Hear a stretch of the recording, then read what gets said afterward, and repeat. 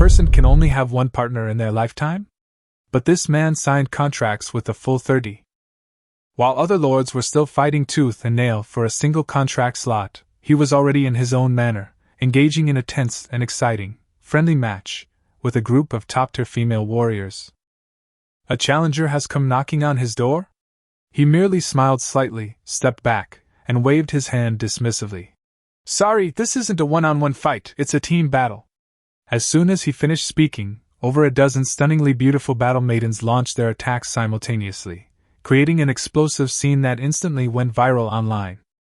This man, named Lin Kai, was originally an ordinary researcher in the 21st century. His paper received a staggering 57 peer review comments, leaving him only 4 weeks to revise it. To catch up on the experiments, he worked tirelessly through the night, eventually collapsing at his workbench and falling into a deep sleep. When he opened his eyes again, he found himself transported to a fantasy world called the Covenant of Faith. In this world, nobles empowered their wives with faith, making them fight for them while they reap the benefits. But the most absurd thing is that people here can only sign one holy covenant in their lifetime, a monogamous, lifelong bond. However, Lin Kai was stunned when he saw his system panel. Others are born with only one contract quota, but his panel showed unlimited supply, wholesale authorization. At that moment, he shook his head and stood up, leaning against the wall. Looking down, he realized he was no longer wearing the standard plaid shirt typical of the 996 work schedule, but a short-sleeved shirt made of coarse linen, with a leather belt around his waist. He subconsciously touched his pocket. Clink! It wasn't a cell phone, but a small, heavy bag of coins that smelled of metal. Some unfamiliar yet strangely familiar information flooded his mind.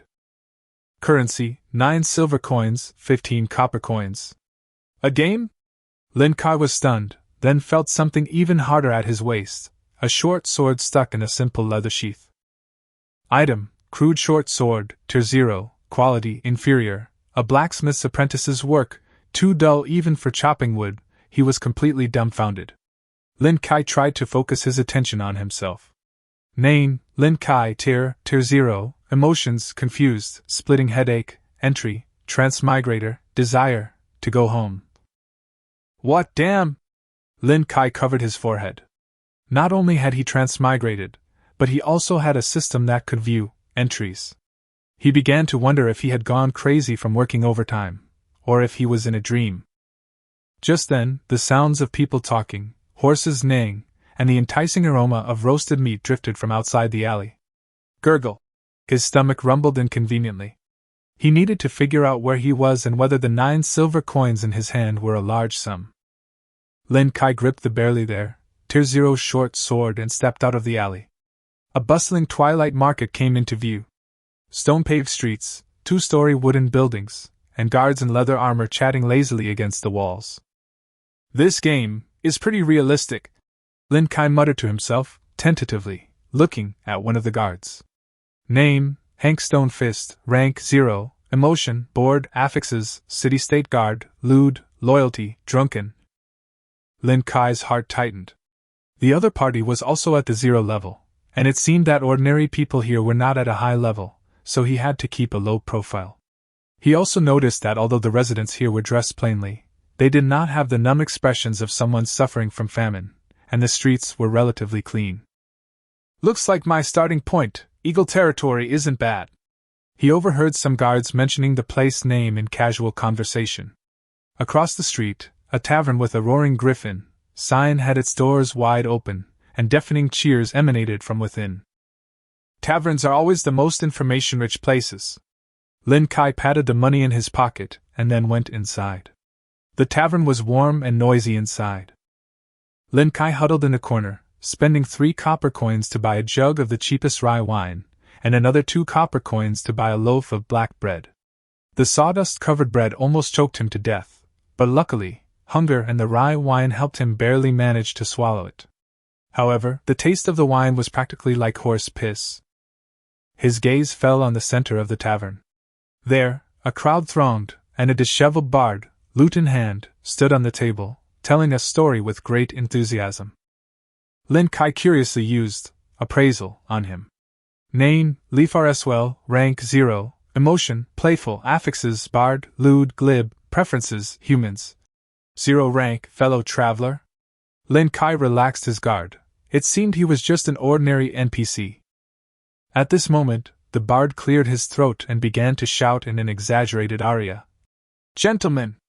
You all know our northern neighbor, the Empire of Ethel. You also know their founding father, Saint Gregory.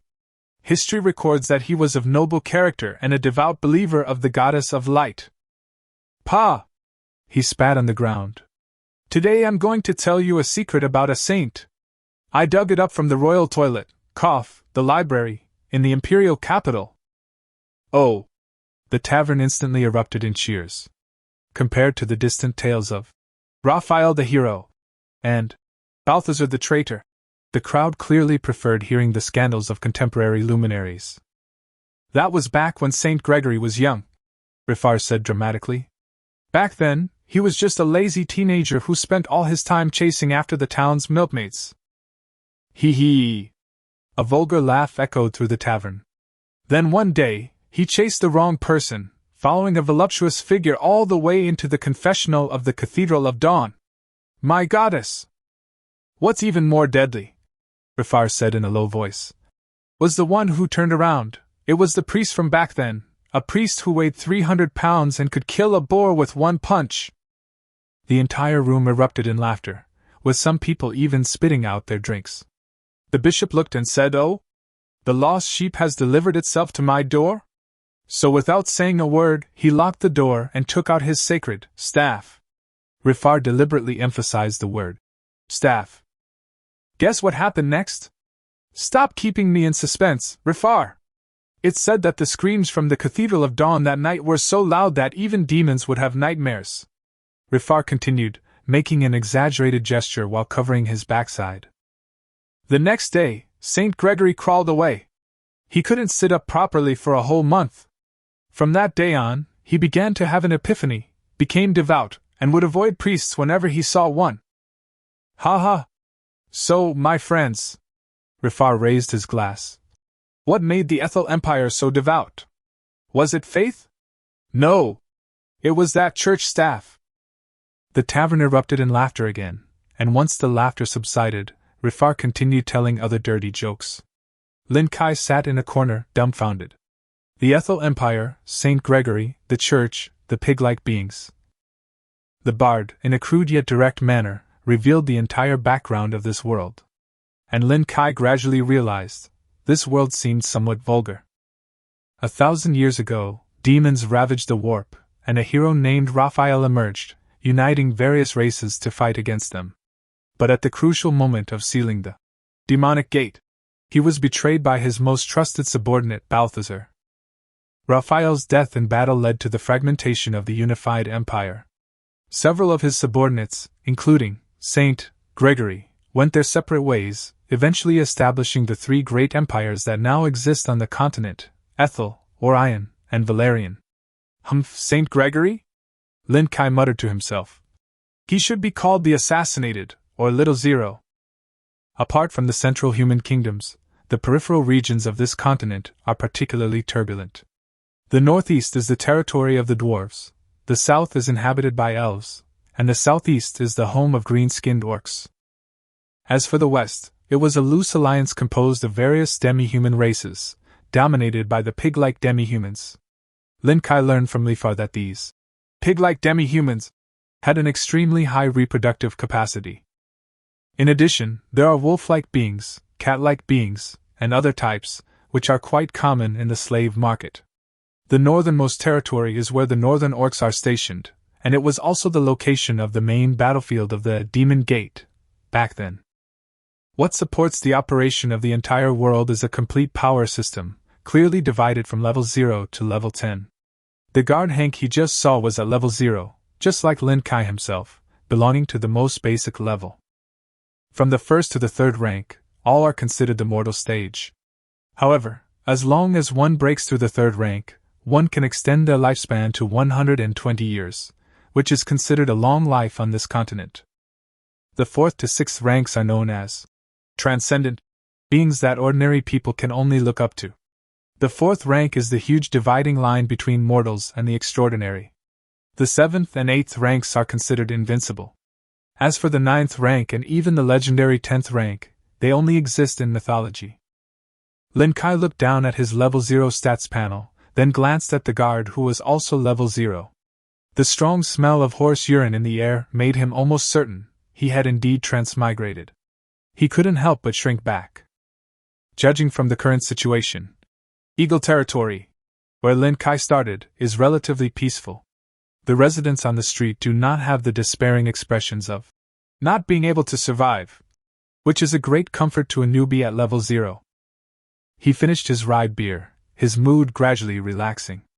Lin Kai stood up, intending to find a place to stand, when a drunken mercenary staggered and bumped into him. "Hey! Kid, watch where you're going!" The mercenary hiccuped, glanced at him, and said, "You look unfamiliar. Are you new here? What's your name?" Lin Kai paused for a moment. He couldn't say his name was Lin Kai. It sounded too strange in this world. He quickly recalled some names he'd heard in the tavern and randomly combined them. "Leo," he answered, forcing himself to remain calm. "Leo Springer." Hereafter, he no longer addressed Linky as Leo. The mercenary squinted at him with drunken eyes for a while, then sneered. "Leo Springer? Doesn't sound like a local, an adventurer?" "Yes, an adventurer," Lin Kai replied naturally. "TCH, another vagrant." The mercenary shook his head dismissively and swayed away. Lin Kai, now Leo Springer, stood there, his mind still racing. He was just asking me my name?" He abruptly turned his head to look at another person in the tavern. Name Barney, rank 0, emotions, excited, desire, affixes, drunken, gambling, likes to spy on the widow next door. He glanced at the bartender again. Name, Stone, rank 0, emotion, tired, envious, entries, single, poor, preferences, women with large breasts. "I can see their names, ranks, emotions and terms. But they can't see mine?" Lin Kai stared down at his hands. "Is this some kind of cheat I got from Transmigrating? A term system? Or am I just confused from playing games?"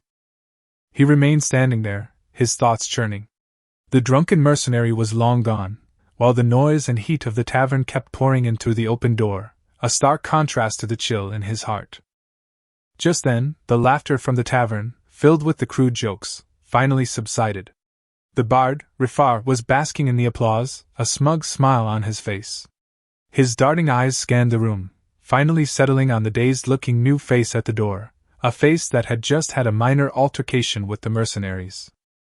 He had clearly noticed the little incident at the door earlier. "Oh dear, we have a new friend here!" Rifar suddenly shouted, his exaggerated tone instantly drawing everyone's attention. Lin Kai snapped back to reality. He realized he was the center of attention. The excitement of discovering his secret weapon was instantly replaced by the embarrassment of being thrust into the spotlight. Before he could decide whether to advance or retreat, Rifar had already leaped over the table, and across 2 tables, he shouted in his dramatic tone. "Judging from your clothes and your surname, you're definitely not from Eagle Territory, are you? You've been silent all night, are you hiding some good story? Don't hide it. In Roaring Griffins, a good story is worth more than a glass of rye." "One more! One more!" The surrounding mercenaries joined in the clamor. Lin Kai knew this was a golden opportunity to integrate into this new world. He took a deep breath and steeled himself, returning to his previous seat. What story was he going to tell? His mind went blank. Suddenly, he remembered the classic storyline he had fought countless times in front of the computer in his previous life. "I do know a story." Lin Kai cleared his throat, trying to make his tones sound as steady as possible. "It's a story about betrayal and curses, which takes place in the distant, frozen northern kingdom." The tavern fell silent. Compared to Rifar's usual bawdy jokes, this epic opening was particularly captivating. The protagonist of the story is a prince, a holy knight. He is noble, devout, and single-mindedly devoted to saving his people.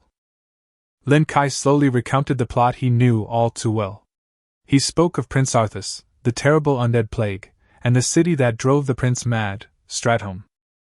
He didn't go into too many details, but focused on depicting the despairing atmosphere, watching people turn into monsters, watching his mentor and lover stand against him. In order to gain the power to save the people, he embarked on a journey to the far north. He went to find a legendary cursed sword, a sword called Frostmourne. He believed that the sword would grant him the power of revenge and end the plague. But what he didn't know was that the moment he drew the sword, he was not saving the kingdom, but ushering in his own doomsday. Lin Kai paused here. The tavern fell silent. The patrons, accustomed to tales of saints looking at buttocks, or heroes fighting dragons, had never heard a story with such a tragic, fated feel. And then? What happened to that sword? A mercenary couldn't help but ask. What about his people? Were they saved? Lin Kai shook his head. The story is too long. And he pointed to the empty wine glass. I'm a little thirsty. Damn it, stop teasing me. Clang, a copper coin landed on his table. Hurry up and continue. Clang, clang, several more copper coins followed. Lin Kai was slightly taken aback, then quickly collected the coins. He roughly counted them. There were 14 in total. He then hastily finished the ending of the story. A good story! A good story about a curse! Rifar clapped his hands and shouted exaggeratedly. Young man, you have a bright future! But it's not fair to end the story halfway through. I'm thirsty, Lin Kai said honestly, his eyes fixed on the bard who had put him on the hot seat. Haha, what a coincidence, I'm often thirsty too.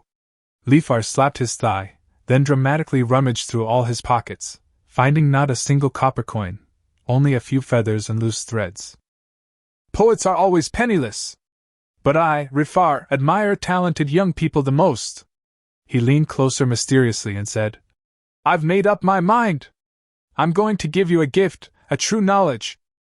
He rummaged through the tattered bag on his back for a while, and finally slammed several worn-out books, their covers almost completely peeling off, onto the table. Look at my treasured collection! As Leo took a closer look, the titles of several books made his eyes twitch. The Tavern Waitress's Adventures, The Customs of the Northern Beast Man. The cover was quite sexy. The Dream of the Pig Girl. And the most inconspicuous one. Introduction to Magic. The mercenary next to him couldn't hold back and spat out a mouthful of wine. Someone couldn't help but laugh and curse. Come on, Rifar! Kid, don't believe him, that's all just a bunch of rubbish. Another person chimed in. Remember the iron ingots from the blacksmith shop? That idiot spent 50 copper coins on some frost palm manual, and almost ruined his hand. It turns out that the book was about understanding the true meaning of winter. An iron ingot actually stuck his hand in a snowdrift overnight in the dead of winter. The next day, his hand swelled up like a pig's trotter, and he had to spend a lot of money to go to the temple for treatment. As soon as he finished speaking, the entire tavern erupted in laughter again. Rifar's face flushed red. That's an isolated case. Cultivation varies from person to person. Mine is the real deal. How can you say I'm lying? Scarface smirked and leaned close to Leo's ear, grinning wickedly. Kid, if you really want to spend money, why not get Pig Girl? At least you can entertain yourself tonight. A burst of vulgar laughter erupted around him. Colio ignored them. His attention was already focused on the book. Introduction to Magic. He pretended to hesitate casually, his fingers gliding over several book covers, but in reality, he had already begun appraising the book. Item: Introduction to Magic, Quality, Genuine, a basic magic book containing first-year spells. The cover is tattered, but the content is valid. Requires magical talent. Genuine. In this world, what does a real magic book mean? It's the key to survival, the crucial factor in turning the tide. He suppressed his excitement, and feigning calmness, pulled out the tattered book. I want this. Instantly, the laughter in the tavern vanished, and the air seemed to freeze. Everyone looked at him as if he were a sucker. A few seconds later, sighs rose and fell, and mutterings of, another fool. Rifar, however, immediately changed his tune, excitedly patting him on the shoulder. Young man, you have good taste. A true wise man understands the value of knowledge. He immediately stuffed the few pornographic books back into his bag, as if afraid Leo would change his mind. Leo ignored their stares and walked to the bar. Boss Stone. He knocked on the bar. A room, please. The burly bartender behind the counter didn't even look up. 10 coppers. No trouble, and don't listen to Lifar's nonsense. Bringing a woman costs extra. Fine. He tossed down the copper coin, picked up the thin book, and went upstairs. The wooden stairs creaked, as if mocking his choice. But for Leo, the book was worth far more than 10 copper coins. Tonight's haul, 14 copper coins, a true magic book, and a path to extraordinary. His current total possessions, 9 silver and 14 copper. The room was minimalist, containing only a straw mat, a broken basin, an oil lamp, and a damp, musty smell. He locked the door, turned on the light, and eagerly opened the book. To his surprise, he could understand the language of the book without any difficulty. It seemed that being a time traveler did indeed have some advantages. The first page contained the most basic evocation spell, Fireball. Concentrate your mind, awaken the power within your soul, and call its name with your will. He took a deep breath and tried to concentrate, but he couldn't get a clue. Suddenly, a thought struck him, and he remembered the state of perception he experienced when using the entry point. He stopped, thinking, and started seeing. Sure enough, he seemed to see a warm, flowing power within his body, different from his blood. Fireball! Boom! A fireball the size of a fist appeared out of thin air in his palm. Holy crap! Leo was so startled he almost threw it away, quickly steadying his breathing and watching the fireball nervously. He tried to concentrate, and the fireball suddenly grew larger, becoming intensely hot, almost making his eyebrows curl. He quickly focused his mind again, and the fireball shrank back to its original size. He tried this several times, thoroughly enjoying himself. Just then, a sharp wave of weakness washed over him, and the fireball went out with a poof. He quickly checked his inner energy. Name, Leo Springer, Lin Kai, rank, first term age, status, excited, exhausted, entries, transmigrator, mana, severely depleted, desire, to go home. He was overjoyed to realize that he had advanced to the first tier of magic. Although he wanted to continue trying, weariness had already overwhelmed him.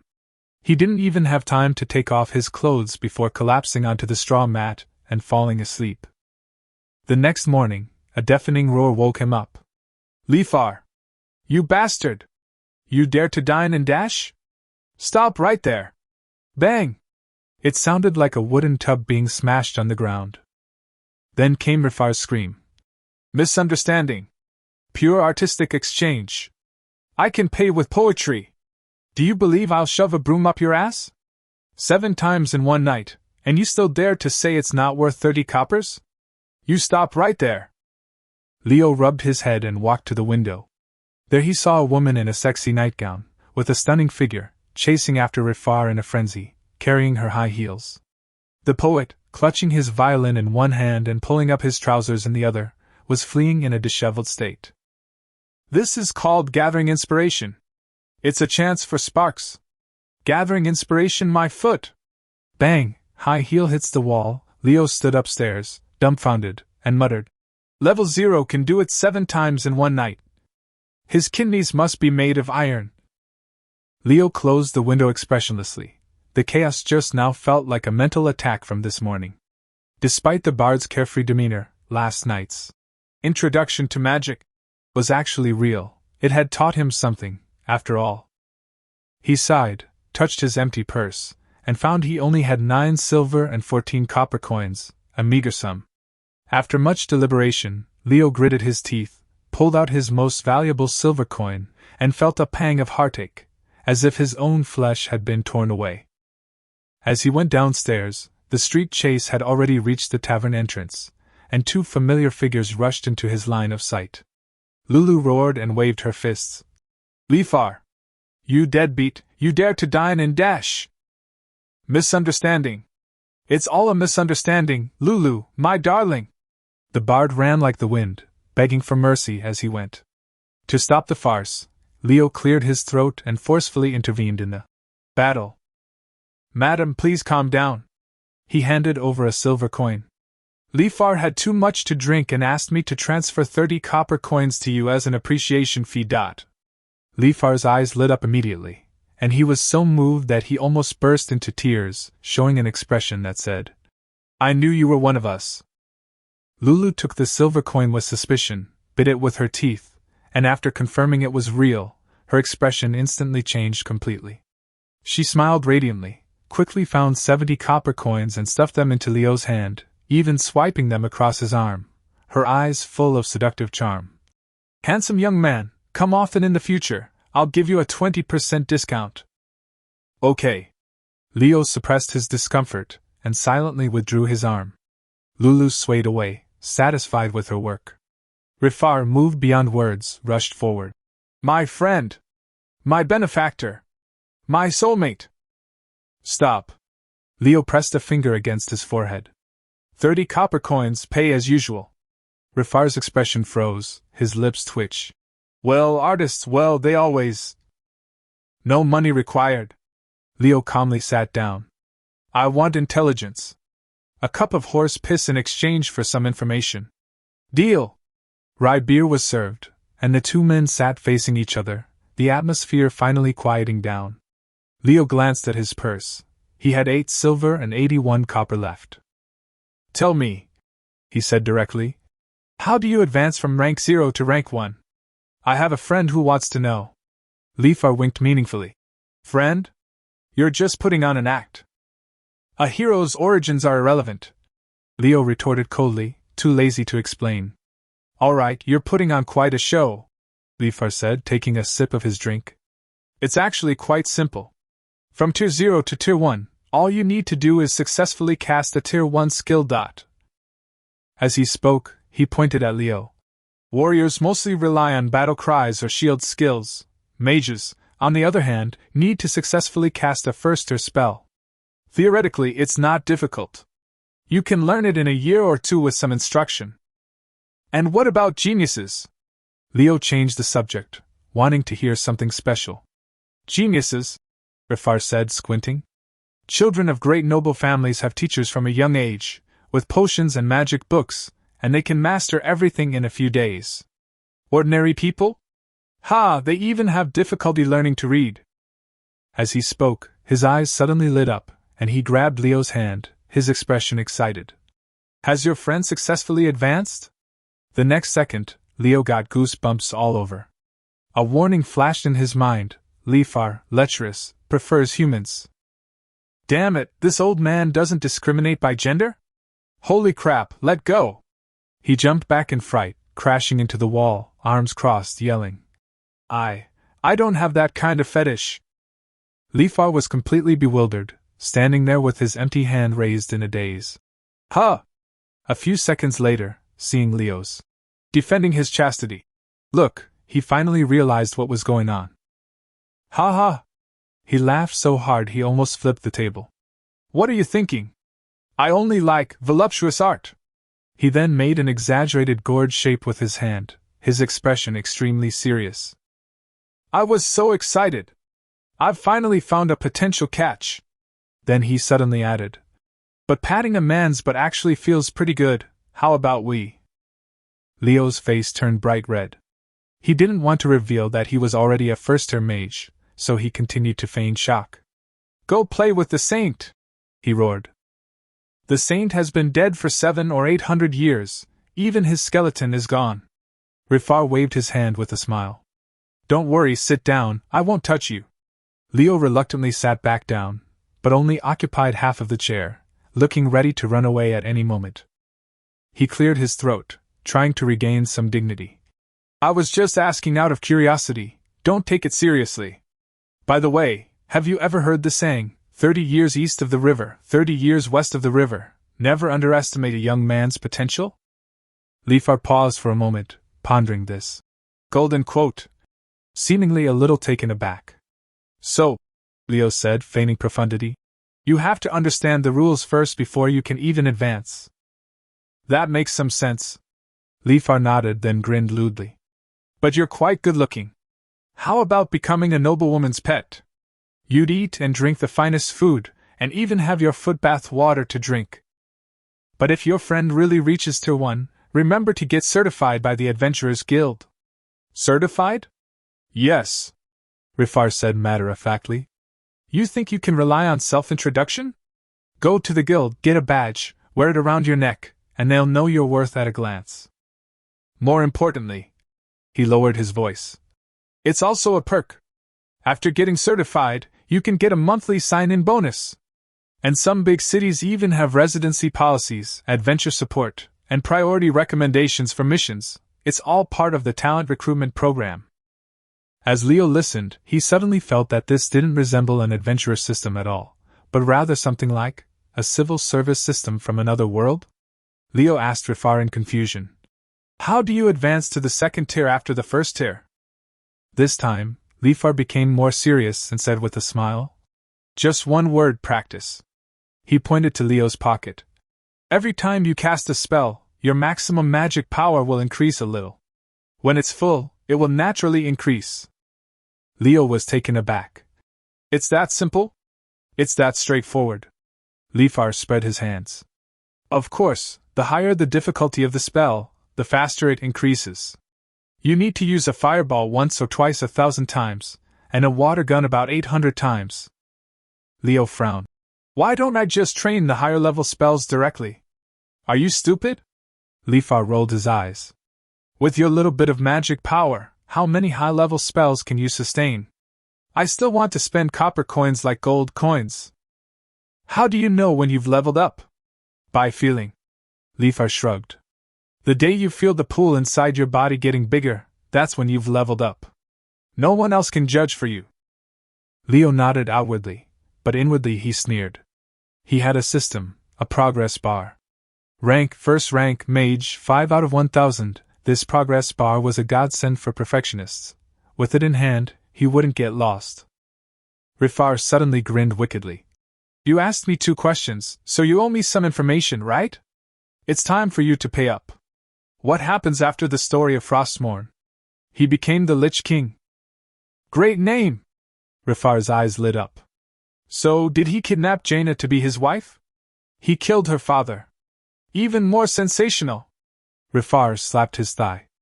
I need to polish it up, it'll definitely go viral. After saying that, he stood up and stretched. I can't earn any money in this lousy place. I have to go to Griffin City, that's the paradise for literary youths. He slung the lute over his shoulder, patted Leo on the shoulder. Leo dodged it, and instructed. Your story is good. Tell it more in the tavern, and the mercenaries will reward you with a few copper coins, enough for your meals. After saying that, he added, Eagle territory is remote, but it's safer than other parts of the Empire. Baron Ruhr isn't a bad person. He has a son and a daughter, so he's a normal person. Reaching the doorway, he suddenly smiled mysteriously. By the way, this area is close to the territory of demi-humans, so slaves are incredibly cheap, especially cat demi-humans. He, humming a nonsensical tune, Rifar walked into the morning light and disappeared around the corner. Leo remembered what Rifar had said. He walked toward the town's main street, where the Adventurers Guild was not far away, a 3-story stone building with a sword and shield sign hanging at the entrance, and armed mercenaries coming and going. If the tavern was a place for eating, drinking, and having fun, then this was the adventurer's office. He took a deep breath and pushed open the door. The hall was quite crowded. To the left was a row of long tables where several receptionists sat registering people. To the right was a wall displaying quest notices, covered with parchment. He waited in line for 5 minutes before it was finally his turn. New here? The receptionist asked without looking up. Register? Yes, I want to register as an adventurer. Name? Leo Springer. Occupation? Leo hesitated for a moment. Calling himself a mage would be too conspicuous. It was best to keep a low profile. Apprentice, I know a little bit of everything. That's unemployed then, the receptionist said calmly, taking out a small wooden plaque. Rank F, level 0, registration fee 10 copper coins. Leo gritted his teeth and paid. He only had 8 silver and 71 copper left in his wallet, in exchange for a wooden identification plaque. he tentatively asked. I heard the guild has sign-in bonuses? The receptionist looked up at him as if he were a clown. That's for the truly strong. You need to have Tier 1 strength, pass the assessment to get a bronze badge, and then you can receive a 3 silver coin talent allowance every month. 3 silver? Leo gasped. That's 300 copper coins. Enough to stay in the tavern for a month. But the receptionist waved his hand impatiently. F rank can only accept F rank missions. You're only doing odd jobs and delivering messages. Go check over there. Next. Leo, humiliated and dismissed, could only retreat to the side, crestfallen. He understood that in this world, Tier 1 was not only a symbol of power, but also the lowest threshold for entry into the hierarchy. After leaving the guild, he decided to explore the town and familiarize himself with the surroundings. He walked through the bustling market, the air thick with the scents of spices and livestock. The sound of hammers clanging incessantly outside the blacksmith's shop revealed that an ordinary short sword cost 30 silver coins, far more than he could afford. Continuing west, the streets became muddy, and the air reeked of urine. This was the slave market. Rows of wooden cages lined the street, holding all sorts of demi-humans. He saw the legendary pig demi-humans, mostly burly, squatting in their cages, priced at 70 silver. But what truly caught his attention were the cages deep inside. There were wolf-like beings with fierce faces and collars around their necks, and rabbit-like beings with drooping ears, trembling. In the most conspicuous spot sat a cat-like girl. She huddled in a corner, her golden eyes filled with terror and numbness. The system automatically displayed the following information: name, unknown, rank 0, emotions, numbness, fear, affinity, cat-like, extreme fear, hunger. Leo paused for a moment, then subconsciously touched his empty purse. A greasy-faced merchant approached, grinning lewdly, and said that this was a newly captured cat-like creature, genuine, good-looking and obedient, for only 200 silver coins. 200 silver? Leo was so shocked he almost dropped his jaw. The merchant even thought he was ignorant, saying that this price was dirt cheap on the outskirts of the barbaric tribes, and he could easily make 100 by reselling it in the east. He gave him a knowing smile and said that this catwoman could work during the day and keep company at night. Leo blushed, quickly denying it, saying he was just looking around, and then ran away as fast as he could. As he walked, he vowed to himself that once he had money, he would rescue a cat-haired girl and raise her as a maid. In his past life, he was a moral exemplar. He wouldn't even touch a cat-haired girl, and he would wear headphones when watching anime. After transmigrating, he could only console himself with the idea of, when in Rome, do as the Romans do. And making money was the top priority. That night, Leo returned to the Roaring Griffin Tavern. Lifar was gone, and now he was the only one there to keep the place afloat by telling stories. Tonight I'll tell a story about betrayal. Leo cleared his throat and began to tell the tale of Gul'dan, an orc who betrayed his own kind for power. Although he told the story vividly, the mercenaries in the audience clearly showed no interest. A drunken, burly man said impatiently, I just got ripped off by my boss during the day, and I don't want to hear any more betrayal nonsense tonight. The others chimed in, saying they wanted something more exciting, like a story about Rifar, or even better, the scandalous affair of a saint peeping at someone taking a bath. Leo was bewildered, completely unaware of the dirty jokes in this world. But then he had a sudden inspiration, changed the subject, and began to fabricate a secret about elves. In the Far East, there lived an elf named Illidan, who was entangled with an elf named Maiev. Maiev was a guardian who chased after Illidan every day, shouting that she would imprison him for 10,000 years. The tavern erupted in laughter. 10,000 years? How deep must the hatred be? Or how deep must the affection? Later, Maiev imprisoned him, but Illidan escaped soon after, and Maiev chased after him. Some people suspect that Maiev wasn't the guardian at all, but rather someone he kept. Before he could finish speaking, the room erupted in laughter. Ha! Chasing a man for 10,000 years. That's true love! Amidst the laughter, a number of copper coins were smashed on the table. Leo quickly collected them and counted them. There were a full 20. With no one competing for his business, and with these secret stories added to the allure, Leo's life took a strange turn. Practicing during the day and telling jokes at night. During the day, he would go to the grove or lock himself in his room to practice magic. His magic power was much stronger than it was on the day he transmigrated. He could unleash several miniature fireballs in a row without feeling dizzy.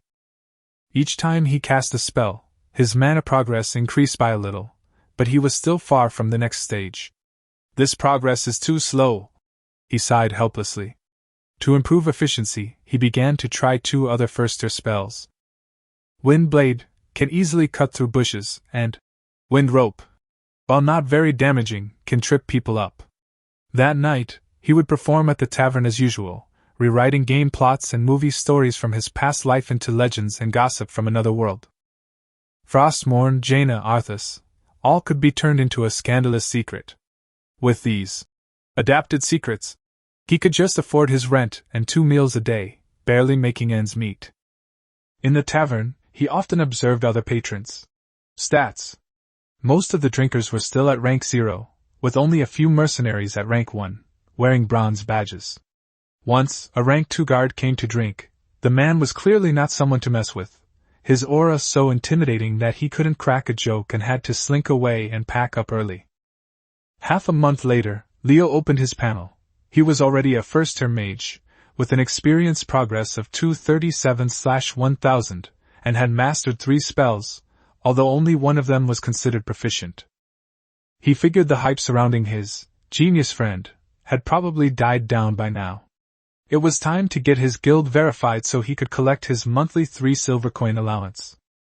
He closed his spellbook, left the tavern, and prepared to find a real quest to practice on, and also earn some extra money.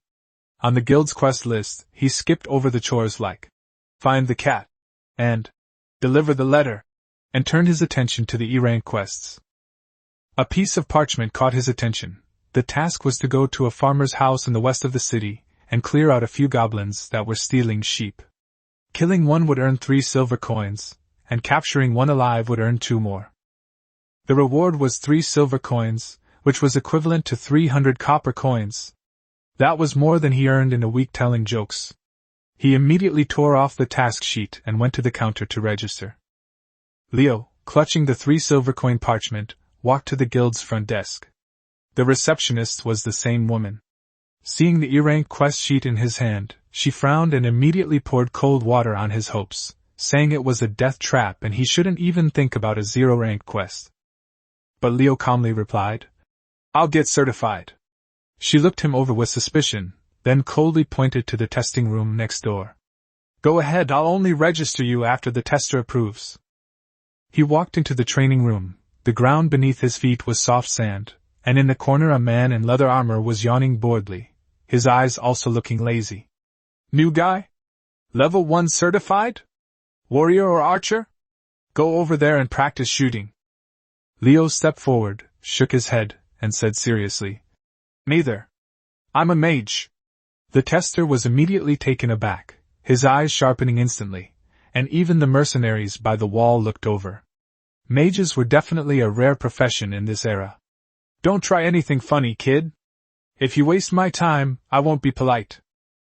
Leo stopped talking nonsense, took a deep breath, and extended his palm as shown in the book. He closed his eyes, felt the warm power within his body, concentrated his mental energy, and guided it towards his palm. Fireball! Boom! A fireball the size of a fist appeared out of thin air, hovering in his palm with a wave of heat, its flames dancing and illuminating the entire room. The tester nearly dropped his jaw, his face filled with shock, and he couldn't help but curse. He quickly leaned closer to examine it closely, confirming it was a standard first-tier spell, and was so excited he was incoherent. "It really is a first-tier mage?" The fireball dissipated, and Leo shrugged, looking completely at ease.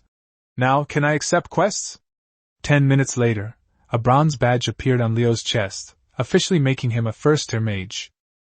Rank, Tier 1, Mage, Experience, 238/1000, Assets, 8 silver 81 copper, Quest, Goblin Extermination, in progress. He walked out of the guild, his face showing no sign of accomplishment, and headed straight for the Roaring Griffin Tavern, wanting to have a good meal before getting back to work.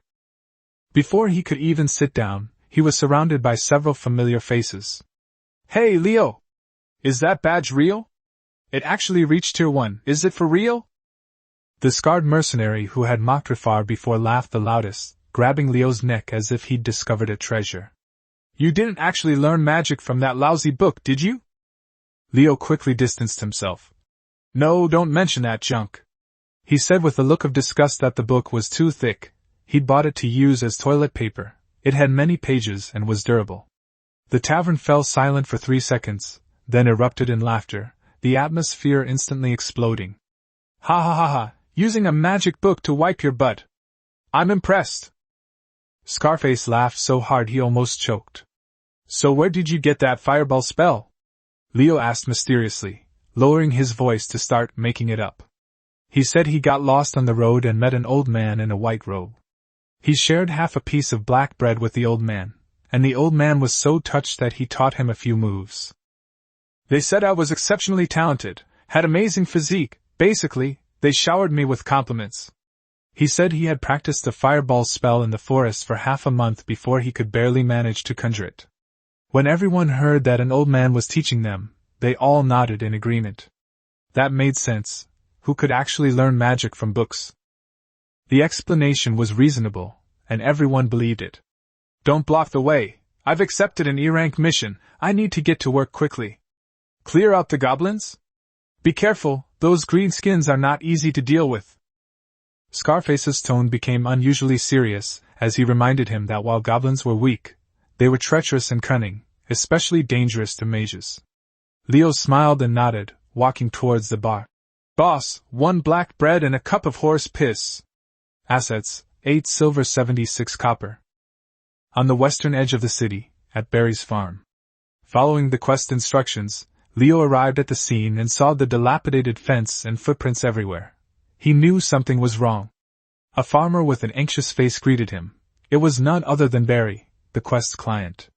"Great! Sir! You've finally arrived!" Leo glanced at him. Name, Barry, rank, 0, emotions, anxious, angry, affixes, village chief, stingy. "Don't worry, I'm sent by the guild," he said, patting the bronze badge on his chest. "Where did they run off to?" "Into the forest. Over there." He nodded his thanks, drew his short sword from his waist, and secretly hid his other hand in his sleeve, ready to cast a spell at any moment. Following the footprints, Leo ventured deeper into the forest. He hadn't gone far when a bleating sheep's cry came from ahead.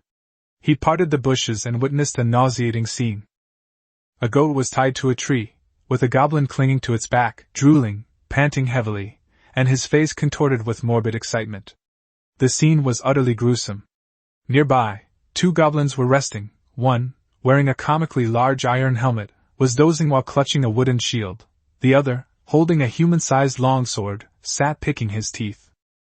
Goblin A, rank 0, status, relaxed, affixes, in heat, this sheep is beautiful, unspeakable fervor. Goblin B, rank 0, status, relaxed, affixes, kidney deficiency, holding a sword, daydreaming. Goblin C, rank 0, status, relaxed, affixes, Goblin A's back view is so charming, poetry in distant places. Leo was stunned, a chill running down his spine. Damn, no wonder they couldn't be wiped out completely. They could even reproduce across species? He quickly assessed that all 3 targets were at level 0. He had to finish this quickly. He fixed his gaze on the goblin that was mating. Wind blade! An invisible wind blade shot out. Thud! The goblin was sliced in half at the waist, green blood splattering all over the goat. It didn't even have time to scream before it died. Experience, +2, current experience, 240/1000. Deep in the forest, a sharp chirp chirp chirp pierced the silence, as if warning of an enemy attack. The 2 goblins quickly got up, and the one with the sword B reacted extremely fast, grabbing its companion C to use as a human shield. Goblin C hurriedly raised its round shield to protect its vitals. You even know how to coordinate attacks? Leo sneered, raising his hand to toss out a wind blade. The wind blade sliced through the air, striking the wooden shield directly and carving a gruesome crack into its surface. His rank also updated accordingly, to 1 mage 241/1000. Goblins B and C charged forward with shouts, shields raised, their speed far exceeding what one would expect from a level 0 goblin. Leo's expression changed, and he retreated hastily, simultaneously beginning to chant a spell. Wind bind! A whirlwind swept out, precisely wrapping around Goblin C's ankle. It stumbled and crashed heavily to the ground. Taking advantage of this opportunity, Leo unleashed another wind blade without hesitation, slicing open Goblin B's throat. To 1 mage 243/1000. Goblin C struggled to his feet, abandoned his cover, and charged again, shield in hand. Leo's expression turned serious as he unleashed his most familiar spell. Slight fire. A fist-sized fireball slammed into the wooden shield, instantly igniting a burst of flames. Flames erupted, and Goblin C cried out in surprise, instinctively throwing away his shield. To 1 mage 244/1000. Seeing this, Leo breathed a sigh of relief and prepared to deliver the finishing blow.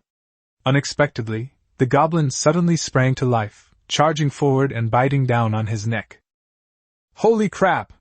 Without even a chance to chant, Leo, terrified, instinctively drew his broken short sword, that 0-tier, fire poker, from his waist. With his eyes closed, he wildly stabbed forward. Thud! The short sword pierced right through the goblin's mouth and emerged from the back of its head. A moment of silence fell.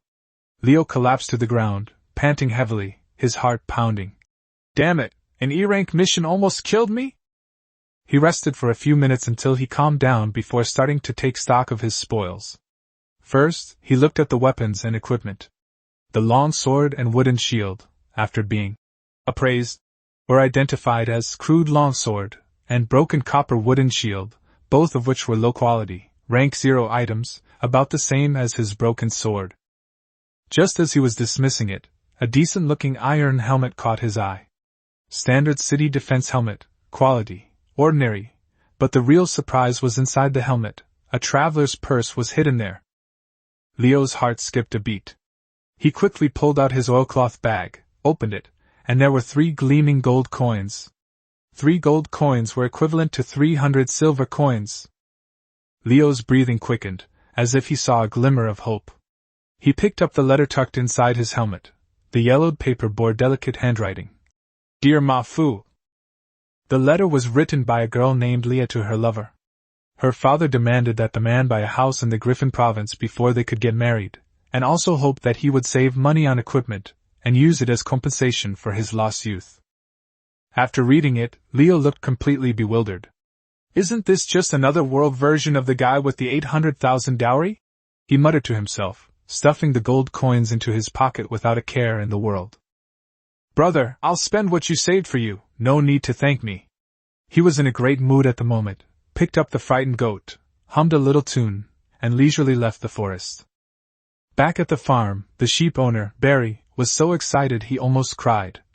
My sheep! You actually brought it back safe and sound! Anxiety immediately turned into ecstasy. According to the agreement, there was an extra reward for a live sheep.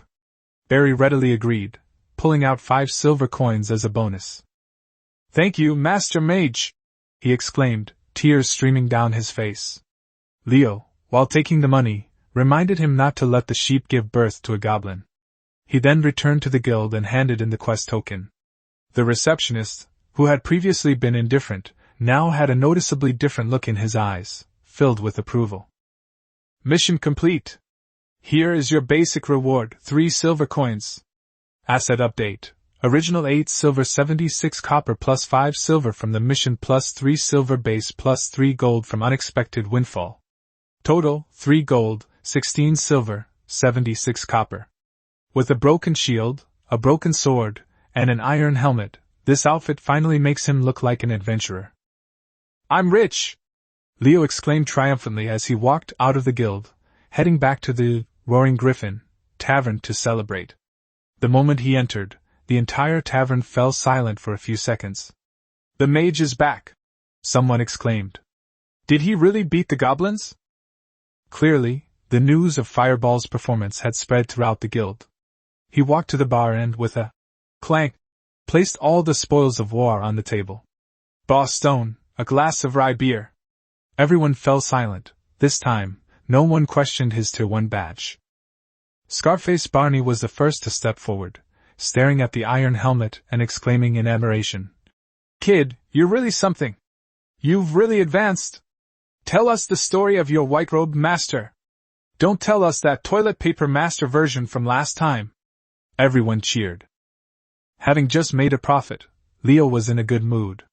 He took a sip of rye beer, cleared his throat with a smile, and said, Telling stories isn't difficult, it's just that my throat is a little dry.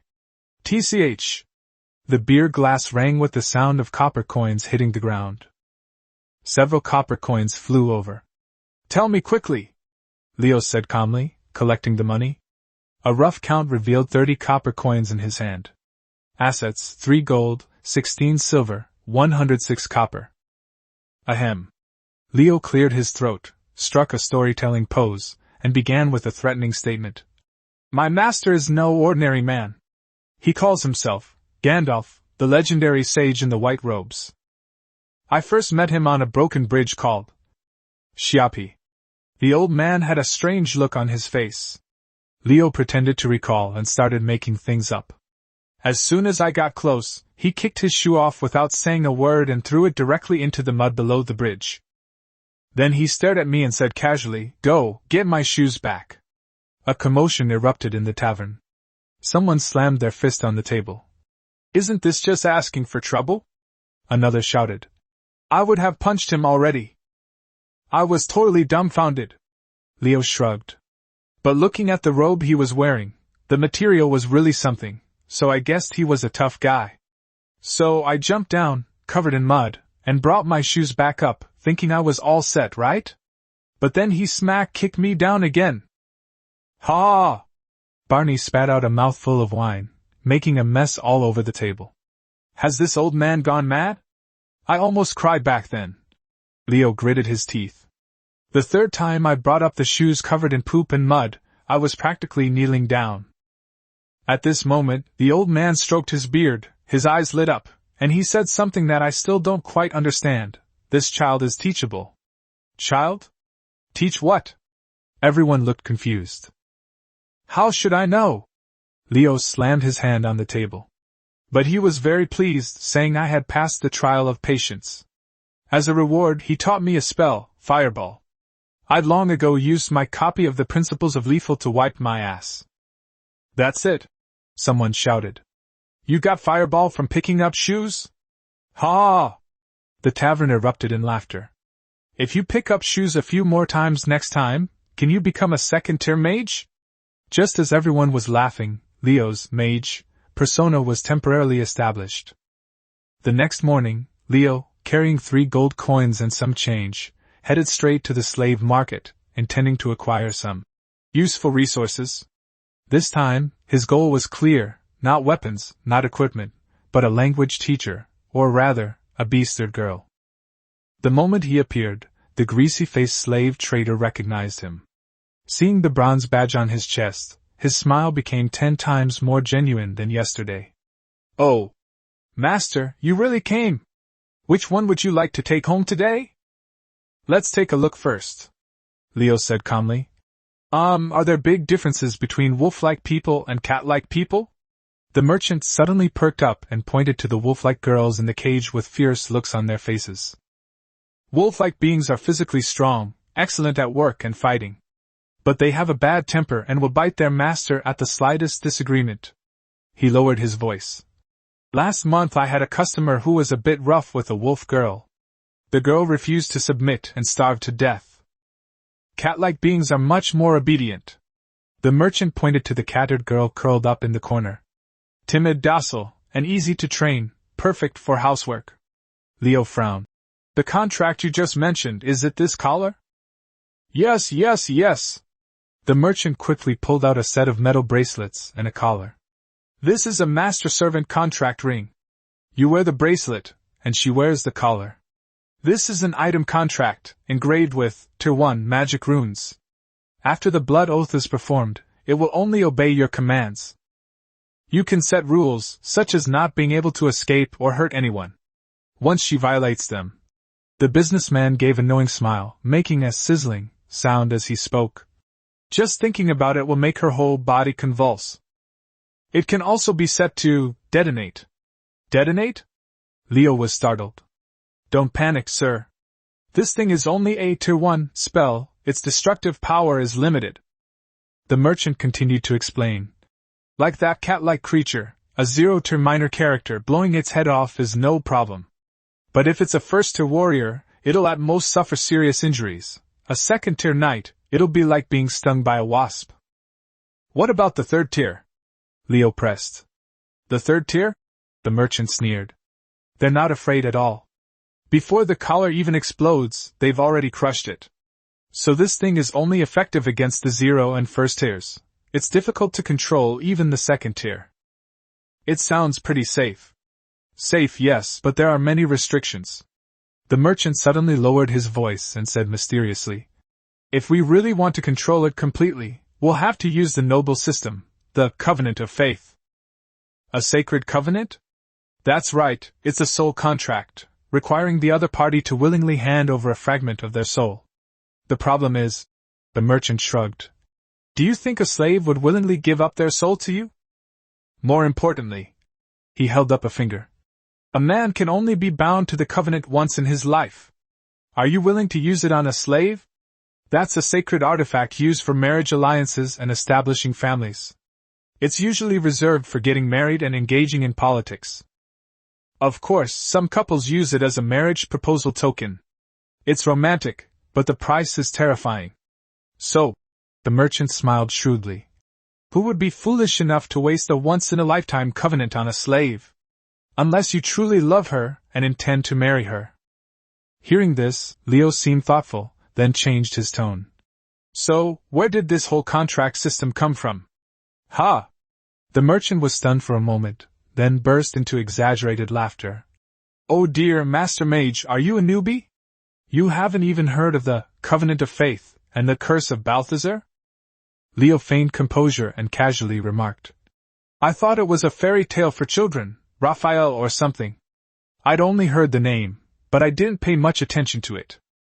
Upon hearing this, the merchant immediately perked up and began to speak fluently, as if a floodgate had been opened. Then listen carefully. 1,000 years ago, when the hero Raphael sealed away the demon, his most trusted lieutenant, Balthazar, betrayed him for coveting the power of faith. Raphael saw through his ambition before he died and used his last divine power to cast a curse, which became the infamous curse of Balthazar. And then? Leo pressed. The merchant's eyes lit up. Balthazar was dumbfounded. Although he escaped his companion's encirclement, he was also cursed. The entire empire was destroyed because of this. What exactly is that curse? And what is the power of faith? Leo feigned confusion.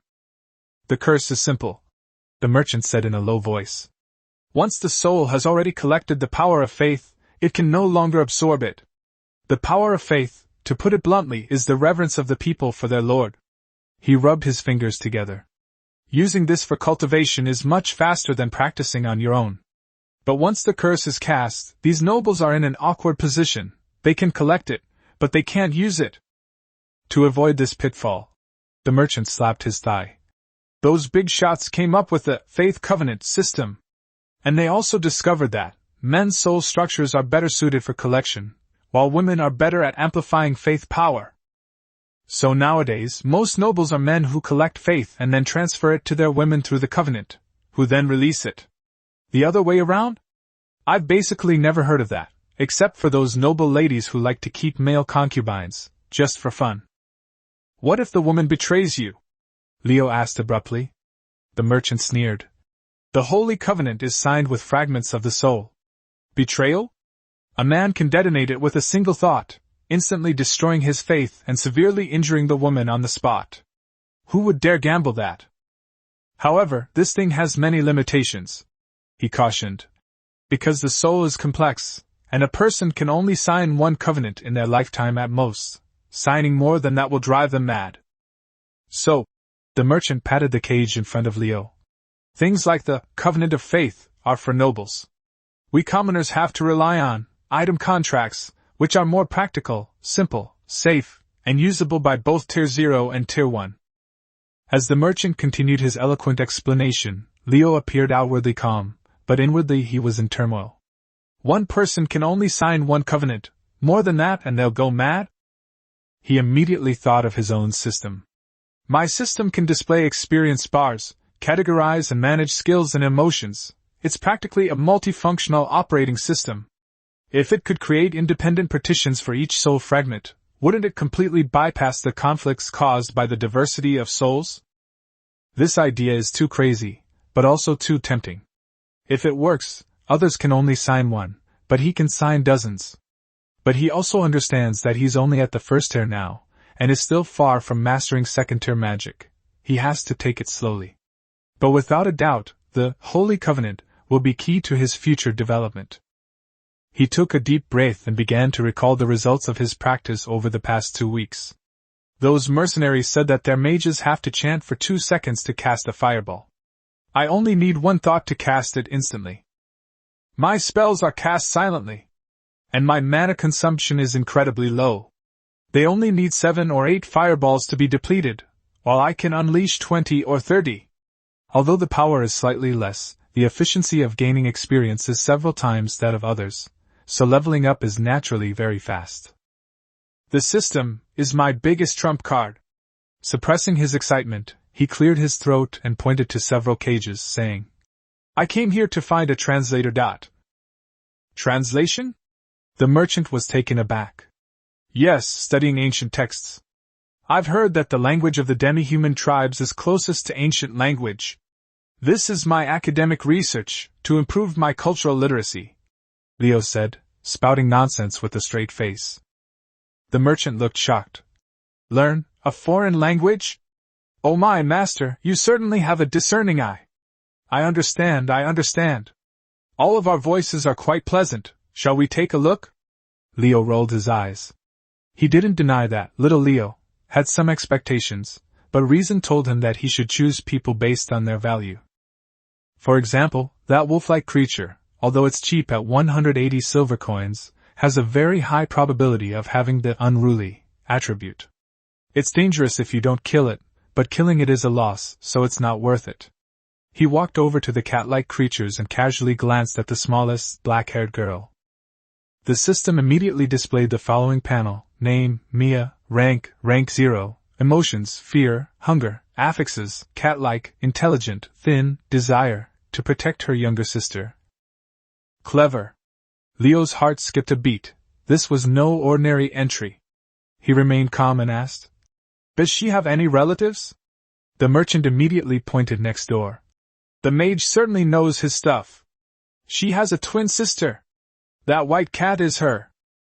Leo looked over.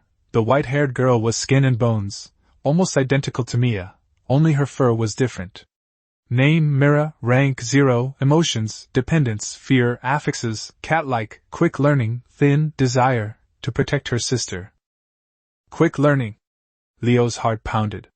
This combination was simply a match made in heaven. Intelligence paired with quick learning, plus their mutual desire to protect each other. This wasn't slavery. It was clearly the prototype of a cheat code from the web novel. Chapter 11: Bankruptcy. The merchant was still promoting the Tier 1 item contract, explosive collar, but Leo was already thinking about something deeper. The collar is only a first-tier insurance. But the desire attribute of these 2 sisters is the true contract.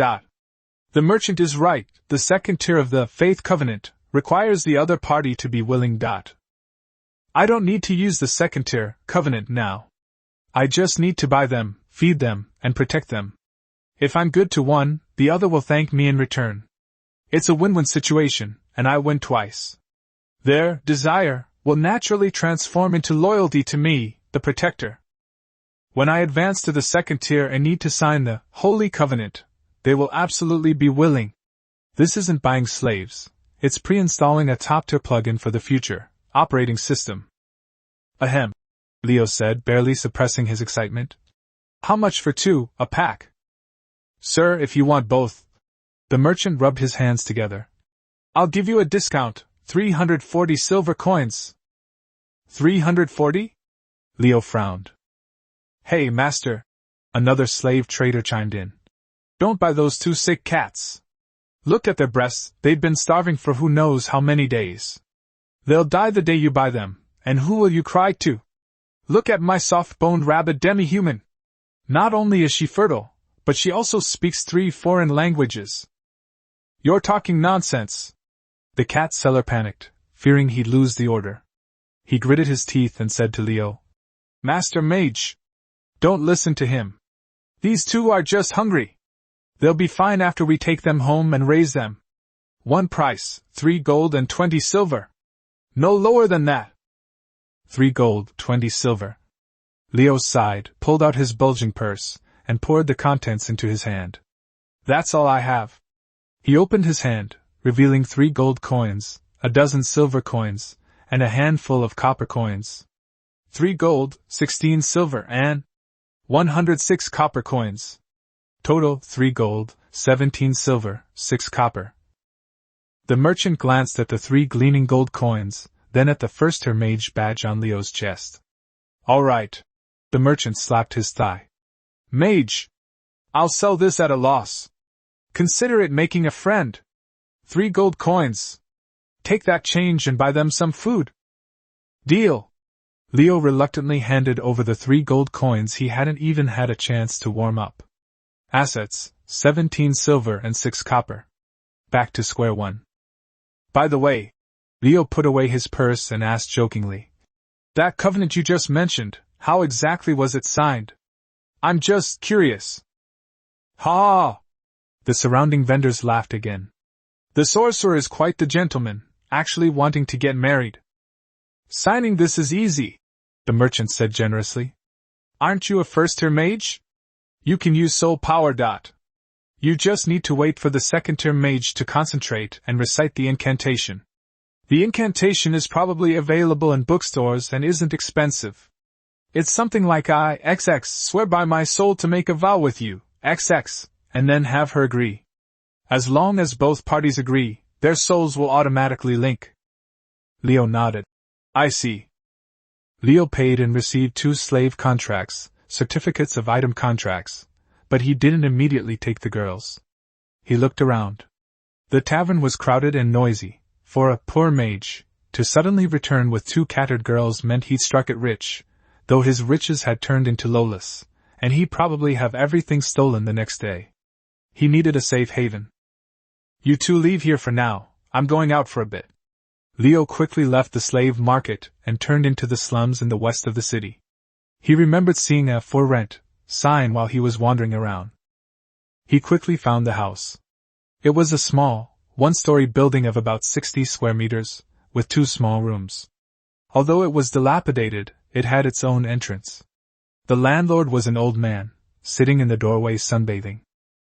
Name, Old Hans. Order, 0 order. Emotion, satisfied. Entry, likes to show off his son, desires, his son will get married. Sir, is this house for rent? Oh? Yes. The old man saw Leo's mage badge and was very polite. Both of my sons work in the city guard, and they've taken me to live in their new house. So this place is now empty. How much is it per month? Not expensive, 2 silver and 50 copper. I'll rent it. Leo readily paid the money. Assets, 17 silver 6 copper 2 silver 50 copper equals 14 silver 56 copper. Having obtained the keys, Leo rushed back to the slave market. Master Mage, you're finally back. The merchant handed over 2 keys, the master keys to the collar and bracelet. Oh, and here's a free gift. The merchant pulled out 2 large, tattered black robes from somewhere. I just bought these slaves. It's best to keep a low profile. Thanks. That's very thoughtful. Leo led the 2 shivering cat-haired girls, who were wearing collars, and first draped robes over them, pulling the hoods low. On the way back, Leo stopped at a bakery. 3 white loaves of bread. 30 copper. 10 more black loaves of bread. 20 copper. He then went to the general store and bought the cheapest 2 straw mats and 2 thin blankets, along with some basic wooden tableware. 50 copper, assets, 14 silver 56 copper 1 silver equals 13 silver 56 copper. He was now completely penniless. Back in the dilapidated hut, Leo pushed open the door with a creak and quickly bolted it shut. Only then did he breathe a sigh of relief. Mia and Mira took off their hoods and looked at their dark, dusty, new home, in horror, then hugged each other tightly. Leo tossed the bread and blankets onto the floor. "Don't be afraid," he said, trying to make his voice sound gentle. "From today onward this is your home." Squeak! The dilapidated wooden door was pushed open, and Leo entered with 2 hooded catgirls before closing the door. Mia and Mila took off their hoods, revealing 2 pairs of furry ears, one black and one white, twitching nervously. They looked around their dim, dusty, new home, in horror, then clung to each other tightly, like 2 last leaves falling in the wind. Leo didn't say anything. He walked to the center of the room and held up one finger. Fireball! He skillfully controlled his mental power, summoning only a small flame the size of a soybean at his fingertips. He used the fireball spell to light the half-burnt candle on the table. The dim light dispelled the deepest shadow in the corner of the room and illuminated 2 pale faces streaked with tears. Leo left the bedding and cutlery by the door and placed the bag of bread on the dusty old wooden table. "Come and eat," he said, pulling up a chair to sit down. Mia and Mira shuddered. The 2 exchanged a glance, but instead of walking towards the table, they knelt down with a thud as they approached it, pressing their foreheads to the cold ground, directly in front of Leo's toes, not even daring to look up at him. "Leo! What are you doing?" Chapter 12 Cat's Meow. Mia's voice, choked with sobs, came from the corner, barely audible. "Master, master! Lord Carl, the slave trader, taught us. Slaves can only kneel in the corner to eat, and without your permission, we cannot look at you." Leo pressed his aching temples. "Holy crap, that evil old society," he muttered under his breath. "All right, stop kneeling. Get up and sit at the table." The 2 kitten girls remained motionless, but instead trembled even more violently. "Don't you understand? Sit over there." Mia and Mira hesitated for a moment, then slowly stood up, but only moved to the opposite side of the table, still standing with their heads down, not daring to sit down. "Afraid I'll use entrapment tactics?" Leo was speechless. He walked over and pulled out 2 creaking wooden chairs. "Sit down." The 2 were startled by the order and timidly sat down. But he only dared to sit on half of his buttocks, his body tense, maintaining a posture that could spring up and kneel at any moment. Leo couldn't be bothered with them anymore. He was hungry himself. He took a piece of white bread from the bag and put it in his mouth. This was also the first time he had eaten white bread since he traveled through time. The entrance is all right. It lacks the choking, gritty texture of black bread.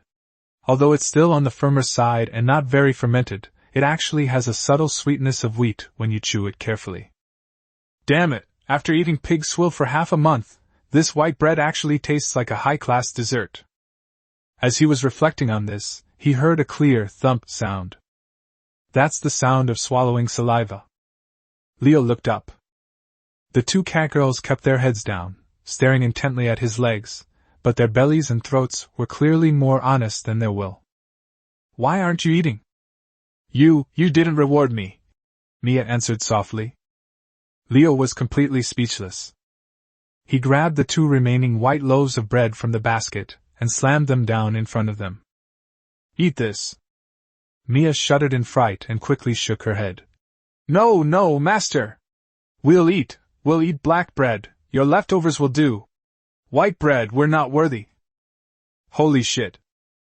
Leo took a deep breath and decided to assert his master's authority. "I'll count to 3. He pointed to the collars around their necks. "If you don't eat, I'll consider it disobedience. He deliberately showed off the metal bracelet on his wrist. "You know what? It shocks people, and it hurts a lot." Mira screamed in fright, and Mia turned pale as well. Threats are clearly more effective than gentleness. The two sisters grabbed the white bread in a flurry, as if it were a scorching hot iron, and trembled as they stuffed it into their mouths in small bites. They ate slowly and carefully, afraid of dropping even a single crumb. Watching them wolf down their food, though their movements were small, Leo sighed and leaned back in his chair. Listen. The two immediately stopped what they were doing and looked up, but only at his chest. Never mind, I'll just eat and listen. Only then did the two dare to continue chewing in small bites. I need to make things clear to you, Leo said. My original plan was to only buy one to help me clean the house. He pointed at them. But seeing that you are sisters, I think it would be hard for you to be separated. That's why I went over budget and bought both of you. So, the conclusion is, Leo shrugged, I'm broke too. These 3 gold coins are all I have. Understand? Mia and Mira nodded, seemingly understanding. Today's white bread is a celebration for you. Starting tomorrow, the 3 of us will have to eat black bread. However, he added, as long as I have something to eat, you 2 won't go hungry. All you need to do is clean this room. You might have to lend me a hand when I go out to work in the future. As for the contract, Leo tapped the table. You all know what that thing is. Don't even think about running away. If you run, the collars will explode. Even if they don't, you'll be in even worse shape if you're caught. I won't mistreat you for no reason, and you shouldn't cause me any trouble. Thank you, Master!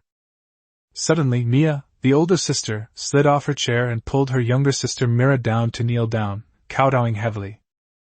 Thank you for buying us. Thank you for not separating us. We'd do anything you asked. As long as we have food to eat, we'll endure any hardship. All right, stop. Leo couldn't stand this the most. I don't have many rules here. No kneeling on the ground.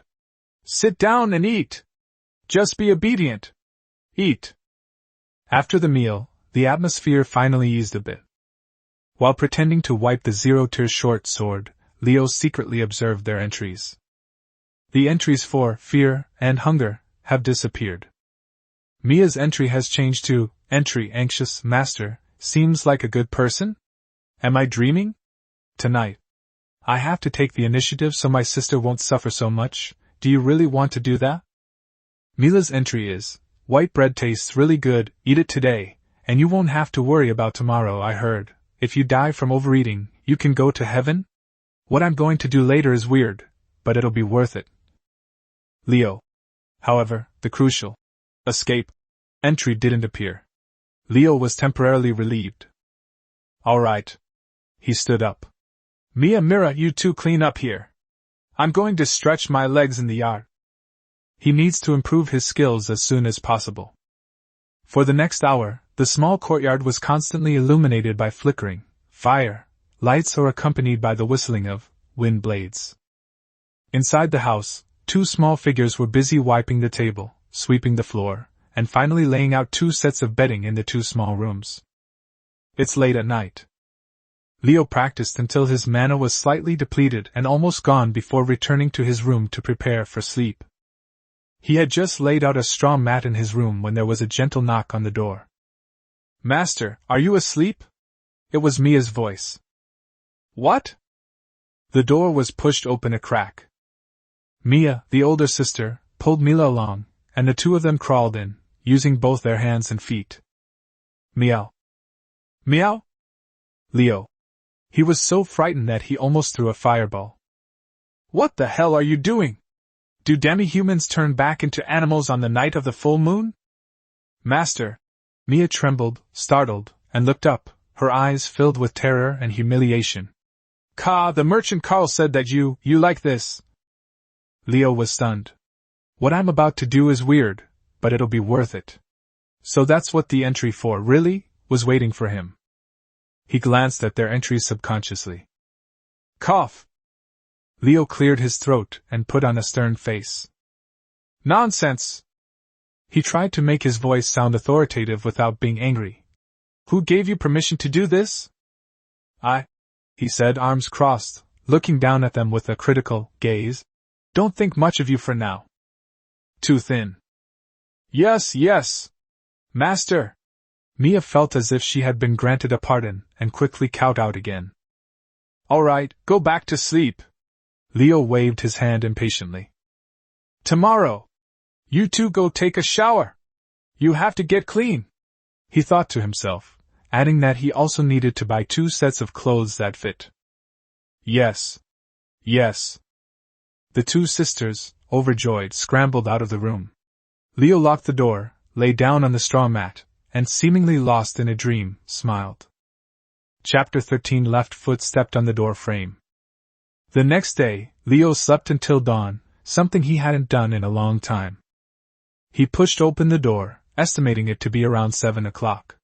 Sunlight streamed obliquely into the courtyard, and 2 small figures were already standing straight at the doorway. Mia kept her head down, her expression as uneasy as ever. And Mira. Entry. Can the sun cook your owner's buttocks? Leo. He resisted the urge to reach out and rub that harmless little face. This little girl looks innocent, but she's actually quite cunning. However, it's commendable that they didn't kneel, they simply stood at the door waiting. This can be considered progress from being human repeaters towards being human. Go make breakfast, Leo said sternly, pretending not to have seen the entry. Breakfast was simple, just water. Leo used fireball to control the flames, heated a small pot of water, and then threw in the remaining black bread to soak until it softened. He watched the 2 little heads huddled together, nibbling on the bread paste, and pondered something in his mind. Although they don't seem to be trying to escape, it's best not to keep them both at home, just to be safe. Mia tends to overthink, while Mira is too naive. Well, it's not that Mira is cunning. He had to figure out a way to separate the 2 of them, one staying at home and the other going out. Mira, Leo suddenly spoke. Yes, master. The white-haired kitten was so frightened that she almost spilled the bread paste. When you were fetching water this morning, did you enter the door frame with your left foot first? Huh! Mira was stunned. Which foot did I use? Humph. Leo feigned authority. In my household, stepping on the doorframe with your left foot is a major taboo. He pointed to the half-full water vat in the yard. Your punishment today is to fill the vat full and then wipe down every corner of the house that wasn't cleaned yesterday. Ah? Yes. Mira nodded quickly, though she felt wrong. Mia, the older sister, looked up anxiously, wondering if her younger sister was all right, but hesitated to speak. Mia, Leo turned to her. Come out with me. Let's go shopping. He must purchase all the necessary supplies before the mission begins this afternoon. Leo led Mia, who was wearing a blouse with her head bowed, to the Adventurers Guild first. Standing in front of the mission board, he immediately spotted the new mission. Rank E mission, Goblin Extermination. Goblins, about 5 in total, have been spotted near the East City trade route, harassing passers-by. Request, drive them away or kill them. Reward, 10 silver coins. This is good. Leo tore off the mission sheet.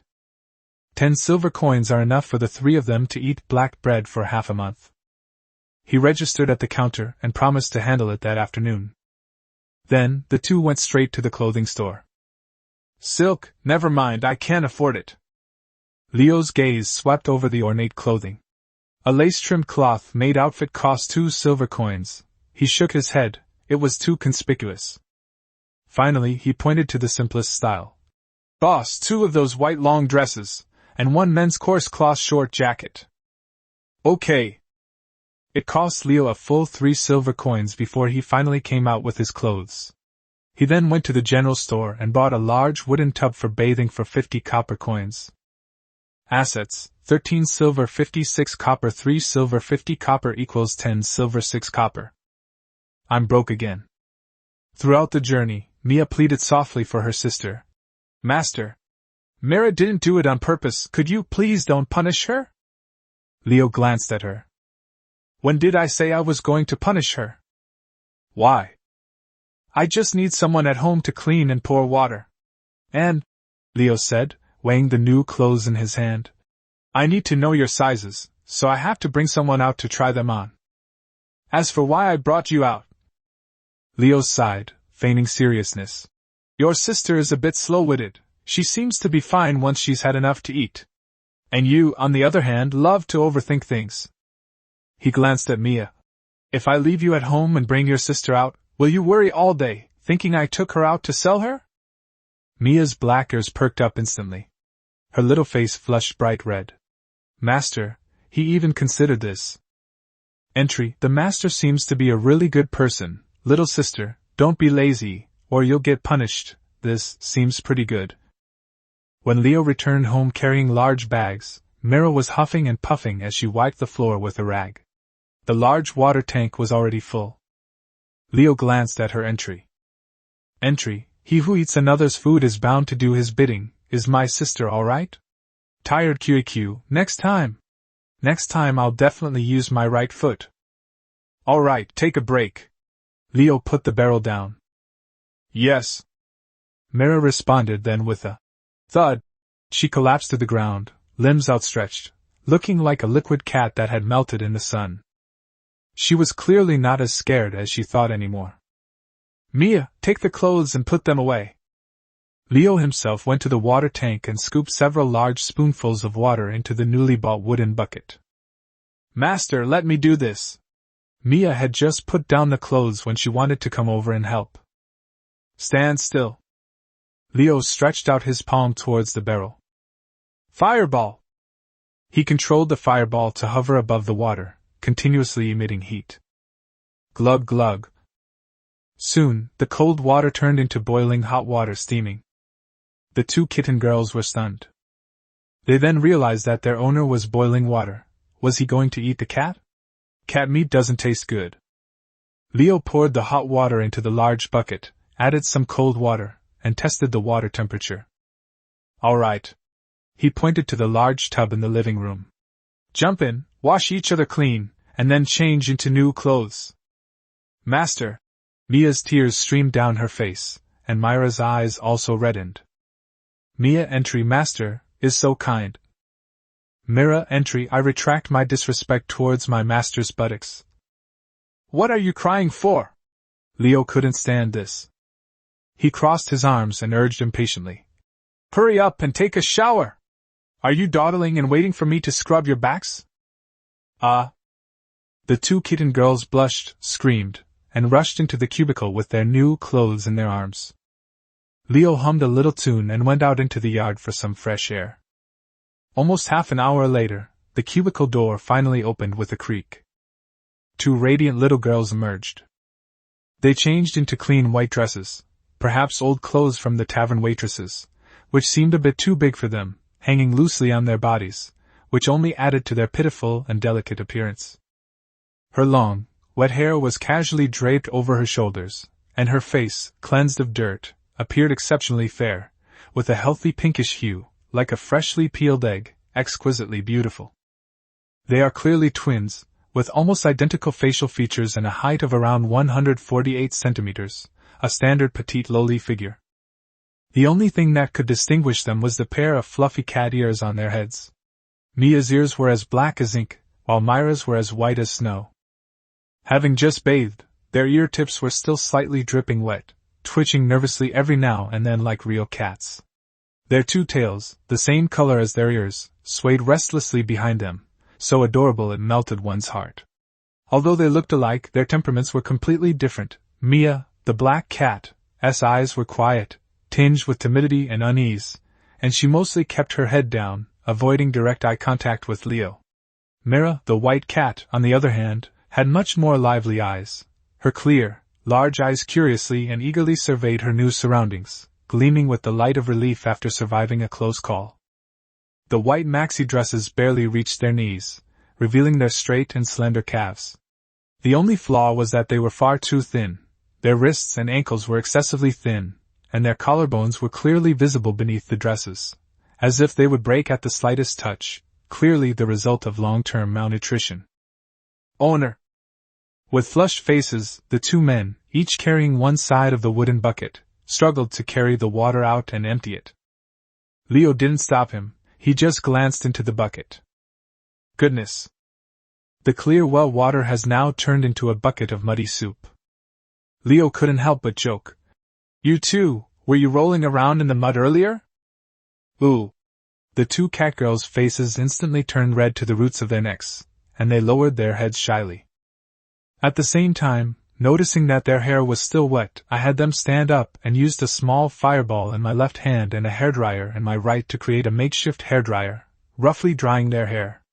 They both had short, ear-length hair for easier transport. How about we let those two grow their hair into pigtails? That sounds like a good idea, Leo thought to himself as he dried his hair. Mia and Mira gradually succumbed to the warmth of Leo's central air conditioning and were moved, unknowingly heading towards the abyss of velvet. No, foreign language teacher. After a simple lunch, Leo began preparing for his afternoon work. He threw the two zero-tier short swords and the copper-clad wooden shield he had captured in front of them. Take it. Why? Mira, you're stronger. Leo tossed her the iron helmet as well. Here's the helmet and shield, you take them. Mia, take this sword. Master, are we going to fight too?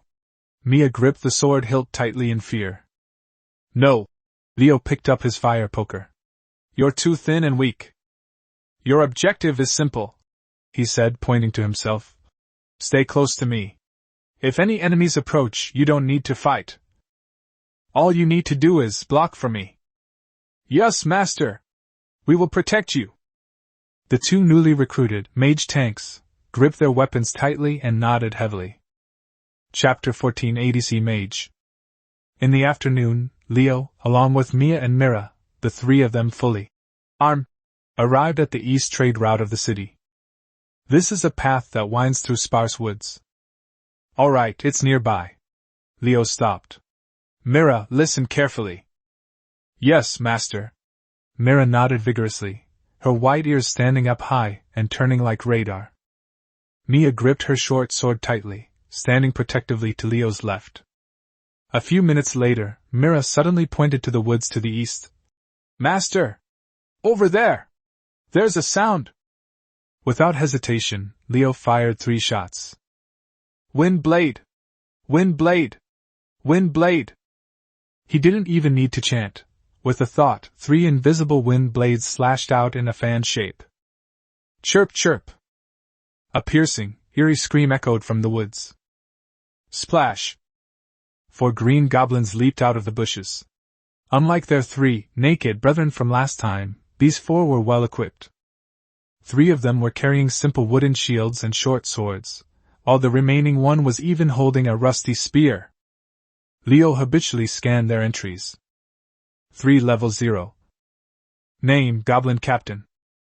Rank, Tier 1 Warrior. Entry, Tier 1 Skill, Berserk, Shield, Sword, Wrath. Damn it! Leo wanted to curse right then and there. A Tier 1 Goblin Captain? Those idiots from the Adventurers Guild! This is hardly a 10 silver coin E-rank quest. Monsters with Tier 1 rank are at least E-rank, with a minimum bounty of 50 silver coins.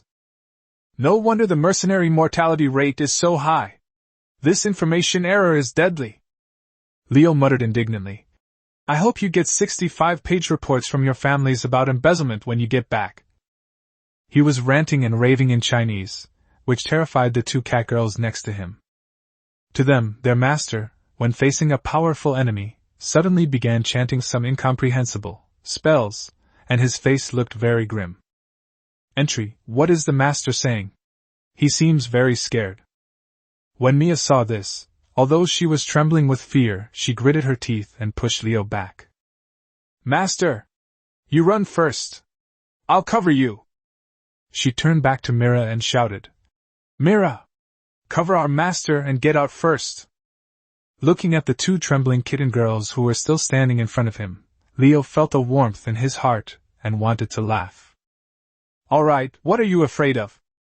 He patted Mia's head and gave Mira a reassuring look. These few green-skinned animals aren't even enough to fill my teeth. He wasn't really afraid. Other mages need at least 1 or 2 seconds to cast a first-tier spell. But he, with just focused mental energy, can cast it instantly by silently chanting. Although the power of a quick attack is not as great as a charged attack, it is still fast. What mage? Leo smiled confidently. I call this magic archer, understand, ADC? Chirp chirp. The goblins on the other side had no idea what an ADC was. The goblin captain roared, and 4 green-skinned goblins charged forward, howling. Watch closely!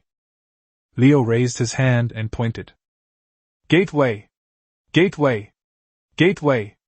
Gateway! A whirlwind precisely wrapped around the feet of the 2 goblins at the front. Grumble? The goblins were clearly caught off guard by this move. Due to the momentum, they instinctively raised their shields to block, exposing their bare lower bodies. Now! Leo unleashed both hands simultaneously, hurling wind blades out like they were free. Wind blade! Wind blade! Wind blade! Wind blade! Pft! Pft! The 2 goblins slowed down, couldn't dodge in time, and their leg arteries were precisely severed. They screamed and fell to the ground. The spear goblins behind reacted quickly, and used their shields to block the following wind blades. The goblin captain, however, displayed first her agility. It suddenly leaped over its companion's head, dodging all the wind blades, and continued its charge. Gibberish, whack! The goblin captain landed, his eyes instantly turning blood red, and his speed increased dramatically. Holy crap! It even has a berserk mode? Leo immediately judged that these 2 Kakarot tanks definitely couldn't withstand this Tier 1 monster. Mia! Mira! You 2 hold off the one with the spear! Yes! As for you... Leo arrogantly gave the goblin captain the middle finger, and then beckoned with his finger. Whack! He also shouted like the other person, then turned and ran, wiggling his butt as he ran, then leaned on the ground, turned around, and started singing, dancing, and rapping. Whack! The goblin captain, in his berserk state, was clearly not very intelligent. He was instantly drawn in by this epic taunt, abandoned his companions, and chased after Leo like a madman. They've taken the bait! As Leo ran, he turned back and unleashed a spell. Gateway! The rope hit the opponent's shield, failing to trip him, but successfully slowing him down, leaving him barely hanging behind Leo. Come on! Take my set! Leo began his ADC performance, kiting the enemy while frantically casting fireballs. Aura, aura, aura! Fireball! Boom! The fireballs slammed into the wooden shield. Great fireball! Actually, it's still a fireball spell, but it relies entirely on momentum. Boom! The wooden shield began to char. Super giant fireball! Boom! The 3rd fireball struck, and the goblin captain's wooden shield shattered. No shield left, huh? Die, you bastard! Fireball! The 4th fireball struck the goblin captain squarely in the face, scorching his face black. Grumble! It's not dead yet. Leo immediately switched skills. Wind blade! Wind blade! Wind blade! Puff puff puff. The berserk goblin captain was indeed tough. Leo's rapid-fire wind blades could only leave bloody scratches on its body, unable to inflict fatal wounds. But damage accumulates. Die! Leo unleashed his 10th wind blade in one go. Finally, when the goblin captain was less than 3 meters away from Leo, it collapsed to the ground with a thud, having exhausted all its strength. Huff, huff! Leo, supporting himself on his knees, gasped for breath. Damn it, thank goodness Mira found out early. The distance just now was a full 100 meters. If this thing gets within 20 or 30 meters, even if my ADC has the highest attack speed, I'll be instantly killed. He brought up the panel and took a look. Rank First Tier Mage 300/1000, affix, mana, severely depleted. 1 fight, and I gained 31 experience points. Leo was both surprised and delighted. It seemed that gaining experience through actual combat was still the fastest way. However, the after-effects were significant. A strong feeling of dizziness and fatigue washed over me. He forced himself to look back. Mia and Mira finished their mission too. The 2 cat girls were working together to kill the spear goblin on the ground. Well done, not bad. Leo could hold on any longer, his vision went black, and he collapsed to the ground with a thud. Owner! Wha? Master! What's wrong? Please don't die! Master! Wake up! Leo was shaken awake amidst cries and screams. He felt a splitting headache and weakly opened his eyes to find Mia and Mira clinging to him, crying their eyes out. Don't shake it anymore, he said weakly. Master! You're awake! Mia exclaimed, both surprised and delighted. I'm just exhausted and drained of my magic power. Leo closed his eyes. All he wanted to do now was lie down. However, he suddenly had a wicked idea and said weakly, I'm currently Sleeping Beauty. I'm badly injured. I need a cat's kiss to wake up. Kiss? Mia was taken aback, then breathed a sigh of relief. As long as it wasn't a serious injury, that was good. Her face instantly turned bright red. She glanced at her owner lying on the ground, then hesitantly moved closer, aiming her finger at Leo's cheek. Where are you kissing me? Leo was utterly shocked. Huh! Mira was startled by Leo's sudden standing up, and said in a pitiful tone. I saw Uncle Tiger and Aunt Tiger in the tent next to the tribe. She tilted her head, her white ears twitched, and she looked completely innocent. It seems, it actually works. Master, you stood up. Leo looked into Myra's pure and innocent eyes, then glanced at Mia, who was so embarrassed she was practically fuming and had completely lost her mind. He was speechless. He slumped back to the ground, waving his hand weakly. Never mind, let me catch my breath. Yes. Mia and Mira quickly knelt down behind him, one on each side, and tenderly massaged his back. Are you two all right? Leo asked, taking a breath. It's all right, Master! Mira exclaimed excitedly. That goblin was about the same size as a wolf. Mia tripped it, I hit it with my shield, and then we both stabbed it. It was done in no time. Really? Leo enjoyed the massage. But not as amazing as Master, Mia said admiringly. Exactly, Mira added. We cat people are generally not good at magic. Most of us are thieves, or archers and warriors. All right. After resting for a while, Leo felt his mental energy recover a little. He stood up and, with the two cat girls, began to harvest the spoils. They captured 4 Tier 0 long swords and 1 Tier 0 spear. The shields were 2 broken, so Leo only took 2 intact ones, enough for each of the 3 to have one. Go over there and look for a nest. Sure enough, deep in the woods, they found a small clearing. A lizard-like climbing horse was roughly tied to a tree, and next to a dilapidated wagon wreckage 6 goblin babies were sleeping around the horse's belly. Leo walked over expressionlessly. Finding that even with the wheels leveled, they were still taller than the wheels, he had no choice but to follow tradition and send them to meet the eternal heaven. If it were a few days later, this would have become a new tribe. He began to examine the spoils he had stolen from the goblins. He pulled out a heavy money bag from a broken box. 1 gold coin, 37 silver coins, and a handful of copper coins. I've struck it rich again. Besides that, there were some stained, dirty cloths, broken bottles and jars, and a human skeleton that had been thoroughly eaten. Leo paused for 3 seconds in silence, then skillfully severed the right ears of 4 ordinary goblins. Finally, he beheaded the largest goblin captain, whose eyes still bore the bloodshot veins of rage. The head of a Tier 1 goblin, now those guys in the guild have nothing to say, right? Let's go! Mira! Let's go back and collect the bounty! Leading or dragging the horse, they headed towards the Adventurers Guild. Chapter 15 Fishing. Leo dragged his tired but excited steps back into the city. Upon arriving at the Outer Ring Road area, he first stopped in front of his own house. Mira, take these weapons, the captured Tier 0 equipment, back. He pointed to the 2 extra short swords and shields.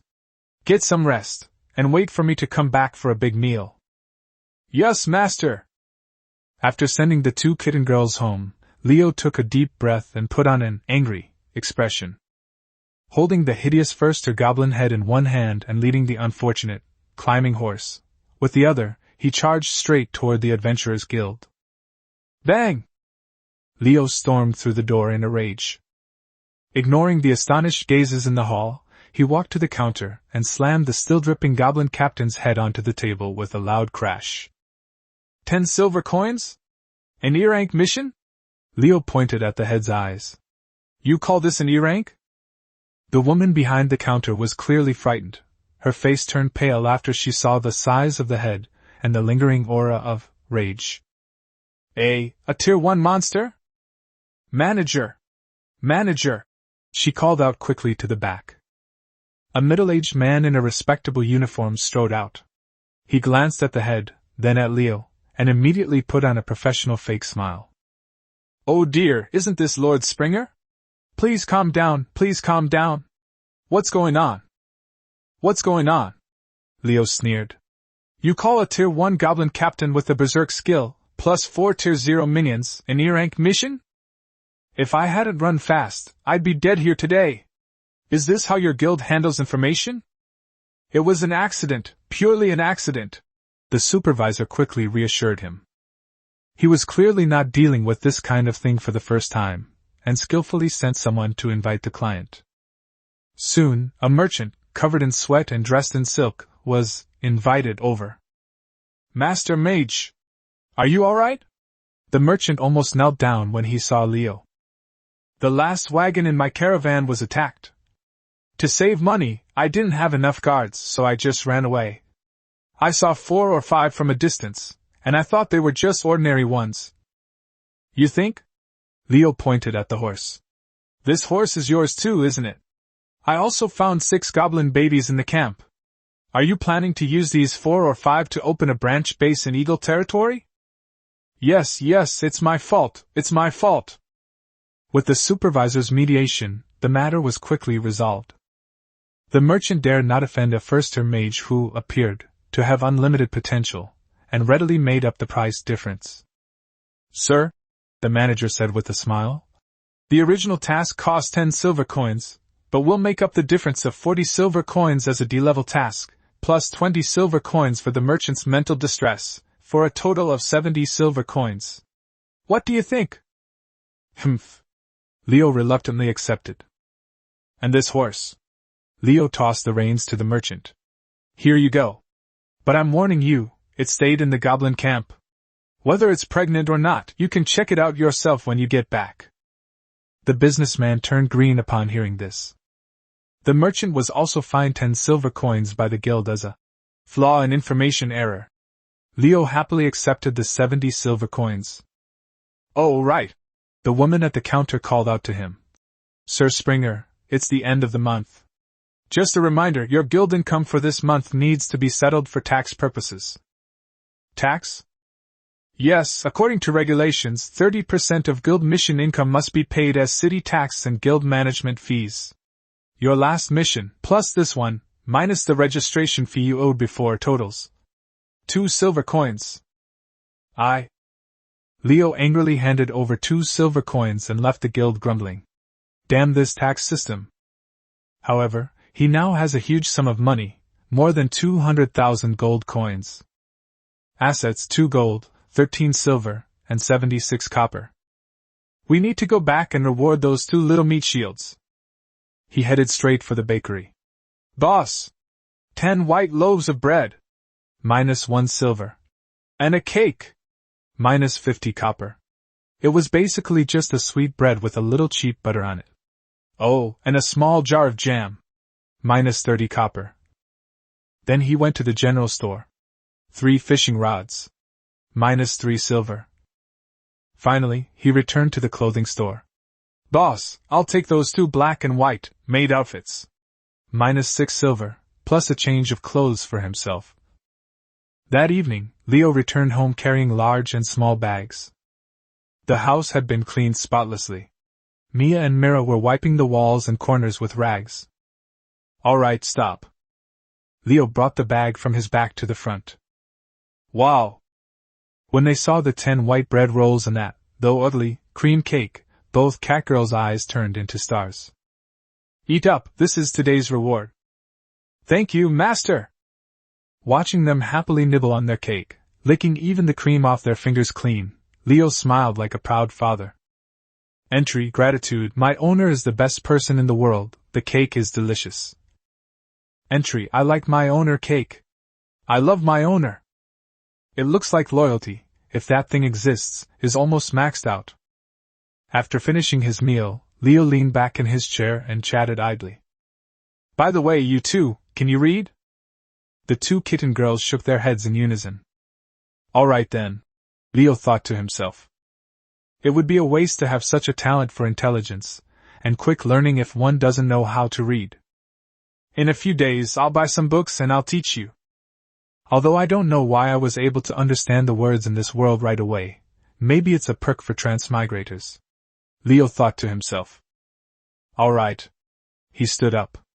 I've been busy all day, and I'm covered in sweat. Let's boil some water and take a bath. He skillfully used the fireball spell to heat the water in the wooden bucket.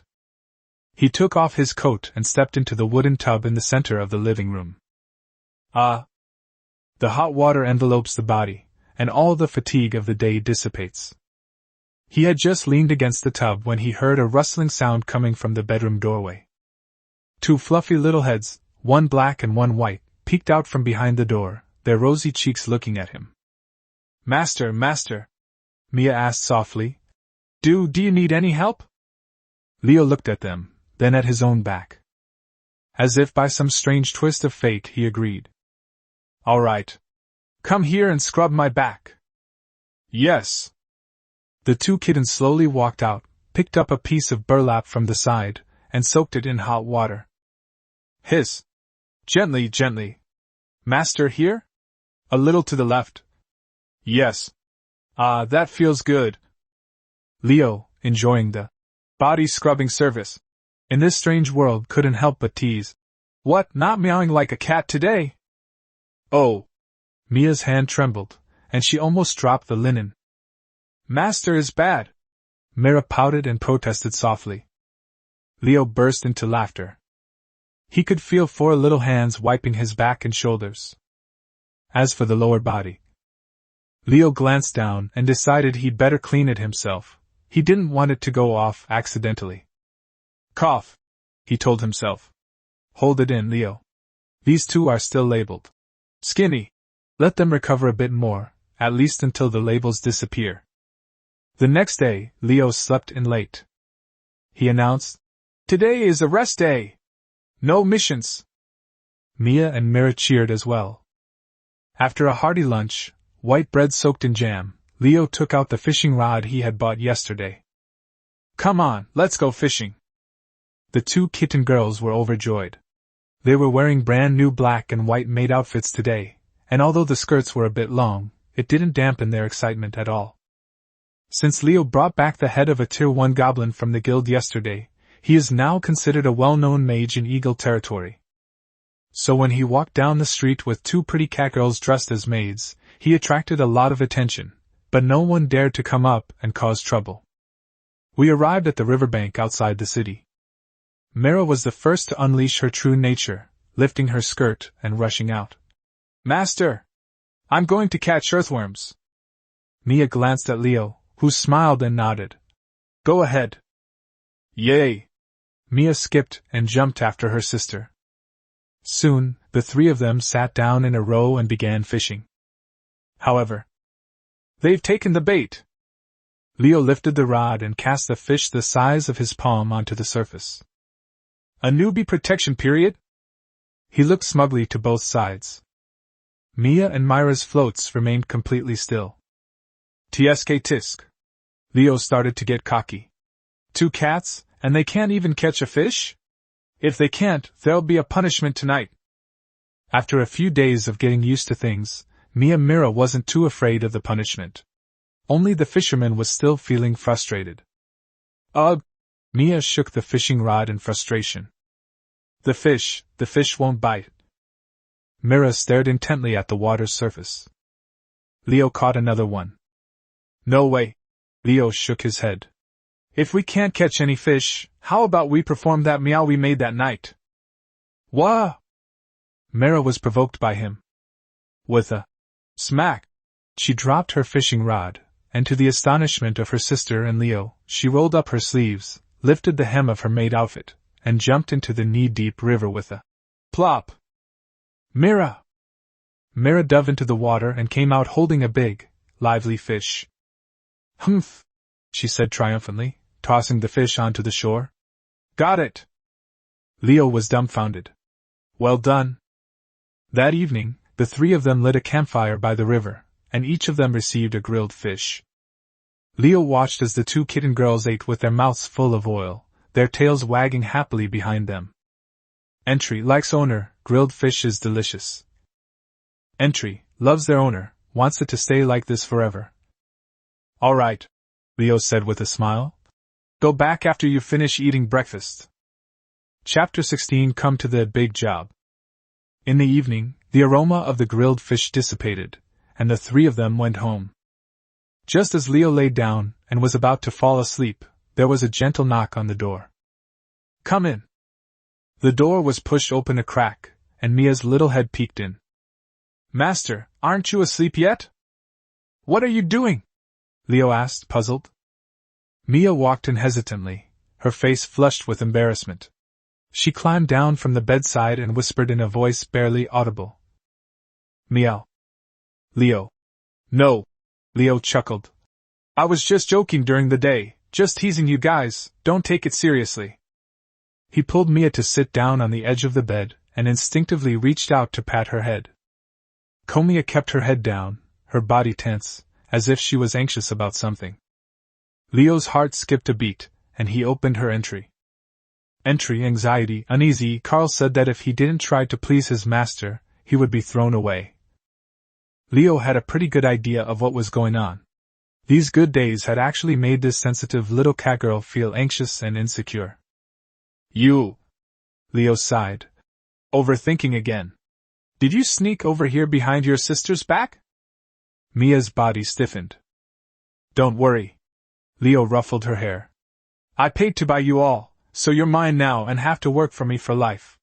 Why would I throw you away? However, he changed the subject, revealing a kind smile. Since you broke the rules by running into the master's room late at night, you still have to be punished. Mia nervously looked up. I've never properly petted a cat before. Leo laughed. Today's punishment is to let me pet as many cats as I want. How about that? Huh! Mia was stunned, her cheeks flushed, and she softly hummed in agreement. Leo no longer held back. He first reached out and gently stroked the pair of fluffy black cat ears. Exclamation point. Mia's ears twitched sensitively, and her tail instinctively tensed up. Entry, what a strange feeling, so comfortable. And that most striking feature, thin and frail. Cough! Leo jolted awake and forcefully stopped his wicked right hand. All right. He patted Mia on the back and forcefully pushed her off him. Punishment over. Go back to sleep. And master? Mia raised her head groggily, her eyes somewhat unfocused. Go back quickly. Yes. Although Mia was a little reluctant, she obediently got up and walked out of the room with her hands and feet moving in unison. Leo took a deep breath and locked the door. After a while, Leo turned over and fell asleep. The next day, Leo got up feeling refreshed and directed Mia and Mira to clean the house. He then took the extra spoils he had captured the day before, 3 level 0 long swords and a spear, and went to the weapon shop. These are all inferior products, pack them up. 40 silver coins each. The shopkeeper looked disgusted. Make a deal. Assets 2 gold, 13 silver, 76 copper plus 40 silver equals 2 gold, 53 silver, 76 copper. He first went to the Adventurers Guild, only to find that the quest board still had the same old, delivering letters, and finding cats, jobs, which weren't very lucrative, so he turned and left. I'm not short of money right now, so I should focus on improving myself first. He went into the bookstore and bought a copy of Complete Guide to Basic Literacy for $5 silver. Then he went to the weapons shop. Boss, 2 good daggers, and 2 dozen, 6 in a dozen, throwing knives. It cost 30 silver in total. He considered Myra's slender physique. He doubted she could handle wielding a sword and shield as a warrior. But these cat-like beings were naturally agile, and it would be a shame if they didn't play thieves. When he got home, he gave the new equipment to them. Wow! Thank you, master! In the afternoon, the educational session began. This character is pronounced Wa, which is the one I set off. Mia truly lives up to her smart motto. She learns incredibly fast and can apply what she learns to other situations. Myra's talent, speed learning, is actually better, but she clearly can't sit still. Entry: so bored I want to mop the floor. Mopping the floor is more fun than learning to read. When will my owner tell me a story? After Mira, accidentally, spilled ink on the table for the 3rd time, Leo finally lost his temper. He pulled Mira onto his lap and spanked her, not very hard, mainly as a deterrent. Slap! Slap! Slap! Slap! Slap! Ooh! Mira covered her bottom, her eyes brimming with tears. Mia! Leo shouted. From today onwards you'll supervise her. If she dares to slack off again, you, as her older sister, can beat her up. Yes, master! Mia quickly stood up straight, then adopted the authority of an older sister, and glared fiercely at Mira. Mira shrank her neck, looking aggrieved. Having dealt with the smaller ones, Leo himself began his arduous training. He opened the nearly worn-out book, Introduction to Magic, and began to study the last first-tier spell. Water gun! Puff! A high-pressure stream of water shot from his fingertips, striking the wall of the courtyard. Its power was similar to that of a wind blade, just with a different attribute. For the next 2 weeks, life fell into a strange monotony. Leo goes to the guild every morning, but he never gets a quest. There are caravan escorts every day, but he thinks that as a first-tier mage, he's still a bit too fragile, and he plans to at least reach 2nd tier before making any moves. Midway through, he only took the meat shields out and cleared out 2 more waves of scattered goblins, each a small group of 3 to 5, which was not difficult, and he earned a total of 15 silver. At the end of the month, he also went to collect the Tier 1 talent subsistence allowance of 3 silver coins. In the afternoons, without fail, I taught the 2 cowgirls. After half a month, they were basically literate and could understand most books. They had also practiced wielding the 2 daggers and throwing knives quite well. Although they were still at level 0 because they didn't have skill books, their posture was impressive. In the evenings, Leo would occasionally go to the tavern to tell a couple of sequels to Frostmourne, or make up a few dirty jokes about Illidan and Maev, just to relax. He only earned 1 silver coin every 2 weeks. He focused all his energy on gaining experience points. Rank, first-tier mage, 739/1000. Over 400 points in half a month. Leo was very satisfied. His improvement speed was frighteningly fast. But he also began to get annoyed. Damn it, I've maxed out all the spells in Introduction to Magic, and without 2nd-tier skill books, there's no use in breaking through. That very night, he began to worry about the skill book. In the Roaring Griffin tavern, a mercenary who had just returned to the city gulped down a large drink and brought some explosive news. Breaking news! A large goblin lair has been discovered in the Black Wind Forest southeast of the city. How big? Hundreds. I saw it with my own eyes. There are definitely 2nd-tier goblin captains among them. Holy crap! No wonder there have been so many scattered goblins lately, so that's their lair. The mercenary wiped his mouth and triumphantly dropped a bombshell. Have you heard about the city lord's son, Knight Rupert? He's a 2nd-tier grand warrior. He's going to personally lead the team to wipe them out. In addition to the guards, Lord Rupert also needs to recruit 5 mercenaries to assist him. They must be at least tier 1. The reward is 2 gold coins. 2 gold? Furthermore, the adults specifically requested that it be a priest, or a mage. Whoosh! All eyes in the tavern turned to Leo, who was leisurely drinking in the corner. Leo put down his glass and licked his lips. Ah, works here. Chapter 17 The Country Bumpkin Wizard. Under the watchful eyes of everyone in the tavern, Leo put down his glass. 2 gold coins. Wow. He didn't say anything more that night, and went straight to the Adventurers Guild the next morning, tearing down the D-rank bounty poster. Sir Springer. The receptionist's smile became much more professional. Are you sure you want to take this task? Lord Rupert might need to confirm. After a while, a young knight wearing fine chainmail strode in. You're that mage? The newcomer was Rupert. He was about 23 or 24 years old, with blonde hair and blue eyes, and an air of sophistication. The badge on his chest indicated that he was a second-tier warrior. Name, Rupert Hawke. Rank, Tier 2 warrior. Emotion, serious, examining. Entries, son of the city lord, elite education, knight, soon to be married, sister complex. It's me. Leo nodded. Rupert was clearly a pragmatist. Show me what you've got.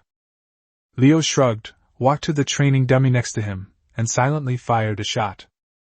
Fireball! Boom! The fireball struck the dummy precisely in the chest, burning a patch of blackened flesh. Rupert's eyes lit up. Not with amazement at the power, but with the speed of the instantaneous attack. Good. He nodded with satisfaction. I am Rupert. Meet at the main entrance at 7 o'clock in the morning, 3 days from now. Don't be late. After saying that, he turned and left, acting swiftly and decisively. Okay. He nodded. Meet at the main entrance at 8 o'clock in the morning, 3 days from now. For the next 3 days, Leo stopped taking on odd jobs and instead began to arm himself to the teeth. More than 100 goblins, including a second-tier leader. Should we bring Mia Mira along? It's a bit dangerous. After much deliberation, he decided to bring Mia and Mira along. I'm all alone, it's time to build my own team. Maid adventure team, sounds exciting. In theory, sticking with the main group is safe, but Leo believes that safety is in your own hands. He headed straight for the armor shop. Boss, 3 sets of the best hard leather armor. 75 silver coins. 2 pigskin helmets. Minus 30 silver coins. He then went to the clothing store and bought them t-shirts and shorts to wear under their leather armor. 2 silver coins. Assets 2 gold, 53 silver, 76 copper 1 gold, 7 silver equals 1 gold, 46 silver, 76 copper.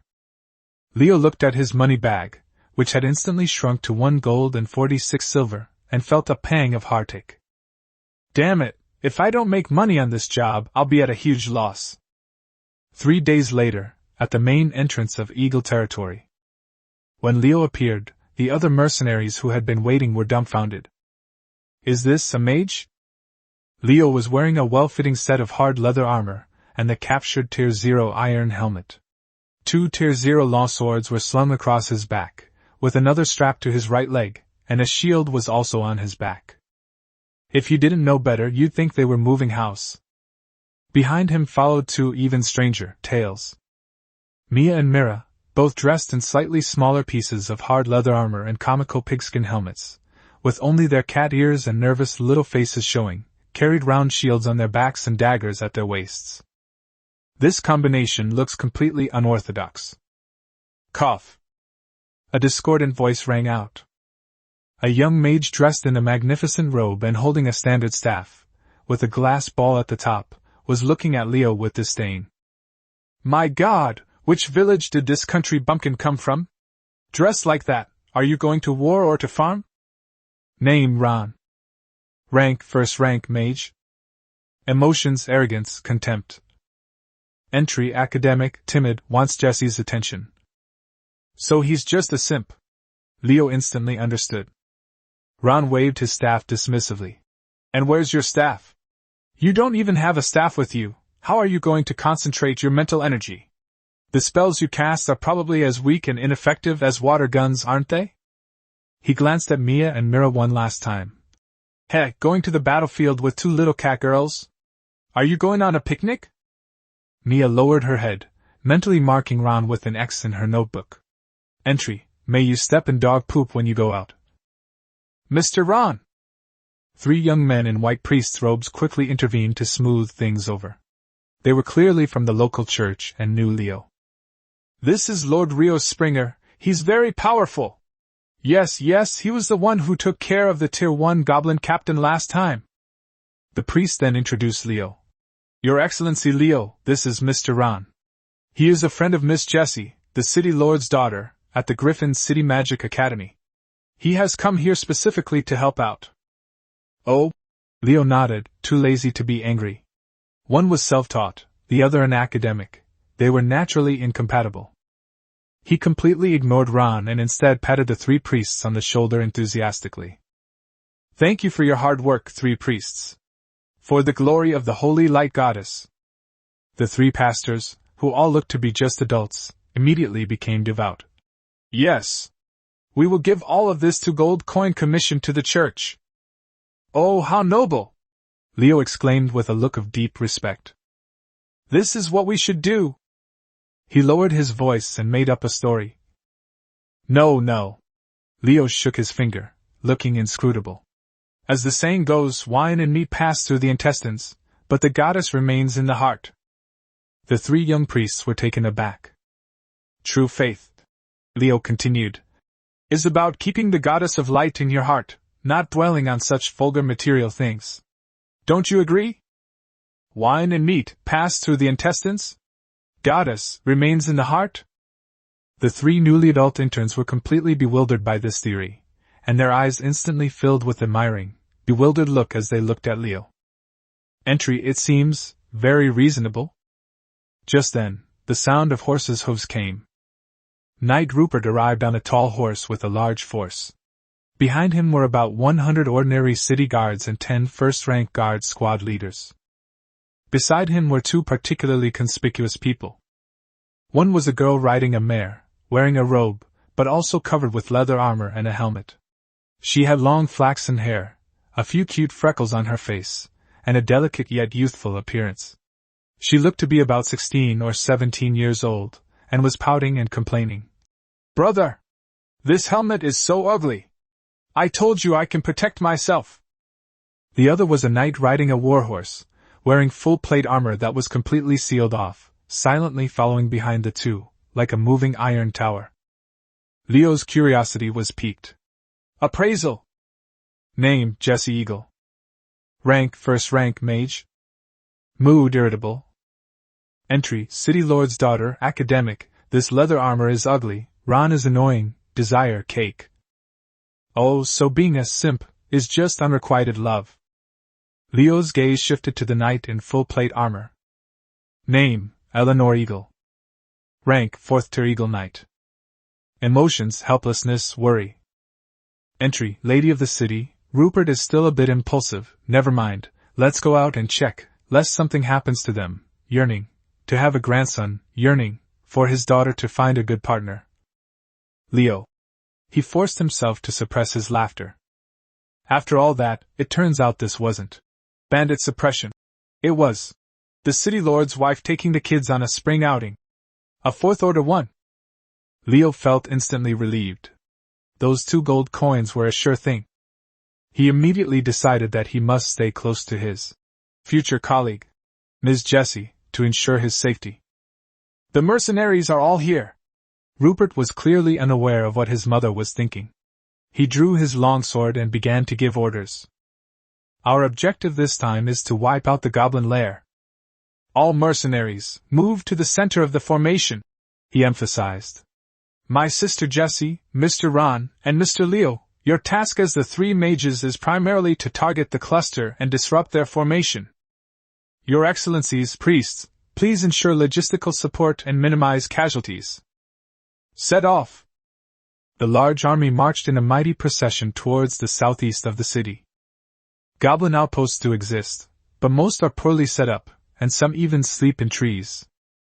There were clearly thieves among the guards. Several shadowy figures stealthily moved in and cleanly wiped out most of the outposts. Leo noticed that one of the leading thieves was a Tier 1 squad leader. Entry: Will I get this month's bonus? I lost money gambling yesterday, damn it. I wonder, how much would it cost to buy a copy of Introduction to Thieves? From him? Leo started figuring out how to change jobs for Mia and Mira. The main force is advancing smoothly and is about to approach the core area of the nest. Sudden snap! The guard at the front stepped into thin air and triggered a very well-hidden spike trap. Chirp chirp chirp chirp. The piercing screams and the shrill alarm instantly woke up the entire goblin lair. In the black wind forest, the howls of countless green-skinned creatures grew louder as they approached. Rupert pursed his lips. It wasn't that smooth sailing after all. He drew his long sword and pointed it at a small hill not far ahead. All troops assemble! Prepare to meet the enemy! He turned to Leo and the other two and shouted. 3 mages! Head up that hillside! Prepare for the first wave of spells! Chapter 18 The Eagle Knight's Boss Side. The 3 monks, escorted by guards, climbed the small hill, panting heavily. Ron kept looking for opportunities to get close to Jessie and fawn over her the whole way. And Leo. Leo is even more exaggerated than him. Miss Jessie, please slow down and watch your step. Miss Jessie, are you thirsty? I don't have any water here, but I can call a priest for you. Leo followed closely behind Jessie, like a loyal sycophant. Jessie was incredibly annoyed by the two of them, mainly Ron, and the hashtag was full of comments like, "So annoying, how come there's another sycophant?" Ron, on the other hand, glared fiercely at Leo. Leo didn't even look at him. His entire attention was focused on identifying the goblin camp in the distance. The camp was quite large, with at least 100 goblins. In the center of the camp, a huge creature, a size larger than a normal goblin and dressed in crude armor, was yelling and wielding a giant sword. Name: Goblin Leader. Rank: Tier 2 Warrior. Emotion: Anger. Entry: Gathering Desire, Whack. Second tier, that's right. But Leo's gaze was drawn to a short figure next to the leader. That was a goblin with a staff? It looked unremarkable, huddled in the shadows. Name: Goblin Shaman. Rank: Tier 3 Warlock. Emotions: Sinister, highly focused. Entry: Desire, Whack. Magic is rapidly gathering. Leo's heart skipped a beat. Tier 3? What a joke! How could there be a Tier 3 Warlock Goblin in such a rundown place? He instantly realized that those 2 gold coins were probably a hot potato. A 3rd tier Goblin. Leo clicked his tongue in amazement. I heard that the 3rd tier is the dividing line between mortals and extraordinary beings. It's the first time a specialization is performed, and the first divinely bestowed skill is gained. Although I can't see what its skill is, its mana is rapidly gathering attribute. This bastard doesn't seem like a good goblin. He glanced at Jessie beside him, then subtly glanced at the Iron Ken, the city lord's wife, on horseback at the back of the group. 4th tier against 3rd tier, the advantage is mine. Oops, I should say, this is a half-cooked meal. Leo made a decision instantly. He had to stick close to Jessie. This wasn't just ordinary sucking up to a powerful figure. This was a boss direct recruitment event. He was going to demonstrate his value and loyalty to this 4th tier powerhouse. The 3 of you! Rupert's voice came from down the hillside. Release Fireball! Create chaos! Miss Jessie, please stand behind me! Ron immediately stepped forward, beginning to chant a spell, and the glass ball at the top of his staff lit up. Jessie also frowned and began chanting her own spell. Mira, keep watch! Follow my orders! Leo gave the order, and then raised his hands. While Ron and Jessie were still charging up a big fireball, Leo had already started firing. Fireball! Fireball! Fireball! 3 fist-sized fireballs were instantly formed and smashed into the densest area of goblins in a triangular formation. Aura, aura, aura! He muttered to himself. Boom, boom, boom! This was still without him using his full strength, for fear of scaring the academics next to him. Ron and Jessie stared at him in disbelief. You! While they were still in a daze, their fireballs finally finished charging and flew out. And Leo unleashed a second 3-shot burst. Fireball! Fireball! Fireball! Boom! 6 small fireballs and 2, relatively, large fireballs, a total of 8 shells, were fired, and the goblin camp immediately erupted into chaos, with several tattered tents instantly ablaze. Chirp, chirp, chirp! The mages on the hillside, mainly Leo, were firing so fiercely that they instantly attracted the attention of the leader and the third-tier warlock. Roar! The goblin leader angrily pointed to the hillside, and a dozen goblin archers immediately drew their bows and nocked arrows. Whoosh whoosh. The arrows flew sparsely, but were too far away and all stuck in the mud on the hillside. You dare to fight back? Leo raised his hand and fired 8 more fireballs. This time Ron and Jesse also fired them back. Roar! The goblin leader was furious. The third-tier shaman beside it raised his staff, and an extremely large and oppressive flame began to condense at the tip of his staff. My God! Ron was stunned, his voice trembling. That's a second-tier fireball. That goblin leader is a second-tier mage. Leo rolled his eyes. You blind fool, the one casting the spell is the little guy next to him. Jesse was also stunned by the rapidly expanding giant fireball, and stopped chanting. Danger! Leo knew that the interview stage of Boss Shipin was about to begin. He had been prepared for this. Mia! Mira! Run to the left! He roared and simultaneously pushed off the ground, launching himself into a flying tackle at Jessie, who was still standing there in a daze. Miss Jessie! Watch out! Bang!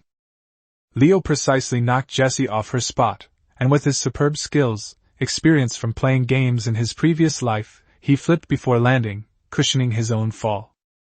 Thump! The two crashed to the ground. Jessie was dazed and confused, while Leo became a human cushion. As for Ron, when he saw the second-order fireball flying over, he screamed, "Ah!" and ran down the hillside, crying and scrambling to cover his head. That giant fireball roared in, just as it was about to hit the hillside. Chirp! A loud, sharp cry of an eagle pierced the sky. A blue shadow descended from the sky, and a giant eagle with a wingspan of over 10 meters swooped down, an invisible shield unfolding in front of it. Boom! The fireball spell struck the shield, unleashing a deafening roar. The giant eagle remained motionless amidst the shockwave of the explosion. Immediately afterward, at the rear of the group, the Iron Ken, the city lord's wife, Arya, suddenly pushed off the saddle, leaping several meters into the air and landing precisely on the giant eagle's back. Arya glanced back at Jesse, Leo, and the others, then nodded, before looking at the goblin leader and sorcerer in the center of the camp. It's a giant eagle! The guards below cheered. It's the Eagle Knight! It's the Lady's Eagle! Long live the Eagle Leader! Seeing this iconic scene, all the guards were greatly encouraged and charged towards the remaining goblins with roars. Chapter 19 Eagle Knight's Second Boss Battle. On the hillside, Jessie, still shaken, scrambled off Leo, her face flushed. What are you doing? I'll save you, young lady. Leo grinned as he stood up, brushing the dirt off his leather armor. Down the hillside, the aftershocks of the explosion dissipated. On the back of the giant eagle, Ariad glanced back at her unharmed daughter, then at the wildcat, mage in comical leather armor who was looking this way with shifty eyes, and nodded slightly. Entry: my son is probably going to complain that I'm meddling again. Who's that funny kid? His reaction was pretty good. Arya didn't intervene again, but simply let the giant eagle circle high in the sky, observing coldly. She and her son had agreed that this was just a picnic, and she would not interfere unless there was danger. Mother! On the ground, Rupert looked at the giant eagle in the sky and gripped his longsword tightly. I have to prove myself. He didn't want to wait any longer. Captain Gareth! Rupert shouted to the captain beside him. Command the main force and advance from the front. Mop up the remaining forces. Yes, Sir Knight. My knight squad. Follow me. Rupert pointed his long sword. Let's go and twist the heads off those two leaders. He led 4 Tier 1 knight companions, also clad in plate armor, away from the main battlefield. Like a sharp dagger, he crashed through the side fence and headed straight for the 2 bosses in the center of the camp. Ah, the second interview has begun. On the hillside, considering that Arya had drawn attention and that he was temporarily safe, Leo climbed back up and began to observe the battle situation with a shifty look. He knew everyone except him, thought it was just a Tier 2 warrior and at most, Tier 2 mage.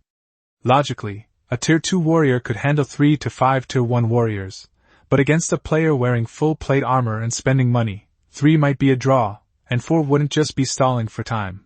They'd probably overwhelm the Tier 2 mage. But that mage, a warlock, was Tier 3. Rupert, Tier 2, led 4 fully armed Tier 1s to charge at a Tier 2 warrior and a Tier 3 sorcerer. If this doesn't go wrong, he'll be ashamed of his name. At this moment, Rupert's team had already rushed up to the boss. You 4, hold off that mage! Rupert shouted. Leave the leader to me! Yes! 4 first-tier plate-armored knights confidently charged towards the short shaman. In their minds, could a mage, even a strong one, possibly break through their combined plate armor? Rupert, on the other hand, excitedly greeted the second-tier goblin leader. The battle erupted instantly. That third-tier shaman didn't seem to have any special moves. He just kept summoning fireballs or calling on the goblins around him to die, which was easily blocked by the 4 knights. He was just stalling for time. On the other side, Rupert's battle with the leader was much more intense. Wag shield! The goblin leader roared, his body glowing with an earthy yellow light. Rupert, being a pay-to-win player, had far superior equipment compared to the goblin leader's tattered clothes. He also activated his second-tier skill, his longsword blazing with battle aura, and shattered the leader's shield with a single strike. After exchanging a few blows, the leader was clearly exhausted and began to retreat. Die! Rupert seized an opening and thrust a gun, a sword into the goblin leader's throat. Pfft! The leader clutched his neck and collapsed in despair. Done! Rupert flicked the blood off his longsword with a flourish. Knights! Return! Prepare to surround and kill that mage! He turned around with high spirits, ready to help his teammates. However, at the very moment he turned around, the third-tier shaman who had been slacking off finally stopped casting fireballs. It revealed an extremely eerie smile and raised its staff. Not good! Leo, who had been spying on the shaman on the hillside, saw that the shaman's casting gesture had changed. So he began to aim and release the spell. Wawawag, divinely bestowed skill, puppet technique!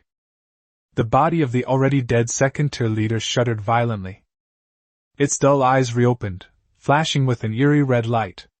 Its aura surged instantly, and it swung its huge, tattered greatsword down hard at the unsuspecting Rupert's back.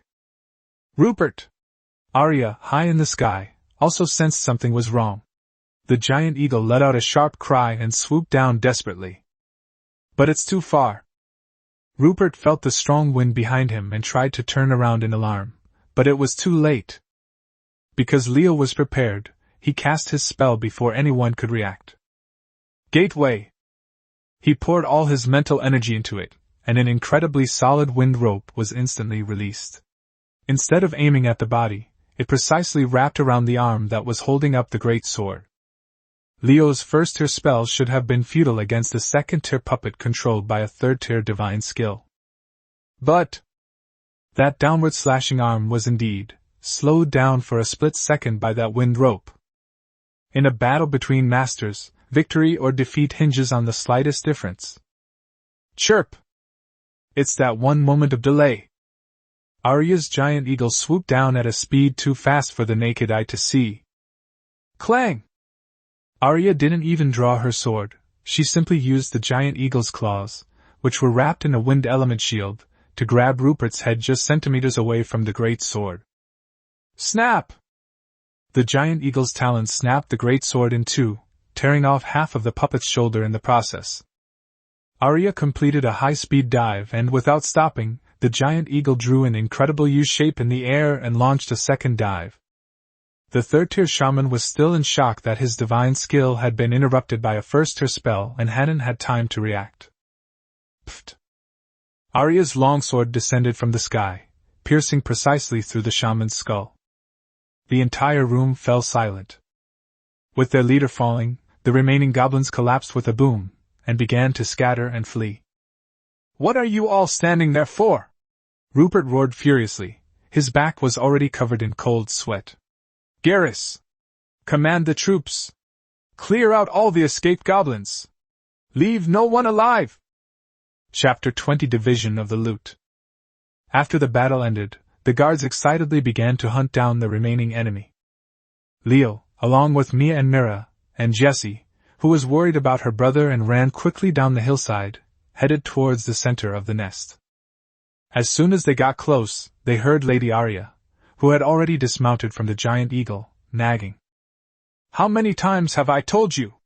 Don't be reckless. Don't underestimate your enemy. Always be wary of your back on the battlefield. If it weren't for me just now. If you're seriously injured for several months, what will happen to your wedding? I'm still waiting to hold my grandson." Rupert blushed and was scolded like a quail. Jessie leaned closer. "Mother." "And you?" Arya turned around. "You too. What are you standing there for when the attack comes? You're a grown man." Jessie lowered his head meekly. Leo walked over with two cat girls. Seeing this, family education, scene, he quickly stood at attention, pretended to be harmless, and gave Lady Arya a awkward salute. Arya composed herself, no longer scolding her children, and smiled gently at Leo, nodding in agreement. Entry, this kid's not bad. Quick-witted saved Rupert. Has his daughter found a boyfriend? But, he's got 2 demi-human maids with him? This kid's a bit of a womanizer. Leo stared at the constantly refreshing entries, breaking out in a cold sweat. "Auntie! Your thought process is way too fast." He knew it wasn't the right time to interfere in other people's family affairs. Being too eager would only backfire. "Ahem!" He cleared his throat. I'll help loot the spoils. See if that warlock has hidden anything good." He excitedly crawled into the largest tent. Sure enough, there was a large box inside. Leo's eyes lit up when he opened it. The box was half full, filled with jewels, a pile of gold coins, at least 40 or 50, hundreds of silver coins, and countless copper coins. "We're rich! We're rich!" He glanced outside the tent and saw the family still, interacting amicably. Leo quickly grabbed 2 handfuls of gold coins and stuffed them into Mia and Myra's hands. "Take these, hide them well." Entry, nervous, is it okay? He grabbed 2 more handfuls and stuffed one into his innermost pocket. Then, he skillfully removed the helmet and stuffed the remaining handful of gold coins into the laborer's pocket. A safe. Leo roughly estimated that he had lost more than 20 gold coins in those few moves. He then closed the box. In the corner of the tent, he found a set of iron chain mail, clearly human-made, and a steel longsword that gleamed coldly. "Nice one!" He carried the armor and shouldered the long sword, then had Mia and Mira carry the boxes as they walked out of the tent. At this point, Arya had finished her rambling. Leo immediately put on a honest and kind smile. "This beautiful lady, you must be Mrs. Arya. My goodness, you've aged so well. If I didn't know that Miss Jessie only has one brother, Rupert, I would have thought you were Miss Jessie's sister." Arya was taken aback by this direct compliment, and couldn't help but laugh. Leo quickly pushed the box forward. "Madam, the spoils are all here. I took them out untouched. According to the contract, this should be arranged by Lord Rupert." Arya smiled and said, "I saw your eyes light up just now. I thought you were going to take them all." "Oh no! How could that be?" Leo quickly waved his hand with a "I'm poor, so I'm right" expression. "I'm just terrified of being poor. I didn't touch a single penny. I just like picking things up. It's a poor person's habit. Poor kids learn to be independent early." He turned around and showed Arya the 2 tattered short swords and the broken shield on his back. Look, this is all the money I have left. I'm the kind of person, maybe I should become an accountant. I'd be happy as long as I can count money, even if it's not mine. He stared longingly at the suit of armor. Madam, I think this suit of armor is all right. Could you sell it to me cheaply? Deduct it from my 2 gold coin commission? I'm a coward, I'm terribly afraid of dying. Rupert had just been scolded and then saved, and he was feeling quite aggrieved. Seeing Leo's greedy and cowardly appearance, he impatiently waved his hand. Here you go! Consider it an extra reward for saving my sister. Jessie, who had just been scolded, pouted unhappily. You don't look like a mage at all, you look more like a hedgehog. Lady Arya watched with a smile as Leo, who remained completely calm and composed, cracked jokes. Who is she? A noblewoman. She glanced at Mia and Mira, their faces flushed and eyes darting around nervously, and then at Leo's. I'm an honest man. Expression. How could she not guess 7 or 8 out of 10 things? However, this kid did save both her children today. He's quite talented and quick-witted. Although he's a bit glib, he's much better at dealing with people than her 2 pampered children. Arya began to consider letting her children have more contact with each other. She waved her hand and smiled. That steel longsword, consider it my personal thank you for saving Rupert, I'll give it to you as well. As for the contents of the box, they do need to be confiscated and used to calculate the war merits. Thank you, madam. Thank you, beautiful lady. Leo was overjoyed. Rupert's face fell even more when he heard, saved me. As the mopping up operation gradually came to an end, the guards began to clean up the battlefield and collect the scattered spoils of war. To maintain his money-grubbing persona, Leo enthusiastically went to help, directing Mia and Mira to collect scraps, everywhere, of course. This time he didn't stuff them into his pockets anymore. He had already gotten the big stuff and didn't care about these small amounts. The main force returned in triumph to the city gate. Rupert announced the results of the battle to the public. In this battle, our army suffered 2 deaths, 5 serious injuries, and 17 minor injuries. It can be said to be a great victory. All fallen soldiers will receive a pension of 2 gold coins. Those with sons will be recruited to the castle for free and trained. Those with daughters will receive a dowry from my father, Baron Ruhr. The rest of you will all receive a reward. The soldiers erupted in thunderous cheers. Leo stood to the side with Mia and Mira, nodding to himself. Rupert, though somewhat reckless, certainly possessed the skill to win people over, a lord's ability to do so. Eagle territory, isn't it quite impressive? A familiar yet slightly comical voice rang in Leo's ears. Leo turned his head and froze. The bard, Rifar, who had been missing for over a month, carrying a lute, was leaning against the city wall, grinning at him. Chapter 21, Time Traveler, is not a secret. Leo looked at that familiar, slightly lewd smiling face and felt a mix of emotions. Rifar. His first acquaintance in this world. Whether this guy was pretending to be stupid or just lucky, he was really in a lot of credit for his current situation thanks to Rifar's used to wipe his butt. Introduction to Magic. Mia Mira. Leo handed them the steel sword and chainmail he had just acquired, not even warmed up yet. Take the spoils back first. Be careful on the way. Yes, master. After dealing with the 2 cowgirls, Leo turned to Rifar and smiled. Old friend, long time no see. Would you do me the honor of having a drink? My treat. Oh my! Rifar jumped up dramatically. This is truly, a man should be looked at with new eyes after 3 days' absence. Lord Leo the Mage! The 2 walked side by side toward the Roaring Griffin tavern. Rifar's gaze lingered brazenly on the 2 small figures that Leo had just left. Tsk tisk, it's only been a little over a month, and you've already struck it rich. And you bought 2 at once. He rubbed his hands together lewdly. Those 2 kitten girls look quite petite, but aren't their chests a bit flat? He turned to look at Leo. Oh, so you like this? I'm not like you. Leo rolled his eyes. I just appreciate all beautiful women equally, whether they are broad-minded or petite, I like them all. Ha ha! Greedy kid! It was still afternoon, and there weren't many people in the tavern. "Stone boss.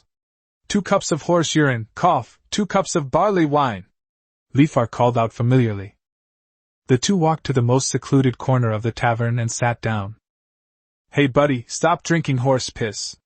Leo was now rich and powerful. "I've made some money lately. How about I treat you to some wine? Champagne will do if you prefer." "Hiss."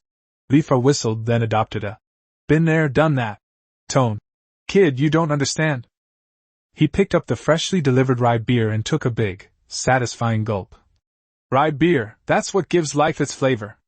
Wine is something for aristocratic women." The bartender, Stone, brought over the drinks with a blank expression, then went back behind the bar to take a nap. "And another thing," Rifar said in a low voice with a wink. "Even though you've made a fortune, you should spend your money where it's needed." He patted his belly. "Like a woman's belly. How about it, want to buy a few more?" Just as Leo was about to retort, Rifar suddenly stopped smiling. He glanced at the bartender dozing in the distance, lowered his voice, and asked in a light, airy tone. "Kid, you're a time traveler, right?" Cough, cough, cough. Leo was drinking casually when he heard this, and the horse urine he had just swallowed almost came out of his nose. A chill ran down his spine. "WH. What is that?" he asked, trying to remain calm. "I don't understand what you're saying." Hey, don't be nervous." Seeing his reaction, Rifar waved his hand. "You're not the first one. This thing," Rifar picked at his ear, "is not considered a big secret in our bard circle, or even among some well-informed old mercenaries. Every few decades," he said, holding up a finger, "there will always be 1 or 2 unlucky souls who fallen through the world rift. Of course," he shrugged. "What we've heard about are probably just survivors. God knows how many unlucky souls have fallen into the lair of the northern orcs and been roasted like lambs, or fallen into the elven forest and been shot like porcupines as intruders." Leo broke out in a cold sweat. Seeing that he was still nervous, Rifar decided to tell a joke to ease the tension. "Kid, do you know where the rabbit-like people came from?" Leo shook his head blankly. "Several hundred years ago, there were no rabbit-like people on this continent." Lifar lowered his voice, as if revealing a secret. "Then a transmigrator came, who called himself Sanga? Or Third Brother? That guy is really talented. I heard he trained all the way to become a 7th-level assassin. But his hobbies are weird. He likes to run into the forest whenever he has free time, looking for those monster rabbits." "Note that," Lifar emphasized. "They weren't rabbit-like beings. Those didn't exist back then. They were just ordinary monster rabbits that could generate electricity." He would hug the rabbit every day and shout, "Rise, my love!" Then, Lifar made an extremely lewd sprint gesture. "He did that." Leo's jaw nearly dropped. "Guess what?" Rifar slapped his thigh. "Damn it, he actually created a new race. Later, that guy got tricked and killed because of some petty thing. But the rabbit-like race just survived. Almost every bard on the continent knows this joke." Leo wiped the sweat from his brow. Had that person transmigrated again? And even practiced interspecies reproductive isolation? However, he did lower his guard a little. He glanced at Lifar's entry, still listed as Tier 0. Considering his previous behavior of not paying after soliciting prostitutes, and being chased and beaten in the streets. If he really knew my background and wanted to harm me, he would have done it when I first arrived. There was no need to wait until now. Seeing him relax, Rifar shrugged indifferently. "So whether you are or not is not important to me at all. You don't need to admit it or deny it. I was just asking casually. We bards," Rifar smiled smugly, "make our living from information. These time travelers always bring back some strange names, like your Gandalf, and some strange stories, like Frostmourne. These stories," he raised his glass and toasted Leo, "are what we rely on to make a living. I just discovered," he pointed at Leo, "that Frostmourne thing you mentioned. I've never heard of it before. Maybe you heard it from other travelers anyway, it doesn't matter. The important thing. He rubbed his hands together, a sly grin spreading across his face. Is that you? Sell me a few more stories? I need to brag about them to my old friends. Let me tell you. He lowered his voice. I have an old friend in the East who's quite the character. He supposedly met a time traveler when he was young, more than 30 years ago. That guy, he came up and said his name was Sichuan Xiu. Tell me, does anyone really have such a strange name? Sichuan? Which one is the surname? Then that guy started spouting nonsense. He would tell my old friend every day how he had built a huge empire, that his eldest brother was the chief inspector under him, and his second brother was the general under him. He bragged about it like it was the end of the world. But guess what? He told that story over and over again for years. My old friend made a lot of money from it. Of course, he spent all of it on women's bellies. After that, the story of Sichuan Xiu was finished, and it seems that the person disappeared. I heard that he died. Li Far took a sip of his drink and concluded. He's definitely a fraud. Think about it, if he were really as capable as he claims, how could he still be just an ordinary person? Chapter 22 The Noble Who Lives Off His Wife. I think your story has more potential than his. Rifar's eyes sparkled. Come on, tell me. What happened to Frostmourne? Of course, Leo wouldn't admit that he was the one. How would I know anything about time travelers? He curled his lip. Didn't I say before that it was a book I found? That's what it says in the book. Since I've already integrated into this society, as long as I don't admit it, there's nothing anyone can do about it. All right, it's written in the book. Rifar didn't care. Tell me quickly. Leo took a sip of his drink and began to recount the entire story of Warcraft, from the very beginning, detailing the characters Arthas, Jaina, Uther, Illidan, and more. Lifar listened with rapt attention, sometimes clapping his hands in admiration, sometimes sighing with regret. This lecture went on until it got dark. Finally, Arthas sat on the frozen throne. Great! Great story!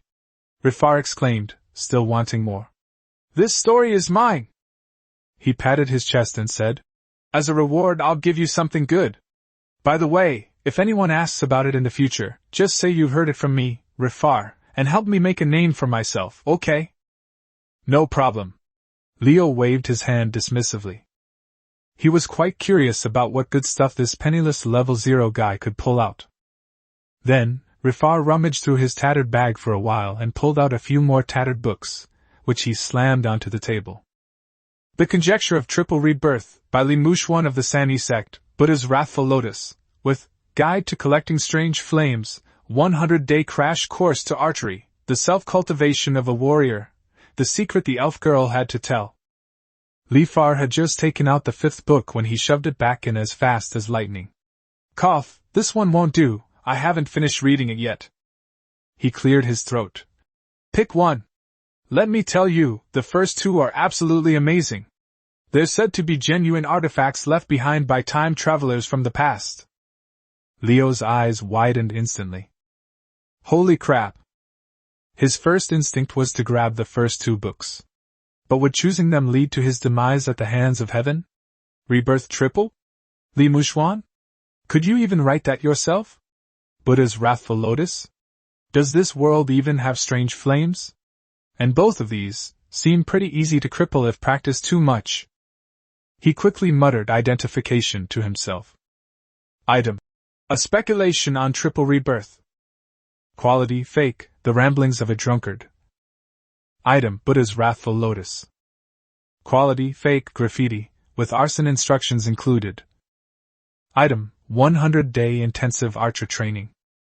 Quality. Genuine, basic archery for beginners. Item. Warrior's self-cultivation. Quality. Genuine, basic soldier physical fitness and combat skills training manual.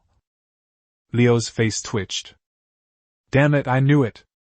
He complained that although he really wanted to choose, the first 2, fake, products were obviously unreliable. He glanced at the last 2, genuine, copies, At market price, they should be worth at least 1 gold coin. Considering that his team, himself, Mia, and Mira, were all fragile, and that Mia and Mira were training in the thief class, it was always a good idea for him to learn some warrior skills to stay alive. Without making a sound, he pulled out the book. The Self-Cultivation of a Warrior. I'll take this one. TCH. Lifar curled his lip. You have no taste. I thought you would choose Buddha's Wrath Lotus. The name sounds so imposing. Buddha's Wrath Lotus, huh? It's said that you need to collect some kind of different fire, and if you succeed, its power is immense. Bang, and an entire city is gone. The previous one, Triple Rebirth, had an ordinary name, but I heard that the author was the chief of the 3-1 sect, and that he created his own cultivation method that could grant immortality and godhood. That doesn't sound reliable. Leo tucked the book into his pocket. I'm only a Tier 1 right now, I might as well learn some Tier 1 skills to save my life. Besides, Leo complained, half-jokingly, your book, Introduction to Magic, is quite good. It took me a full 2 weeks to get the basics right. Actually, it was only 1 day. Half a month? Lifar scoffed. That's still considered genius. Kid, I have high hopes for you. Maybe you can even reach the 7th rank someday. Remember to look after me, okay? Leo assumed he was talking nonsense. He seized the opportunity to change the subject. By the way, old man, I met the City Lord's wife, Arya, today. She's actually a 4th-tier Eagle Knight. So, the City Lord must be a 5th-tier Eagle Knight? 5th rank? Lifar smiled mysteriously. Lord City Lord? He's only 3rd rank. A gigolo? Leo blurted out. No way. You don't understand. Rifar gave him a. You're still too green. Look. This is a custom among nobles. In large families, it's perfectly normal for women to be stronger than men. Why? Didn't you just come back from the slave market? Rifar gave him a disdainful look. Didn't the slave traders tell you about the curse of Balthazar? I told you. Leo nodded. The man is the collector, which he can't use himself. The woman is the amplifier, so he used the covenant of faith to transfer the power to his wife. That slave trader knows nothing. Rifar took a sip of his drink. He only knows the surface. Does he know where the most insidious part of the covenant of faith lies? Isn't it said that betrayal will detonate the core of faith, reverting you to your original state? That's insurance. That's punishment. Rifar chuckled. The most powerful one is that, natural affinity. Friendly? Yes. Once the soul fragment is handed over, the female, amplifier, will develop an irresistible affinity and dependence on the male, collector, from the depths of her soul. She will instinctively feel pleasure at her master's commands. She will feel safe when her master is near. This is one of the reasons why very few men form contracts with other men. You don't want a burly man who's 1.8 meters tall staring at you every day, do you? Of course, the main reasons are that male amplification efficiency is low and female collection efficiency is low. Lifar lowered his voice. Think about it. A woman who loves you every day is too busy to think about betraying you. What if she just hates him? Doesn't that trigger the safety mechanism explosion? Rifar shrugged. Besides, even if the man dies and the covenant expires, the woman's core of faith will immediately go into hibernation. She'll still have power, but she can't upgrade anymore. If she wants to continue getting stronger, she'll have to obediently rely on the next collector of the family, like her son, to renew the covenant with her. She's already firmly bound to that family. So, Rifar winked. The high-ranking nobles these days, the men all waste their time in ascetic practices, enjoying themselves all day, while the women have to work hard fighting on the front lines. When you go to the battlefield, you'll see lots of beautiful aunties. Of course. Rifar changed the subject. Not all nobles are like that. Take our Eagle territory for example. Baron Ruhr, the city lord, and Lady Arya are an anomaly.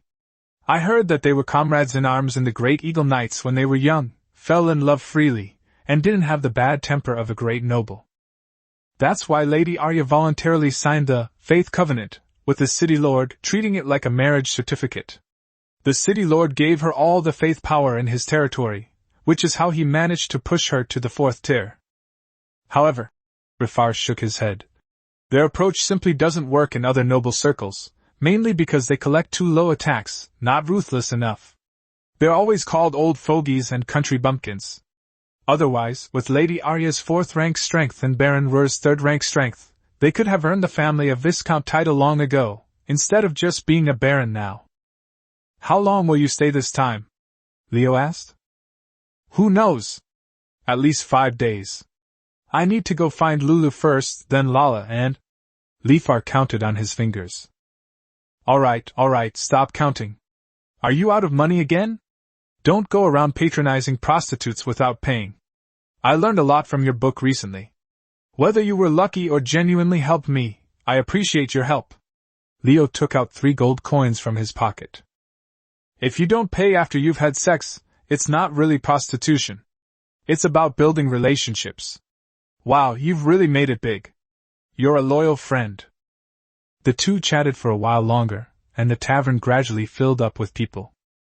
Lifar cleared his throat and stood on the table. Ahem! Everyone! Today I, Rifar, will bring you a brand new story. An epic about princes, holy swords, and betrayal, the Lich Kings, rise! Leo listened to his drastically altered opening remarks, which were now filled with lewd jokes, shook his head, paid for his drinks, and quietly left the tavern. Chapter 23 Cat-like Language.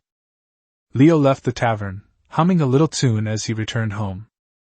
Pushing open the door, a comforting warmth washed over them. Mia and Mira, meanwhile, were huffing and puffing as they cleaned the already not-so-dirty room with a rag. On the table, the captured iron chain mail and steel longsword had been wiped clean and were neatly arranged. Master, you're back! Meow, master! Upon seeing Leo, the 2 catgirls immediately dropped what they were doing and excitedly came to greet him. Over the past 2 weeks, they had become incredibly familiar with Leo. Every day through the entry assessment, Leo could see their dependence and trust in him deepening rapidly. That's why he dared to let the 2 of them escort a huge sum of money today, and carried a large box of gold coins home by himself. Leo habitually glanced at their panels. Name, Mia. Order, 0 order. Mood, happy, reassured.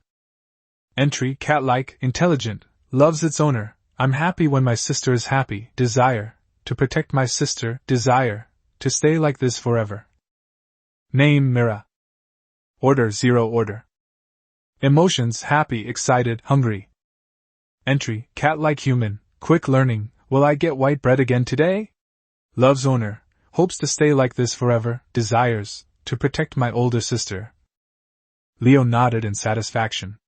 The skinny description for the 2 kittens had finally disappeared. Mia's emotions are stronger than Myra's. Leo analyzed to himself. It might be because Mia is more sensitive and more prone to anxiety, so she cherishes the current situation more. Of course, it could also just be because I haven't had a chance to properly pet Mira yet. Well, they're pretty much done for now. Leo chuckled villainously to himself. I have a feeling that before they reach tier 2, they'll both become my personal maids sooner or later. Hee. Actually, their skinny tag disappeared a couple of days ago, but he didn't have time to celebrate because he was preparing for the goblin battle. In the past 2 weeks, the economic situation has improved, so he hasn't really followed his original plan of making them eat black bread every day. The current food standard for the 2 is white bread in the morning, white bread with jam at noon, and black bread in the evening, mainly to eliminate excess food. For these 2 poor creatures who had been captured and were only given one thing a day that was not even as good as black bread, this was heavenly food. After half a month of rest, she has finally recovered quite a bit. Her body, which was previously as thin as a skeleton, has now gained a little weight. Because the maid outfits Leo bought for them have very long skirts, they usually only show a small section of her fair and delicate calves. Mia and Mira are such good girls, come and give them a hug. Leo smiled and opened his arms, affectionately picking up the 2 limp cat girls, one on each side, and lifting them high in the air. Oh! Mira was all right, just a little uncomfortably wiggled her legs. Mia, on the other hand, blushed instantly, her face turning bright red all the way to her ears. For the past 2 weeks, most of Leo's physical contact with them has been limited to head pats, and this is the first time he has had such an intimate hug. Alright, let's see what we've got today, hee. Leo put them down, and the 2 cat girls quickly ran to the table. Leo skillfully pulled out the hidden gold coins from the tattered helmet, and then took out the rest from his pocket. Mira also poured all the gold coins hidden in her bag onto the table. 1, 2, 3. Leo counted and found that even though he had already spent 3 gold coins to give to Lifar, he still had 19 gold coins left in the spoils. Adding to the previous 1 gold, 46 silver, and 76 bronze. Assets, 20 gold, 53 silver, and 76 copper. Mia and Mira were seeing so many gold coins for the first time, their mouths agape in surprise, and they nervously swallowed. We're rich! Leo announced happily. Master, how many white breads are there? Mira, the white cat, asked softly. Can I have 2 white breads with jam today? Smack! Mia, the black cat, gently tapped Myra's head. Silly girl! This is Master's property. We are Master's property too, so we must listen to Master. Mira touched her head, feeling wronged. Alright, Mira has been so well behaved lately, she'll definitely get a reward. Mia will get one too. Leo smiled and patted Myra's head. Master, you're nice, sister, you're mean. Mira stuck her tongue out at Mia, then looked up at Leo with her little face. Can I have 2 white bread rolls with jam? It's getting late, so let's make do for now. Leo paused deliberately, watching Myra's face fall instantly, before laughing heartily. So, you can eat as much black bread, white bread, and jam as you want today. You can eat 10 of them, but don't overeat. I'll take you out for a big meal tomorrow. Yay! Master is the best. Mira jumped up and down with joy. What does Mia want? Leo turned to his quiet sister. Master, Mia doesn't want anything, Mia whispered. She just wanted to stay by her master's side. Really no? If not, I'll have to reward you with a few sisters, Leo said with a wicked grin. With money in hand, he naturally planned to expand his maid adventure troupe. Now, he'd also take the opportunity to tease Mia. Okay, Mia replied softly, her words not quite on her lips. Leo immediately saw the refreshed affixes. Emotion, happy, anxious, affix, Master is so powerful, how come there are only 2 of us? Master used to complain that we were too thin, now that there are new slaves, will she abandon us? Alright, I was just teasing you. Your little thoughts are written all over your face. Leo chuckled, reaching out to pinch her cat ears, which were perked up in tension. Don't worry, even if I find someone else, I won't abandon you. Since you don't want the reward, then I'll. Leo suddenly bent down. Master. Before Mia could finish speaking, she felt her lips being sealed by something warm. Emotion, anxiety, system crash, confusion, entry, how did the owner know? Unable to exert any strength. After the kiss, Leo looked at Mia with satisfaction, her face flushed and completely frozen, while Mira, standing beside her, tilted her head, watching them curiously with a look of utter astonishment. Entries, what does a kiss taste like? My sister's face is so red. Alright, come and eat, you too. Then get some rest, we need to go out to buy things early tomorrow morning. Leo pretended nothing was wrong and started handing out bread. Yes, master. Mia and Mira replied softly, their faces flushed. The atmosphere at the meal was awkward. Mira, finally daring to eat, devoured 3 white bread rolls and half a jar of jam. After finishing, her stomach was round and full, and she was being quietly scolded by Mia. That night, Leo lay in his bed, pondering what to buy the next day. Suddenly, with a creak, the door was gently pushed open a crack. Leo closed his eyes and pretended to be asleep. 2 small figures, wrapped in thin blankets, crept in. Meow meow. The 2 cat girls meowed softly together. Leo knew exactly what was going on. Mia was probably feeling insecure because of what he had said that night and the kiss, so she dragged Mila along. Meow. Mia and Mira looked like frightened fawns, their tails tangled together anxiously. Leo pulled them into his arms and gently stroked their sensitive, downy ears with his fingers. Demi-humans always have a higher body temperature than humans, and this warmth is especially noticeable in the quiet darkness. 2 brand new catgirls were marked by Leo, while the bedsheets were carefully put away. All right, don't worry anymore, Mia. Leo hugged the 2 soft catgirls. I lost a little sister, and the older sister too. You 2 little kittens, just wait to be my maids for the rest of your lives. Thank you, master. The 2 catgirls replied listlessly. I told you, once you're here, you're not getting away. Go to sleep. Chapter 24 Little Female Demon. Last night, Leo had only planned to sleep with the catgirl in his arms and slept soundly. The next day, around 8 a.m., Leo slowly woke up, and sunlight streamed in through the cracks in the wooden window. He found the 2 catgirls curled up on either side of him, sleeping soundly with their heads on his arms, just like real cats. No, that's not right. Leo squinted. Their eyelids were trembling slightly, and their breathing was too steady. Pretending to be asleep. Good morning, you 2 little minions, Leo said softly. Meow! Meow! The 2 catgirls woke up with a start, as if their tails had been stepped on. They sat up in bed, their faces flushed, and quickly straightened their disheveled maid outfits. Master, good day. They pretended to have just woken up as well, and Leo didn't expose them. 2 little minnows, no good. Leo let out his signature, laugh. It's because master is too strong. Mira, the white cat, muttered softly, her face flushed. Emotions shy, backache, entries, master's magic is too domineering, sister's moans last night were so strange, so this is what the feeling of being bound by the holy covenant feels like, a tingling, numb sensation.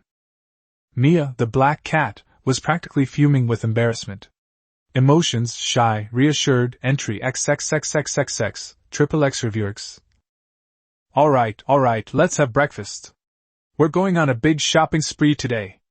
Leo smiled and patted each of their cat ears. Mia and Mila blushed as they climbed out of bed and began preparing breakfast. Their movements were noticeably slow, and their gait was slightly unnatural. After a quick bite, Leo took Mia and Mira out the door. First stop, the Adventurers Guild. Leo slammed the quest on the counter and successfully completed the quest. Sir Springer, mission confirmed. Here is your reward, 2 gold coins. The receptionist's attitude was almost obsequious. Assets, 22 gold, 53 silver, and 76 copper. By the way, Lord Springer, the lady added, Sir Rupert asked me to tell you that if you have time in the next 3 days, please go to the city guards camp to see him. Okay, thank you. Leo nodded, not paying much attention. He guessed that his excellent performance in the last interview had caught the eye of the city lord's family. Let's ignore them for now and go shopping, Leo said to Mira, who was following behind him. He was now a well-known adventure mage in Eagle territory, so he didn't need to worry about anyone causing trouble on the way. Yay! Mira cheered. Thank you, master. Is it to buy sisters? Mia asked softly, a little nervously. Huh! You really want sisters, Mia? Leo was taken aback, then grinned mischievously and patted her head. No, I'm just planning to treat myself today. As for sisters, I do plan to buy more, because I need more people to help me with the work. Mia's ears drooped slightly. However, Leo added, I plan to train you all to Tier 1 first. Then, you'll be the leader, in charge of keeping an eye on them for me. Yes, master. Mia's ears perked up again, and her tail wagged. Emotion, reassured, full of energy, entry, so my master still needs me. I need to work hard to become stronger. But, it's good to have a sister to share the burden, XXXXXX. Actually, Mia wasn't too concerned about how many women her master had. She was just a little worried about being abandoned. Now that her worries were gone, she was naturally happy. That was perfectly normal in the demi-human tribe. In the traditions of nomadic tribes and demi-human communities, powerful leaders naturally had more followers, cough cough, it wasn't uncommon for sisters to follow one person. Leo nodded in satisfaction, then glanced at Mira, who was beaming with excitement. Emotion, excited, entry, buying things. Eating a big meal. Working, clearly making the master XXX, I'm going to eat the master out of house and home. Leo. He stared speechlessly at Mira's entry, wanting to punch this cunning little girl, but unable to find a reason. Oh well, Mira had already turned into a little devil. Beyond saving, her laughter was gradually becoming Leo's. All right, come with me. With this windfall, Leo was no longer hesitant to spend money. He headed straight for the best tailor shop in town. Boss, 2 sets of the finest silk maid outfits. In this era, silk was definitely a luxury item. Benefits, 60 silver coins. Leo paid without batting an eye. Assets, 22 gold, 53 silver, 76 copper. 60 silver equals 21 gold, 93 silver, 76 copper. Is it suitable? Thank you, master. The 2 cat girls held the silky fabric, their eyes shining. Next, Leo went to the general store and decided to throw away the 2 straw mats and replace them with 2 soft wool quilts. 8 silver coins. By the way, boss, do you have any stockings? Leo asked, unwilling to give up. Stockings? What's that? You know, the thin, semi-transparent ones that women wear on their legs. Oh. The shopkeeper understood. You mean the stockings worn by wealthy ladies? We do have them, but they're all made of thick fabric and aren't transparent. The kind of silk you want, I'm afraid you can only find them in the provincial capital, Griffin City. Leo was disappointed. The only noble family in this small town was the Lord's family, and they were rather simple and unpretentious. It seems I'll have to make a trip to Griffin City sometime. Afterwards, Leo went on a shopping spree at the market. 3 big cakes. 10 white breads, please. 3 jars of the best jam, please. 2 baskets of eggs, please. And all these vegetables. I'll take them all. A total of 3 silver coins. Master, we bought too much, Mia said softly, looking at the dazzling array of goods. It's okay, we have money. Finally, Leo walked to the poultry section and pointed to a cage. Boss, how much are these kun chickens? Sir, these chickens. They're called kun. I'll take all 4 of them. Leo bought 4 chickens, 3 hens and 1 rooster. He planned to kill the roosters, brother, when he got back today, and let Mira raise the remaining 3 hens to lay eggs. 13 silver coins. Mira, upon learning that she would be eating kun that night, was already staring at the rooster, unable to move. Assets, 21 gold, 93 silver, 76 copper. 24 silver equals 21 gold, 69 silver, 76 copper. All right, move the stuff. Leo directed the 2 cat girls to carry the bags and packages home, while he himself acted as the evil slave owner, a hands-off manager. Back home, the 2 cat girls were exhausted but still very excited. You 2 tidy up the room, and keep the chickens out of the yard. I'm going out for a bit, Leo instructed. Leo went straight to the house of old Hans, the landlord he had rented the room from the day before. He planned to buy the house. Although the rent wasn't expensive, 2 silver and 50 copper, it wasn't his own home. Now that he had money, perhaps due to traditional thinking from his previous life, he still wanted his own home. Old sir, is your house for sale? For sale? Old Hans was taken aback. Yes, I'll offer 80 silver coins. Deal! Old Hans exclaimed, afraid that Hans might change his mind. Assets, 21 gold, 69 silver, 76 bronze. 80 silver equals 20 gold, 89 silver, 76 bronze. Leo, 60 SQM small, dilapidated apartment on the outer ring of a third-tier city, acquired. Upon returning, Leo held up the newly signed land deed and announced to Mia and Mira, who were chasing chickens in the yard. I have an announcement to make. From today onwards, this is our home. Home? Mia and Mira were both stunned. They excitedly rushed forward and hugged Leo tightly on either side. Master, we have a home now. In the afternoon, Leo, with Mia and Mira in the yard, in front of the other 3 hens, slew the rooster that couldn't sing or dance with a single stroke. Master is so amazing! We're having a big meal today! After Kun Kun finished his sumptuous dinner, there was still quite a bit left on the table. I shouldn't have eaten last night, boo-hoo, Mira said regretfully, rubbing her round belly and looking at the delicious food on the table. Mia also rubbed her belly with a satisfied expression. It's okay, we'll eat delicious food every day from now on. Leo patted Myra's head. In the afternoon, Leo didn't go out either. He led them to build a chicken coop in the yard. In the Middle Ages, chickens had copper coins under their butts that would lay eggs. After they finished, Leo let them rest at home. That evening, he went to Roaring Griffin again. Rifar was there, as expected.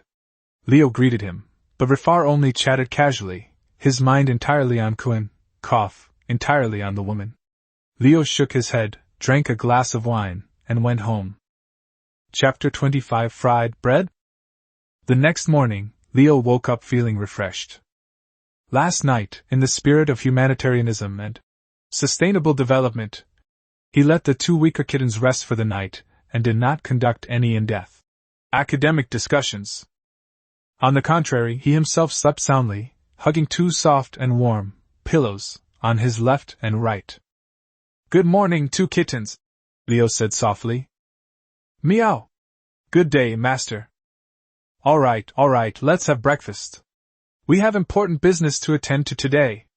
Leo smiled and patted each of their cat ears. After a quick bite, Leo instructed the 2 women to clean the house and practice throwing knives and daggers, while he went alone to the Eagle Territory's military camp. The military camp was bustling with activity, and Leo found Rupert sweating profusely on the training field. Good day, Lord Rupert, Leo greeted politely. Good day, you're here. Rupert stopped what he was doing, wiped his sweat with a towel, and nodded. What business does my lord have with me? Leo asked. Mother is very interested in you, Rupert said bluntly. She said you performed very well on the battlefield, especially your casting speed, which she described as unheard of, even faster than some third-tier mages she has ever seen. My mother would like to ask you to help guide my younger sister, Jessie. The fee is negotiable, just name your price. Of course, let's learn from each other. Leo was delighted, knowing his opportunity had arrived. Actually, I was just about to ask for your help. I'd like to borrow some skill books for first-tier thieves. I wonder if you could help me? Thieves' books? Rupert frowned. Sure, I'll have someone send them to you right away. But what do you want the books for? You want to practice dual cultivation?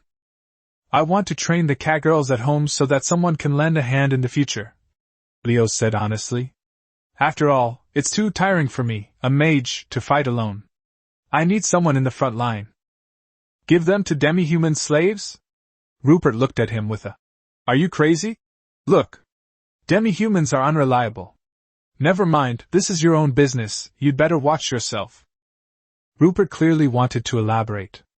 In this world, the wealthy might buy a few demi-humans as playthings, but very few would waste resources raising slaves, especially demi-human slaves. First, who knows if they might betray you once they've raised them to a higher level. Second, due to the physiological isolation between subspecies, ordinary people who truly wanted to carry on their lineage wouldn't buy demi-humans, because the probability of a human and a demi-human getting pregnant is extremely low. However, Leo has the system, so he's absolutely confident in Mia and Myra's loyalty, status. If it weren't for the fact that the collars are in a human city, which to some extent serves as a protective marker of ownership, Leo would have already taken them off to show his trust. How about this? Rupert said. Leave the book to me. Jessie is going home this week, so you can come over this afternoon to tutor her.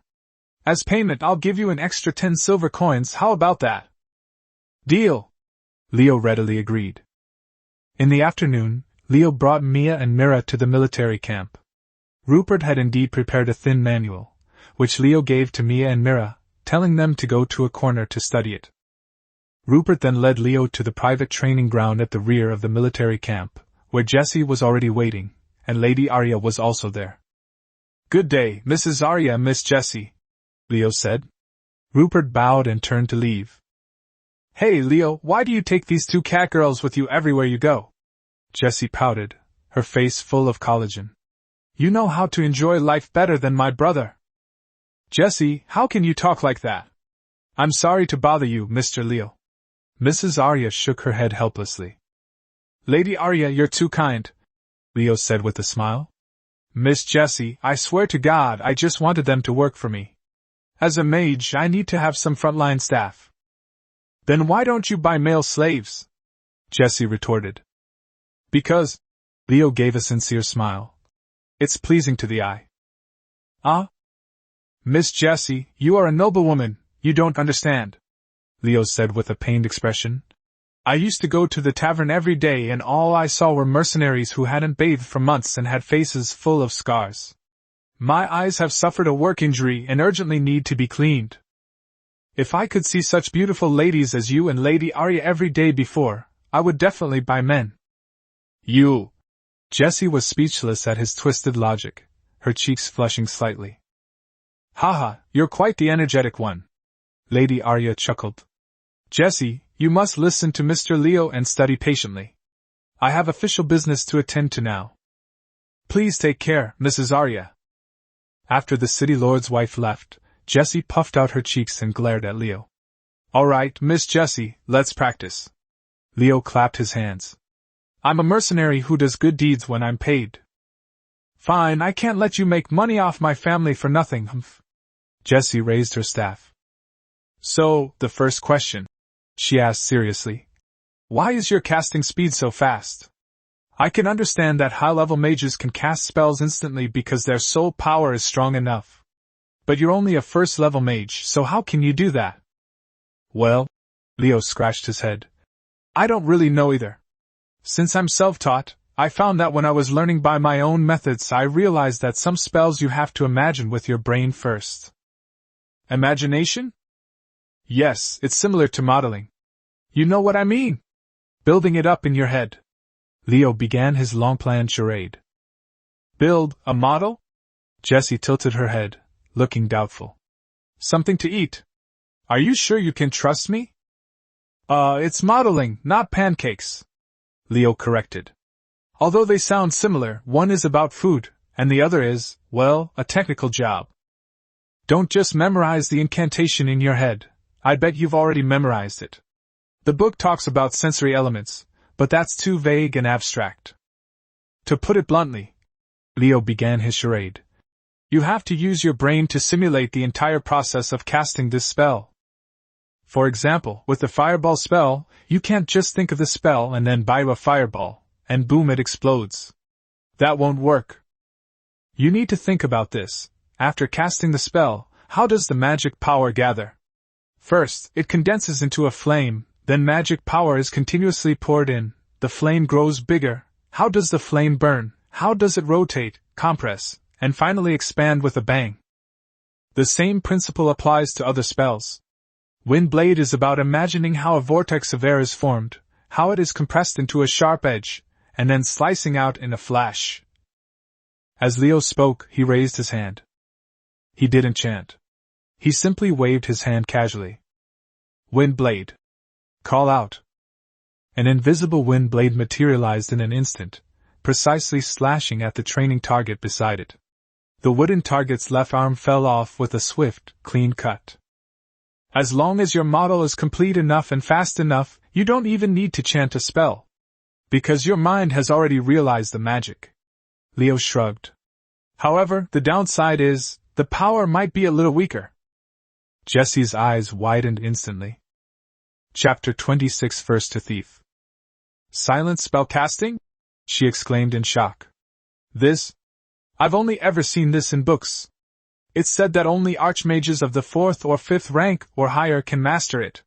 You. She suddenly realized something. Wait a minute. Why weren't you like this on the battlefield the day before yesterday?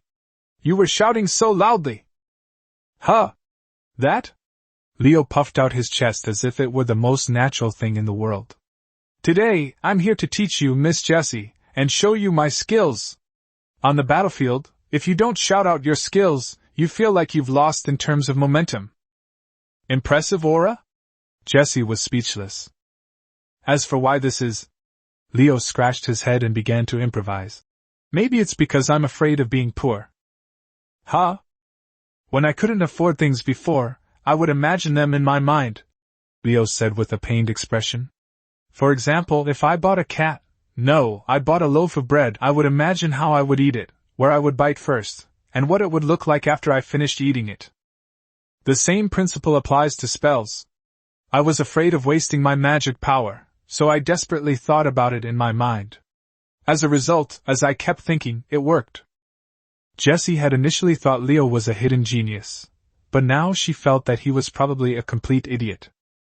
Miss Jessie, why don't you give it a try? Leo said. Hearing this, Jessie closed her eyes with a hint of disbelief.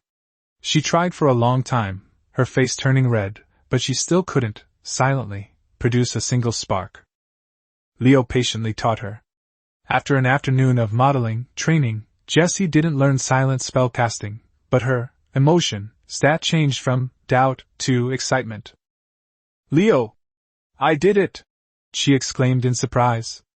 Although I still have to chant incantations, my casting speed is at least 30% faster than this morning.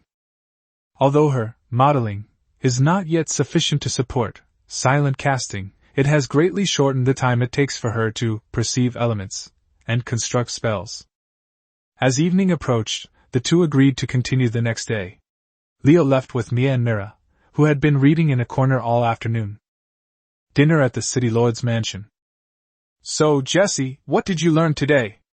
Mrs. Arya asked gracefully as she cut her steak. Mom! That Leo, he's a genius! Jessie exclaimed excitedly. He can actually cast spells silently. I practiced all afternoon, and although I can't do it yet, his modeling method is effective. My casting speed has increased so much. Clang! Rupert's knife jerked, making a screeching sound as it scraped across the plate. Sister complex activated. Oh? Silent spellcasting? Arya was also somewhat surprised. That's truly an amazing talent. Then, why didn't he use it on the battlefield? I remember he shouted quite loudly, and made those strange da-da-da noises. Was he hiding his true abilities? He said. Jessie remembered Leo's reason and couldn't help but chuckle. He said it sounds more powerful when shouted out loud. Arya was also somewhat speechless. This kid is quite interesting. With such talent, you two should get to know each other better. You can build a good relationship. Who knows, he might be able to help you in the future. The following week, Leo's life became extremely regular. During the day, he went to the military camp to instruct Jessie, and incidentally, to freeload. Mia and Mira, meanwhile, were in a corner of the camp, eagerly studying the Thief's Handbook. Leo himself, in his spare time, was also frantically practicing his 3 first-tier spells, grinding away at the progress bar. In the evenings, he would go to the Roaring Griffin to sit and chat with Rifar. But that old fellow Rifar, ever since he took the money, had been living at prostitutes' houses every day, and had practically visited all the prostitutes in town. 5 or 6 days later, Rifar finally got bored and came to say goodbye to Leo. Kid, I'm leaving. I'm going to the capital for a visit. The paradise of art awaits me. All right, old man. Leo gave him his home address. Next time you come back, remember to come find me here. I'll treat you to a drink. On the 7th day, Jessie had his last training session. Lady Arya was also present, because Jessie had to return to the Griffin City Magic Academy early the next morning. On the training field, Jessie took a deep breath and focused intently. She stretched out her hand, without chanting an incantation. A fireball the size of a fist appeared in her palm with a soft poof. Mom! I did it! I'm a genius! Jessie jumped up excitedly. Yes, our Jessie is the best, Arya said kindly, then turned to Leo and said, Thank you, Mr. Leo. You are a very good teacher. Of course, Lady Arya, Leo replied seriously. Would you be interested in seeking a position in Eagle territory? Lady Arya formally extended an olive branch. With your abilities, if there is a war in the future, it is not impossible for you to earn merits and be knighted. Of course I'm interested, I'd love to. Leo replied immediately, but then he added, however, I plan to travel around a bit first. To be honest, I've never been to Griffin City. If there's a war or if you ever need my help, just give me a call, and I'll be there right away. Alright, it's a deal. Arya didn't insist. Leo, are you coming to Griffin City? After spending a week together, Jesse's impression of Leo had improved considerably. Leo was highly talented, had a funny way of speaking, and unlike Ron, that simp, he didn't fawn over her. Instead, he was always accompanied by two adorable catgirls. It turns out that if you treat someone of the opposite sex like a goddess, you'll only become a simp. If you treat her like an ordinary person, you're more likely to attract her. Especially if you're interesting and good-looking yourself. Leo has two catgirls who are always going home to learn foreign languages. And he hasn't shown much interest in Jesse. He's not going to give up the whole forest for one tree. I'll go in a while, probably in about a week, Leo said. I want to go to Griffin City and buy some new equipment. I also want to buy stockings. And I'm almost at Tier 2. I need to figure out a way to get a Tier 2 spellbook. Then you must look for me when you come, Jesse said happily. I'm at the Griffin City Magic Academy. Just tell me my name when you get there. Of course, I'm counting on Miss Jessie to protect me in Griffin City, Leo joked. After saying goodbye, Leo took the 10 silver coins as a guidance fee, more symbolic than practical, and left the military camp with Mia and Mira. Back home. How's your study of the Thieves' Handbook going? Leo asked. Master, we feel it's only a day or two away, Mia and Mira answered in unison. Very good. Leo revealed a wicked smile. Then let's see who learns it first. Whoever breaks through to the first level first will receive a reward. The two catgirls' eyes lit up instantly. The next morning, Leo had just woken up when he sensed a faint but distinct energy fluctuation. Mia, the black cat, was sitting on the bed, excitedly looking at her hands. Rank Tier 1, Thief, 0/1000. Mira, the white cat, had been playing around these past few days, and often lost focus while reading, so she was a little slower. But spurred on by her sister's breakthrough and tempted by the reward, she also successfully broke through to the first rank that afternoon. Leo's maid adventure team has finally transformed from mascots and meat shields into true thief combat power. Chapter 27, Second Stage. As Mira broke through to the first level, she excitedly jumped up and down, clenching her little fist. Master! From now on, please stand behind me. Mira will protect you! She put her hands on her hips, looking proud, as if she were already a battle-hardened assassin. Leo rubbed his hands together happily. Very good, very good. That's great. Through this week's modeling, practice, and academic seminars, his progress bar is almost full. First rank Mage 941/1000, he estimates that he will advance in another 2 or 3 days. Seeing that Mira had also advanced, Mia was even happier than if she had advanced herself. Her younger sister had reached Tier 1 and finally had the most basic ability to protect herself. Master, thank you so much! Mia was so excited that tears welled up in her eyes. You are the best master I have ever met. I heard that if someone buys us, they will treat us like velvet. As she spoke, she was about to kneel down and kowtow again. Stop! Leo quickly grabbed her. How many times have I told you, don't do this? Be a good girl and I'll treat you well. Moreover, Leo's tone shifted, revealing a wicked smile. Your perception was wrong. I will also treat you as velvet, hee hee. Huh! Mia advanced first, right? Leo confirmed. Yes, master, Mia replied nervously.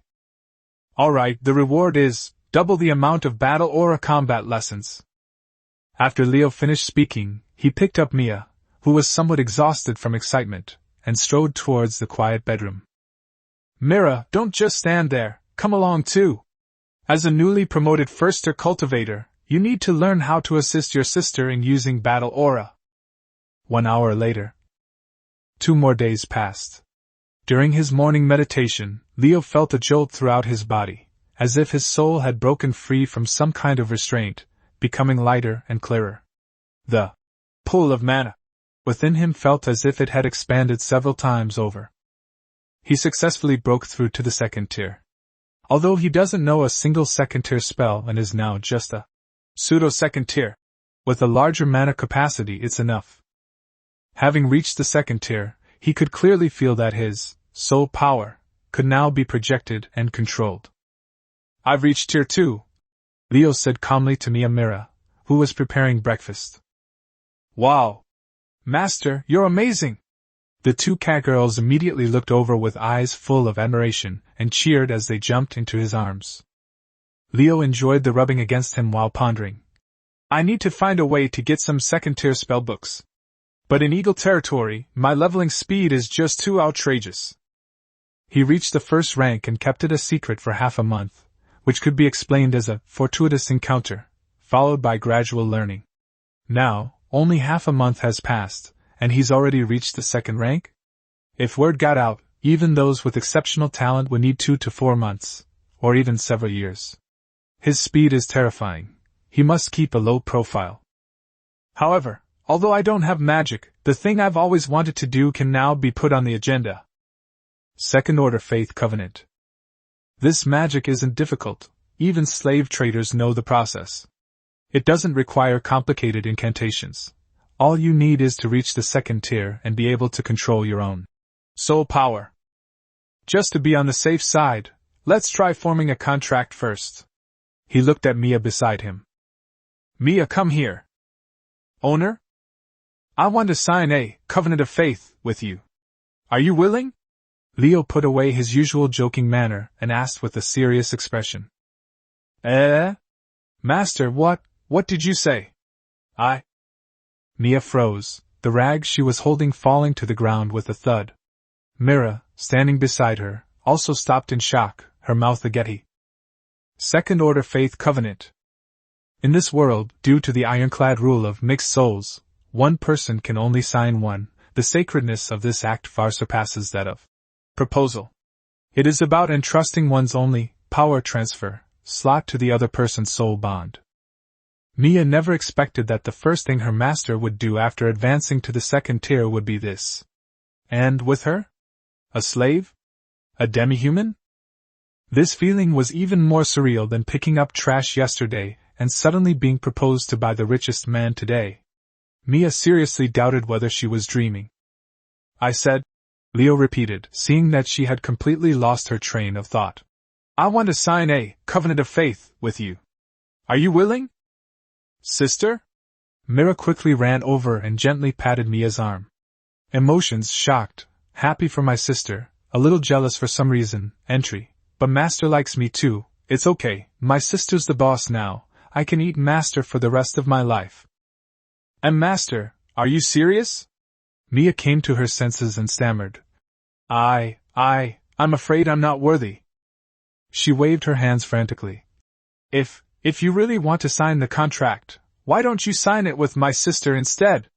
Although Mia was extremely reluctant, she still hesitantly nudged Mira. She's always admired you.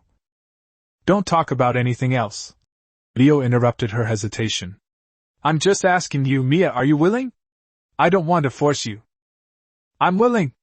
Of course I'm willing. Mia's tears welled up instantly.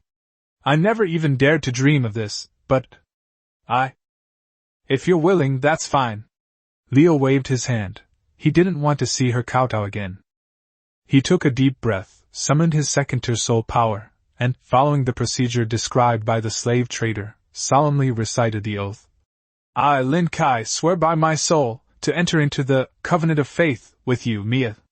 A soul oath must use the soul's true name. After Leo finished speaking, he sent a request for a soul link to Mia. Mia closed her eyes and felt a warm and sacred contract appear in her mind. Guided by the contract, she chose, agree, without hesitation. In an instant, she felt a wisp of her soul, a fragment of her soul, detach from herself and merge into Leo's soul. Immediately afterwards, an indescribable sense of affinity and security surged from the depths of her soul, as if Leo had become the sole pillar of her life. Deep within her soul, she could even vaguely sense Leo's joy at that moment. Meanwhile, Leo sensed Mia's soul fragment entering his consciousness. That fragment instinctively wanted to merge with his main soul. This was the root of soul impurity. Chapter 28: Creating Folders. Dream on! Leo immediately activated the power of the system. His consciousness seemed to have transformed into an operating system. The fragments of souls that were about to merge were forcibly guided to an independent partition. And then, with a snap, they were carefully placed inside, perfectly isolated. Success! Leo opened his eyes. If he actively sensed, he could clearly read Mia's emotions and state. Master! Master! Mia cried with joy, and was about to kneel down again. I will serve you for the rest of my life. Thank you for giving me this opportunity. Hey, I told you not to do this, but here we go again. Leo chuckled and pulled her up, making her sit on his lap. You're being punished by being a cat for a day, and you're not allowed to speak human language. He pinched Mia's cat ears. Now you're not worried about me losing you, are you? Don't worry, Master. Meow. With the soul link established, Mia's initiative skyrocketed. Blushing, she nuzzled her cheek against Leo's chest. Master, meow. Shall we eat Mia now? Meow? Wait, you can't escape. Leo soothed the heated kitten and then looked at Mira beside him. Emotion, envy, longing, entry, a little sour. I've only heard of the Holy Covenant. I don't know what it feels like. My master still likes my older sister more. Mira. Here. Master. Mira quickly stood at attention. Are you willing to sign the covenant of faith with me? Leo asked again. Huh? This time it was Mia's turn to panic. Master! Isn't it said that the Holy Covenant can only be signed with one person? You! Afraid that Leo would misunderstand, she quickly explained. I didn't mean that. How about I give up? You sign with Mira. I heard that if you sign with multiple people, you will die. It's all right. Leo waved his hand confidently. I'm quite certain now that I seem to be able to sign covenants with multiple people. Mia, don't speak yet. Leo patted her bottom. You're a cat now, you can't speak human language, meow. Meow. Would you like to, Mira? Master. Really? Mira was a little incredulous. Can I really do it? Maybe we should just forget about it. If you sign with my sister, I won't worry about you abandoning me. There's no need to take the risk. Just tell me, are you willing or not? Of course I'd love to. Mira answered loudly. But... Okay. Leo interrupted her and repeated what he had just said. I, Lin Kai, swear by my soul, to enter into a covenant of faith with you, Mira. Another soul fragment was perfectly isolated and stored. Leo opened his eyes and found Mia and Mira looking at him with worried expressions. Don't worry, I'm fine. Leo patted the two catgirls' heads. Hee, from now on, you two will be my plush balls for life. Thank goodness. The two catgirls breathed a sigh of relief when they realized that Leo was really alright, and happily patted their unremarkable chests. Meow. Master, you're amazing. Meow, you can actually form contracts with multiple people. With the affinity of the Holy Covenant, Mira grew increasingly bold. Oh? Looks like last night's lesson wasn't enough. Leo chuckled at the little newbie's antics. Since you're so confident, let's have another battle or a training session. Outside the window, the once peaceful bamboo forest was swept away by a sudden gust of wind, causing the branches and leaves to rub against each other violently and rustle loudly. By the way, Leo said seriously, my ability to contract multiple people is top secret. You must not tell anyone, not even your future slaves. Understood, Master. Also, I've dispelled the magic on the collars. Leo casually waved his hand, unilaterally severing the mental link of the Tier 1 item contract. However, just to be on the safe side, you should still wear them outside. In human cities, without the collars, you'd easily be mistaken for wild demi-humans and captured. With the collars, it means your own property, and no one will dare touch you. Finally, Leo thought for a moment. From now on, you will take my surname. Mia Springer, Miris Springer. Okay, master, I can have the same surname as master. Yay, Mira jumped up excitedly again. Alright, now you're all tier 1, and I'm tier 2 too.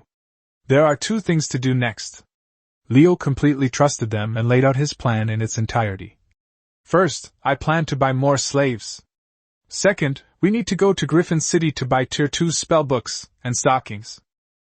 Alright, master. Mira chuckled. We'll go pick out new slaves for you, and then you can turn them into cannon fodder too. With the affinity of the Covenant, they no longer worry about their master abandoning them. Instead, they actively consider things from his perspective. Leo chuckled and patted Myra's head.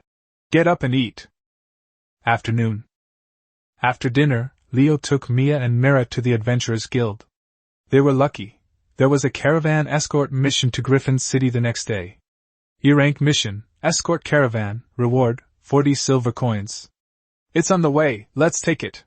Someone's going the same way, and we can make some money. Then, he took 2 head maids to the slave market. Master, this is good, and this one seems good too. Mira, the little imp, excitedly offered suggestions from the side. Leo had a sudden thought and checked the entries for the 2 people. Name, Mia Springer. Rank tier 1, thief, 8 out of 1000. Mood, happy. Entry, cat-like, intelligent, covenant, Leo, desire, to protect my sister. How can I share the burden with my master? Name, Miris Springer. Rank, tier 1, thief, 7/1000. Emotion, happy, excited. Entry, cat-like human, quick learning, covenant, Leo, desire, protect my sister, squeeze my master dry, make him call him a minion. Leo. Myra's entry. She's really become a little devil, hopeless. But it's alright, one is gentle and considerate, the other is cunning and lively, not bad. Leo didn't rush to buy anything, but instead kept using appraisal in the market. He didn't want to just buy toys. What he lacked more right now was combat power. Don't be fooled by his current tier 2 status and Mia and Myra's tier 1 status. This combination would probably only be a matter of 3 dives in front of Lady Arya. He examined them and found that although there were many beautiful-looking demi-humans, their descriptions were all mediocre, lazy, and clumsy, completely lacking talents like intelligence or rapid learning. Looks like I was really lucky last time and found an SSR. More likely, the best talents have already been picked up in a bigger city, like Griffin City. Mia and Mira were considered defective because they were too thin. Leo glanced at the 2 cowgirls beside him who were now plump and healthy. In this worldview, being ordinary leads to their lack of mainstream acceptance. Next one, I still need to buy one with broad-mindedness to balance things out. Ahem. Leo decided that Eagle territory was as it was, and he would go to Griffin City to take another look. Chapter 29 Griffin City. They took Mia and Mira home. Alright, you 2 are now tier 1 thieves, so don't slack off. Leo directed them to continue practicing the skills from the thief's handbook in the courtyard. They have only learned 1 skill so far, backstab. This is a very useful skill, allowing them to launch a shadow charge within a 5-meter radius, instantly appearing behind the enemy and dealing damage. This skill is a hard counter to squishy mages like me, Leo commented from the side. But if you guys dare to use this move to poke warriors, they'll turn around and you'll be easy prey. So, practice dodging and timing with each other. Yes, master. Leo himself wasn't idle either. He had already thoroughly studied the first tier, Introduction to Magic, and his progress bar was now slower. He took out the book he had, tricked, from Rafar. The Warrior's Self-Cultivation. Even mages need survival skills. Maybe my system can be used for both magic and martial arts? However, he overestimated himself. Perhaps his physique was simply too poor. He couldn't quickly learn warrior skills like he could with magic. He practiced all day and didn't even manage to fart. Forget it, I'll practice slowly over the next couple of days, at least I'll have more survival skills. The next morning. As per the mission instructions, Leo led Mia and Mira to the assembly point outside the city. Beside a dilapidated carriage stood a fat merchant, his brow beaded with sweat. Sir, are you the mage Leo sent by the guild? The merchant saw the badge on Leo's chest and quickly came forward to greet him. It's me. Leo nodded and looked the group over. Besides the merchant and the coachman, there were 5 mercenaries who looked like complete novices, nervously fiddling with their cheap iron swords. Just us? Leo frowned. Oh, sir, don't worry, the merchant quickly explained. I've learned my lesson this time, referring to the goblin lair incident. Besides you, I've also hired these 5 valiant mercenaries. Leo, too lazy to complain, got into the carriage with Mia and Mila. He glanced at the 5 mercenaries. Their rank was all 0. Probably 5 newbies who took on this 40 silver coin mission. They'd split the 40 silver coins among themselves. This journey, even at their fastest pace, would take a full day. The caravan would probably be selling their goods in Griffin City for several days. 5 days, 8 silver coins per person, not bad, better than working in the city. Leo pondered to himself. However, the difference in levels is really huge. The 5 level mercenaries only received a combined reward of 40 silver coins. But he himself, a first level, pseudo-second level, mage, received 40 silver coins for escorting them alone. Lord Leo! The 0-rank mercenaries clearly recognized Leo. After all, he was the person involved in the shoe-finding adventure, and a hero of the D-rank mission. They all nervously came over to greet him. Leo returned the greeting politely, said nothing more, and quietly sat down in the carriage. Mia and Mira stood guard on either side of him. The carriage moved slowly, carrying heavy loads. They did encounter 2 groups of clueless goblins along the way. Before the 5 Tier 0 mercenaries could even draw their swords, Leo had already unleashed several instant fireballs. As long as the goblins didn't form a large group, they were just mobile experience packs for him, although the experience gain was very slow at the moment. The battle was over. Leo no longer cared about the few copper coins and broken weapons dropped by the goblins, so he casually distributed them to the 5 mercenaries, who immediately thanked him for his benevolence, Lord Leo. Evening, Griffin City. The carriage finally arrived at the provincial capital of Eagle Territory before the city gates closed. Leo received his salary of 40 silver coins. Assets, 21 gold, 9 silver, and 76 copper. The merchant also wanted to invite him to escort him back, but Leo politely declined on the grounds of traveling. So big. Mira clung to the car window, staring in shock at the towering city walls before her. Griffin City, truly befitting its status as the provincial capital. Leo glanced at the captain of the guards at the city gate, and immediately recognized him as a Tier 2 warrior. Name, XXX. Rank, Tier 2 warrior. Emotion, impatient. Entry, when will this shift end? The tavern for tonight is booked. The city was estimated to be 3 or 4 times larger than Eagle Territory, with a population of about 20,000. However, as Leo followed the caravan into the city, he frowned. Although the streets were wider and there were more shops, the people along the roadside did not look as healthy as the residents of Eagle Territory. Although the people of Eagle Territory were poor, they still had vitality on their faces. But the people here, their faces showed a kind of numbness that came from being used to it all. It seems that Baron Rur and Lady Arya are indeed anomalies.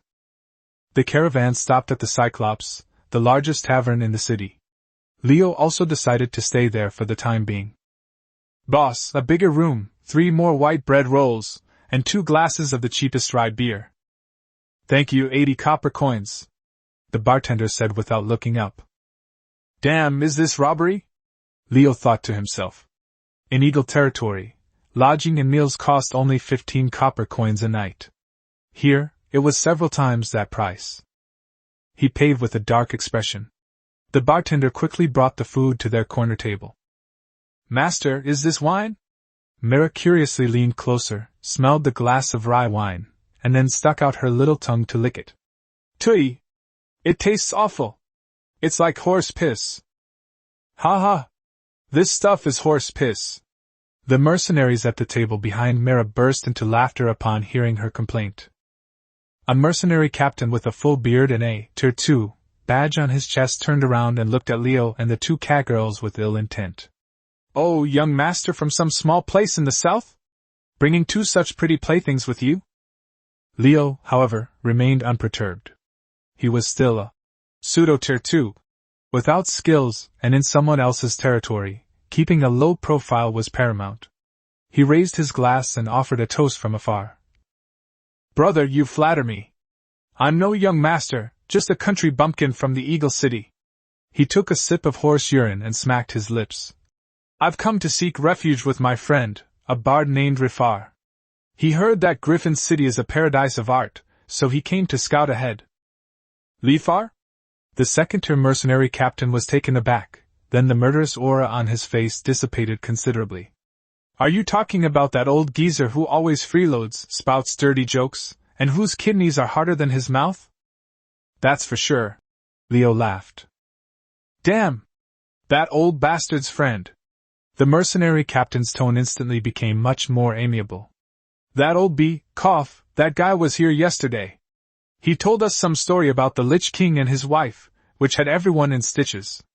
Later we heard he was going to the Sea of Mist in the east to gather inspiration and look for mermaids. He's quite popular," Leo thought to himself. With the misunderstanding cleared up, the atmosphere lightened. Leo then put his amateur bard talent to use, taking out Rifar's modified version of the Lich King, and embellishing it once more. He added things like Jaina's stockings and Sylvanus's quiver, leaving the mercenaries scratching their heads and exclaiming how knowledgeable he was.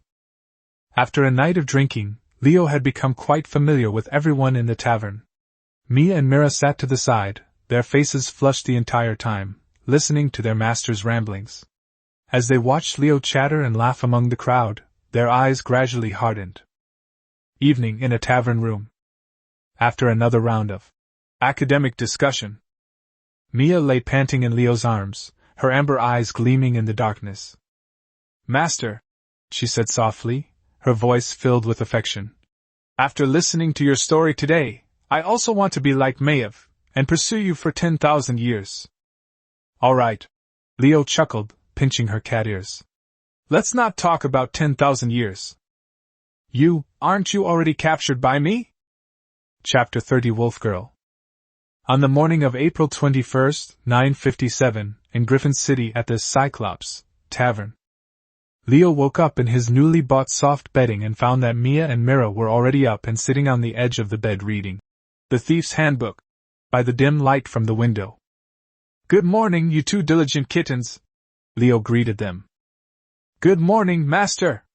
Two cowgirls dressed in maid outfits immediately put down their books, trotted over, and began to skillfully dress Leo.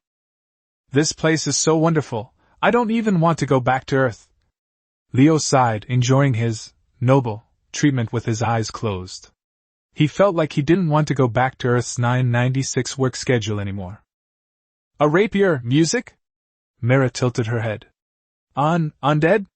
Mia thought of something terrifying. "It's nothing, I was just complimenting you guys on how cute you are." Leo decided not to explain the joke to them. Procurement day. First stop, a clothing store. "Boss, 10 sets of white stockings, please." 20 silver coins, thank you for your patronage." "Master, a pair of socks costs 2 silver coins, 200 copper coins." "That's too expensive." Mia, who was very frugal, felt a pang of heartache. That was enough to buy 100 loaves of black bread. "Hee hee." Mira chuckled mischievously from the side. "I've discovered that master really does like feet. He said he was coming to Griffin City to buy magic books, but the first thing he bought was this thing." Emotion smug. Leo blushed and flicked Myra's forehead. "I'll deal with you when we get back. This is art you wouldn't understand." Hee hee, Mira made a face. The second stop was the bookstore. This was the main event of the day. Leo found what he needed in the magic section. In-depth explanation, a general outline of second-order spells. "Boss, how much is this?" 5 gold coins, no bargaining." Cough, cough, cough. Leo almost choked on his own saliva. 5 gold coins. 500 silver coins. Enough to buy 250 pairs of stockings. No wonder it's so difficult for ordinary people to get promoted, Leo thought painfully. This isn't just selling books, it's a knowledge monopoly, a blatant obstruction of social mobility. But there was no way around it. If he didn't buy it, he would forever remain a pseudo-second-tier player.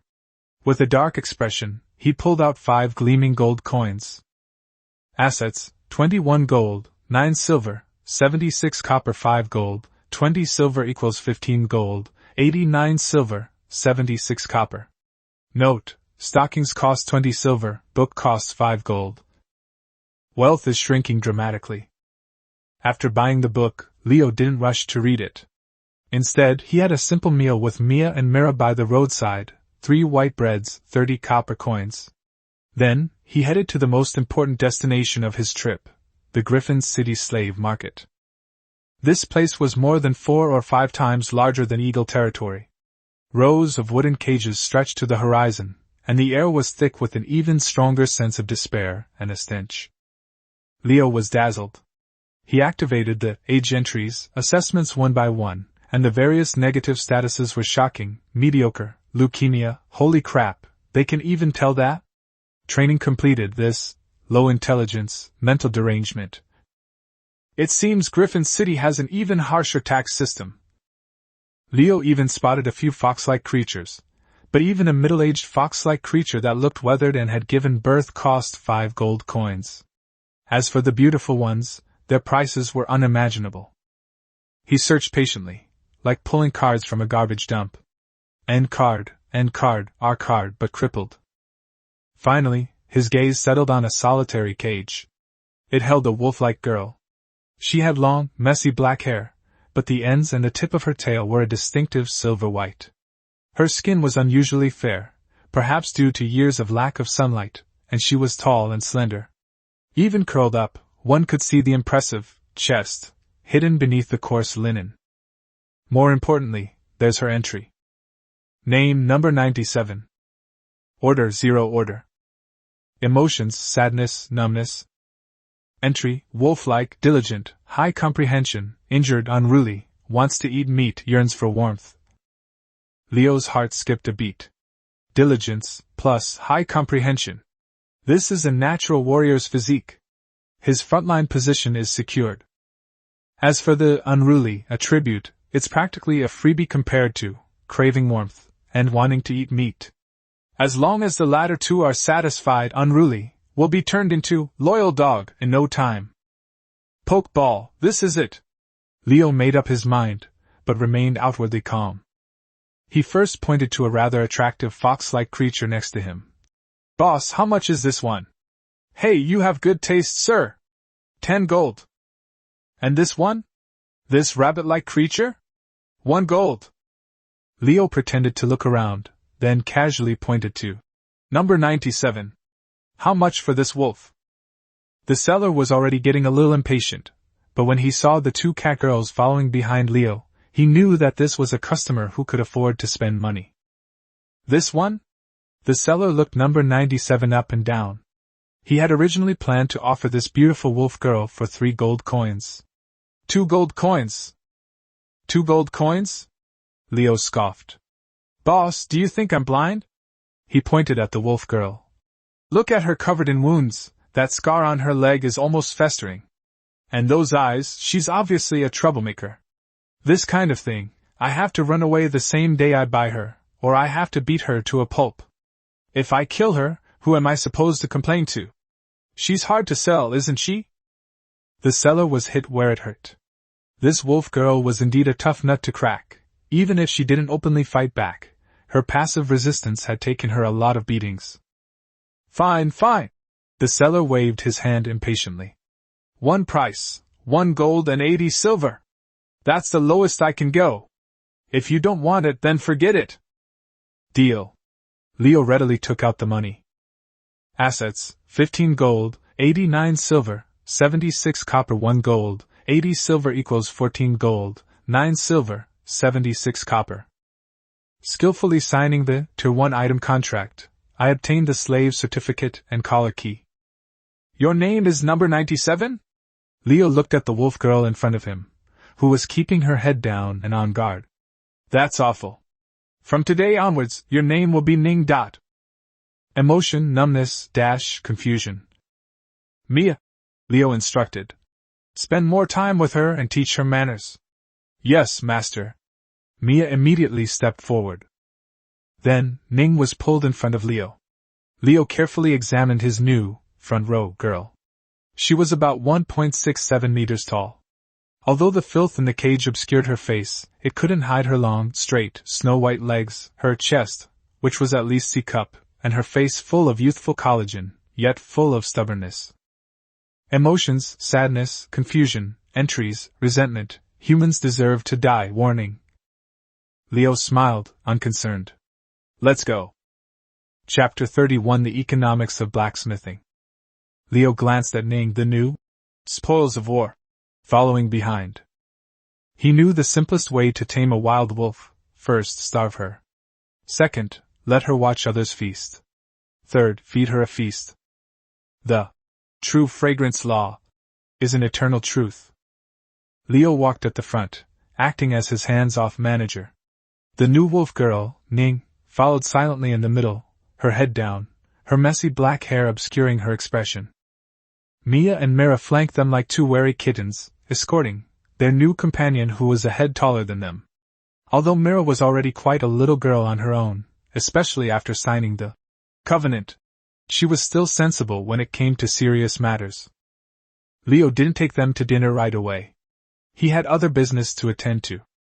He led the Maid Adventure Team version 1.0 and the front row test version into the largest weapons shop in Griffin City.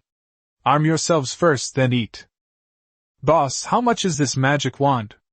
Leo asked, pointing to a magnificent staff inlaid with a storm sapphire. A third-tier staff, breath of the Griffin. The shopkeeper didn't even look up. He dealt with countless customers like this every day who only looked and didn't buy. It's made with enchanted crystals and mixed with griffin feathers. 50 gold. Holy crap! Leo gasped. 50 gold. That's enough to buy 25 Mia Miris. He instantly realized that the mage class doesn't burn mana, it burns gold. That's for third-tier adults. Anything better has to be custom-made. The shop assistant glanced at him. We display it mainly to demonstrate our store's strength. The shop assistant glanced at the first-tier mage badge on Leo's chest, then pointed to the other side. You can take a look at this, a second-tier staff. You'll definitely be a second-tier mage soon, so you can use it then. It's made with eagle feathers, emeralds, and costs 15 gold. Is there anything else? This one doesn't have much decoration, so the effect is a bit lacking. It's tier 2 and costs 10 gold. Tier 1, the cheapest ashwood staff, 2 gold. Leo fell silent. He thought for a moment, then said, Could we give it a try? No. All right. Leo, unfamiliar with the market and afraid of being ripped off, and even more afraid of going bankrupt, decided to try a tier 1 first to test the waters. Then let's start with a tier 1. By the way, Leo asked casually, what's the difference between staves of different ranks? Are you serious? The shop assistant looked at him like he was a country bumpkin. There's someone who doesn't even know this? He had thought he could make a big sale when he saw Leo bring in 3, 2 of them were unremarkable and 1 was dirty, demi-humans, but he ended up buying the simplest one. But customers are customers after all, so the shop assistant patiently explained. Weapons of different grades differ not only in the basic crafting materials, but most importantly in their inscriptions and enchantments. Better materials have better absorption of magic. Of course, it's also possible that some legendary figures might wield an enchanted wooden sword and cut through a dragon's plate armor. Unenchanted weapons can still be used when the difference in rank is not significant. For example, you can use a rank 0 steel sword to cut through a rank 1 iron armor, but it will be much more difficult. On the battlefield, that difference can be fatal. As for tiered equipment, the shopkeeper emphasized, it requires a stronger player of the next higher tier to personally carve inscriptions and infuse them with magic to enchant it during the manufacturing process, so that it can produce special effects. For example, A 4th tier staff made by a 5th tier archmage can bring greater spell amplification and less mana loss.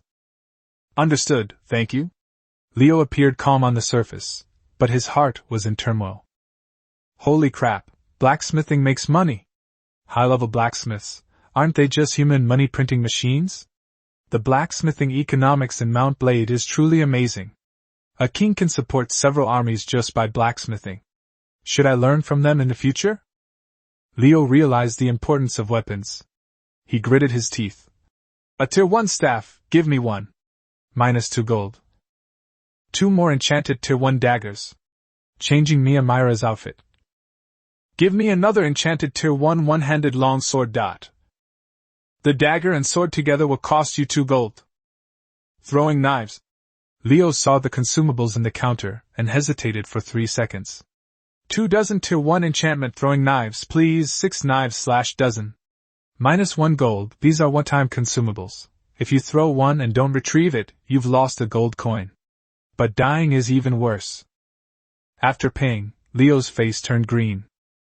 Assets, 14 gold, 9 silver, 76 copper. 5 gold equals 9 gold, 9 silver, 76 copper. Wow, a third of it evaporated instantly. Griffin City is terrifying. Leo stepped out the door carrying a bunch of new gear, then couldn't help but sigh to the heavens. I should really cut off my hands. Master. Mia, the sweet little girl, tugged at his sleeve softly. How about I take on some missions to earn money in a while? I can give up jam too. Mira, the white cat, also reluctantly gave it up. Come on, it's not that serious. Leo chuckled, waving his hand dismissively. Eat when you're hungry, spend when you're thirsty. Money is meant to be spent.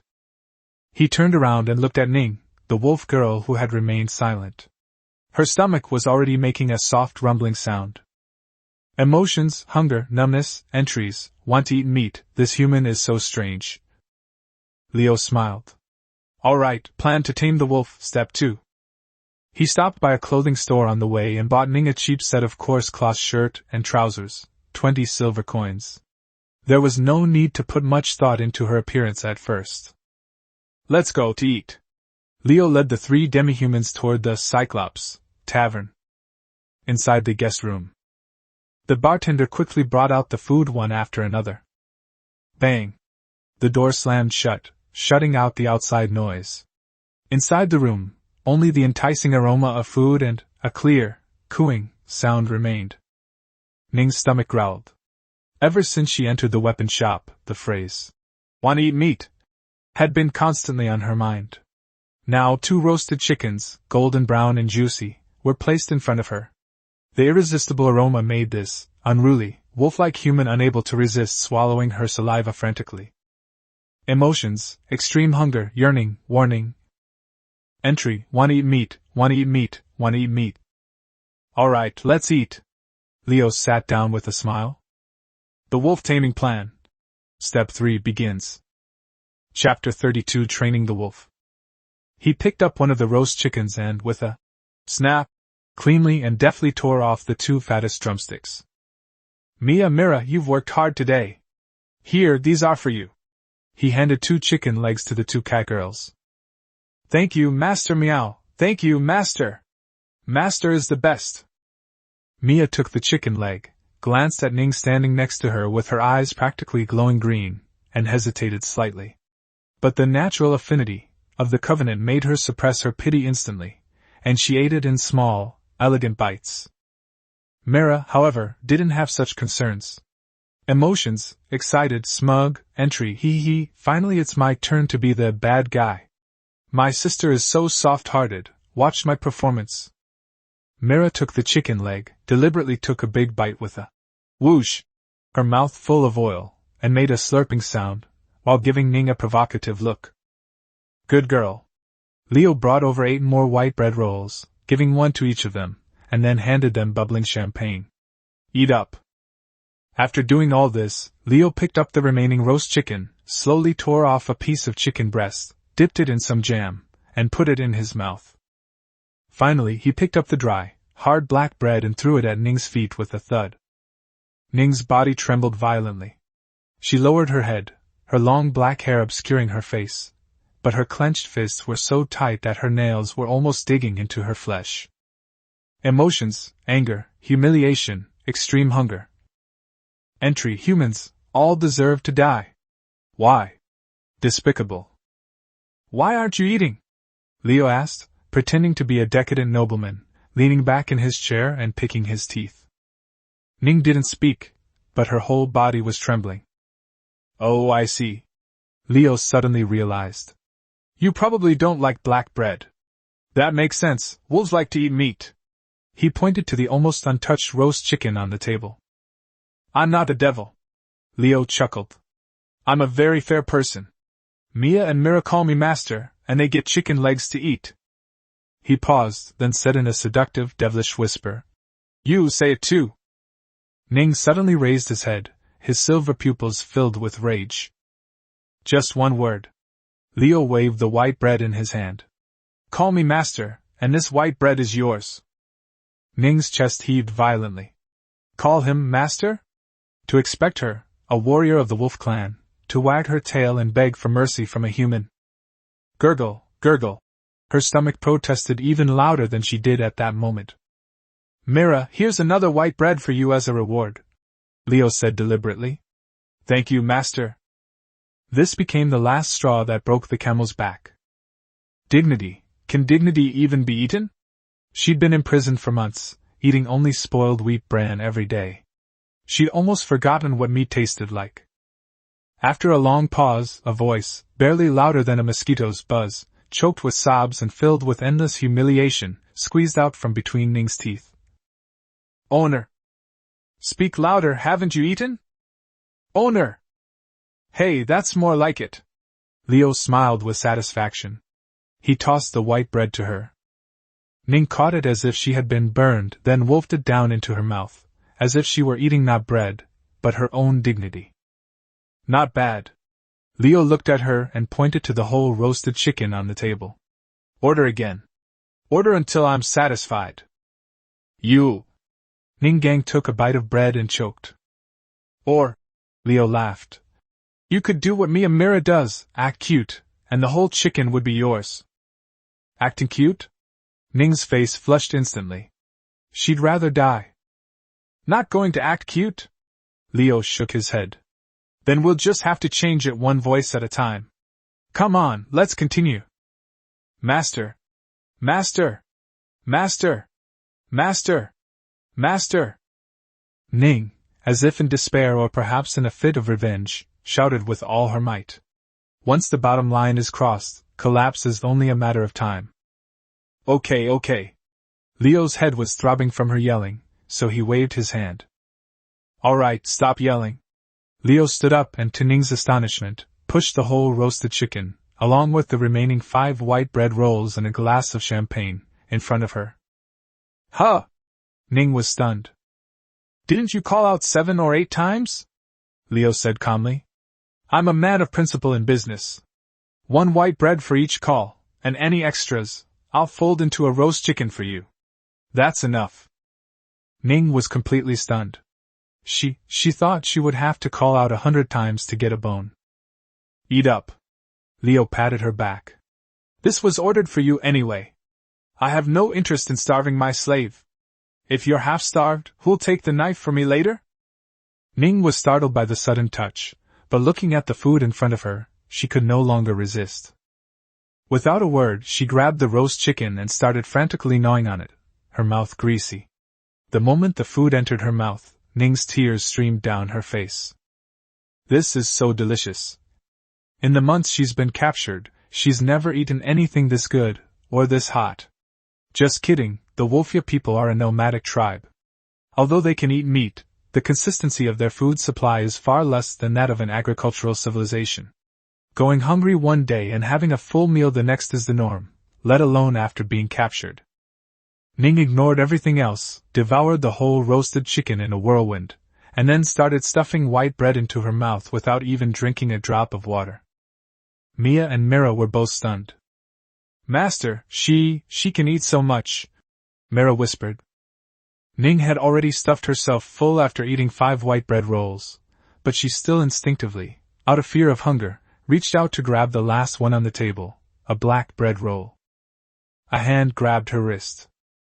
All right. Leo took the black bread.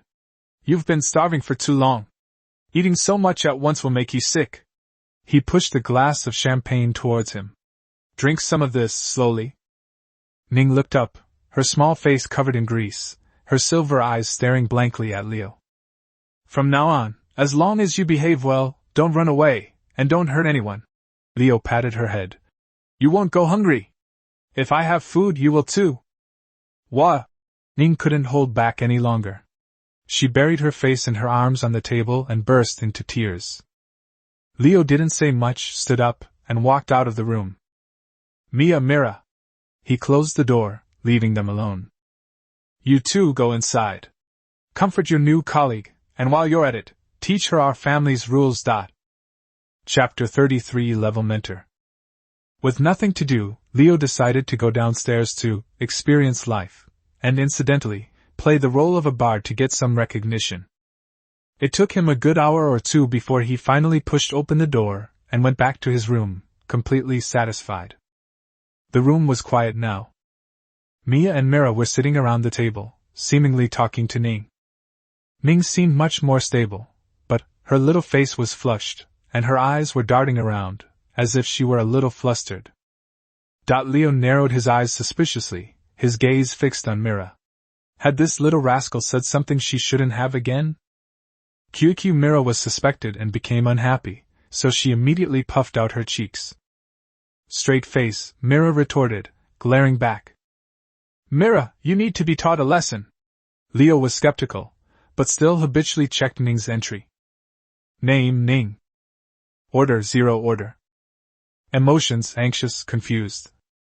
Entry, wolf-like, diligent, high comprehension, injured, unruly. I still don't believe anyone would be this kind. He's not lying to me, is he? But those two kittens seem to be doing quite well. But that white-haired guy seems lecherous. Why does he keep staring at my chest? So it really is going to be that? No, absolutely not. Yearning, warmth. Surprised face, Leo was stunned by the sheer number of entries that were practically overflowing the screen. The unruly label is still there, which is normal. But it's clear that Ning has developed a basic level of trust in him, but also harbors just as many doubts. However, Mira, what exactly did you do? Staring at his chest? Forget it, I'll deal with her when I get back. Alright, let's go to sleep. Leo pointed to the corner of the room. The large guest room could fit 4 single beds. I'll sleep here. He consciously lay down on the bed furthest from Ning. He died on April 22, 967, early in the morning. Leo had already assigned tasks early on. Alright, listen up. Your task this morning is to give Ning a bath and change out of those tattered clothes.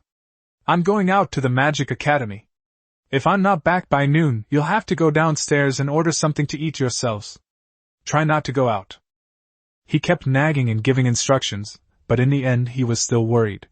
If you really encounter a problem that you can't solve, just say my name. Never mind, if that doesn't work, just say a friend of Jessie, the daughter of the Baron of Eagle Territory. He took a gold coin out of his purse and tossed it on the table. This is your money for today's meal. Eat well, don't skimp, spend it as you please. Finally, he kept the book. The Warrior's Self-Cultivation. Mia, teach her to read. After Leo left, Ning stared, stunned, at the gleaming gold coin on the table. 1 gold coin. 100 silver coins. He just left it all for them? And with such concern in his tone? Master, are you really that trusting of you? Mia, sister? Compared to Leo, Ning now trusts Mia, who is also a demi-human and a slave, much more. Of course. Mira patted her flat chest proudly, as if showing off. Although Master is a bit lecherous, he's really good to us. Smack. Mia patted Myra's head. Don't speak ill of Master. We love Master. She turned to Ning and said earnestly, Master trusts us a lot and is even willing to teach us how to improve our strength. Having said that, Mia's figure suddenly flashed and instantly appeared behind Ning. Backstab. Eh? Ning only felt a chill on the back of his neck. And Mia flashed back, pointing to the books on the table. The master trusts you a lot, he wants you to learn this. Can you read? No. Ning lowered her head. Then I'll teach you. Mira snatched the book, instantly transforming from student to teacher. Hee hee. If you can't learn it, I'm going to spank you. Huh! Stop fooling around. Mia pulled her back. Let's take a shower first. We'll help you. Eh? I can do it myself. Ning blushed and quickly hugged her chest. That's not up to you, hee hee hee. Come on, let's see what's different between a wolf and a cat. A moment later, Ning's exclamation came from the bathroom. Wow! Mira! It's huge! Is this face wash? Don't touch there. On the other side, at the Griffin City Magic Academy. Leo arrived at the academy gate and announced his name and purpose. Friend of the Eagle, Jesse D. A little while later, Jessie indeed ran out excitedly. She looked left and right, and seeing no one behind Leo, she raised an eyebrow. Hey! Where are your two little followers? Why didn't you bring them today? I didn't bring it. Okay, oh wait, no! Jesse quickly hid his happiness. They're watching over the tavern, Leo said casually. Jesse pursed his lips. Come with me. I've mentioned your modeling theory to my teacher, and she's been wanting to meet you for a while. Leo followed Jesse into the academy. Compared to the vast but chaotic city outside, it was small, more like a small, walled, luxurious estate. Fountains, gardens, magical lamps. Leo, this country bumpkin, was completely mesmerized. I reckon the people who come here to study are either nobles or at the very least wealthy merchants and knights. I, a country bumpkin, really don't fit in. Jesse led Leo to a room and knocked on the door. Teacher, Mr. Leo is here. The door opened. A still attractive mature woman stood there, a benevolent smile characteristic of scholars. Her mage robes were a fiery red, and the hem of her breasts was more voluptuous than any one she had ever seen before. Mr. Leo, hello. This is my teacher, Miss. Jesse introduced proudly. She's a genuine fourth-tier fire mage. Leo's gaze was somewhat vacant. Yes, it's terrifying. This is definitely E rank. Oh no, I mean, fourth rank. Fourth rank is terrifying. Hello, Your Excellency Springer, is that right? The woman who opened the door was still quite attractive. She wore a magnificent fiery red mage's robe and had a kind, scholarly smile on her face. I am Miss Griffin, wife of Smith Griffin, the second son of Count Roy Griffin. Miss looked at the young man in front of her with a smile. Her eyes were so sharp that she naturally noticed Leo's gaze lingering for a moment on the E-cup waves of her chest, but he quickly looked away. Hello, Mrs. Miss, just call me Leo. Leo was shocked. Holy crap! The second son's wife is only a fourth tier? Then the Count and the eldest son's wives must be fifth tier? In Count's family with at least one fifth tier and two fourth tier members, the difference is too big. Chapter 34 Deception. I've heard Jesse talk about your modeling theory, it's very interesting. Mrs. voice was gentle. She even gave me a demonstration herself, and the casting speed was indeed much faster. She also explained why you did it, and it's said you're self-taught? Miss said with a smile. If that's true, then you might be the most magically gifted person I've ever met. I'm flattered. Leo immediately slammed down the Gandalf card again. I'm not self-taught. Before I went to Eagle Point, I got lost in the forest and met an old man in white robes who called himself Gandalf. I don't think that's his real name. Maybe it's because I'm handsome, and of course, talent plays a part too, so he taught me a skill. Leo began his prepared rambling. I only studied with him for about half a month before leaving. I don't know how good he was. Leo recalled with feigned profundity. But when he left, he casually opened a portal and disappeared.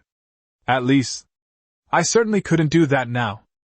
That modeling theory isn't entirely my own, Leo said, patting his head and feigning embarrassment. I'm an adventurer, or to put it bluntly, a mercenary. I was just trying to brag to Miss Jessie that day, so I said a few big things. This theory was actually mostly proposed by that old man. I just, improved it a little bit. Opening a portal casually. Mrs. Smile faded, and she became serious. That's at least 6-tier strength. Moreover, she pondered, if it is a male, as far as I know, the only person in the entire empire who could do this is probably Dean Spurg, the honorary dean of the previous capital's magic academy, a 7th-tier space mage. However, Miss shook her head again. That man retired more than 10 years ago. Only Her Majesty the Empress knows his whereabouts. She says that she will summon him when the Empire needs him. Miss gave Leo a deep look. She didn't actually believe that the modeling theory came from a first-tier mage. Now Leo's encounter story, while still sounding far-fetched, at least, made sense. Leo's inner monologue, damn it. I didn't know there were so many powerful women in this world, and I made up a male old man in white robes. This is almost a perfect match for his ID card. Luckily he's not here, or I'd be in big trouble if he confronted me. Ms. continued, logically speaking, once a mage reaches the 4th or 5th rank, because they have cast the spell thousands of times, they can naturally chant it silently. This is called habit becomes second nature. But no one has ever summarized it into a theory to explain why like you have. Do you understand what I mean?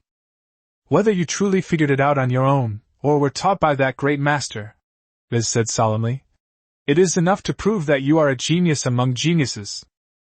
She changed the subject. How long did it take you to reach the first level?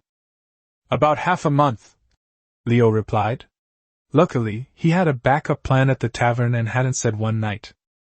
Miss relaxed her snacks slightly. Half a month had passed. While she was still a genius, it wasn't outrageous. So, do you feel you're close to the 2nd tier? Are you interested in studying systematically at the academy?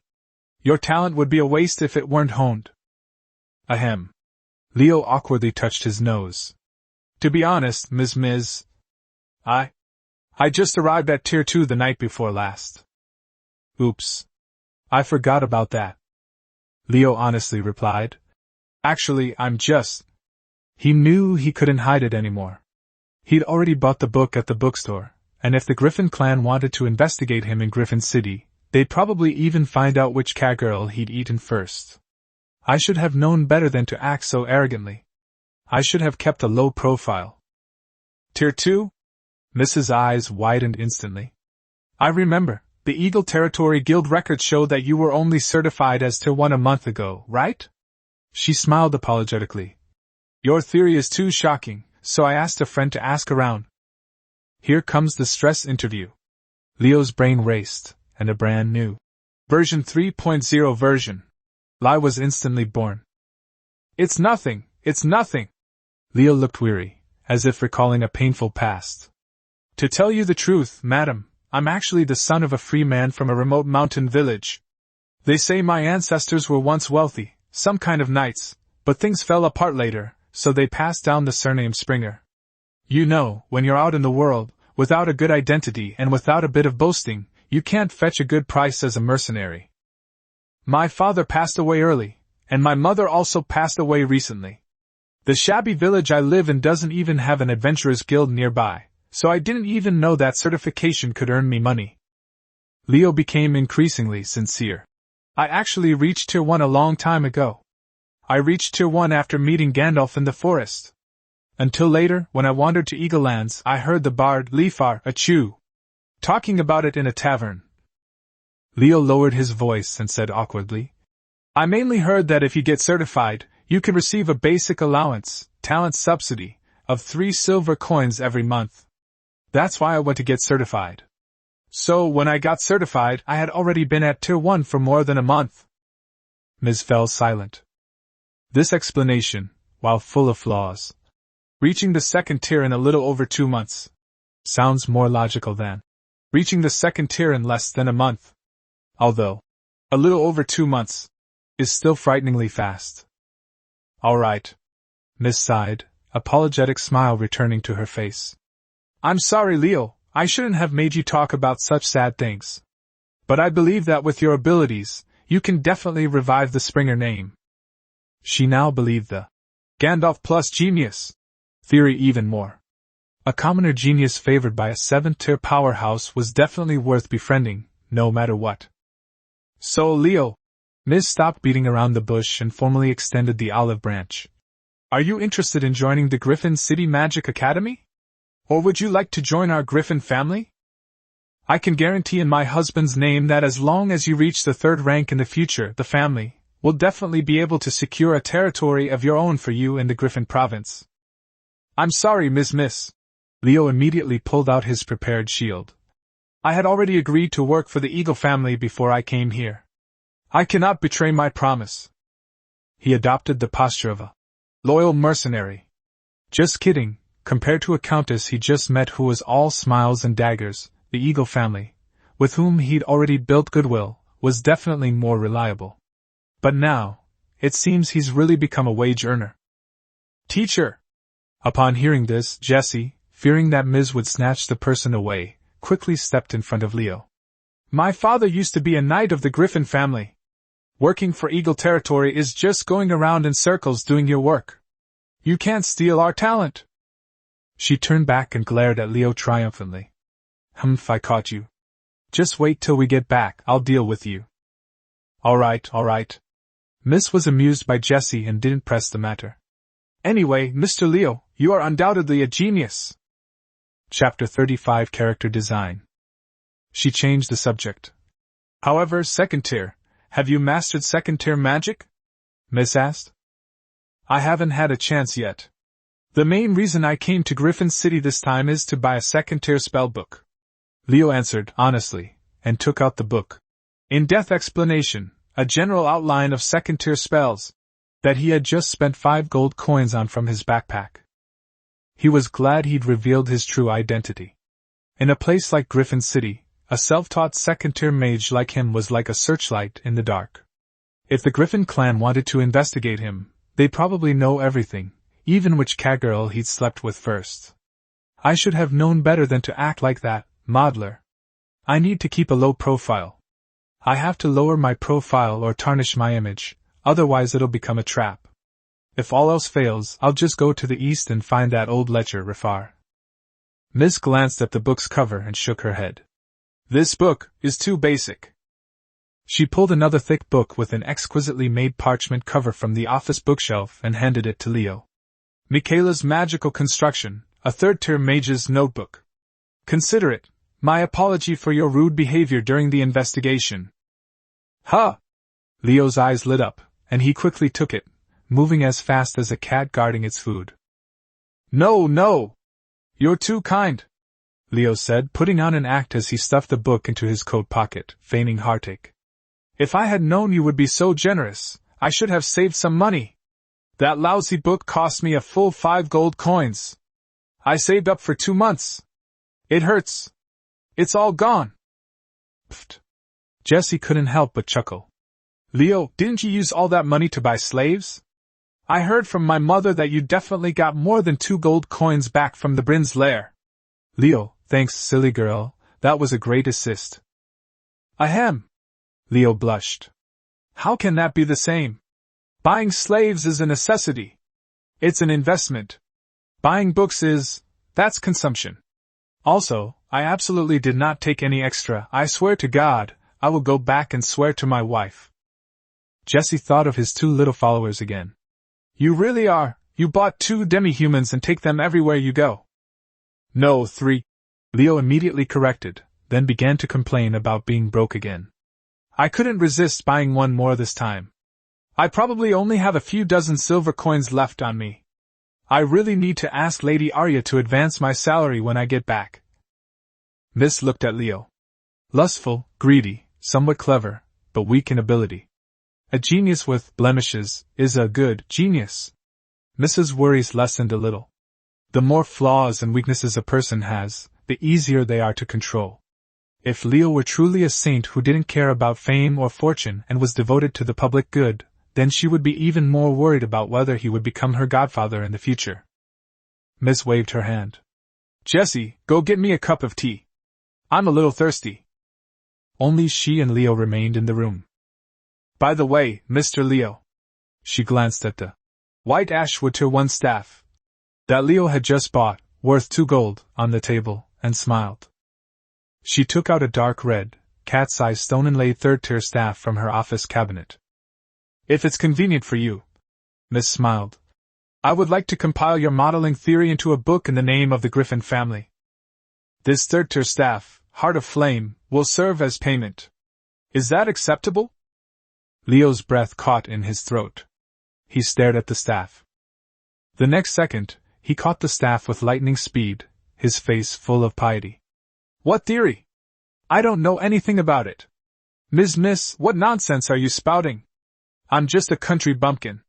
I swear to the goddess of magic, I know nothing. Leo was overjoyed. Damn, isn't this hush money? I get it. Miss isn't silencing me in the name of the Griffin family. She's probably trying to gain prestige in the name of her 2nd son's lineage. If the Eagle family follows her, then Eagle territory is on the 2nd son's side. I'm working for Eagle territory, damn it, I'm on a sinking ship. Eagle territory is half one of us, I'm a quarter one of us, and by that logic, I'm one of us too. Leo instantly understood. The value of that modeling theory far outweighs this staff. If it weren't for Eaglehead and Jessie as a cover, I probably would have been shot one day. Jessie will probably be told to keep this a secret too, Leo thought. Miss won't bring it up herself, so I have to keep it to myself. I'm safe for now. Leaving the Magic Academy, Leo wiped the cold sweat from his forehead. Damn it, Griffin City is too dangerous. I have to keep a low profile, I absolutely have to. I returned to the tavern at noon. As soon as I opened the door, Mia, Mira, and Ning were eating around the table. Seeing Leo return, Mia and Mira happily rushed over. Master, welcome back! Master, welcome back! Ning said softly. Compared to yesterday, she was much less wary and rebellious. But why is Ning's face still red? Name Ning. Emotions, relaxed, awkward, shy. Entry that Mira actually buried her face in my chest. She even said mine is bigger than hers. That's terrifying, these people are so weird. Leo. He turned around abruptly and glared at Mira. We must subdue this little brat when we get back. We absolutely must. In the afternoon, the 4 of them rested and read in the room. Leo held the 2 new magic books as if they were priceless treasures. Mia and Mira, on the other hand, were teaching Ning to write and reading. The warrior's self-cultivation. That evening, Leo began his performance of Persecution Complex. Damn it, that old hag Miss. Cough, that lady, she's definitely having someone spy on me. He felt he had to play the womanizer persona to the fullest. However, Ning has only just arrived, and his trust level isn't full yet. If he touches Ning now, his yearning for warmth attribute will probably collapse, and his unruly attribute will explode on the spot. But in a room, not touching the newly bought, and very beautiful, female slave, that doesn't fit his character at all. Performing a live sex show with Ning in the room would make her uncomfortable, and I would be uncomfortable too. After thinking it over, Leo suddenly had a brain fart, and pulled Mira aside. Mira, he whispered in her ear. Wait a minute, imitate the voice you used when you taught me foreign language. Louder. Huh! Mira was stunned. What new game? Be good, I'll explain later. There's a reward. Oh. Although Mira was a little girl, she was still pretending. It was still a bit embarrassing to make her wail in front of the other 2. But the affinity of the Covenant is invincible. She cleared her throat amidst Mia's shocked gaze and Ning's even more shocked gaze. Meow, meow, ah. Chapter 36 Verbal Dispute. Take it a little longer. Leo lowered his voice. Otherwise people will think I'm not good enough. Mira nodded, bewildered. Master is too perverted. Then, using Myra's foreign language, Rio pulled Mia and Ning aside and explained in a serious, low voice. Listen. I might be being watched lately. We have to be careful and maintain my womanizing image so they don't think I have any other motives. Huh? Why not just say it directly? Mia said softly, blushing. Ning just arrived, I should give her some time. Leo said awkwardly. I'm sorry, I didn't want either, but the situation forced me. If it really came to that, it would feel like an insult to lay a hand on Ning. I think in these kinds of things, it's better if it's consensual. Huh? Ning was shocked. Are these people all a little out of their minds? But she felt respected. A slave who had only been there for a day, and he actually had to explain the reason to her? The little bit of unruly in Ning's heart softened a little. And, Leo scratched his head, could you make some noise later? To make me sound more impressive? Ning, you don't have to if you don't want to. Rather. Next, Mia blushed and meowed a few times. When it was Ning's turn, she held back for a long time, almost letting out a loud "oh-woo" at the moon. He died on the morning of April 23, 957. To avoid appearing guilty, Leo accepted the merchant's E-rank return quest and arranged to meet the next day. During the day, he took them shopping. It was mostly shopping, but in addition to what they already had, he bought Ning 2 more maid outfits and 5 sets of stockings. He also bought 2 maid outfits for Mia and Mira each. That night, they were made to make sounds in turn. Including other expenses from the past 2 days, Leo's wealth has once again dwindled to a respectable single digit. I should repent, maid outfit, I'm sorry. Assets, 7 gold, 75 silver, and 60 copper. He died on the morning of April 24, 957. Leo and his party followed the caravan on their journey back to Eagle territory. The journey was peaceful, without a single goblin in sight. In fact, Leo was completely overthinking things. A pseudo-second tier mage wasn't worth Ms. Griffin sending people to eavesdrop 24/7. Her main purpose in recruiting Leo that day was to obtain that modeling theory, in order to gain political prestige for her husband's lineage. As for Leo himself, only when he reaches the 3rd tier in the future would he be worth the family's real bet. However, this small misunderstanding brought unexpected benefits. Over these 2 nights, Ning had completely become an accomplice of this strange family. She felt that although this group was odd, their relationship was miraculously growing closer. I finally got home in the evening. Phew! As soon as Leo stepped into his little shabby house in Eagle territory, he completely relaxed. Home is the best. Griffin City was too damn dangerous. It felt like he had to be on guard against being optimized out no matter where he went. He lay relaxed on the bed, watching Mia and Mira skillfully help Ning pack his luggage and clean the room. Mia even went to the chicken coop in the yard and took a few eggs. Thank goodness, the week's worth of feed prepared before leaving was enough, and the 3 Quin chickens were still alive. Ah, the decadent life of the nobility! Leo sighed contentedly, enjoying the life of being waited on hand and foot. Dinner was simple, but cozy. White bread with freshly picked fried eggs, 1 serving for each person. Leo and Ning received the same meal. After dinner, Leo began arranging the accommodation for the night. He pulled Mia aside. Mia, you're the most sensible one. You sleep with Ning tonight to comfort her and prevent her from overthinking. Mira will take over tomorrow. Okay, alright, master. Mia's cat ears drooped slightly.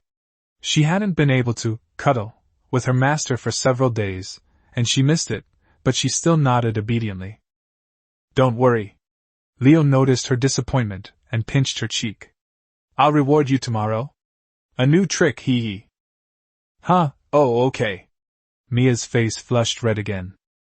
The girl's room. Mia carried the bedding and spread it next to Ning's bed.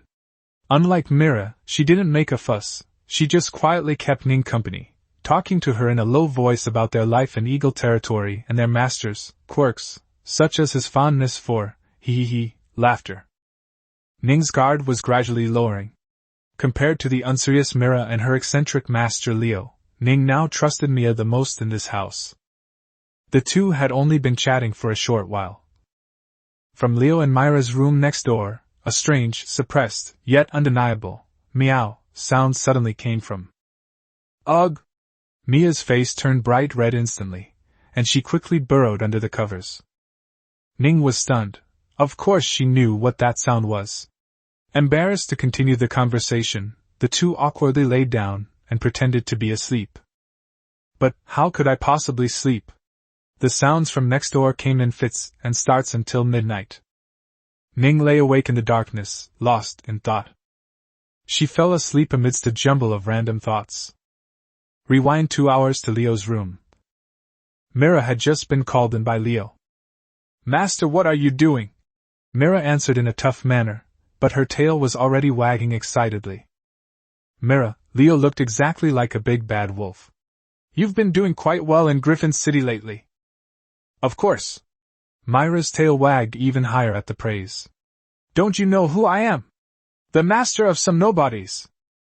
"What a small fry, master!" The enemy not only refused to surrender, but also dared to provoke him to his face. Leo could not stand it any longer. Like a hungry tiger pouncing on its prey, he pinned this arrogant little brat to the bed. "Let you hee. Slaps. Let you say I like foot. Slaps. Let you say I'm perverted. Slaps. Let you tease me, saying face wash. Repeat slaps. Hey! Master, how did you know?" Mira exclaimed in surprise. "Did that wicked woman, my sister, tell on us?" Mira was heartbroken and furious. This wretched cloth sisterhood. It breaks the moment it's pulled. Oh well, in the end, Mira has to bear it all alone. Omitted here. Chapter 37 The Iron Rice Bowl. Yong died on April 25, 957. In the morning, Leo got out of bed feeling refreshed. Last night, he successfully tamed that arrogant little brat, Mira. Right now, Mira, blushing, is quietly adjusting his collar, avoiding his gaze. Name, Mira Springer. Emotions, shy, backache, give up. Entry, Covenant, Leo, Master is such a pervert, sour lips, I'll never do it again, probably. Leo was satisfied. After breakfast, Leo settled the 3 maids in, Mia and Mira taught Ning to read, and then went to the city lord's mansion alone. He wasn't there to report. He was there to show his cards. He had initially hesitated about Arya's offer, but now he had no choice but to take the job. He found Lady Arya at the training grounds. The 4th-tier Eagle Knight was not wearing plate armor today, but rather a smart leather armor set, and was instructing the guards on training. "Good day, Lady Arya." "Leo? You're here." Arya nodded and gestured for him to come aside. "Is there something you need?" "I haven't received Jesse's letter from Griffin City yet. That kid's probably having too much fun again." This... Leo paused. "There's a delay in the information." "It's like this, madam. In Griffin City, I met Miss Jessie and also saw Lady Miss Griffin." "Oh?" Arya was somewhat surprised. "Lady Miss was looking for you." "Yes." "And then?" "I promised Miss Jessie I would work for the Eagle family." Leo decided to take the initiative. Moreover, he took a deep breath and decided to reveal the truth. "I can't hide it from you either. In Griffin City, I managed to break through to the 2nd tier by sheer luck." "What?" Arya whirled around, her sharp eagle eyes locking on to Leo. "You were only certified as a tier 1 a month ago." "It's all thanks to Gandalf." Leo quickly brought out the version 3.0 version of his lie again. "He said I had enough first-tier experience, and was just 1 step away from mastering it." He scratched his head awkwardly. "However, I'm only a pseudo-2nd tier right now, and I don't know a single 2nd tier spell. I just bought a 2nd tier general outline in Griffin City and am preparing to learn it." "Great!" Arya's delight was palpable. "Excellent! Tier 2. And exceptionally talented. Leo, your value far exceeds my expectations." She seemed very happy. "Leo, I need you just the way I do. Eagle territory is desperately short of mages. My husband, Baron Ruhr, also considered hiring people from Griffin City, but those academics," Arya scoffed. "They all demand exorbitant salaries, asking for 1 gold coin a month. And they're both bad and slow. You know, a 2nd-tier warrior or thief usually only earns 40 to 60 silver coins." She gestured. "I once saw a 2nd-tier mage who took a full 5 seconds to cast a fireball. By the time he finished chanting, my guards had already rushed up and cut down the enemy." Most talented mages would rather stay with the Earl, Griffin City, than come to our poor, remote place. Well, Leo rubbed his hands together, revealing a shrewd smile. What does Madam mean? I need you to train a few mage apprentices for me, Arya said. Magic is all about talent. I don't expect you to be the head instructor. If you can train one first-tier mage for the family who can go to the battlefield, that will be a great achievement. Of course, you also need to guide Jessie when she comes back. The salary is, as you said, 1 gold coin a month. Arya readily agreed. And I only require half a day. You can come to the military camp to provide guidance every afternoon. You can arrange your own time in the morning and evening, and you can also take on missions at the Adventurers Guild if you want. Holy crap! Half-day work, monthly salary and housing fund, 5 social insurances and 1 housing fund. No, isn't this the iron rice bowl of a state-owned enterprise that I've always dreamed of in my past life? Deal! Leo exclaimed, afraid she might change her mind. Madam, I will do my utmost. Sigh. Arya sighed, seemingly having completely accepted Leo as one of her own, and began to pour out her grievances. Leo, do you think being a lord is glamorous? My husband worries about gold coins every day. Look at our territory. She began to do the math for Leo. This main city has only about 5,000 adults. Because of the constant friction with the orcs to the north, excluding soldiers, the number of adult males is probably less than 2,000. In our territory, besides the main city, there are 4 villages. 2 of the larger villages. One was granted to my old comrade in arms, a 3rd-tier female knight. Her husband died in battle, and she was wounded herself, raising her daughter alone. Well, her daughter is Rupert's fiancée. The other large village was granted to a loyal 2nd-tier old knight. Arya gazed into the distance. But there are 2 smaller villages, currently unclaimed. We are waiting for someone who has distinguished himself in battle and is worthy of our trust. She glanced meaningfully at Leo. Leo's heart skipped a beat. She's just making empty promises. Arya continued. You should know the rules of the Empire. At the 2nd or 3rd rank, with merit in battle, one can be granted the title of knight. Usually it takes the 3rd or 4th rank to accumulate enough merit to be granted the title of baron and own one's own fief. Above that, usually only the 4th or 5th rank has a chance to be granted the title of viscount, and a count probably needs to go from the 5th to the 6th rank. Those important figures are all in the provincial capital, or the capital city. They have the faith power of their families infused into them, so their leveling up is much faster than ours. For commoners like us, without the support of a family, the limit is if we can cultivate to the 3rd or 4th level on our own. Before that, we would have been recruited by a noble family or married off to a branch family. And we, her expression turned serious, are in dire need of fighting strength. The border is starting to become unstable. The orcs of the north are becoming increasingly restless. And there's that one you encountered last time, a 3rd-tier goblin shaman. Arya stared at Leo. Leo, that's an outlier. Logically speaking, it would be a miracle if a 2nd-tier leader could emerge from such lowly creatures as goblins, let alone a 3rd-tier warlock. This is unheard of in the Empire's records for nearly 100 years. I suspect that something is manipulating them from behind the scenes. She patted Leo on the shoulder. Keep up the good work, Leo. You're at Tier 2 now, you're no longer an ordinary adventurer. You're the core fighting force of Eagle Territory. As long as you achieve merit in battle, the title of knight will be within your grasp. I swear to serve the Eagle family to the death. Leo stood at attention and gave a gentlemanly salute. Chapter 38 Braised Lamb Chops. Leo naturally couldn't believe everything Lady Arya said. But he also knew very well that in his current weak state, without relying on Eagle Territory, which was still a relatively large and powerful ally, he would find it difficult to gain a foothold. 2nd tier sounded good, but at best, it meant going from chicken feed to meat chicken. In the eyes of true farmers, his strength was still insufficient. The Eagle family is not bad, Leo pondered. Perhaps it's because they are also newly nobles and haven't picked up those foul habits. A deep bond for now wouldn't be a bad deal. However, it's even more important to improve the capabilities of our own people. I also need to continue to keep a low profile. Leo chuckled. Tomorrow's the official start of work. I'll throw those 3 into the military camp too. Not one of them will escape. What kind of owner works 996 while they slack off at home? But today, let's relax a bit. Let them enjoy these last happy moments.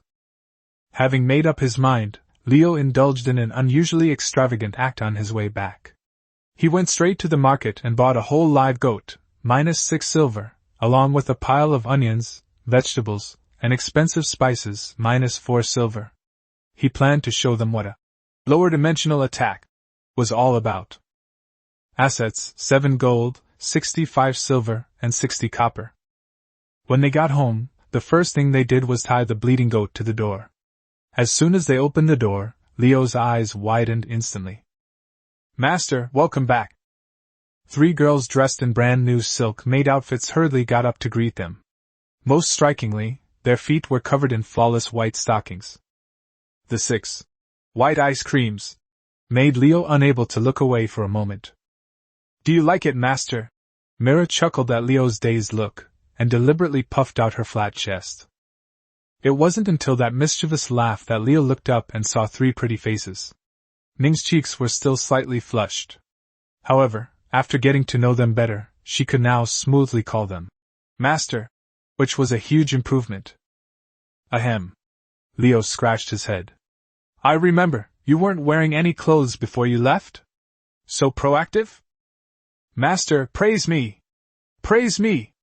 Mira patted her chest proudly. I told you! I knew you'd like it! So well behaved, Mira. Leo chuckled. Shall I reward you again? No, no, no! Mira waved her hands frantically, her tail bristling. Let's leave the chance for my sister. I need to rest. Emotion, smug, terrified, entry, completely exhausted, Master is so scary. Mira, you're still no good. Fine, I'll let you off the hook. Leo was just joking. His own catgirl was his favorite. Come on, let your master hug you all. He opened his arms and hugged Mia first, then the others, and finally Ning. Ning's body didn't resist, only trembled slightly. After hugging her, Leo patted Ning's head. How's your literacy learning going, Ning? Ning learns very quickly, Master. Before Ning could even say it, Mia added for her. She works very hard.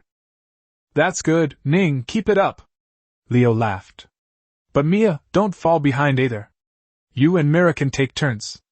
We're a loving family. All right, enough of that. Let's see what I brought back for you. Leo led the group, their gazes fixed on the innocent-looking goat at the doorway. Coo, coo, coo. Before Leo could speak, 3 clear sounds of swallowing saliva rang out. Looking in the direction of the sound, sure enough, Ning's eyes were practically green with envy. Mia and Mira chuckled. Ning, already blushing from wearing stockings, turned even redder, her face turning bright red to the roots of her ears. Emotions, shy, longing, entries, why am I like this again? Shameless, sex. Leo patted Ning on the head. Today, let your master demonstrate what cooking skills are. Yay! Yay! Mia Mira gave it her full emotional value.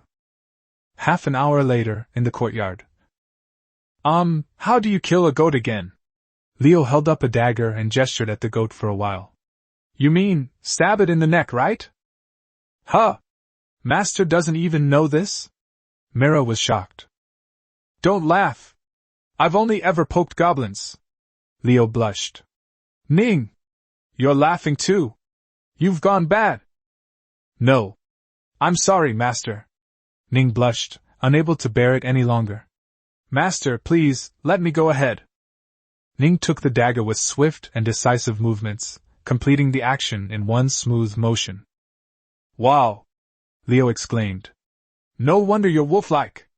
Is killing sheep an innate talent? You're so efficient. He turned to the 2 cats. What's the talent of cat-like beings? Catching fish? Neither of you can do that. Master, you're bad. Meow. Leo and his 3 maids worked tirelessly all day, finally finishing processing the ingredients in the afternoon. The 4 of them, having skipped lunch, were starving. Hey, little rascal, your favorability rating has gone up again, hasn't it? Instead of learning the world's crude, whole roasted lamb, Leo used the Chinese method from his previous life. Mira, clean those innards, cut them into pieces, and throw them into the soup pot. Ning, you're strong, chop these lamb chops. The rest of the lamb leg, slice it, and skewer it. All right, leave the rest to me. After completing the preliminary steps, it was time for the familiar part for Leo. He started to show off his skills. He made a lamb offal soup, braised lamb chops, and finally, the barbecue. Master, how much longer? Mira slumped weakly on the table. I'm about to faint from hunger. Name, Ning. Emotion, extreme hunger. Entry, smells so good, I can't resist. Mira said again. It smells so good. Ning can't wait to eat some first. Could Mira taste it first to check if it's poisoned? All right. As the last dish of braised lamb chops was cooked, Leo clapped his hands. Let's eat! No more formalities, let's eat! Wow! Master! What's this cooking method? It's so delicious! Wah! Offal can taste this good too! Wah, the soup smells so good! Ning completely transformed into a lamb-eating maniac. Without saying a word, she grabbed a lamb chop in one hand and a skewer in the other, burying her head in her food and devouring it. Emotions, happiness, satisfaction, shock. Entry, delicious. So delicious. Like this for the rest of my life, it feels more comfortable than going back to the grasslands, so fragrant. They devoured it in a whirlwind. A whole goat was almost completely eaten by the four of them, leaving only scraps, which will probably become their midnight snack that night. So satisfying, master! Mira patted her round little belly and let out a happy burp. Thank you for your hard work, master. Let me massage your shoulders. Although Mia was also full, she still thoughtfully ran behind Leo and massaged his shoulders. No need, you should rest too, Mia. Leo waved his hand and comfortably sprawled out in the chair. I'm so tired of eating black and white bread every day. Chinese food really suits my taste. I have to teach these guys how to cook. At this moment, Ning, who had been eating in silence, suddenly stood up. Chapter 39 Loyalty. As if she had made up her mind, without saying a word, she walked up to Leo and knelt down with a plop. Master! She lowered her head, her voice trembling but firm. From now on, my life belongs to you. Although I don't know why you're so good to me, even if it's all fake, I've felt a warmth and comfort I've never felt before. From now on, even if you tell me to die right now, I'll do it willingly. Leo stared in disbelief at Ning's actions. Clearly, Leo had underestimated the allure of several days of lavish feasts for slaves in the Middle Ages, and hadn't anticipated it would happen so quickly. Get up! He quickly went to help Ning up. I told you, this kind of thing doesn't happen in our family. I hope I'm sincere towards you. Buying you isn't for you to die easily. Life is the most important thing. We're all family. Do you know why I call you Ning? Because, Mira blurted out without thinking. Because it's a size 0 plush ball? The originally extremely serious and deeply moving atmosphere vanished instantly. Mia was so angry that she immediately started hitting Mira. Little sister! You're getting more and more infuriating. You have to be beaten. Leo had intended to say something polite, but he almost choked on his own spittle from Myra's words. He said irritably, 0 and Ning sound the same, I mean hope. From the day I bought you, your life has had a new beginning, starting from 0. He turned to Mia and said, Mia! Beat Mira into a ball of fluff. I can't stand her anymore. I wanted to too, you don't need to tell me. Mia smacked Mira on the head. Stop hitting her. You'll make her stupid. If you keep hitting her, she'll really turn into a mindless ball of fluff. Mira covered her head and ran away. Ning watched this harmonious, chaotic, and amusing scene, and finally, revealed the brightest smile he had shown since his arrest. Emotions touched, warmth, happiness, entry, unruly, removed, loyalty, protecting Mia, Mira, and Master, new. Yong died on April 25, 957, in the evening. Since I promised Mia, and also wanted to give Ning some time to adjust and accept, tonight belongs to Mia. Master, I miss you so much. As soon as they entered the room, Mia took the initiative to hug Leo's waist from behind, pressing her little face against his back. Don't worry, we have plenty of time. Leo chuckled and patted her head. Speaking of which, he turned around, scooped Mia up in his arms, and carried her to the bed. You've been working the hardest lately, both as the housekeeper and tutor Ning. I have to give you a reward. Leo gave a hee-hee-hee laugh. Huh? A prize, a reward? Mia's cheeks flushed instantly. She seemed to have a premonition of something and nervously grabbed Leo's collar. Master. That kind of guidance method is too embarrassing. Mia can't do it. Hee. This is the most profound method of refining battle chi. You can't be lazy. Leo chuckled mischievously. On the other side, in the girls' room. Amidst the faint, suppressed sounds coming from the next room, Mira and Ning were chatting on their respective beds. Once Ning fully decided to integrate into the family, she stopped resisting her duties, and even began to sincerely hope to do things that would make Leo happy. Unfortunately, Mira is sleeping next to her tonight. This wolf may not have turned into a docile golden retriever, but it might very well turn into a husky under Mira's influence. Mira, Ning asked softly, her face flushed. What does Master like? And what do you mean by pom-pom? Hee. In the darkness, Mira's eyes shone like two light bulbs. You've come to the right person. Let me tell you, Master has become a pervert. The more perverted he is, the more he likes it. I'll teach you. Mira began to whisper in Ning's ear, pouring out a bunch of extremely evil things that she had realized herself. Huh? Really? Can it work? You're not lying to me, are you? Ning swallowed hard. Don't worry. Mira patted her chest. Didn't you see the way Master looked at us white silk when he came in today? Right? And listen to my sister now. Mira pointed to the room next door. Rather. Yong died on April 26, 957. Assets, 7 gold, 65 silver, 60 copper. Leo went to bed very late last night. Mia's blushing, coy demeanor made him unable to resist. In his sleep, Leo suddenly felt a cool, silky smooth sensation, yet also a slight pressure.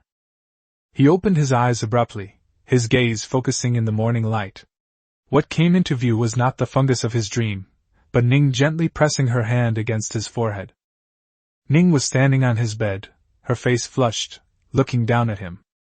Master, good morning, Ning said in a voice as soft as a mosquito's foot.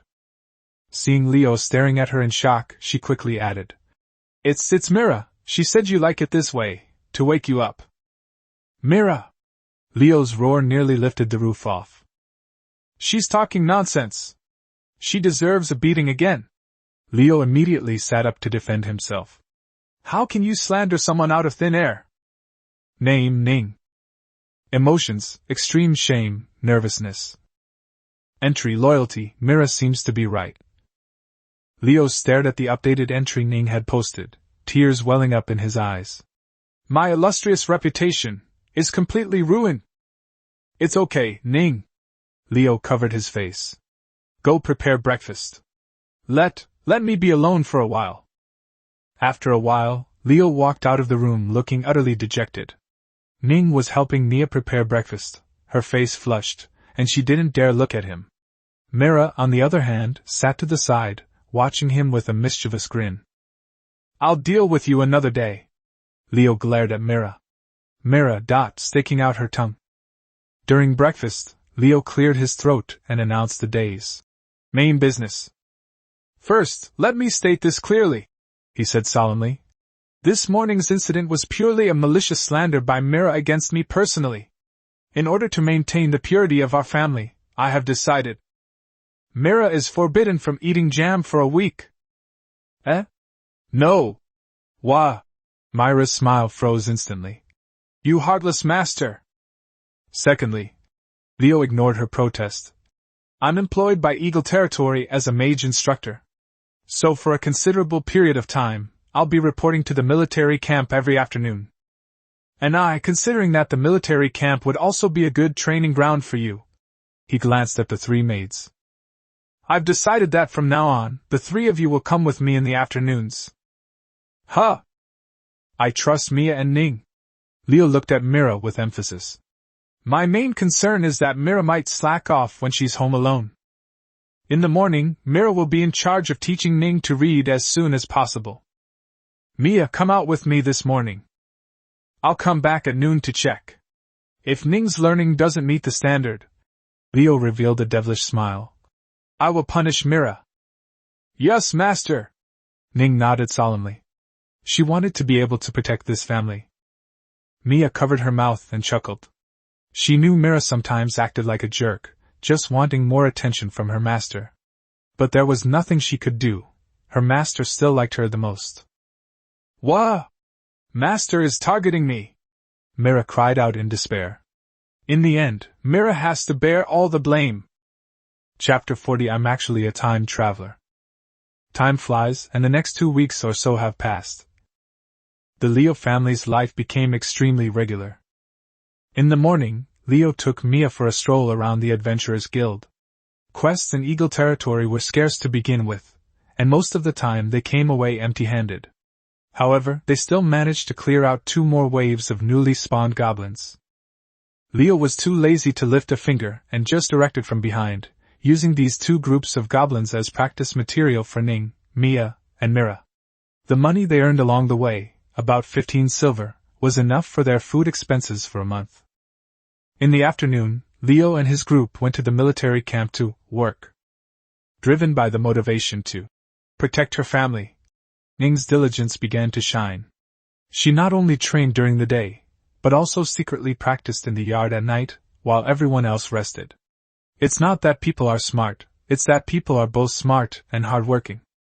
Leo, seeing this, generously gave her the iron chain mail he had previously captured and the newly purchased to 1 enchanted longsword. In return, Leo received a shy, sweaty kiss on Ning's cheek.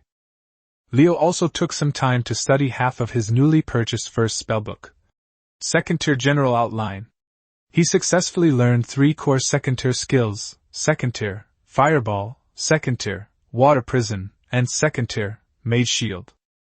After learning the skill, he immediately went to the Adventurers Guild and was officially certified as a second-tier mage.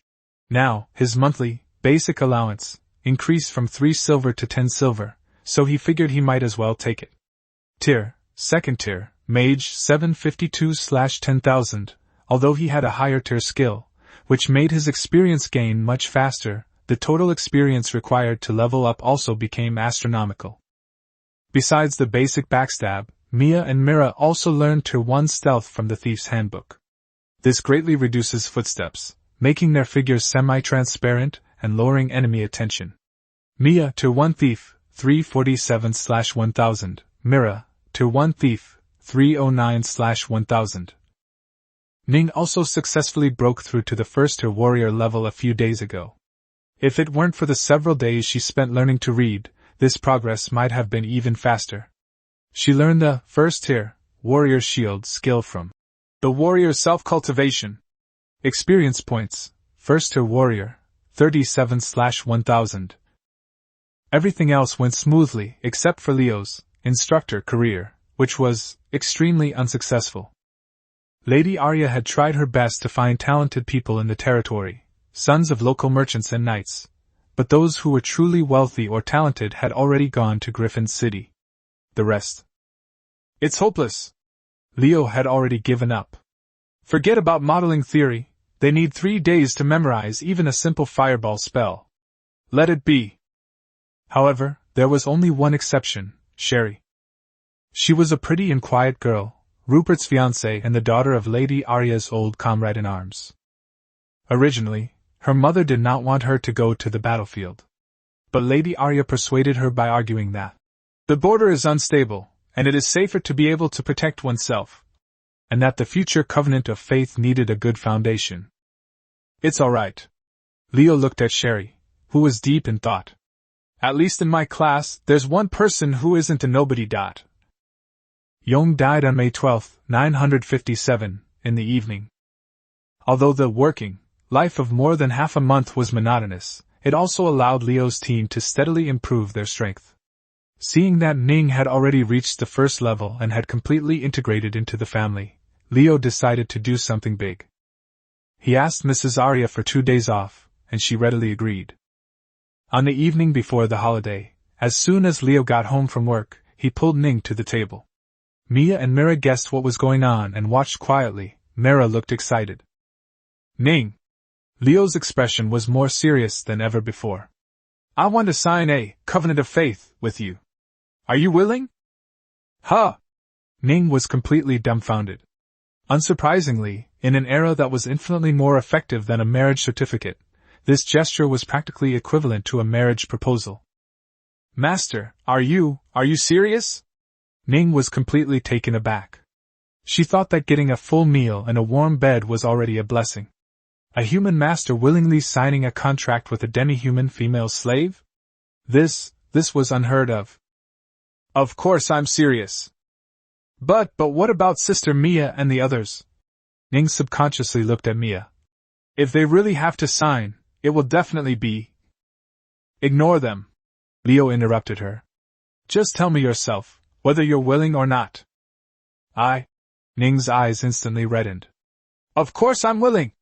I never even dared to dream of this, but If you're willing, then so be it. Liu skillfully activated his second-tier soul power. I, Lin Kai, swear by my soul, to form a covenant of faith with you, Ning. Ning closed her eyes tremblingly, as if in a dream, and guided by her soul, chose. Agree.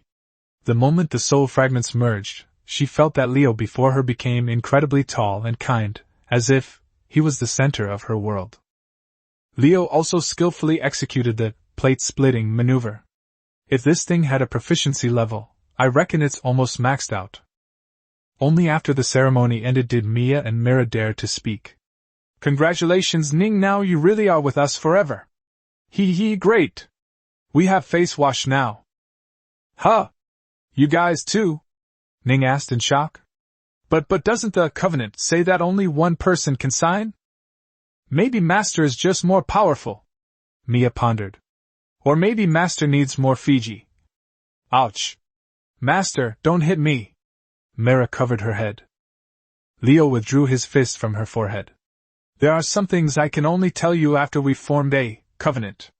It's roughly this. My soul is rather special. It can form covenants with multiple people. So amazing, Ning murmured.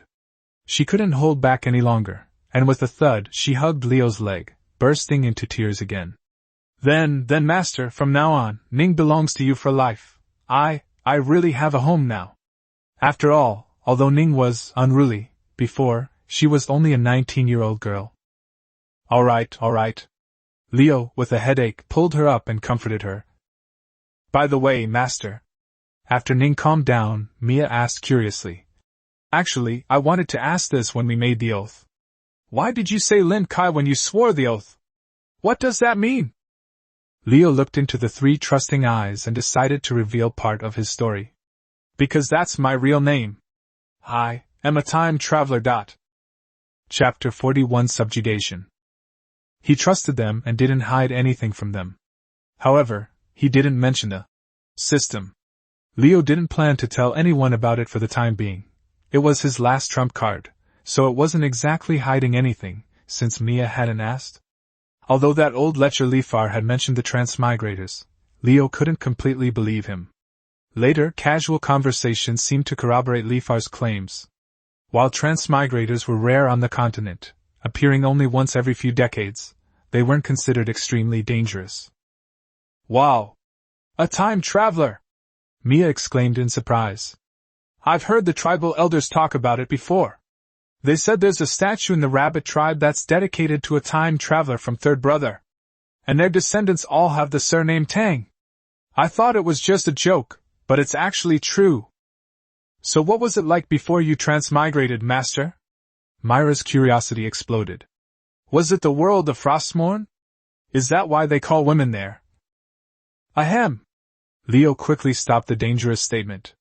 No, Don't talk nonsense! He began to explain to them. Where we live, we have iron birds that can carry people and fly from the east side of the continent to the west side in a day. Wow! So amazing, it feels even more amazing than mythology. Master. Ning's rice-eating soul suddenly activated. Then, was the mutton you made that time prepared in your hometown? It was really so delicious. Yes, Leo said nostalgically. I'll teach you slowly later. I really miss the taste of home. Yes, master, the three maids replied solemnly. That evening. Next door, Mia and Myra's room. Mira, Mia whispered, peeking over the wall. Is this not a good thing? Sure. Mira pressed her ear to the wall. Aren't you curious, sister? Go to sleep, I'll listen. Mia, no, I'm still very curious. Leo's room. Ning was being held in Leo's arms, feeling a warmth she had never experienced before, and her eyes gradually became a little hazy. Master. I feel so happy, so dreamy. She murmured softly. A month ago, I could only eat leftovers and was beaten every day, but now I have such a warm home. This past month has felt happier than the previous 19 years combined. You, Mia, and Mira, are so good to me. That's why I named you Ning, to let you start anew and find peace. Leo gently stroked Ning's fluffy, silvery white wolf tail, inhaling the sweet fragrance emanating from her long black hair. Oh, from today onwards you'll also be called Ning Springer. If I'm not good to you, who will be? Don't worry, there's a long road ahead. Yes, master. Ning blushed, hesitated for a long time, and finally mustered up her courage to whisper. Woof? Leo. Master, do you want to eat me, woof? Pfft. Leo almost spat out a mouthful of blood. Who told you this nonsense? Oh, no need to think, it's that brat Mira. But, Ning blushed, feeling the changes in Leo's body, and whispered. I feel like Mira wasn't lying. Master, you seem to, actually like this too? Whether you like it or not, you'll find out soon enough. Hee hee hee. Leo picked up the husky, in one swift motion. Breaking news, a Siberian wolf has been completely domesticated because of its carnivorous diet. It has to be said that compared to Hakimi's stamina is far superior. Leo's initial, taming, process went relatively smoothly, but in the latter half of the night, he felt like he was being reverse tamed. He fell into a deep sleep. He died on May 13, 957, early in the morning. Assets, 8 gold, 82 silver, 40 copper. Lady Arya paid this month's salary of 1 gold coin in advance, plus the remaining 7 gold coins. Leo opened his eyes. He didn't wake up naturally. He was awakened by the barking coming from the living room. I didn't buy a dog? He walked out of the room in a daze, and Ning, who was in his arms, was nowhere to be found. As soon as he opened the door, he saw a scene of utter chaos. Mira was frantically running around the table, barking like a dog as she went. Woof! Woof woof! Ning, do you think I imitated her perfectly? Hee hee! Ning, her face flushed, was chasing Mira around the house with a broom in hand. Mira! You keep doing that! I'm going to tell Master! Mia stood at the kitchen doorway, preparing breakfast with a helpless expression. Woof you! Mira was so busy turning around to mock Ning that she didn't look where she was going and bumped into Leo, who had just stepped out the door. Leo grabbed the little girl by the scruff of her neck. Master! You're awake! Ning's face turned even redder. She rarely showed such girlish coquettishness, running over to point at Mira and complaining. Master! Mira, she bullied me! Dinner's ready, master, everyone! Mia, the thoughtful little helper, came to the rescue at the right moment. On the breakfast table, Mira, clutching her bottom which had just been disciplined, sobbed hysterically while frantically spreading jam on her white bread. Ning, blushing, lowered his head and devoured his food. Mia and Leo exchanged a helpless glance and smiled at each other. Since they had 2 days off, Leo planned to take his maid troop to explore the city. After all, Ning had been training in the military camp since being bought, and hadn't really had a chance to visit Eagle territory yet. Leo walked ahead with his hands behind his back, pretending to be serious. Mia, Mira, and Ning followed behind, chattering away, dressed in brand new maid outfits and white stockings. 3 slender, beautiful subhuman girls walked down the street, attracting 100% of attention. Passers-by cast envious and jealous glances their way. But when they saw the second-tier mage badge on Leo's chest, they all consciously looked away, only daring to steal glances from a distance.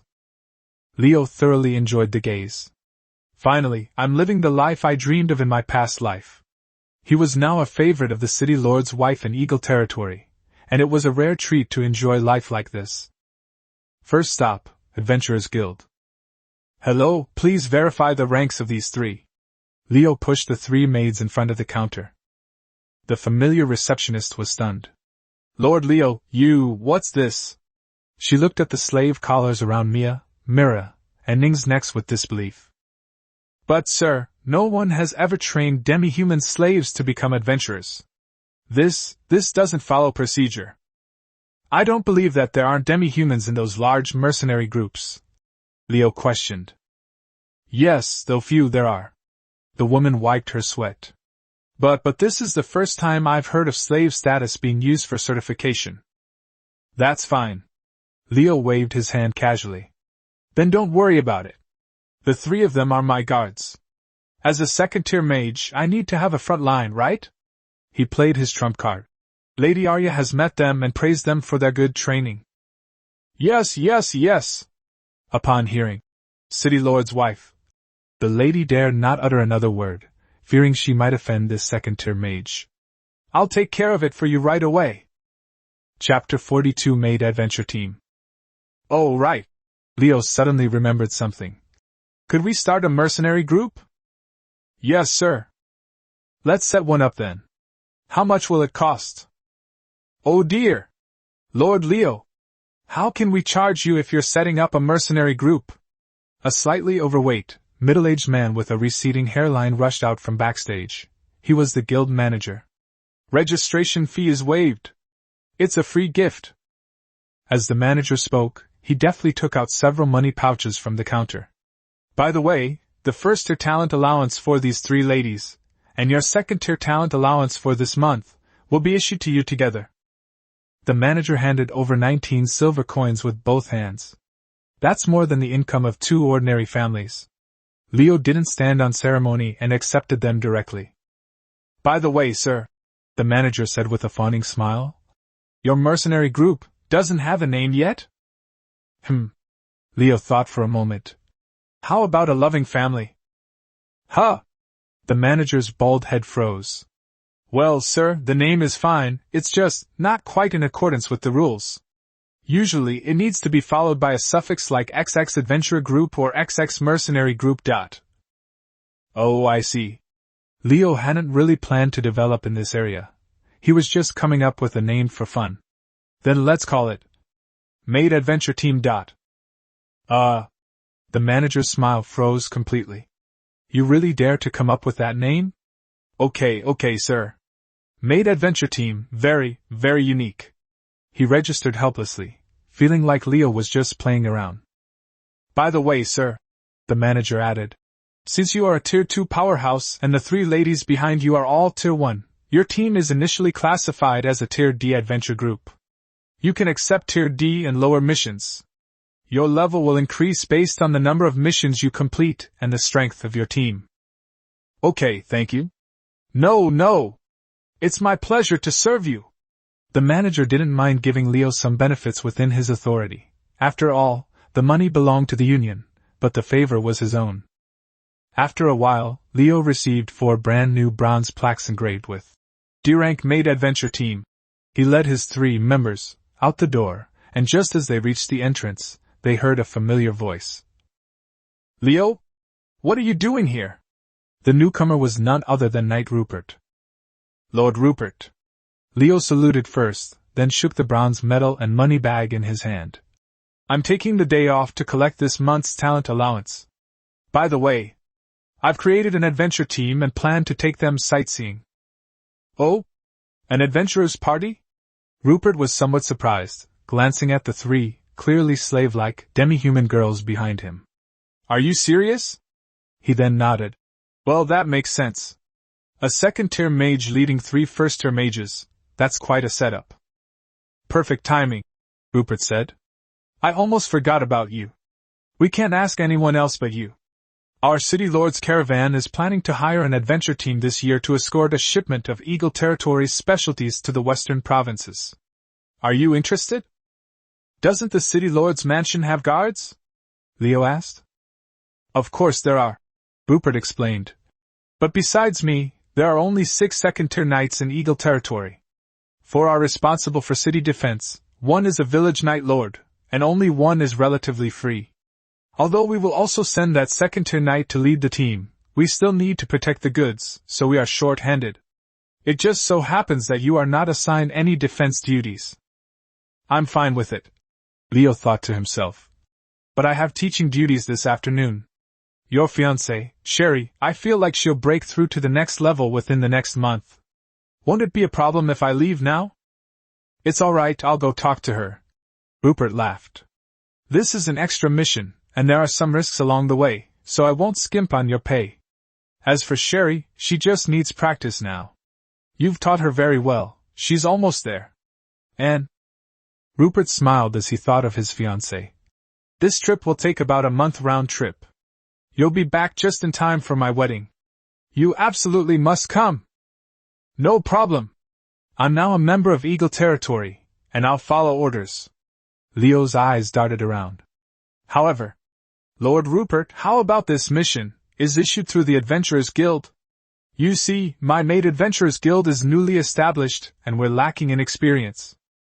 Upon hearing this, the guild manager next to him was so excited that his bald head was practically glowing. So sensible. Lord Leo is so sensible. Another commission. Huh! Rupert was taken aback, then laughed. I thought you were reluctant to part with the guild's cut and wanted me to assign it to you directly. Sure, he joked. What's your mercenary group called? I'll be able to issue missions. Ahem. Leo awkwardly held up the sign, a little regretful. Maid Adventure Team. Rupert's expression was a mix of emotions. Never mind, it's not like I've known you for just one day. He slapped his forehead speechlessly. All right. This month I'll give you an extra 3 gold coins as an employment fee for your Maid Adventure Team. You can distribute the spoils along the way. They went through the process at the Adventurers Guild. D-rank mission, escort the Eagle Territory caravan to the Western Province. The Maid Adventure Team swiftly accepted their first D-rank mission. We're scheduled to depart in a week. Get ready, Rupert said. No problem. Holiday at home. Leo led his group to purchase some new supplies, such as flour, sugar, and grapes.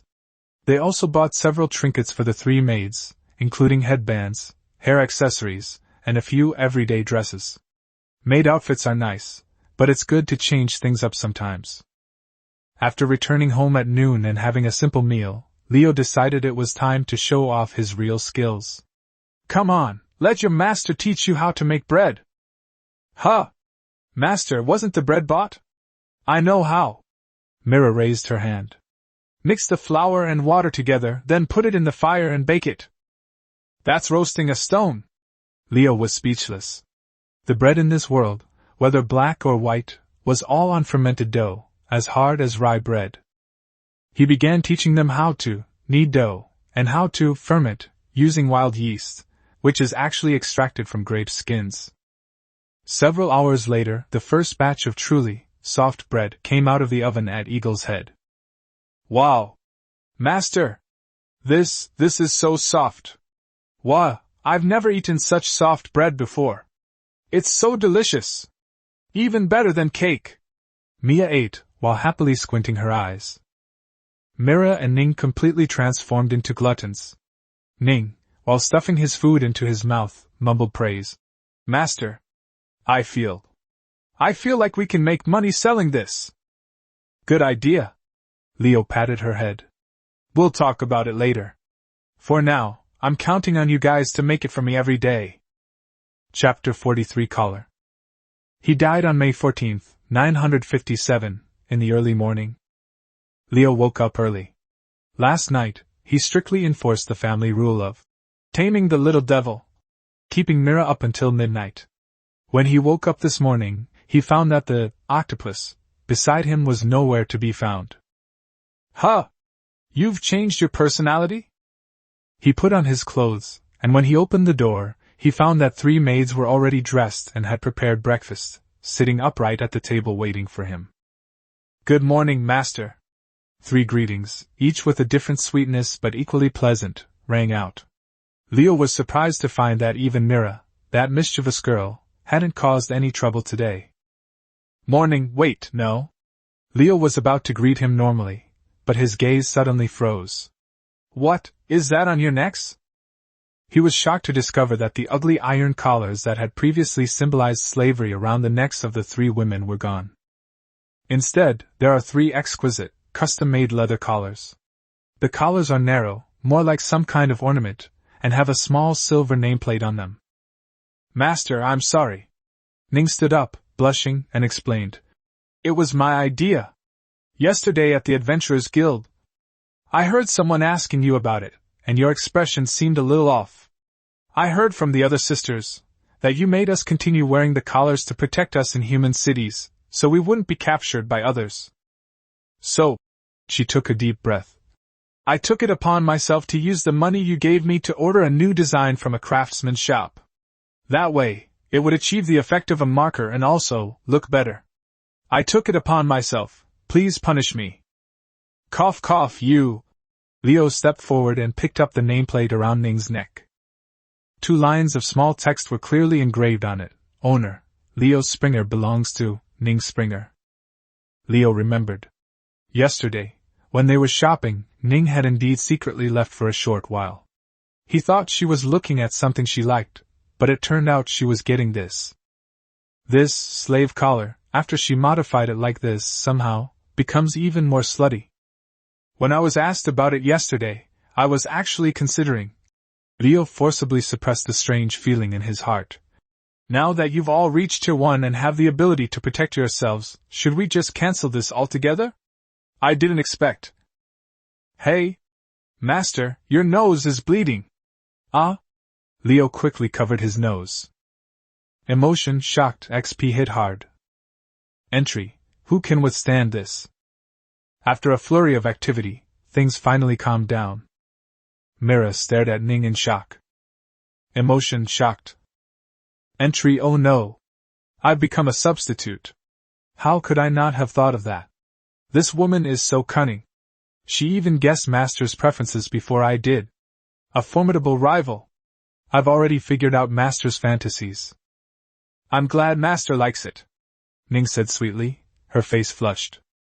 Cough cough. I don't really like it that much. Leo wiped his nosebleed insincerely. Well, it's up to you. Anyway, it's theoretically okay not to wear it now. Yes, Master. Mia immediately joined the united front. I like it too. I fully support Ning's idea. The previous iron collar was indeed a bit ugly. This leather collar is very beautiful. It can also protect us. Ning is so thoughtful. Yes, yes. Mira quickly chimed in, realizing what was happening. It feels like our master is right beside us. And the effect is the same. Let me tell you, Master, I've seen collars with item contracts that are even more outrageous. They're supposedly connected to the nose. Stop! Leo quickly interrupted the dangerous statement. All right. Whatever you like. He felt that his family had caught him red-handed. Dinner! After dinner, we'll go fishing. Daytime. Leo, along with Mia, Mira, and Ning, headed to the riverbank outside Eagle territory. Unfortunately, all 4 of them were out of the air today. Finally, Mira couldn't take it anymore. She took off her shoes and socks, revealing her white stocking feet, and shouted, Watch me! Before wading into the river to catch fish. Half an hour later, the 3 girls returned home laden with 6 lively, plump fish. Leo was in charge of grilling the fish, and the 4 of them spent a pleasant day chatting and laughing, enjoying the leftover bread and jam from yesterday. Night. Alright, it's the second day of the holiday, let's play a game. Leo called the three maids into a room and grinned. Tonight, we're going to have a tense and exciting game of PUBG. A high-intensity match is omitted here. Battle Report Summary. Mira, having attracted too much hatred, having mocked Ning before and provoked her master at night, was targeted by Leo and Ning and was the first to be defeated and eliminated.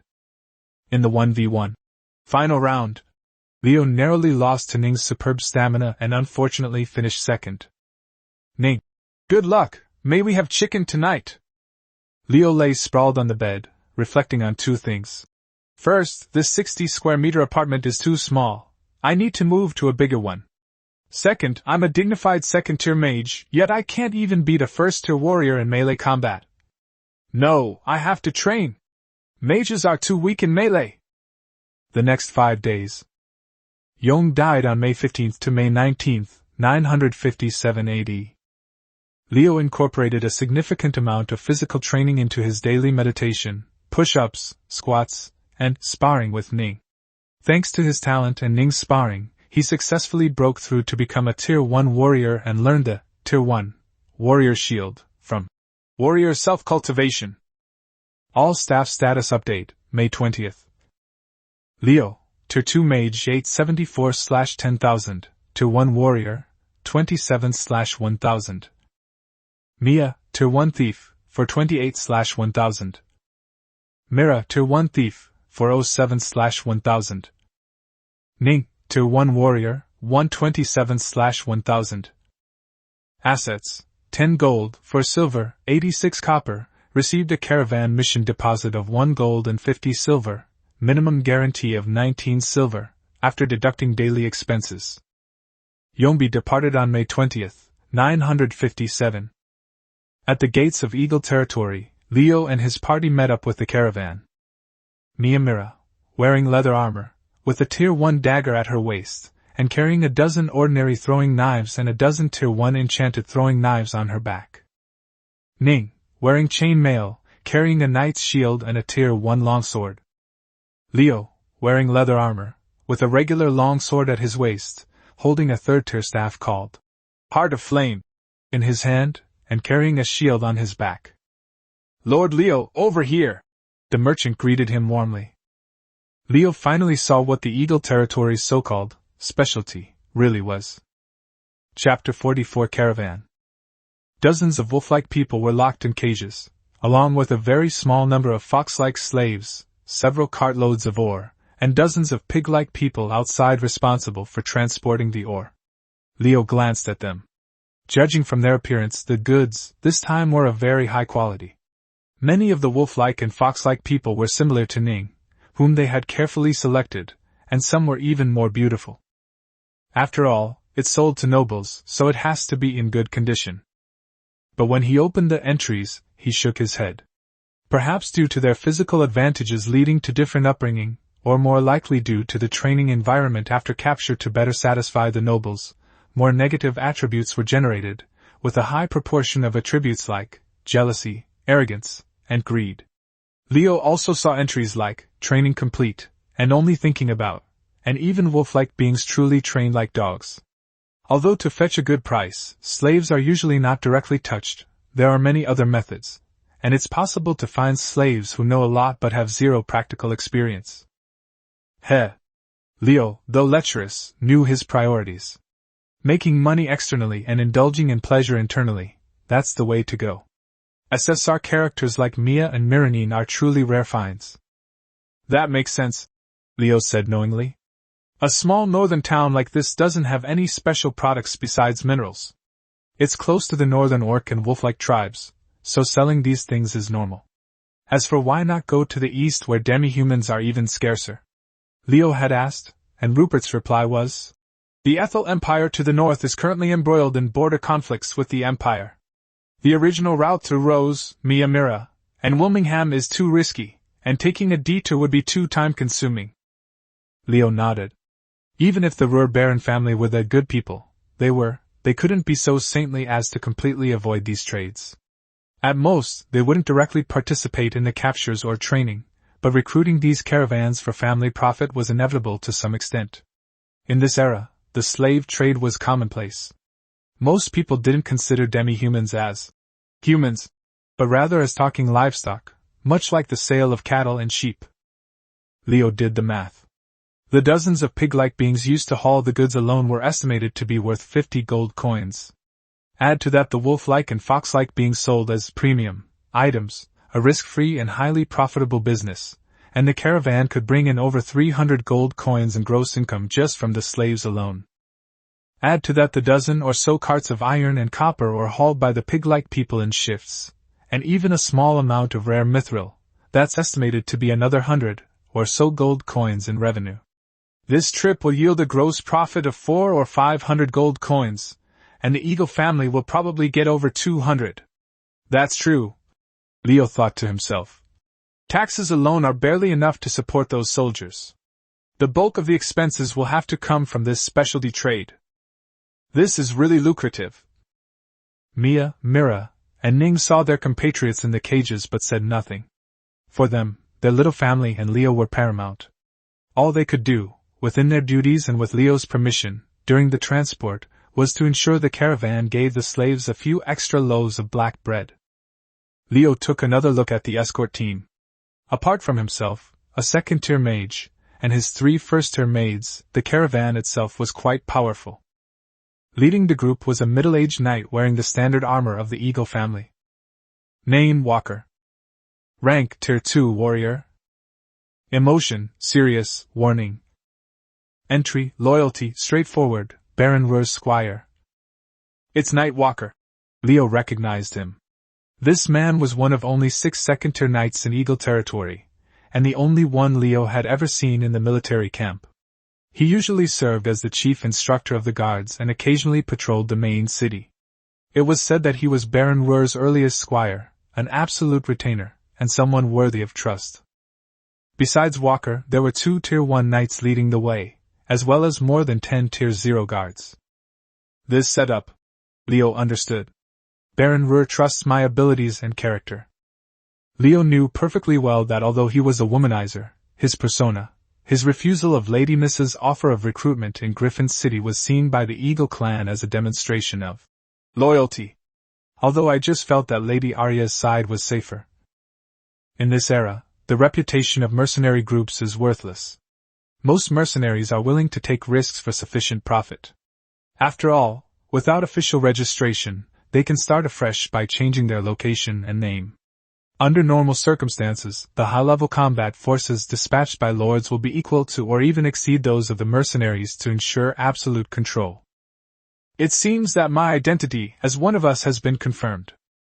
The group set off. Walker brought up the rear, with 2 first-tier knights leading the way. Leo and his group were positioned in the middle to provide support. Although Griffin Province is a border region, perhaps due to its constant proximity to war, the people are known for their fierce nature, and the lords have extremely strong control over their territories, resulting in a lack of large-scale bandit groups. As for Xiaobo's goblins, they dared not show themselves upon seeing this massive procession. However, just as the group was about to leave the forest, chirp chirp chirp, a piercing scream suddenly came from the back of the group. A dozen goblins burst out of the bushes, bypassed Walker who was bringing up the rear, and headed straight for the cages containing the fox-like beings. Among them was a first-tier goblin wearing ill-fitting leather armor and wielding a war hammer. Enemy attack! Protect the cargo! Walker roared and turned to face the enemy. Mia Miranine! Protect me! We're going to provide support! Leo reacted immediately, and led the 3 maids to the back of the group. By the time Leo arrived, the battle had already begun. Walker was already engaged in combat with the Tier 1 goblin. Although the goblin was also Tier 1, it was no match for the battle-hardened Tier 2 knight. Walker didn't even use any fancy combat techniques. With just a few precise parries and sidesteps, his long sword cleanly and decisively slit the goblin's throat. Wind blade! Wind blade! Wind blade! Leo wasn't idle either, raising his hand to unleash a triple attack in an instant. Invisible wind blades precisely sliced across the battlefield, supporting the 0-tier guards who were struggling in the battle. Pfft! The henchman was easily dealt with. The others also finished their fights. "Check for casualties," Walker roared. "Reporting, Sir Knight. One person has been bitten, but is not seriously injured." "Very good." Leo led the way in. "Looting the spoils. This is a traditional virtue of mercenaries, and it cannot be abandoned." "Not bad luck." Leo pulled a small money pouch from the first-tier goblin. 4 gold coins, several dozen silver coins, and some copper coins. "Lord Leo." Walker approached. "As per the rules, the spoils are yours." Leo smiled.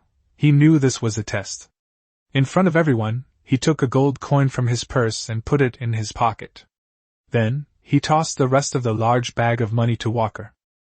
"Sir Walker, I will only take what I am entitled to. You may distribute the rest." Walker caught the money pouch and paused for a moment. His usually stern and silent face seemed to soften slightly. This mage, Leo, though lecherous, rumors and first-hand confirmation, wasn't greedy. The mercenaries would fight over a few copper coins, yet Leo had willingly given up 3 gold coins. Walker nodded, deposited the gold coins into the communal account, to be handed over to the lord, and then immediately distributed the silver and copper coins equally among all the guards who had participated in the battle. The atmosphere in the ranks instantly became lively. Assets: 11 gold, 4 silver, and 86 copper. Chapter 45 Robbers. At night, by the campfire. Walker sat down next to Leo and handed him a piece of roast meat. The two chatted idly. "Goblins are such a nuisance." Leo took a bite of roasted meat. "Knight Walker, are these the most common creatures along the way? They're just annoying, nothing but annoying. They reproduce so much. Give them a sheep and leave them alone for 6 months, and they'll give you an entire legion. And they don't even need to practice to level up. They just slap their heads and I think they know how." Perhaps it was the act of dividing the spoils during the day that won him favor, as Walker was willing to say a few more words. "Lord Leo, you are right. But before winter comes, the Griffin province is actually the safest place." "Oh?" "Because there are few bandits," Walker said. "But in winter everything changes. The demi-humans from the west come to plunder because of food shortages. The orcs from the north also come south because of food problems. Demi-humans are not as docile as your 3 little maids." "Then, the Empire doesn't care?" "It's under your control." Walker pointed north. "On the border of the Griffin province, further north of Eagle territory, there's a 7th-rank garrison commander from the Empire and 2 6th-rank generals stationed there year-round. In winter, a few more 6th-rank generals will be transferred in." "7th tier?" Leo swallowed hard. "Yes," Walker said seriously. "The northern orcs to the north and the boar tribes to the west, they both have 7th-tier leaders. Fortunately, our northwest neighbor, Mondstadt Kingdom, has been relatively quiet lately, relieving a lot of pressure for us." Leo felt a wave of lingering fear. "Damn, I thought Griffin City, Earl, was at most a tier 5, but it turns out they're just a little karami. The province's strongest fighting force is actually the Imperial garrison. That makes sense, it's a border province with a small population, so it's only an earldom. The real power still comes from Imperial support." "Knight Walker," Leo asked again. "You just said that the Griffin province is the safest, so are our next provinces, such as Lawson or other inland provinces, actually in danger? Aren't there no beastmen or demi-humans in those provinces?" "That's why there are more bandits," Walker said calmly. "Goblins don't use their brains, but bandits, well, they do." That night, the caravan camped at the edge of the forest.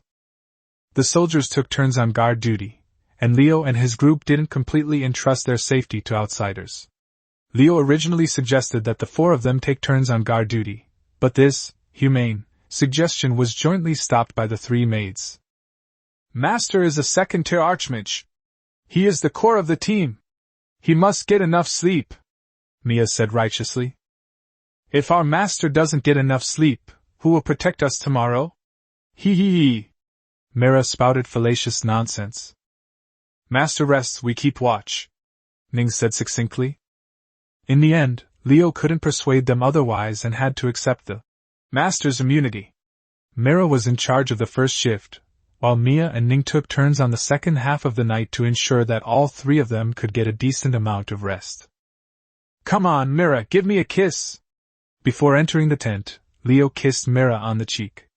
"Be good, okay? Don't be lazy." Mira froze instantly. She was usually very bold, but that was only at home, a prime example of being a bully at home. This was the first time she had ever been kissed by her master in front of so many guards and mercenaries. Her tail instantly straightened, activating her spine dragon form. "Master, you're so mean," she murmured softly, her face flushed. Leo laughed and went to rest in a small tent assigned to them, along with Mia and Ning. Day 3, Province of Los Angeles. The caravan officially set foot in the central province of Lausanne. At noon, they arrived at their first city, a small town of about 3,000 people. After replenishing their supplies, the caravan did not linger and continued on their way. When the convoy reached a dense forest in the afternoon, whoosh! An arrow, carrying a strong wind, suddenly shot out from the forest, its target aimed directly at Leo, who was in the very center of the group, wearing a robe over leather armor. Immediately afterward, a loud crash echoed as a large tree fell, blocking the path. From the forests on either side of the road, deafening shouts of battle erupted. "Kill the one in the middle wearing the robe first! That's obviously the leader, the fat sheep! Bite!"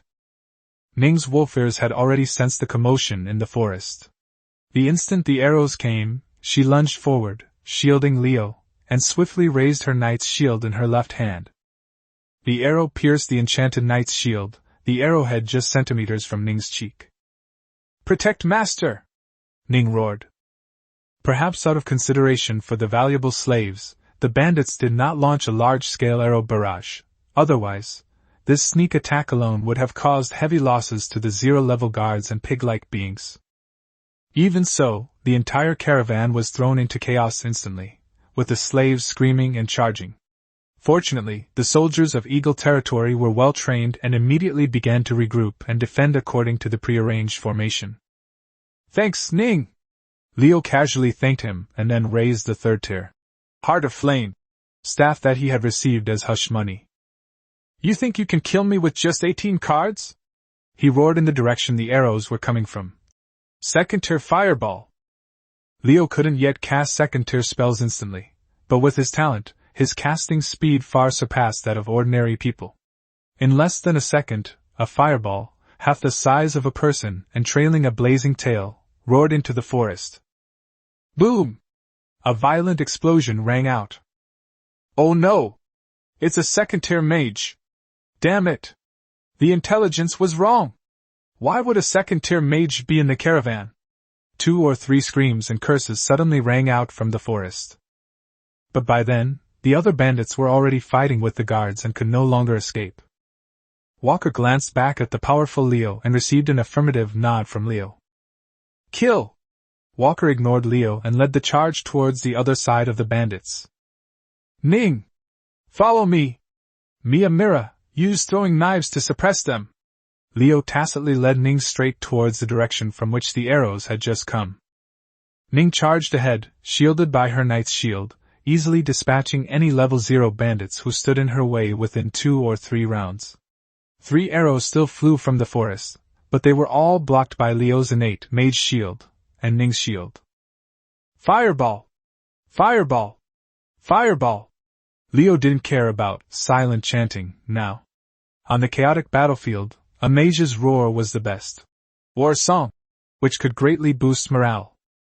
Ning was about to continue his charge forward when suddenly, a dark shadow appeared from the side, and a 2-handed greatsword swept across with a whooshing sound.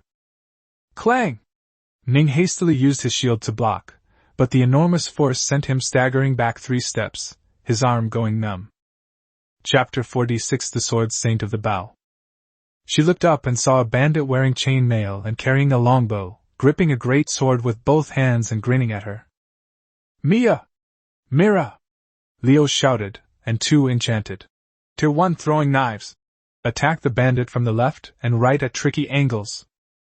The bandit didn't even look, and suddenly unleashed a burst of fighting spirit. Clang! Clang! The two throwing knives struck the invisible warrior's shield, and were deflected. Damn! Tier 2? Leo exclaimed in surprise, raising his hand to unleash 3 more wind blades. Bang, bang, bang! The wind blades struck the bandit's shield one after another, the shield teetering on the brink of collapse, yet still holding firm. At the same time, the bandit's great sword swung down again. Tier 1, warrior's shield! Ning roared, channeling his battle aura into the knight's shield. Boom! The great sword slammed into the shield. Ning's first tier shield shattered, and she was knocked back once more. It's Tier 2! Master! Ning shouted to remind him. Second tier trash! And you even brought a few first tier ones to gang up on you! Have you no shame? The burly man dressed as a bandit was getting annoyed by Leo's spells and throwing knives, and roared angrily. A face? Can you even exchange it for gold coins? Leo roared back. Ning! Hold him off!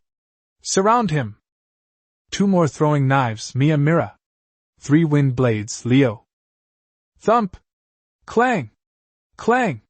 The first 3 wind blades finally shattered the bandit's shield.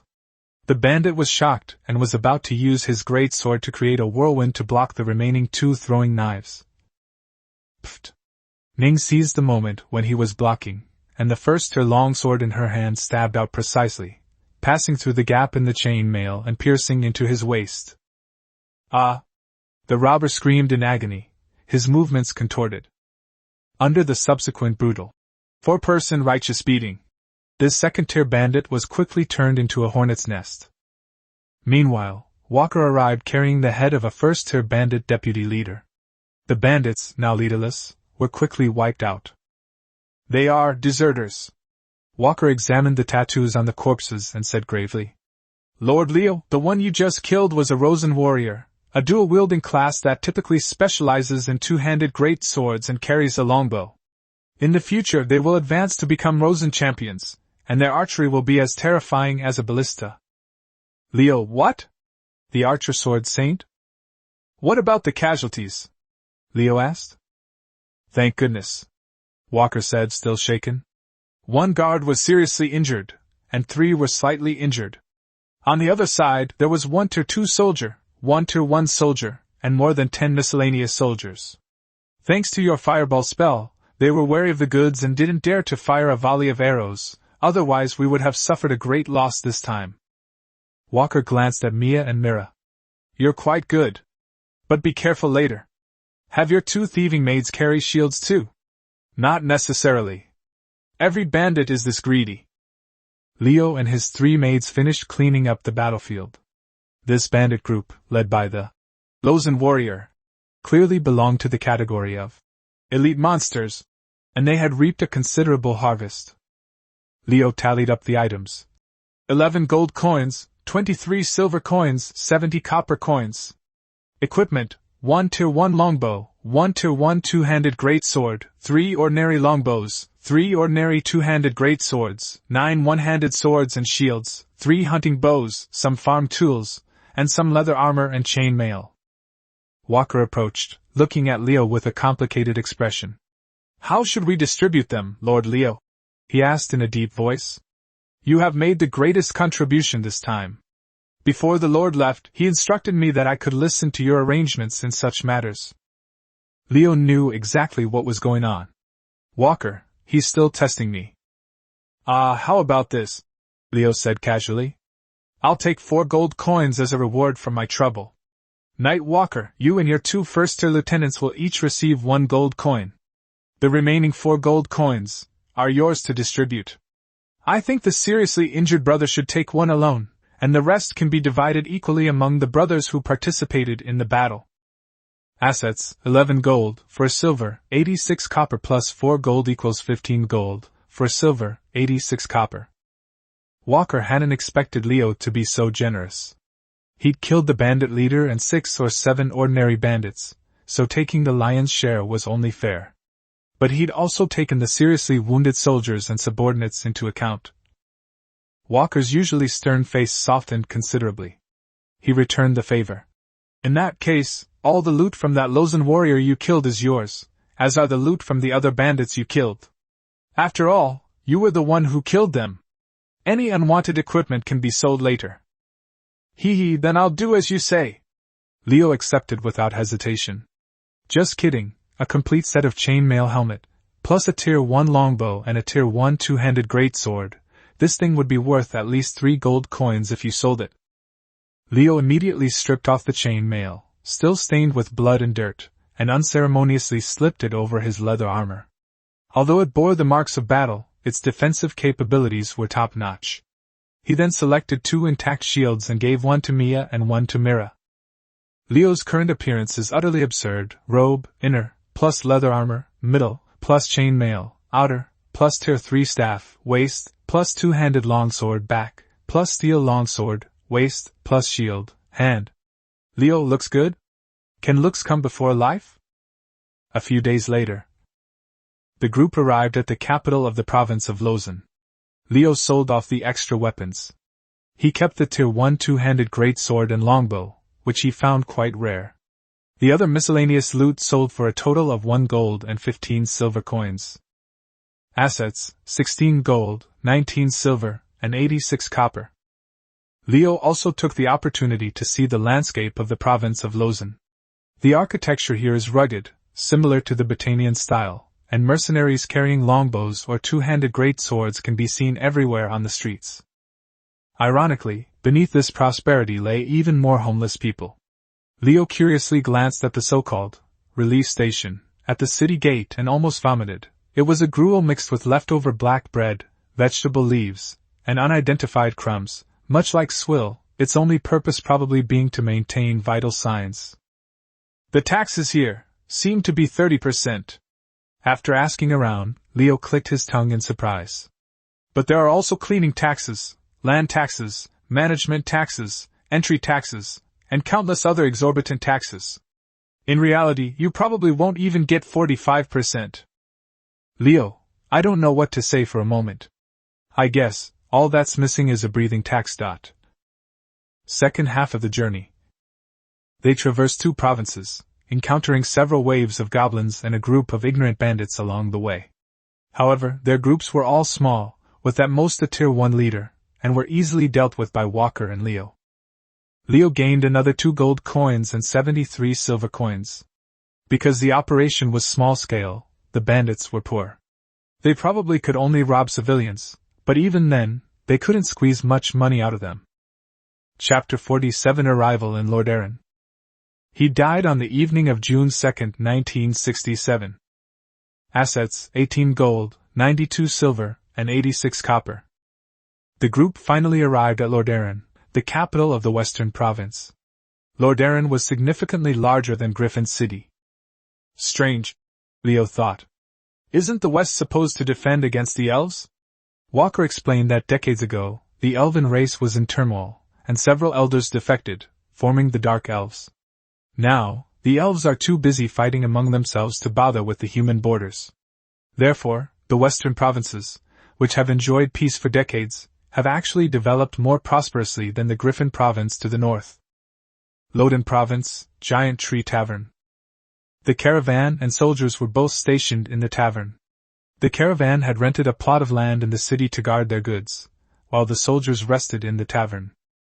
Lord Leo, you must be tired from your journey. Walker relaxed and offered Leo a toast. The caravan will stay here for about 3 days, so you can rest for a while. Throughout the journey, Leo was strong, generous with his share of the money, and was practically one of us. Compared to the other mercenaries he had worked with before, who were mediocre in strength, timid in fights, but ruthless when it came to money, he was like a father figure. The seriously wounded soldier, in particular, received a gold coin as a recuperation allowance, while the other soldiers each received several dozen silver coins. Imagine working for half a month and someone gives you half a house as a reward. Wouldn't you call them your father? Wouldn't you be moved? Lord Leo, a drunken soldier jeered. You've been holding back for so long. How about I take you to a brothel for some fun? It's on me. Many soldiers joined in with chuckles. The words had barely left her mouth. Hiss! Mia! Meow! Mira! Ah! Ning! Three icy gazes instantly locked onto the soldier who had been jeering. Mia and Mira immediately activated their spine dragon forms, their fur standing on end. Ning's flattened airplane ears instantly stood up, his silver pupils fixed on the soldier.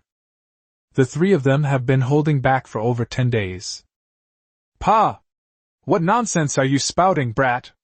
A quick-witted soldier nearby slapped the man who was egging him on the head and said with a smile, Madam Ning! Madam Mia! Madam Mira! Please don't take him seriously. Along the way, not only Leo gained recognition, but Mia, Mira, and Ning also helped many soldiers, and the soldiers who had initially discriminated against demi-humans gradually came to accept them. With three such beautiful ladies by his side, how could Lord Leo possibly be interested in those ordinary beauties? Eh?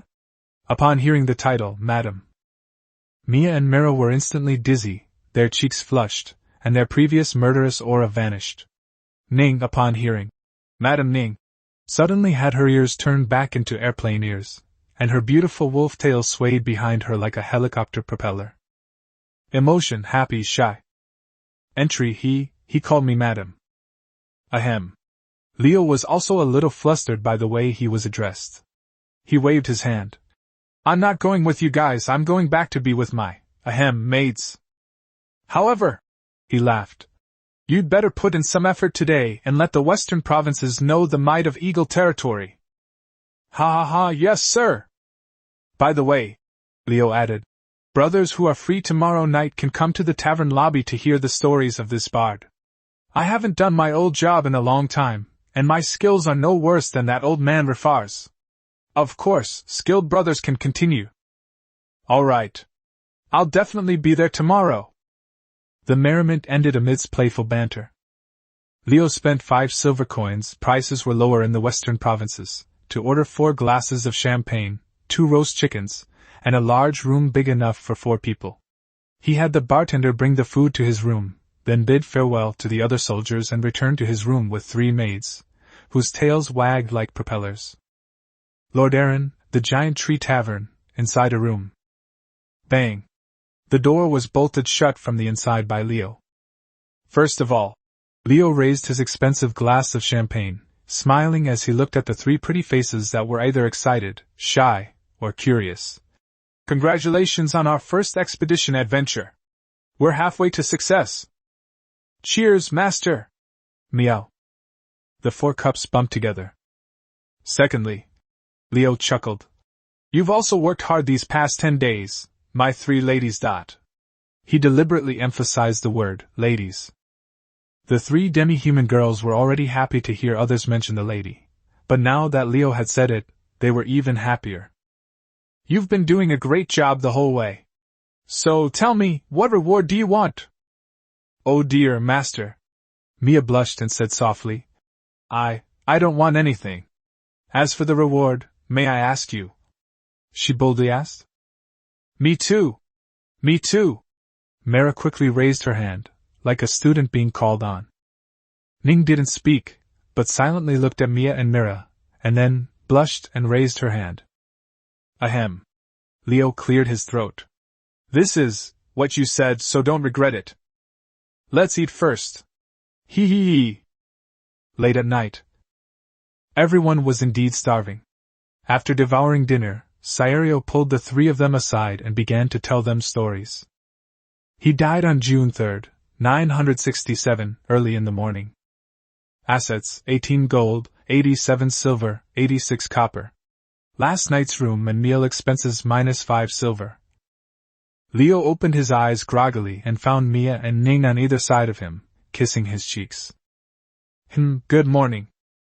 Master! Good morning! Time to go out and play. If you don't get up soon, your bottom will be roasted. Time to flip over. A cheerful voice rang out. Mira was sitting shamelessly on Leo, her little hands rubbing against his chest. Good morning, you 3 little minions. Leo chuckled, putting his arm around them. How about I continue telling you the story of Guan Yu passing 5 passes and slaying 6 generals? No. What?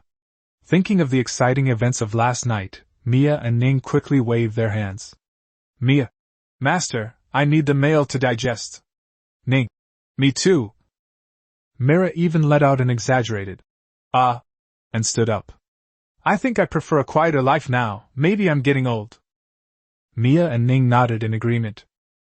Chapter 48 Dressing Up. You said it yourself. Leo chuckled. Master, Myra's eyes lit up. Then let's buy an elf this time. Hee hee hee. I've never seen an elf before. I heard that their eyes are on the top of their heads and they see people through their nostrils. Leo thought for a moment. I guess. I can't afford it. It's said that even the most ordinary elven slave can be bought for at least 100 Mira? Why? Mira exploded on the spot. Does she have 99 more butts than me? Cough cough, what nonsense are you talking about? Leo analyzed. It's probably because elves can inherit their lineage by one, and it can be passed down for 7 or 8 generations. Most importantly, elves are hard to catch. Unlike your demi-human tribes, which are scattered here and there. Although there are fewer elves, they can communicate with trees and stay in their own territories, not venturing out casually. As for going in to catch them? Leo shook his head. I heard that their elf queen is an 8th tier. In short, the risk is extremely high. Wha? Mira heard the word captured, and remembered her sad memories. She snuggled into Leo's arms in a spoiled manner. My sister and I were just picking berries in the forest when we were captured by humans. I was herding sheep. Ning added, recalling the past, her mood becoming somewhat low. Pat pat pat, my 3 little darlings. Leo quickly put his arm around one of them, and patted Ning's back with the other. I'll protect you from now on. As long as I'm here, you'll never be captured again. It's fortunate that I was captured, otherwise I wouldn't have been able to meet my master. Mia, the sweet little girl, immediately thought of something happy, interrupting her sad memories. Yeah! Mira exclaimed, fully energized. I feel happiest when I'm with my master. The food is good, and the games are great. I think so too, Ning said softly, blushing. After the 3 of them had a casual breakfast, Leo took them out for a stroll around Lordaeron. The interior design of Lordaeron is similar to that of Lordaeron, rugged and martial, but the architecture is more rustic. The proportion of homeless people on the streets is indeed slightly lower than in Lordaeron. It seems Walker was right, Leo observed. Lordaeron, though a border city, has actually developed peacefully due to the elves' decades-long civil war. On the other hand, inland provinces like Lawson, without external enemies, have lords who treat bandits and taxpayers as foreigners, exploiting them relentlessly. First, Leo led the 3 maids to the blacksmith's shop. He handed over the extremely damaged chainmail he had previously seized, Ning's chainmail damaged in the goblin battle, and some damaged weapons to the blacksmith. Help me repair and polish them. Also, he said, looking at Mia and Myra's empty knife pouches. We need to replenish some throwing knives. In the battle against Lawson, 1 was destroyed and 2 were lost. The supplies were depleted too quickly. Thank you for your kindness, 15 silver coins. Assets, 18 gold, 87 silver, 86 copper. 15 silver equals 18 gold, 72 silver, 86 copper. Afterwards, Leo led the 3 to the most upscale clothing store in Lordaeron. Today, I'm going to give you a complete makeover. An hour later, when the 3 of them came out of the fitting room after changing, Leo was stunned. They had all changed into elegant, ethereal long dresses, paired with graceful Roman sandals. Their snow-white calves were faintly visible beneath the hems of their skirts, and their smooth toes and ankles were adorned with newly purchased silver anklets. With each movement, the bracelets and anklets emitted a soft, alluring tinkling sound. Ning's long, straight black hair wasn't tied up. Instead, it cascaded down naturally like a waterfall, adorned with an exquisite silver hair ornament resembling an olive branch. Combined with her silver-white wolf ears and fluffy wolf tail, she exuded a goddess-like aura that blended purity and wildness. Mia's short, black hair, which had grown naturally to shoulder length since she bought it, had tucked one side of her hair behind her ear and adorned it with a small white flower hair accessory. Her black cat tail swayed quietly and slowly behind her, making her look like a flower fairy who had wandered into the mortal world. Mila styled her short, snow-white hair into 2 playful pigtails, each adorned with a butterfly-embellished headband. She grinned, revealing her signature little fangs, which, combined with her elegant long dress, made her look like a mischievous little angel. "Master, do you like it?" Mia asked softly, her face flushed. "I love it! I love it so much!" Leo swallowed hard, revealing a lecherous expression. "I want them all! I want them all! 2 sets of each style!" Leo, with a wave of his hand, bought himself a fine set of casual clothes, along with 9 pairs of elfin-style, lace-like white silk stockings, which he spent a fortune on, and matching hair accessories, bracelets, anklets, and shoes for the 3 of them. Finally, he didn't forget to buy some exquisite bracelets and hair accessories for Lady Arya and Jessie as local specialties, as a favor. "Thank you, a total of 2 gold and 60 silver. Assets, 18 gold, 72 silver, 86 copper. 2 gold, 60 silver equals 16 gold, 12 silver, 86 copper." Master, Mia, the little housekeeper, began to feel sorry for them. "These are all made of silk. Isn't it a bit too wasteful?" "Yes, master," Ning chimed in. "That's enough to buy dozens of sheep." "Oh no!" Mara muttered, clutching her bottom. "Looks like master really likes it. My bottom's not getting away tonight. Ouch! Why did master hit me again?" Leo withdrew his hand from Myra's head and snorted. "If it looks good, I'll buy it. I'm the master, and I make the decisions. Hee hee." "Then, master," Myra's eyes darted around, "why don't we buy another sister? I need to rest." "Oh? I'm taking that seriously." Leo laughed. "Master, we don't mind," Mia said earnestly. "I need to rest too," Ning also agreed, blushing. "Master is so powerful. In our tribe, he is a symbol of strength. My father is a first-level warrior, and he has 4 wives." "Leo?" Afternoon, slave market.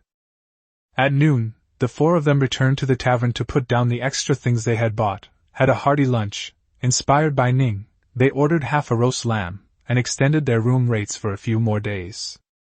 Assets, 16 gold, 12 silver, 86 copper. 5 silver, 30 copper equals 16 gold, 7 silver, 56 copper.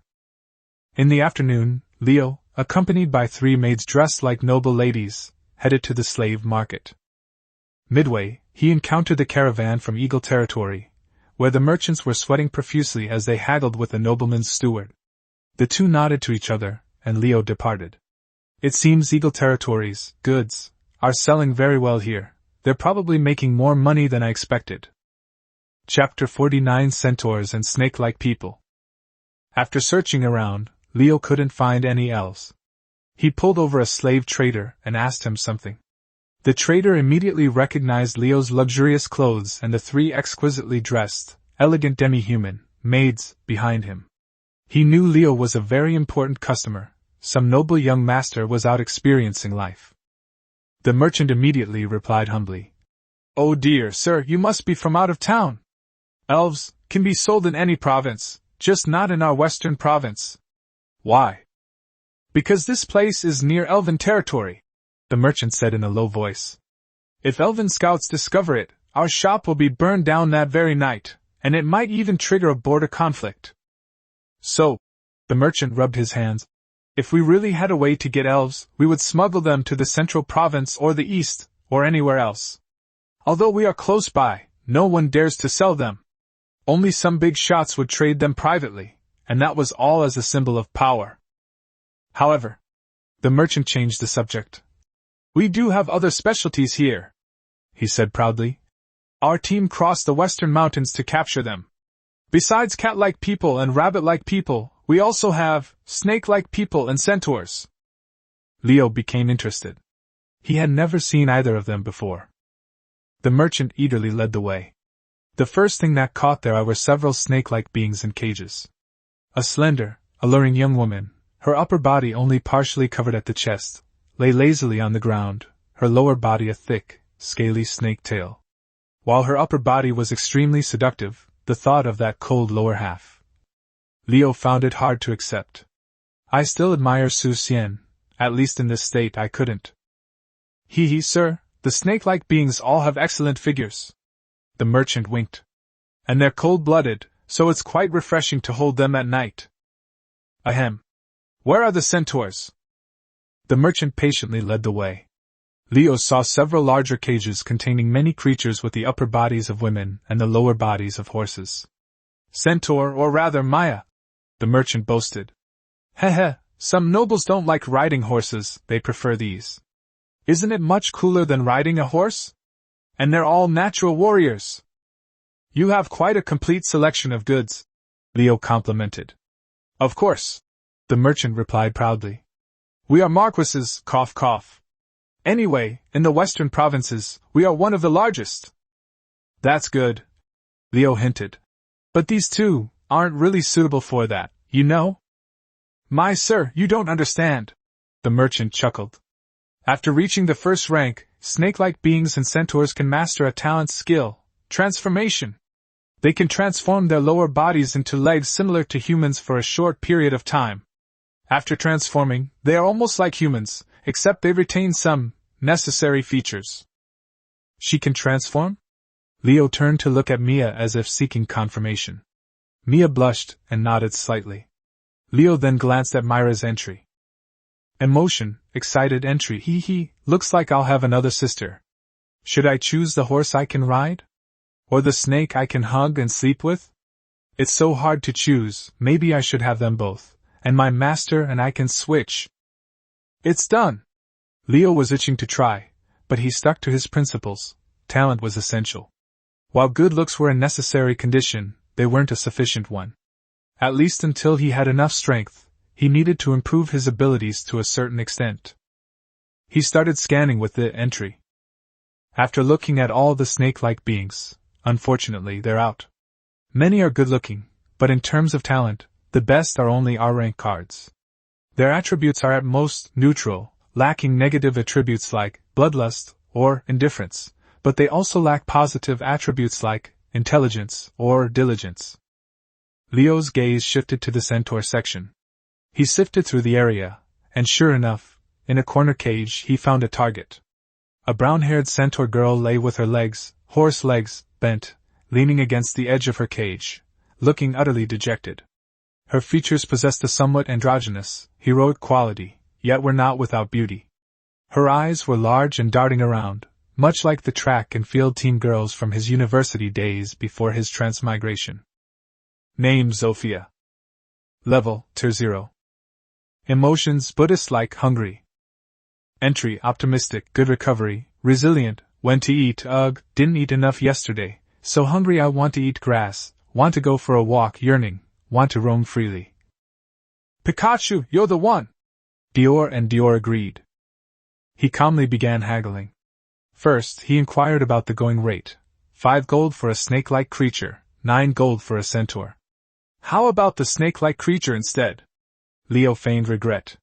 The centaur seems rather useless. They say you can ride it, but it's only good for fun. In a real battle, I ride a griffin. Leo didn't mind using his Griffin Knight status to intimidate him, as a Griffin Knight was at least a second-tier knight, and compared to a giant eagle, it was usually the choice of nobles or wealthy knights, because griffins were picky eaters and their maintenance costs were much higher, second only to dragons and wyverns. Oh my! Upon hearing the name, Griffin Knight, and combining it with Leo's northern accent and the beautiful maid, the slave trader immediately understood. He figured Leo might be a young master from a griffin family, or perhaps from a central province. His attitude became even more humble. So you're the Griffin Knight? It's an honor to meet you. Look at you, Leo replied. Griffins are indeed much more powerful than centaurs, but your friends probably all ride griffins. Centaurs, however, are rare and valuable. Taking one out would be quite prestigious. Okay, that makes sense. Leo feigned relent. But centaurs have huge appetites, don't they? Won't they eat me out of house and home? I could eat a little more, but you're still short of that, sir? All right. Leo waved his hand. Although I still want to buy the snake-like creature, you make me very happy. This one will do. He pointed to Zoffy in the corner. Oh, sir, how about buying a few more? No. Leo began his ultimate swindle. I'm getting married soon to a count's daughter. They don't like me doing this kind of thing. I already have 3 at home. Buying one is fine, but buying a bunch is too much trouble for me. I'll give you one chance. Leo's face turned cold. Give me a satisfactory price, or I'll go buy a snake-like human next door. The slave trader weighed his options. The count's son-in-law, he couldn't afford to offend him. Besides, centaurs do eat twice as much as snake-like creatures, so keeping them would be a cost. 8 gold coins! The merchant gritted his teeth. 8 gold coins, sir! Please take good care of me from now on. Okay, deal. Leo readily handed over the money. After a series of actions, Leo acquired his 4th maid, the centaur Zofia. Assets, 16 gold, 7 silver, 56 copper. 8 gold equals 8 gold, 7 silver, 56 copper. Chapter 50 Glutton. After the purchase, Leo walked in front, Zofia in the middle, Mia on the side, and Marinine was responsible for monitoring the new slave Zofia. Zofia, however, didn't show any resistance. She just kept having strange thoughts. I've been bought, at least I can eat my fill, as long as I'm full. Being ridden, it's still a little embarrassing, but at least I can run. My legs are rusty, I hope I won't be eaten. I've heard that some humans like to eat women's breasts and drink women's blood. Ugh, scary. Assets, 8 gold, 7 silver, and 56 copper. Leo? Wait a minute, I clearly made so much. Leo stared at his money pouch, which had just shrunk by half, and fell into deep thought. Why do I feel like, even though I've been making money, my gold coins have never actually reached double digits? Who's sure, how could you do this? He couldn't help but let out a lament from a time traveler. I made money today, but the money isn't mine anymore. A profound truth. It's all right, master. Mia, the thoughtful little darling, quickly came over and took his hand, sweetly comforting him. We all belong to master. As long as we have something to eat, that's enough. She very sensibly kept quiet about the maximum expense, worth 7 gold coins, that was following behind. Our master is just too good to us, Mia added. I spent almost 3 gold coins on clothes yesterday. Sigh. Leo, after much painful deliberation, declared, I've made up my mind. From now on, Mia will be in charge of all our household expenses. Congratulations to Mia, you've been promoted from head maid to head butler. Everyone, give her a round of applause. Clap, clap, clap. Mira and Ning immediately started clapping. Zofia, the centaur, also paused for a moment, then joined in with clap, clap, clap, though it was unclear what she had understood. Ha! The applause had barely ended when Myra's face fell. Let my sister manage the money? Then will there be no good food left? She muttered under her breath. Master is generous, but my sister is stingy. You! Mia looked at her. Little Leaky Jacket. Her sister's nickname, momentarily speechless. Where did my obedient sister go? What caused her to become like this? Let's rule out the master. Wait, why? Don't worry, Leo said with a smile. My main concern is that we don't have a plan for spending money right now. We need to establish some rules and regulations. For example, daily expenses, daily meal allowances, and a reward system for meritorious service and celebrations. Let's create our Springer family rules. Mia will be in charge of enforcing them. Don't worry, my little glutton won't go hungry. Oh. Yay. Mira cheered immediately. Then I'll thank Master on behalf of Big Rice Bucket Ning. Mira! Ning angrily reached out and precisely grabbed Myra's wagging cat tail. Sister, help!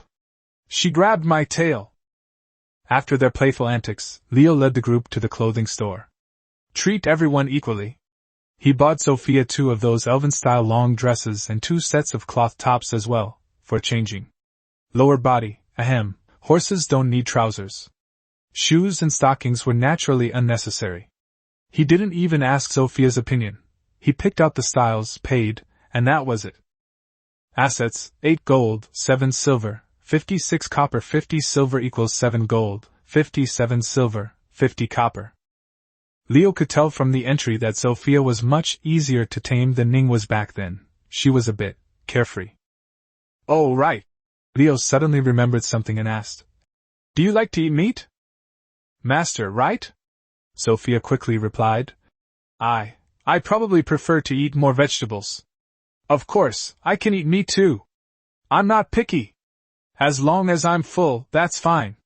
If not, I'll eat grass too." "It's good that we're vegetarian, it saves money." Leo nodded with relief. After all, meat is expensive. In the evening, we returned to the tavern. Disaster struck. Because Sophia couldn't yet transform, her enormous horse form couldn't fit into the tavern's rooms.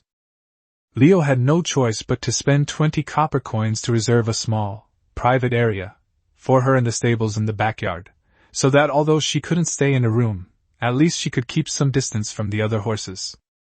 Then, Leo retracted his comment. "It's quite economical." The title of Springer Family's Most Incompetent Scoundrel changed hands at lightning speed in that instant. Gurgle. Sophia looked at the 5 white bread rolls and a jar of jam that Leo handed her, given as a celebration. But it was clearly not enough, so Leo kept adding more. "Wah! Master! It's so delicious!" Sophia began to devour the food.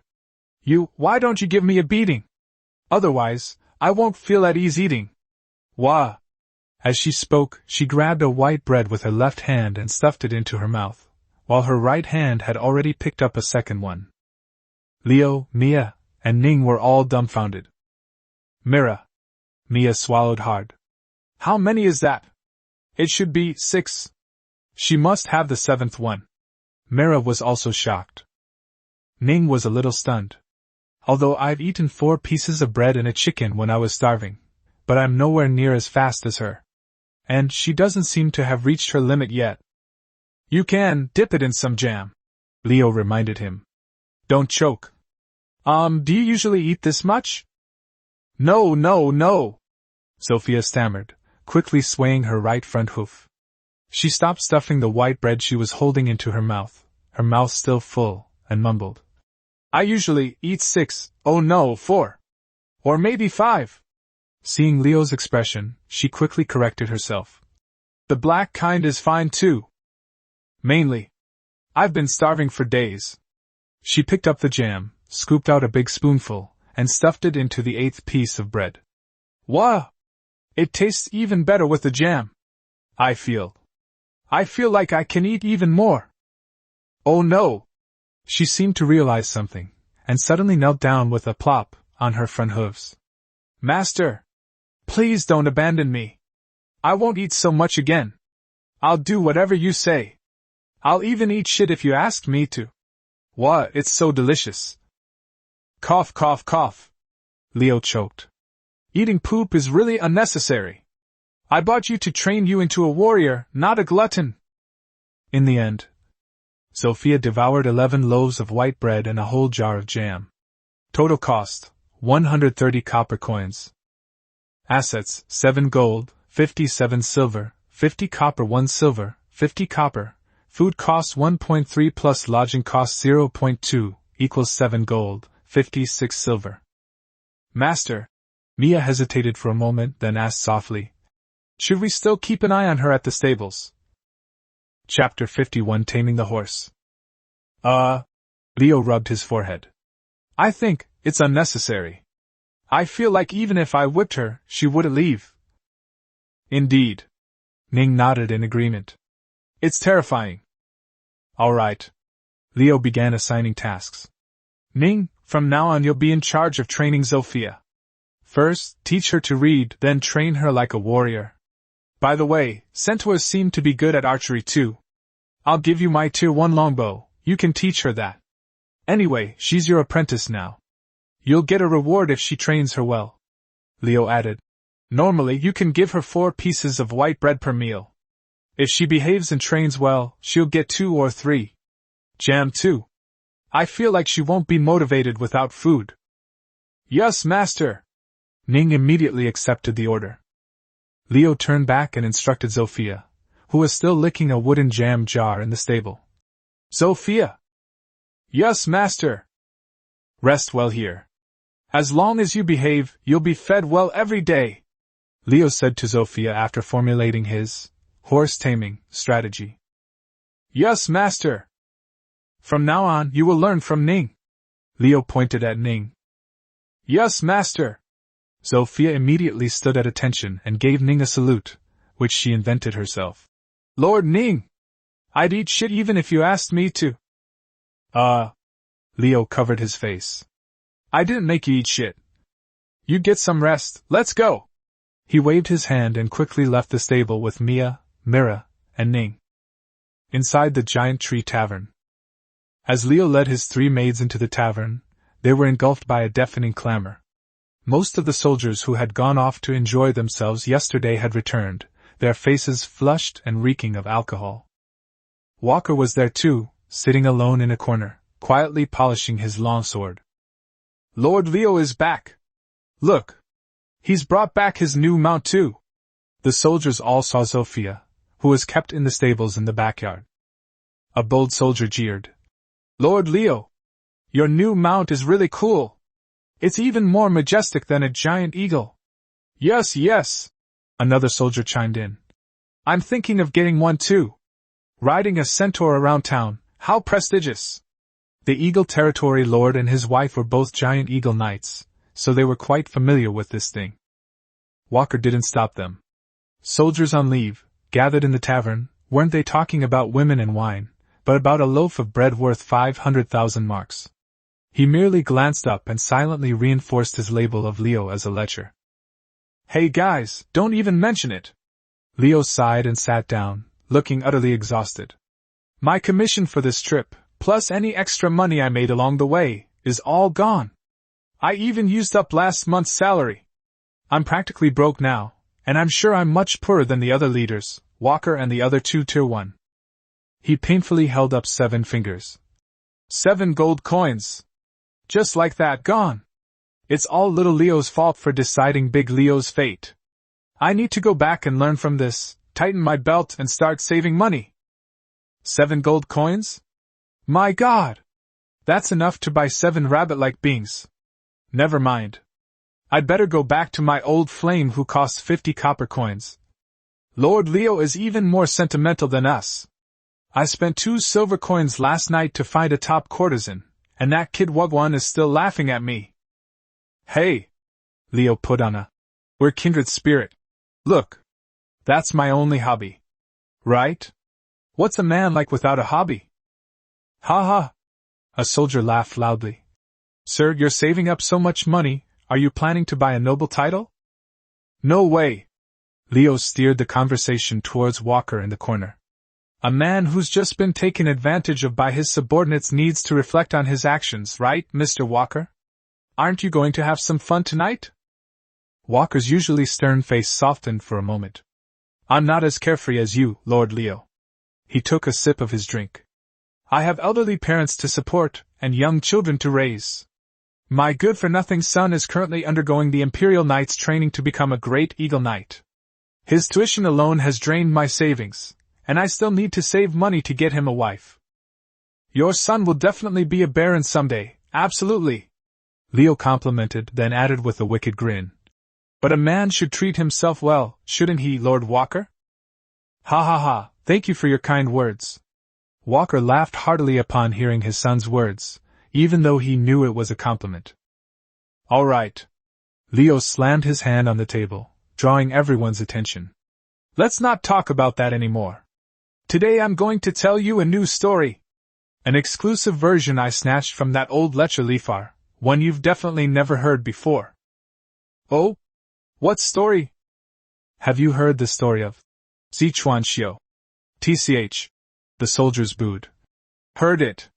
Isn't it just that fairy tale where the third son becomes king, the second son becomes prosecutor, and the eldest son becomes marshal? How boring! That's because you didn't hear the real version. Leo lowered his voice mysteriously. Actually, it was the eldest brother who rebelled, the second brother who was loyal to the empire, and the third brother who was a wavering warlord, but for his sister, he ran off to serve the emperor. Oh? The soldiers instantly became interested. Fratricide plus woman equals perfect accompaniment to drinks. What sister? A lover, right? Tell us, tell us! Leo cleared his throat and began the more realistic, darker, and more detailed version of Zichuan Xiu that he knew. In the end, the eldest brother's rebellion succeeded, but he accidentally killed the second brother. The third brother eventually defeated the eldest brother and became king himself. Then, he married that sister Zichuan Ning, and also took the female marshal, Lu Feng Shuang, from the neighboring kingdom as a concubine. Holy crap! This version sounds much more reasonable. But Zichuan Xiu is so damn awesome, 2 princesses. Awesome my foot! Another soldier retorted. The 3 brothers had such a good relationship in the beginning, and in the end, 2 of them died for a woman.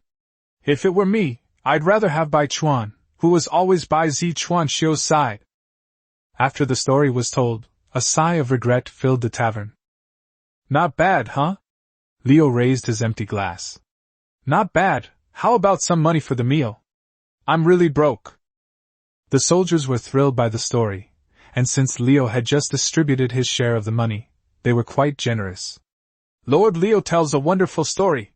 Several soldiers even pulled out silver coins. Seeing this, Leo waved his hand. He pushed all the silver coins back, only taking a symbolic copper coin from each table. Just a token amount.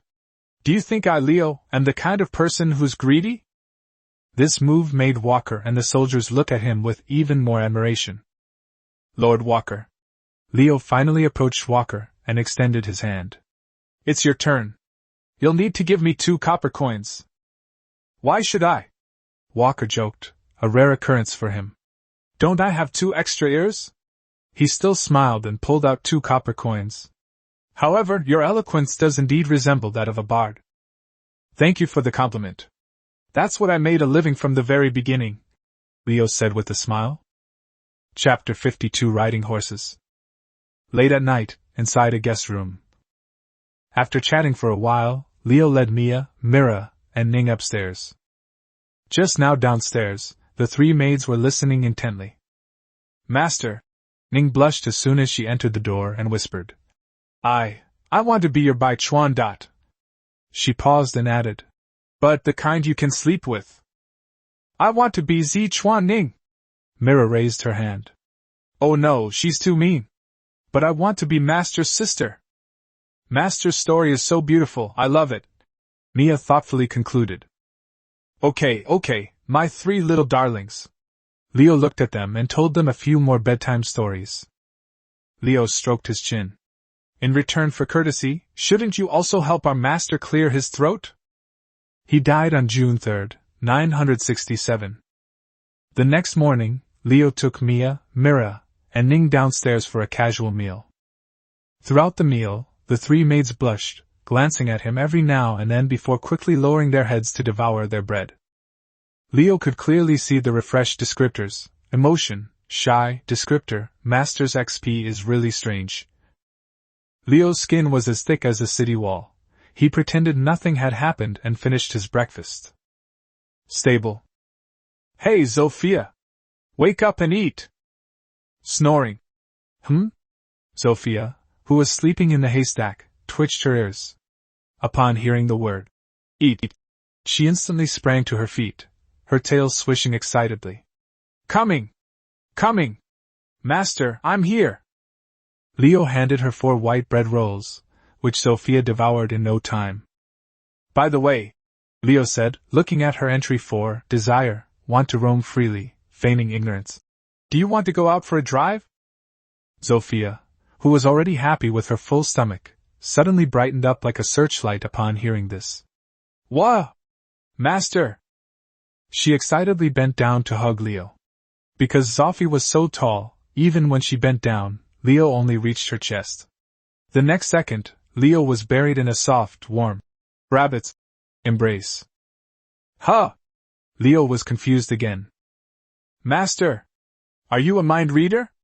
Sophia cried out excitedly, clutching his head tightly. How come you know everything I like? From now on, I'm yours. I'll do whatever you tell me to do. Leo, of course, I can see the entries. Wow! Face wash! Mira exclaimed as soon as she saw Leo being hugged, and immediately protested. Me too! Me too! Go away! Kid, go play somewhere else! Leo finally managed to break free and patted Myra's head. Come on, Sophia, let's go for a walk outside the city. Outside the city. After a while, in an open area outside the city, Leo let Sophia run a few laps on her own. Sophia, running around happily, seemed even happier. Seeing that she had relaxed a little, Leo cleared his throat and asked, Sophia, can I ride you? Eh? Sophia's face flushed red instantly. But she still nodded. Although I've never been ridden before, but you are my master, I'll listen to you. Mia and Ning stood beside them, blushing and watching curiously. Sophia obediently bent her front knee, lowering her back. Heave-ho! Leo jumped up. It feels so strange, Sophia whispered. Leo said, sitting up and scratching his head. So where should I hug? Huh? I don't know either. Sophia was also confused. How about, you hold my waist? Even though she was a bit oblivious, she was still a young girl, and she was feeling a little embarrassed. But since she couldn't refuse, she might as well accept. Leo tentatively and gently hugged Sophia's waist. Wow! Due to years of running, Sophia's waist was very strong, with obvious abs, but it felt incredibly smooth to the touch. Wow, I want to try it too! Mira cheered from below. Mia and Ning watched this scene with blushing faces. Are you seated properly, master? Shall I move? Sophia asked. Yes, Leo said, supporting her waist. Sophia began to accelerate. At first it was a jog, but her desire, freedom to run, ability was activated, and her speed gradually increased. Faster still. Wow! Sophia cheered in the wind. Whoa! Leo also let out a cheer, a scream of pain. He felt like he was about to be thrown off. This was much bumpier than riding a horse. After running a long lap, Sophia wanted to run some more, but Leo quickly told her to stop. Ugh! Leo, pale-faced, climbed down from his horse with the help of Mia and Ning. Damn it! I get horse sickness. However, looking at Sophia, who was still panting with excitement, he began to make plans. Although I'm dizzy, it was pretty fast. Later, I can ride Sophia, she can be the front-line tank, and I can deal damage from the back. Or let Ning and Sophia team up. One wields a two-handed great sword, and the other wields a spear and shield. This combat power will definitely be 1 + 1 greater than 2. Master! Master! Mira, seeing him come down, still curiously approached. It's my turn! Can I try? Asked Sophia. Leo said, rubbing his still slightly dizzy head. These kinds of things are best left to the person in question. Sophia, little sister. Mira immediately leaned closer sweetly. Can I try? She's probably older than you, Leo remarked from the side. I don't care. Mira put her hands on her hips, striking a senior pose. I'm the second one the master bought. You all have to call me Sister Mira. She's the fourth, so she has to call me sister. All right, you guys decide, Leo said helplessly. Is it okay, little sister? Mira asked smugly. Okay. Sophia didn't refuse. After all, she was a same-sex demi-human, so her psychological pressure was much less than if Leo had ridden her. Besides, Sophia felt that this was a necessary step to integrate into this strange family. Huff! Mira climbed on top and hugged Sophia's waist. Sister, hurry up! Faster than when the little fish master rode you! All right. Sophia excitedly pawed its hooves and charged off. Wow! Mira, the talkative one, had barely uttered a shout when her expression changed. Her petite body swayed back and forth like a pendant under the high-speed jolting. Slow down! Slow down! We're going to fly out! After riding around once, Mira slid off, her face pale. She waved her hand, trying to remain calm. It's all right, it's nothing special. Leo looked at her bristling cattail and trembling legs and burst into laughter. Ning and Mia also covered their mouths and chuckled. I'm ignoring you all! Mira blushed and quickly hid behind Mia. Chapter 53 Military Training. Mia then tried it too. Unlike Mira, she wasn't reckless, she simply had Zofia jog a lap. Finally, it was Ning's turn. She leaped onto the horse with steady movements. Because she was taller and stronger, she was as stable as a mountain on horseback. Faster, Zofia! Yes, sir! A person and a horse sped across the grassland, and Ning let out a joyful cheer. After a lap, she jumped down, feeling refreshed. This is amazing! I feel like I'm back on the grasslands, Ning said happily.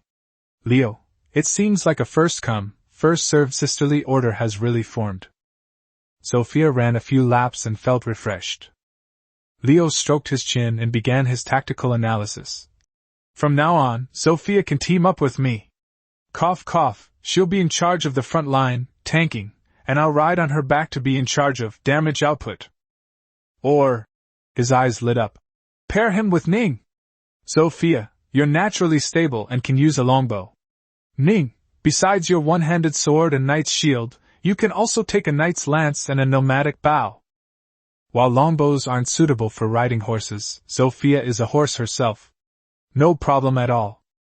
2 warriors with 2 bows each, good at both close and long range. Leo couldn't help but think that he now had both a frontline tank and cavalry. All he needed was a dedicated archer or another mage to complete his team. Yes, master! Ning immediately accepted the order. Sister Zofia, we need to cooperate more in the future. Okay, Sister Ning. As long as I'm full, I'll do anything, Zofia replied happily. Afternoon blacksmith shop. Leo led his group to the blacksmith to retrieve their repaired equipment. Meanwhile, Boss, I'm selling this Tier 1 staff. He already had the Heart of Flame, so he didn't need this one. A Tier 1 staff? I'll buy it back for 1 gold coin. Okay. Boss, give me a set of ordinary chain mail and helmet, a knight's shield for Zofia, a knight's lance and a nomadic bow for Ning, and a few bundles of ordinary arrows. After a round of shopping, Leo lost a significant portion of the 1 gold coin he had just received. In the evening, the 4 returned to the tavern for dinner. Boss, 30 white bread rolls, and 2 jars of jam. Coming right up. Assets, 7 gold, 56 silver, 56 copper, purchasing equipment, 53 silver, 56 copper, dinner, 3 silver, equals 7 gold, 3 silver. Note, an extra large food bucket has been added, causing food costs to skyrocket. Evening in the tavern lobby. Leo went downstairs as usual to tell stories to the soldiers, to earn coins. But to his surprise he found that Walker, who was always stiff and serious, was not there. Lord Leo, please stop looking. A soldier winked and whispered. I reckon Lord Walker has probably been corrupted by you. He went out this evening, saying he was going to relax. Leo. Oh no. I'm a sinner. I tricked an honest man into a brothel. Last day of rest. Leo didn't buy much more, mainly because he was really out of money. He just took everyone around to look at things. Most of the time, the 3 maids stayed in the tavern, with Mia and Mira tutoring Zofia. However, Wah! Master! Zofia stared at the scribbles that looked like gibberish, her face contorted in despair. Or how about you just let me eat shit? That might be easier. After all, her talents are resilience and good recovery, not intelligence. Leo. However, when Leo laid out the house rules they had agreed on beforehand. Zofia, if you don't study properly, today's white bread will be reduced from 4 to 2. And the jam will be confiscated. I'll learn. Zofia's enthusiasm increased dramatically. Although she wasn't particularly talented, she still worked very hard for the sake of food. He died on the morning of June 6, 967. Outside the city, Leo and his group prepared to depart. Their rest was over. It was time to return. Assets, 7 gold, 3 silver, 3 silver, breakfast, equals 7 gold. Since the slaves, mainly the numerous pig-like beings, had been sold out, the caravan was much smaller.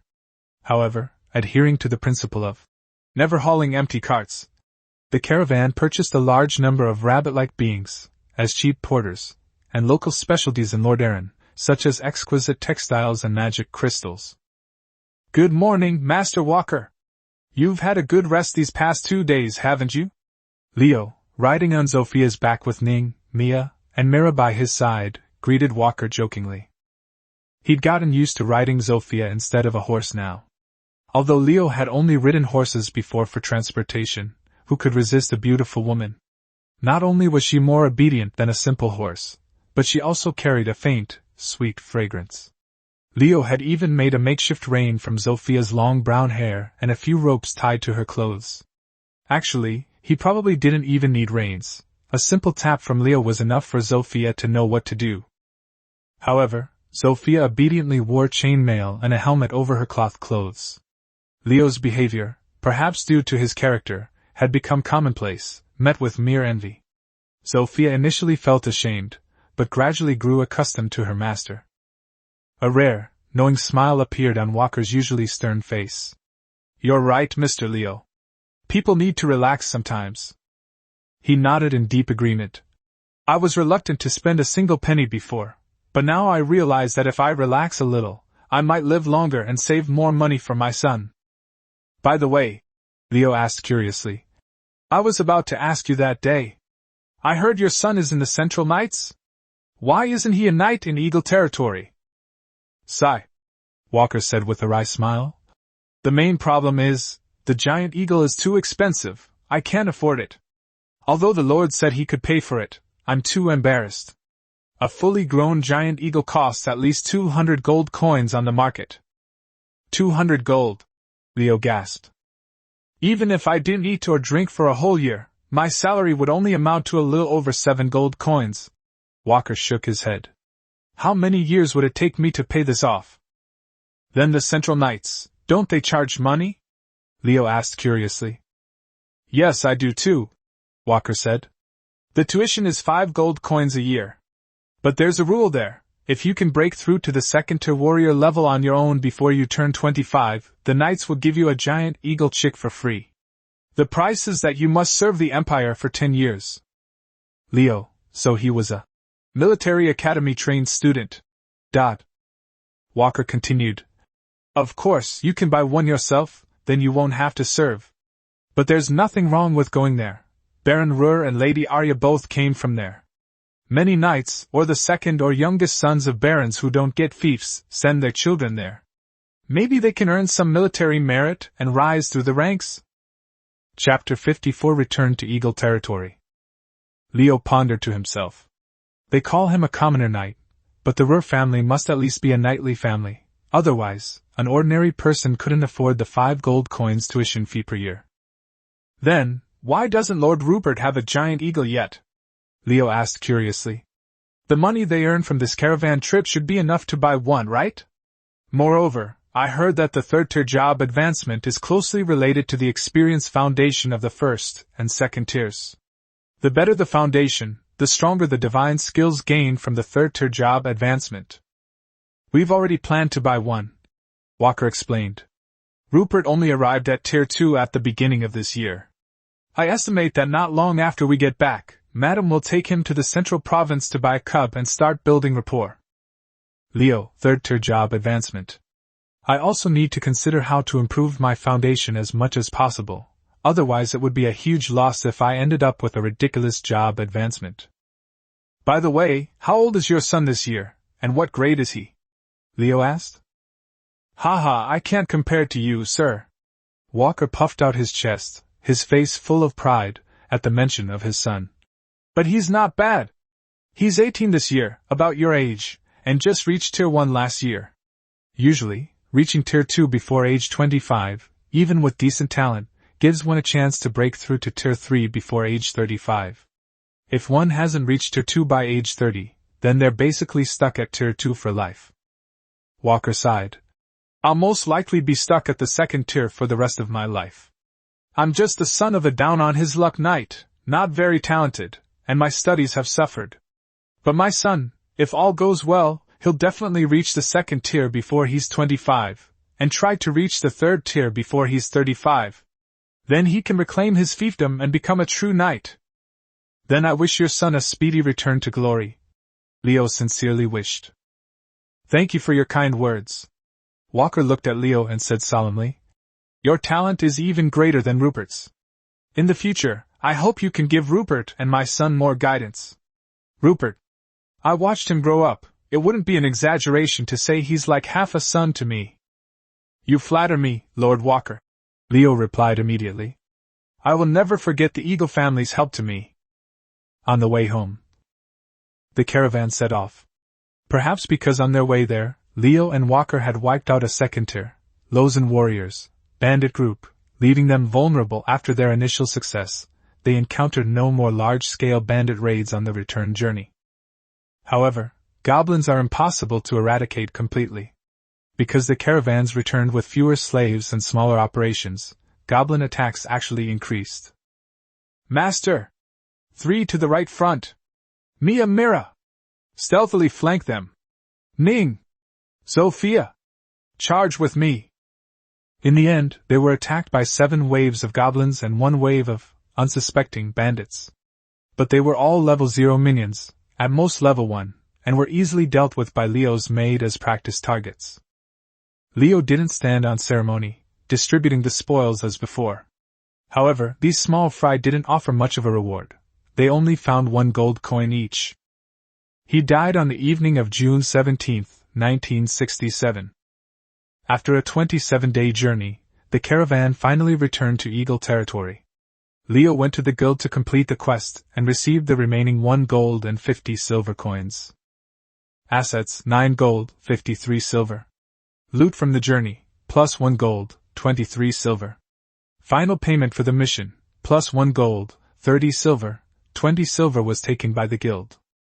Back in their long-awaited home, everyone who had traveled a long way finally relaxed. Because it was so late, no one had the time or energy to thoroughly tidy up their rooms. They just wanted to lie down as soon as possible. But soon, a serious problem arose. Leo looked at his own narrow, dilapidated wooden door, then at Sophia's massive, over 1.7-meter tall horse. Sophia, you don't think you can get in? It's all right, master. Sophia was quite optimistic. I can sleep outside. I've already slept in the cage. Leo sighed. I'm sorry, Sophia, you'll have to sleep outside tonight. He had Mia and Mira bring out the old straw mats they had replaced earlier from the house and lay them in the corner furthest from the chicken coop, but you could still faintly smell the stench of the chicken coop. There was no other way. In a small 60-square-meter yard, it couldn't be that far. Before setting off, Leo asked his neighbor to look after his chickens, offering to collect any eggs he wanted as payment. The neighbor was naturally happy to do so. It's okay, it's okay. It's much more comfortable here than in the cage. Sophia happily lay down on the straw mat. I'll make it up to you tomorrow. Leo patted her horse's back. Then, can I have 2 more white breads? Sophia asked expectantly. It's okay, eat whatever you want tomorrow. Can I sleep like this every day? No. Leo was speechless. That night, Leo, Mia, Mira, and Ning went straight to rest. After working non-stop for almost a month, everyone needed to recharge. It was a rare peaceful night. He died on the morning of June 18, 967. Assets: 9 gold and 53 silver. Upon waking up, Leo first checked the character profiles of the 5 people, summarizing their status over the past month. Although the journey involved real combat, leading to faster improvement than simple training, the majority of the time was spent traveling, which inevitably caused some delays. Leo, Tier 2 Mage 1792/10,000, Tier 1 Warrior 210/1000. Mia, Tier 1 Thief 788/1000. Mira, Tier 1 Thief 751/1000. Ning, Tier 1 Warrior 489/1000. Sophia, Tier 0, Delayed. Mia, Mira, and Ning's leveling speed is still much slower than mine was back then. Leo thought to himself. Although they have good talent, they are still a bit behind me. But it's alright. At this rate, Mira should reach Tier 2 in about a month. Ning should be around the same in about 2 months. By then, the combat power of my maid adventure team will be extremely terrifying. As Leo pondered this, a very practical question began to cross his mind. This tiny, rundown 60 square meter house is currently crammed with 4 people and a horse. It's time for a new place. He preferred buying a new house, but after reviewing his assets, his wallet seemed more inclined towards the latter, renovation and expansion. Just as he was pondering his worries about money. "Is Lord Leo here?" A soldier's voice came from outside. Chapter 55. Miss Jessie, be careful. Leo went outside to respond and recognized a familiar Eagle Territory soldier. "Lord Leo, the Lord requests that you make a trip to the City Lord's mansion this morning." "My lord?" Leo pondered. "Lord? Not Lady Arya or Rupert? Damn, I can't possibly start working on my very first day back, can I? That would be terrifying." Leo instantly recalled his days as a beast of burden in his past life. It's quite strange, actually. Although Leo is now very close to Lady Arya, Rupert, and even Jessie, he has never actually met the head of the family, Baron Ruhr, even once. It's said that Baron Ruhr is extremely busy, handling all the political affairs of Eagle Territory, as well as all sorts of miscellaneous matters. Leo had no choice but to obey. "Okay, thank you for your hard work. Tell them I'll take care of things at home and go right away." "Yes, thank you for your hard work, Lord Leo." The guard saluted, and before leaving, he turned back and whispered, "Sir, I heard rumors inside. It seems to be some incredibly good news." The guards had a very high regard for Leo. After all, he was one of their own, leading them to make a fortune. The guards left. "Good news?" Leo looked completely bewildered. "Could it be? I'm getting a raise?" Leo had no choice but to turn around and go back into the house to start assigning tasks. "All right, girls, the Lord summons you. You 3, referring to Mia and Milanin, play rock, paper, scissors. The 2 who lose are responsible for cleaning the house. The winner," he gestured to Sophia in the yard, "will take Sophia to buy supplies. And while we're at it, find out where there are any bigger houses for sale in town. The winner will also buy some timber. We'll build Sophia a shed first. We can't keep letting her sleep next to the chicken coop. We'll deal with that later when she can transform. Rock, paper, scissors." In the end, Mira and Ning were defeated with grief and indignation, while the most meticulous Mia emerged victorious. "Mia, take this money." Leo gave her most of the change in his purse, 1 gold coin for 53 silver coins. "Buy whatever you want. I'm going to the City Lord's mansion now." The City Lord's mansion. Leo finally met the legendary Baron Ruhr. Contrary to expectations of authority, the man before me resembled more of a slightly overweight middle-aged man. Perhaps due to long hours of labor, handling government affairs, and the comfort of Lady Arya's protection, he now had a moderately large beer belly, and a kind smile graced his face. Lady Arya, Rupert, and even Nightwalker were there, and they seemed to be chatting. They all smiled when they saw Leo arrive. What kind of family meeting is this?" Leo dared not be negligent. This was a formal occasion, and he was still nominally a commoner. He walked to the center of the hall, knelt down on one knee deftly, and performed a standard curtsy. "Leo Springer greets Your Excellency, Your Highness, and Lord Rupert." However, after he bowed, there was no response of "Rise!" from above. Leo's heart skipped a beat. What the hell? Is this some kind of show of force? Did I offend you? Just as he was lost in thought, Baron Ruhr's gentle voice slowly came through. "Lord Leo Springer, is that right?" "Yes, my lord." Leo kept his head down. "Given your outstanding performance in the raid on the Goblin Lair, assisting Eagle Territory in eliminating 1 Tier 3 Goblin Warlock and 1 Tier 2 Goblin Leader, and personally slaying over 30 goblins." Leo was completely dumbfounded. "Huh! I was just a low-level one back then. Was I that powerful? How come I didn't know? Wasn't I just making fireballs and setting the mountain on fire on the hillside?" Baron Ruhr continued without pausing. Afterwards, while escorting the family caravan, we encountered remnants of the rebels in the province of Lozan.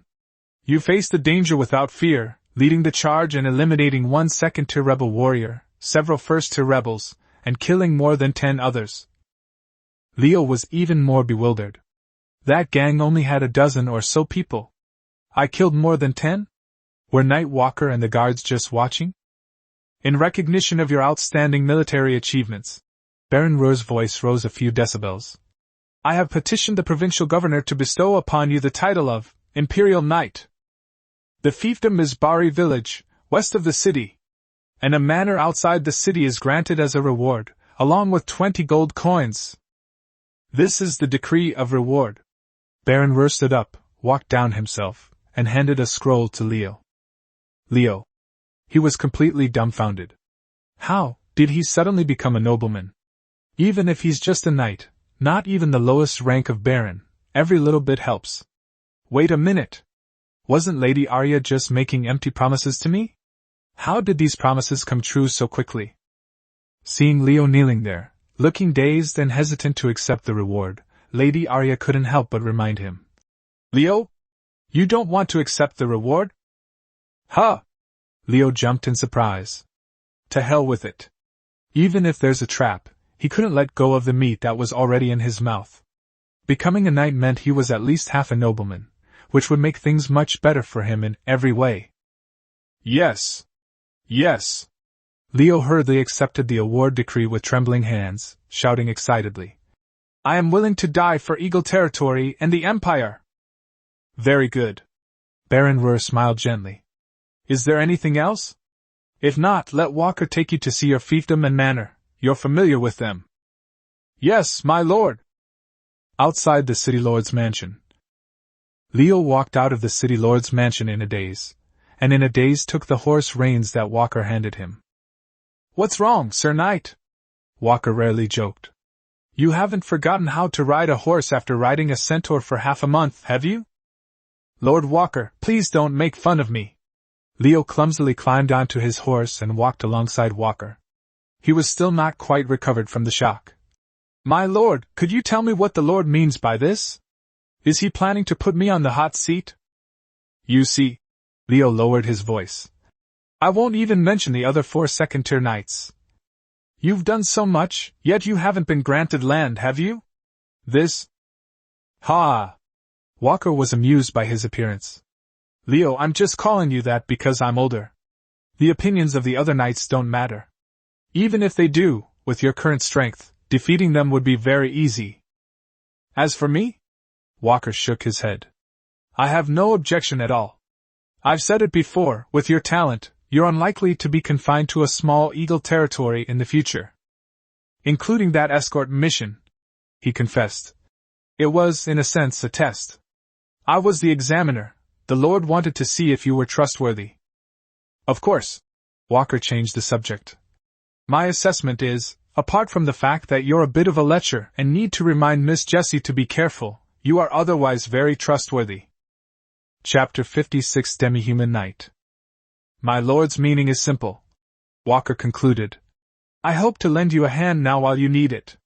In the future, when you've risen to prominence, you can take good care of Rupert and Jessie. And of course, my son Rick, ha. A timely help? Leo was stunned and blurted out. A timely help? Walker pondered the phrase. Ha, that's a good phrase. You can interpret it that way. Leo was genuinely moved. Holy crap, this is an angel investor. He was so moved he almost wanted to ask Baron Ruhr if he wanted a godson. If you won't abandon me, I'd gladly become your godfather. I am willing to die for the Eagle family, Leo said solemnly again. Wait a minute. Leo suddenly realized what was going on, and noticed the key point. Lord Walker! You can't slander someone out of thin air! You just said I'm a bit lewd and told Jessie to be careful. What did you mean by that? Miss Jessie and I are just friends. How dare I slander you, Sir Knight? Walker laughed heartily. Don't even mention me! Everyone in the Eagle Territory Army knows you now. Now they call you in private, Demi-Human Knight. They still don't know you've really become a knight today. Your nickname, It really suits you. Leo was speechless. A demi-human knight? My reputation is completely ruined. But speaking of which, Walker suddenly lowered his voice, sighing with envy. You have a really good eye for women, no wonder you're called the demi-human knight. I've been observing your demi-human maids for the past month, and I've found that each one of them has exceptional talent. Can you even compare to the talent of human women? Hee hee. Leo, having given up all hope, chuckled wickedly. Maybe it's not that I have good taste, but that I can nourish women? Ha ha. Walker was taken aback, then laughed even louder. If it's true, I'll have to go back and ask Lady Arya if she's willing to sacrifice her daughter. He patted Leo on the shoulder. But you'll have to pay me hush money. Otherwise, if those nobles find out, they'll definitely drag you away and squeeze you dry. The two chatted idly as they arrived at a small manor outside the western part of the city. We've arrived. This is the manor the Baron bestowed upon you. A manor? Leo looked at the two-story villa in front of him. The house occupies approximately 100 square meters, with 2 floors totaling about 160 square meters.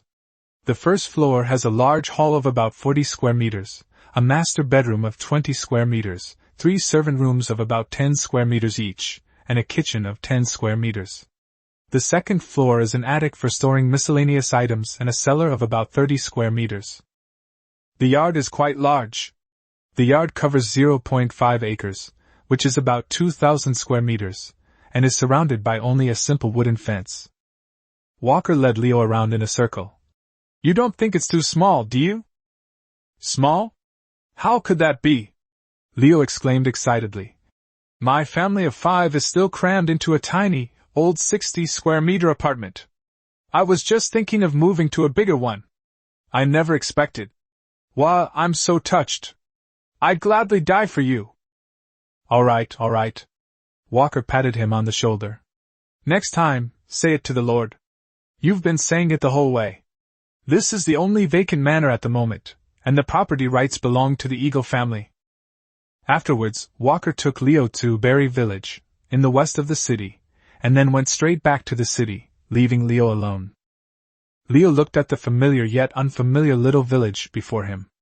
This was where he had accepted his first E-rank quest, Sun Goblin. The village chief, Barry, was running up to greet him, his steps unsteady. He never expected that the seemingly kind first-tier mage would transform into his lord just 2 or 3 months later. My lord, good day. All right, village chief Barry. Leo waved his hand. Approximately how many people are there in Berry Village? How many households? How big is the village? Sir. Barry trembled with fear. There are about 20 households in the village, roughly 100 people. Should I call them all over for you? As for the land, I don't know anything about the land. About 100 people. Leo thought to himself. It is indeed small, but it's not bad. Even a sesame seed is still a sesame seed. No need. Leo waved his hand. That's fine, you can stay as usual. I'll come back another day. Leo had finished inspecting his first fiefdom. He needed to ride back immediately and tell his maids. Their master, from this day forward, is officially a Knight Lord. And of course, there's the huge sum of 20 gold coins. Assets, 9 gold 73 silver plus 20 gold equals 29 gold 73 silver.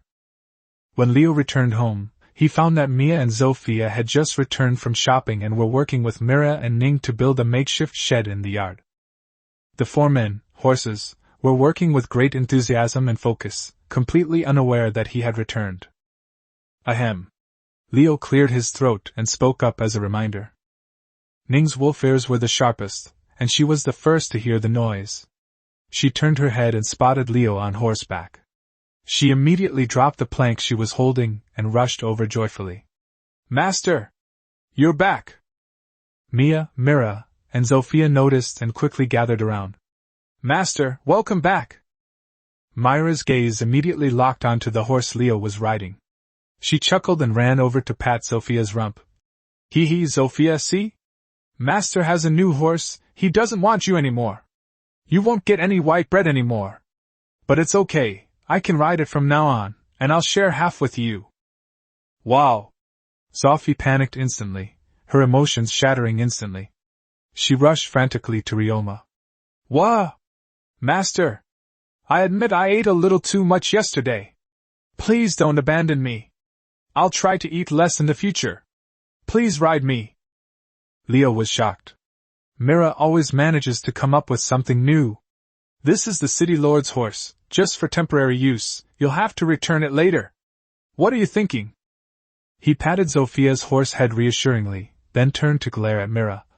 I'll deal with you when we get back. I'll spank you. He. Mira playfully stuck out her tongue. All right, guess what the Lord wanted to see me about today? Leo kept everyone in suspense. Men love to show off in front of women, especially their own, and Leo was no exception. Should we send our master back to the military camp to teach? Ning guessed. Fired? Mira interrupted inappropriately. It's all right, master. From now on, we'll reduce Sophia's food intake by half, and then we'll go to work to support you. What? Was it a reward for the master? Mia asked softly after thinking for a while. Mia got half right. Leo chuckled. Here's a kiss as a reward, to be given tonight. Now guess what the reward is? Money? Ning tilted his head. Overtime? Mira interjected again. Food? Sophia asked expectantly. Oh no. Leo felt his team was too complicated. A little girl, a glutton, and another. He looked at Mia with relief. Master, please tell us quickly, Mia said. We are all very curious. Chapter 57 The Knight's New Manor. Let's talk inside. Leo leaped off his horse, casually slipped the reins onto the fence outside the yard, and led the women inside. As he reached the doorway, he remembered Zofia. All right, let's leave it here. Leo turned around and, under the curious gazes of the 4 horses, slowly unfolded the warrant bearing the wax seal.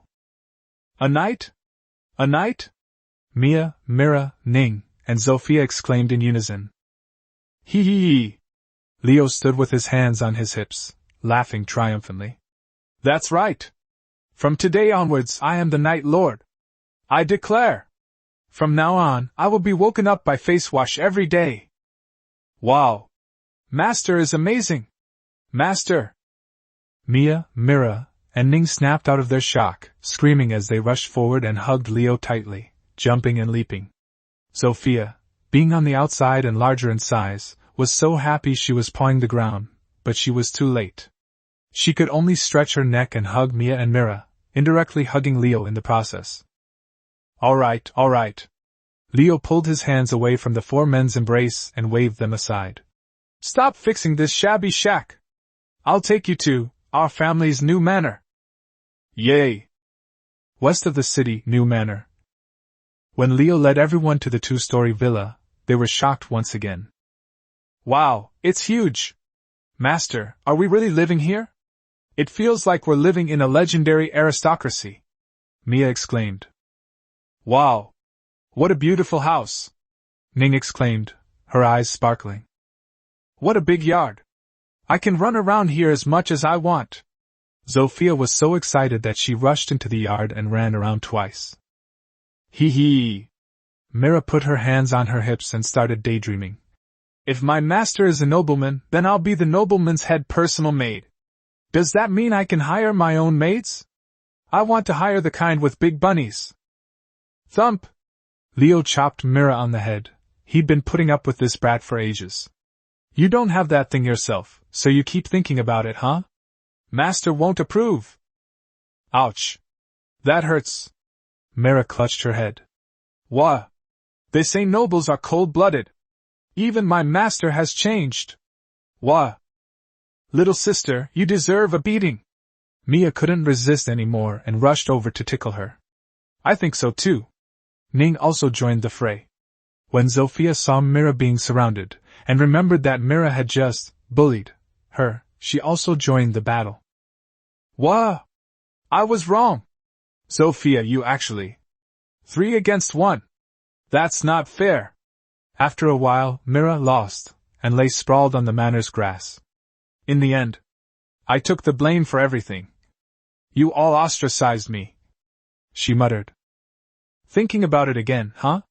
Mia extended her claw of punishment. No, no! Sister, I was wrong! Mira waved her hands repeatedly, then turned to Leo for help. Master! Please do something! Your little cutie is being bullied! Wah! Alright. Leo cleared his throat. Keep her here. I'll deal with her myself tonight. Let's get back to business. He began assigning tasks. Take a look at this estate and see what's missing. Go and buy it today. Then, Master, what about the previous house? Mia asked. Oh right, keep that house as a spare, and leave a set of beds and stuff there. Move the chicken coop and stuff over here. This yard is so big, we can consider raising more livestock like goats. Then I saw a stable over there. Leo pointed to the corner of the yard. Mia, you take them and tidy it up a bit, make some modifications, and let Sophia stay there temporarily. Everything else, buy new stuff. Yes, Master. Sophia. Leo turned to the new glutton. I'm giving you a task. You must break through to the first tier within this month. If you don't, your food allowance will be halved. Huh! Sophia's face fell instantly. However, Leo changed the subject. If you break through, I'll reward you unlimited food for the next month. And new delicacies too. Sophia's eyes instantly blazed with an unprecedented light. Master! I promise to complete the mission. She then turned to Ning and shouted. Master! Scold me as much as you want. I'll obey. At noon, the old house. Afterwards, Leo led Mia, Mira, and the others back to the old house, intending to have a simple meal. Huh! Leo looked at the empty fence outside the yard and roared. Where's my horse? Where's my big horse? Oh, Lord Leo! The neighbor next door reminded him. It seems to be Sir Walker who passed by your place on his way from the city lord's mansion and took it away. Oh. So it was automatically recycled.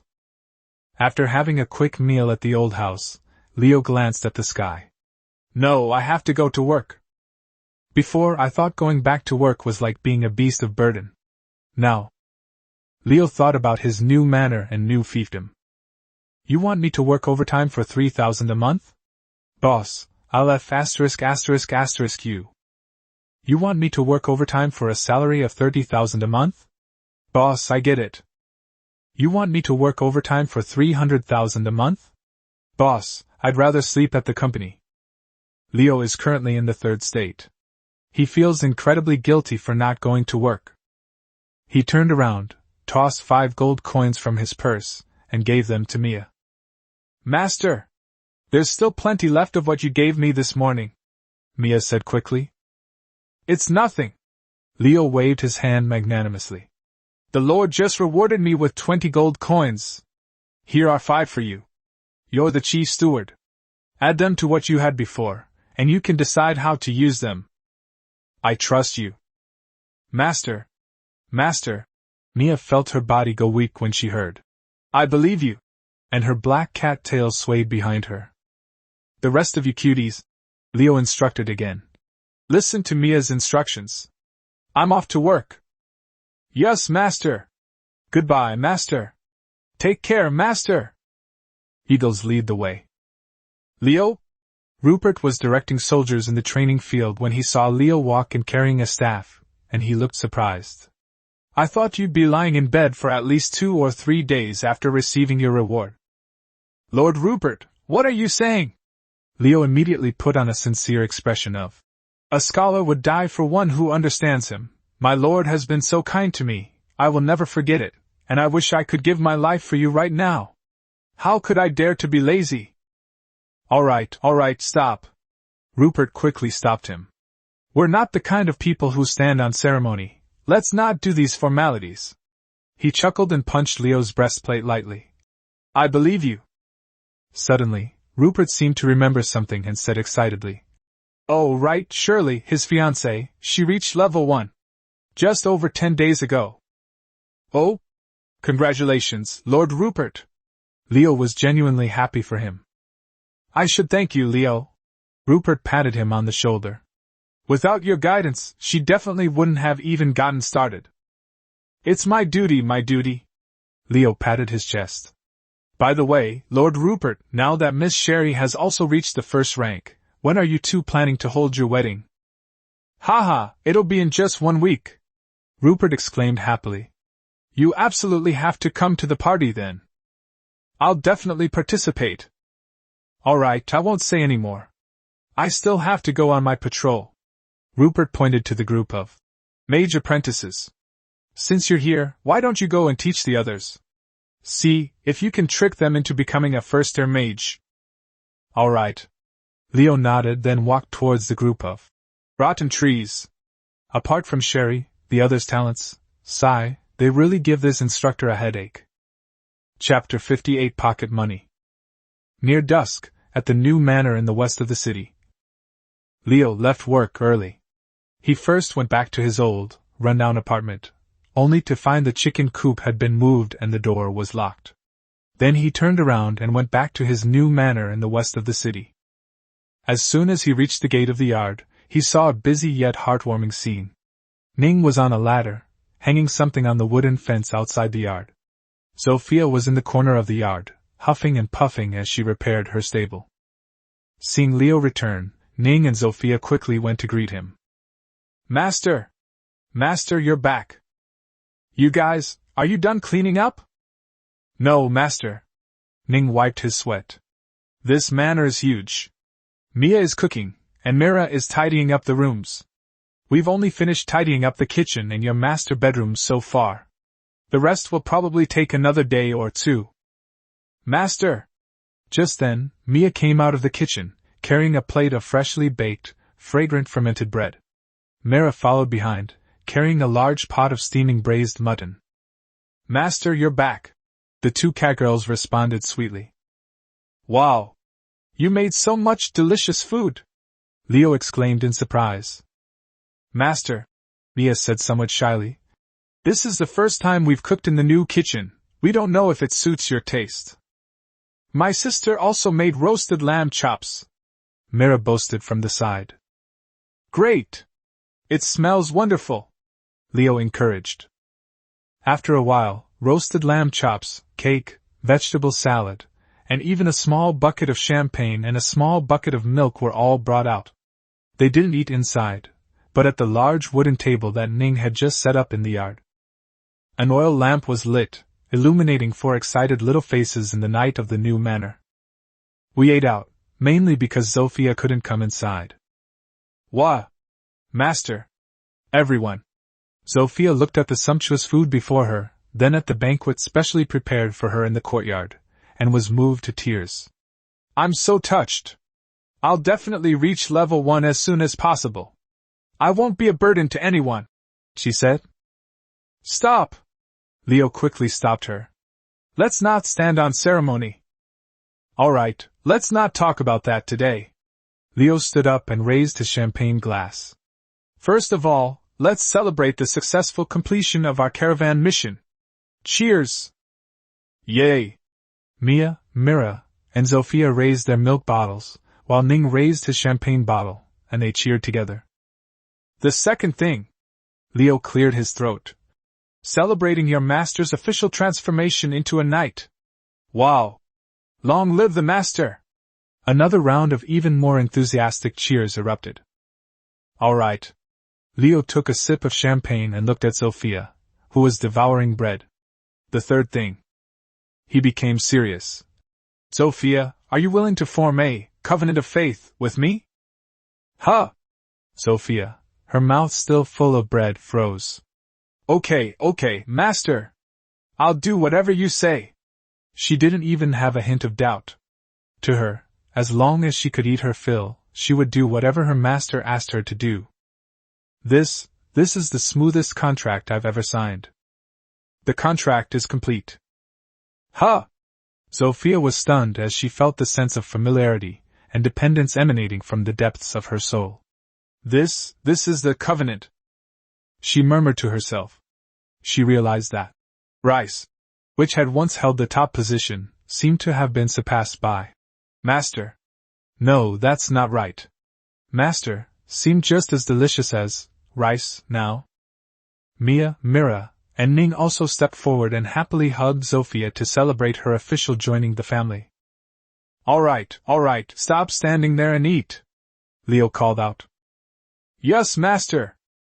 After the celebration, as the banquet was drawing to a close, Mia took out the money pouch that Leo had given her that morning and began her report. Master, this is the money left over from today. She handed over the money pouch, which contained 5 gold coins and 13 silver coins. I didn't buy any livestock today, just some food, a few new sets of bedding, and some necessary kitchen utensils. It cost 40 taels of silver in total. She lowered her head, trembling slightly. Did I spend too much? Please punish me. Leo smiled, took the money pouch, and then ruffled her cat ears. It's all right, Mia, you did a great job. Didn't I tell you? You're the head housekeeper of our family, and you'll be in charge of all daily expenses from now on. You're the one who calls the shots. He looked at the 4 pairs of eyes staring at him, cleared his throat, and began to formulate the Springer family rules. Let me think about it. From now on, our family's daily food allowance will be set at 2 silver coins. 2 silver coins! Myra's eyes lit up instantly. Hee, almost half a chicken. Ning was also tempted. 20 white loaves of bread. Oh no! 100 black loaves of bread. Zofia was already drooling. Master! Mia was shocked by the number. Isn't this a bit too much? A whole 60 silver coins a month. Not much. Leo waved his hand. I've calculated it. My current instructor salary in Eagle Territory is 1 gold coin a month. The Adventurers Guild's minimum wage is 10 silver a month. The 4 of you, including Zofia, add up to 12 silver a month. That's a fixed income of 122 silver a month, which is quite ample. Not to mention, Leo added, my nightly fief, though poor, still manages to collect 20 silver a month in taxes. And then there are the occasional quests we take on. Master, we will definitely work hard. Ning and Zofia were full of fighting spirit. Not only that, Leo dropped another bombshell. I plan to give each of you an extra 5 silver coins a month as pocket money. You can buy whatever you need without having to report to me. 5 silver coins? Mira exclaimed in surprise. Wow! Master! You're so kind! I repent! I shouldn't have stolen your jam. Leo, you even ate some? After the maids finished cheering, Leo looked at Mia and asked, Mia, now that you're the housekeeper, what do you plan to add to our new manor? Master! Mia immediately got into character and reported earnestly. I'm considering whether to buy 2 goats. That way, Master and everyone can have fresh milk in the morning. Also, the 3 hens we have now are too few. I'd like to buy 2 more hens and 2 roosters for breeding. It will probably cost 20 silver coins, is that all right? Of course, no problem, you can make the decision. Leo nodded with satisfaction. The money for this purchase will not be included in next month's quota. Chapter 59 Public Accounts and Private Matters. Seeing that Leo didn't object, Mia continued. The manor is still short of a lot of bedding and furniture. It will probably need another 30 silver. Okay. Finally. Mia blushed slightly, her voice softening. I'd like to buy 2 more slaves for Master, is that all right? But, Leo was about to casually agree, but upon hearing this, he was completely stunned. Why are you buying slaves again? Because, Mia blushed and whispered, I'm worried that we'll all be going to military training camps or going on missions with you in the future, and the house will need someone to take care of it. Her voice trailed off. And someone can be the mistress. Leo fell silent. This is a public account, being used for personal matters. Ahem. Leo cleared his throat. The previous ones have all been approved. As for buying slaves, I'll go check on them myself when I have time tomorrow. I'll choose the ones. Yes, Master. Mia, Mira, and Ning nodded in unison. Perhaps Leo had been too kind to them today, because Mira hadn't misbehaved at all. Leo distributed the food money and allowances all at once, and gave Mia 2 gold coins as family emergency funds. Ultimately, Leo's own little stash. Assets: 29 gold 53 silver 3 gold 90 silver equals 25 gold 63 silver. After finishing their meal, Sophia returned to her stable, satisfied. Leo, on the other hand, took Mia, Mira, and Ning back to the manor. Master, who should come today? Leo grinned. Today is the first day Lord Knight has moved into his new home. You 3. He pointed over there. Go over there and wait for me. I have something to say. He died on the morning of June 19, 967. Leo woke up to Myra's "Good morning, X" message. The first thing he saw when he opened his eyes was that magnified, mischievous little face. After a simple meal, Leo began his day's activities. He rode Sophia, carrying Mia, Mira, and Ning to Bari village. Upon reaching the village entrance, they found the village chief, Barry. Barry knelt before Leo, and several nearby villagers also knelt. All right, get up, all of you. Leo, sitting on Sophia's back, cleared his throat. I'm here today to inform you of 2 things. First, this is my address. He pointed to the west of the city. From now on, you'll pay your taxes there. If you have any problems that you can't resolve, you can also go there to find me. Second, he said, having the 3 maids remove their hoods. These 3 are my maids. In the future, when it comes to collecting taxes or relaying orders, I may not come in person, but they will do it for me. Remember what they look like. The village chief and the others, seeing the 3 incredibly beautiful demi-human maids wearing exquisite collars, dared not utter a single word of dissent, and could only repeatedly agree. On the way back. Ning. Leo pondered for a moment on Sophia's back. From now on, the 100 or so people in Bari village will be under your care. Huh? Me? Ning was taken aback. Yes. Leo nodded. He thought to himself, Mia is in charge of the money Mira. Mira is in charge of causing trouble, and Ning, although occasionally a bit of a husky, is generally reliable. I trust you to handle this. Yes, master. Ning's wolf tail instantly transformed into a helicopter. Mission accomplished. What about me? What about me? Master! Mira cried out anxiously. She watched as her sister managed the money and fiefdoms, while she remained a mere cloth, and immediately protested. Let me think about it. Leo stroked his chin. To be honest, there really wasn't much work to do right now, mainly because this little one might not be reliable, but seeing her, get me a job quickly, or I'll cause trouble. Look, Leo decided to give her a nominal position. Leo cleared his throat. Given Comrade Myra's outstanding performance, I hereby declare that you are now the head maid of the Springer family. From now on, all the servants in the house will be under your command. Yay! Mira cheered instantly. I'm the fleece administrator now. Hee hee hee. She put her hands on her hips and looked at Mia triumphantly. Then, can I manage my sister? No, Leo added mercilessly. You can only take care of Sophia, and the new slaves you buy later. Then there's still no one here? Myra's eyes widened. For now. Can we go buy it today? Let's take a look first. Eagle-led slave market. Leo and his group returned to this place. Master, this is beautiful. Master, these breasts are huge. I could use them as face wash. Master, this looks perfect as velvet.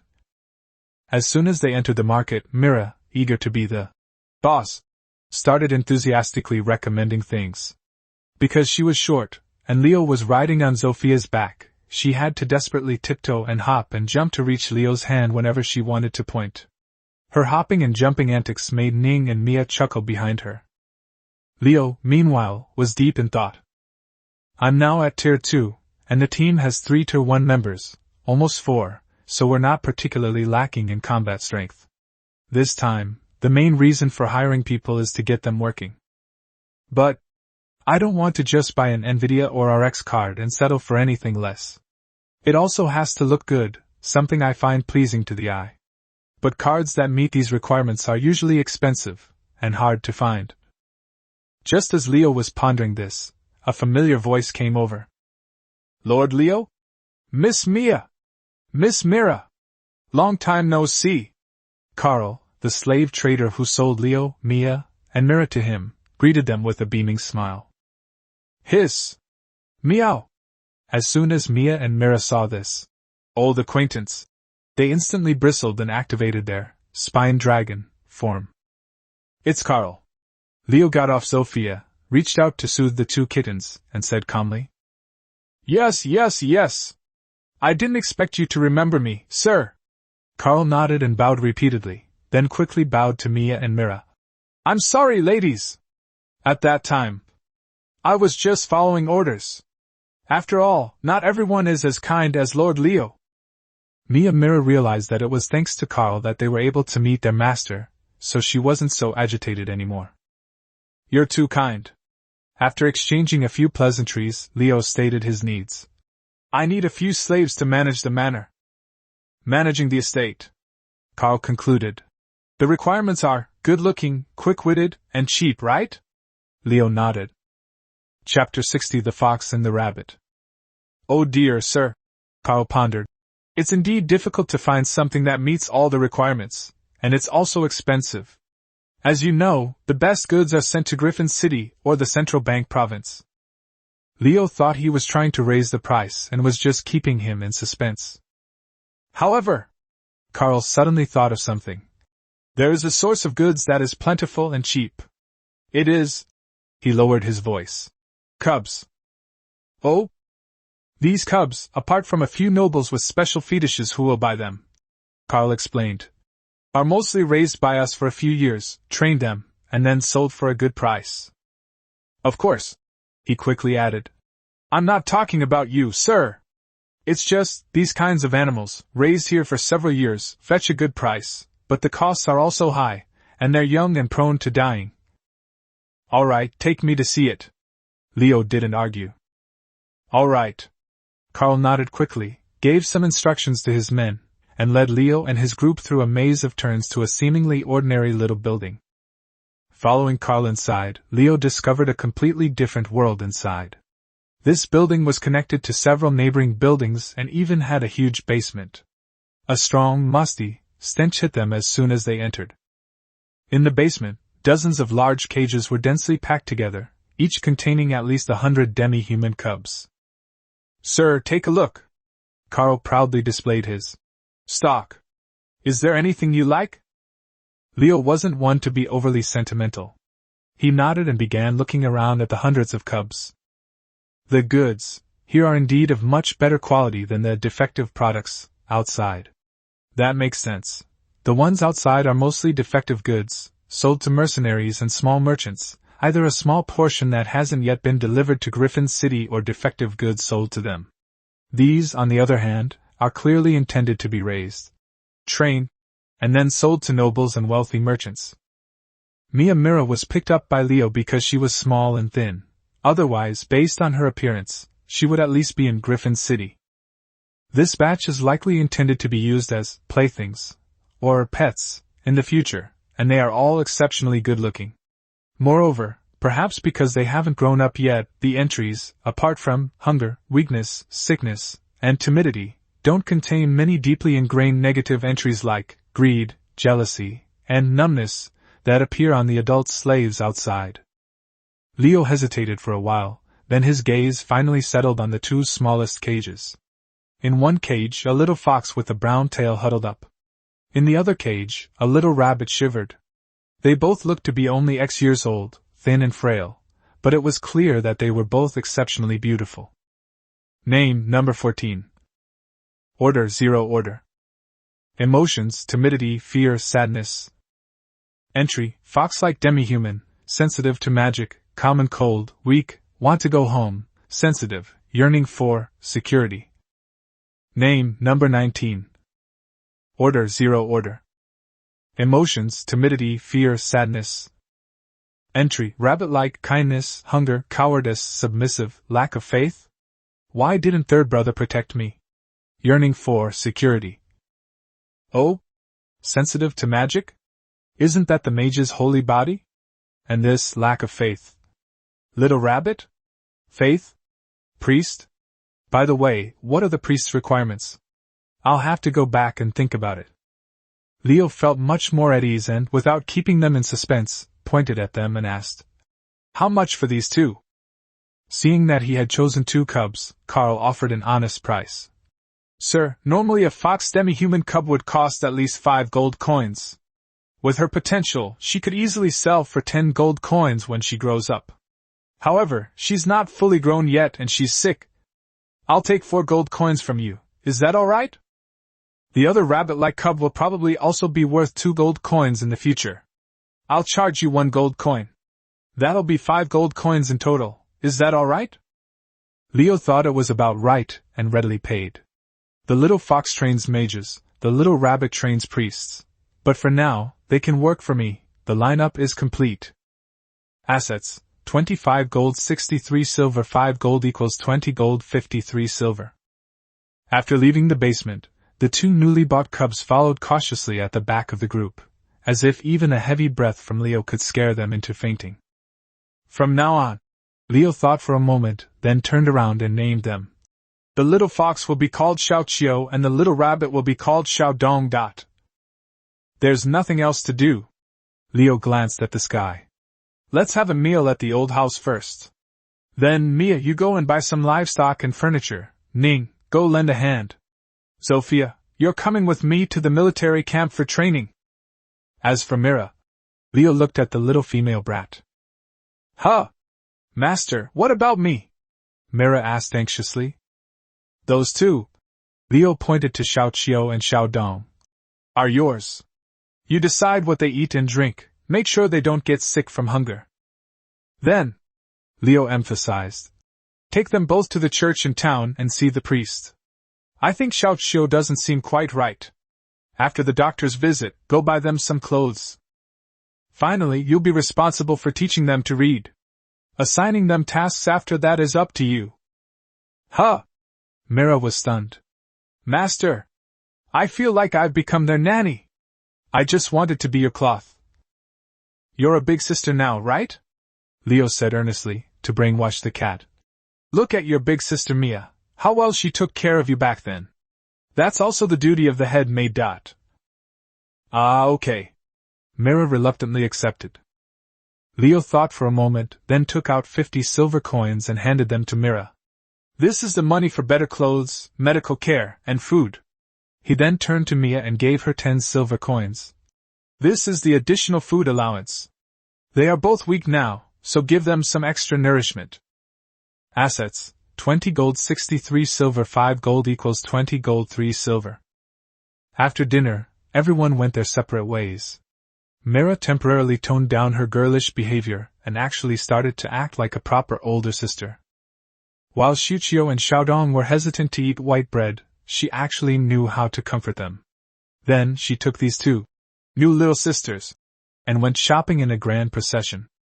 Your sister is starting to act like a big sister now, she's learned it from you, Leo said to Mia with a smile. Thank you for the praise, Master. Mia was also pleased. It's because Master has taught me so well. In the afternoon, at the military camp, Leo went to instruct the group of rotten wood, while Sophia trained like crazy alone in the military camp. Ha! Just before leaving get off work, Sophia felt a jolt throughout her body, a surge of heat coursing through her. She had broken through. Rank, Tier 1 Warrior, 2/1000. Chapter 61 Transformation. On the way back, Leo rode contentedly on Sophia's back. Great! My Sophia's reached level 1, he asked with a mischievous grin. So, can she transform now? Yes, Master. Sophia's voice trembled slightly. She didn't know why, but ever since the contract was formed, she felt that the master on her back was even more delicious than white bread. Her eyes were a little hazy. Thank you, Master. Don't mention it, we're family. Leo patted her broad back. Oh, right, Master, Sophia suddenly said shyly. There's something, could you help me with that? What is it? Sure. Sophia blushed and pulled a leather collar from the chainmail she had just been given. It was exactly the same style as the ones Ning and the others had worn, except the nameplate was engraved with Owner, Leo Springer Affiliation, Sophia Springer. I secretly asked Sister Ning yesterday, Sophia whispered, and then asked her to buy one for me. I don't know how to repay Master. I heard that Master likes this, so I wanted Master to put it on for me. You, Leo chuckled. I thought you only liked white bread, He didn't resist, took the collar from Sophia, first untied the ugly iron collar for her, and then personally fastened the new collar around her neck. Master! Sophia felt her heart pounding like it was racing. Thank you. What I like most now isn't eating. What's that? Leo asked curiously. I like. Sophia's face turned bright red, almost bleeding. I like Master riding on me. Hee. Leo chuckled. You little pony, you've been planning this for a long time, haven't you? Come on. Let's go home. Tonight I'll tell you the story of Lubu among men, red hair among horses. Hee. New manor in the west of the city. Mira stood with her hands on her hips, directing the two little ones who had just arrived home. Xiao Qiu! Move the table a little to the left. Xiao Dong! Milk! Bring the milk over. Today, perhaps considering the addition of 2 more mouths to feed in the family, dinner was similar to yesterday's. A freshly roasted chicken was placed in the center. Leo had just ridden Sophia back from the military camp. Welcome back, Master! Mira was the first to run over, eager to show off. Immediately afterward, 2 little girls dressed in brand new maid outfits ran over. And Master, welcome back! Their voices trembled slightly. Leo dismounted and carefully examined the 2 new little ones. Mira had already groomed them, given them a bath, and dressed them in clean clothes. Xiao Qiu, the little fox, has short, golden brown, naturally curly hair that reaches her ears. She has an oval face and wears a maid's hair clip. Her naturally alluring eyes, even with a hint of timidity, exude a captivating charm, and she has a small beauty mark under her right eye. Her large, fluffy, reddish-brown tail is pacing nervously behind her.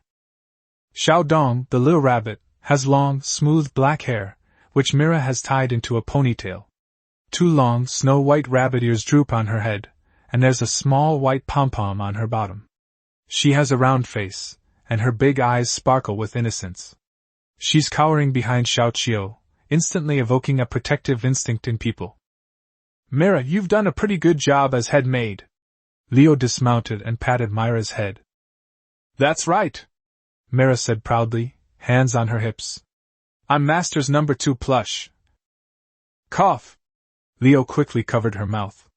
Don't corrupt the children. He crouched down and spoke to the 2 cubs in as gentle a tone as possible. Are you settling in all right? We're used to it, thank you, Master. Xiao Qiu and Xiao Dong answered timidly. But they didn't kneel down.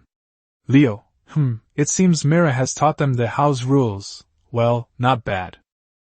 Courtyard dinner. At this time, Mia and Ning also brought out the other dishes. The family sat down again around the dining table in the yard.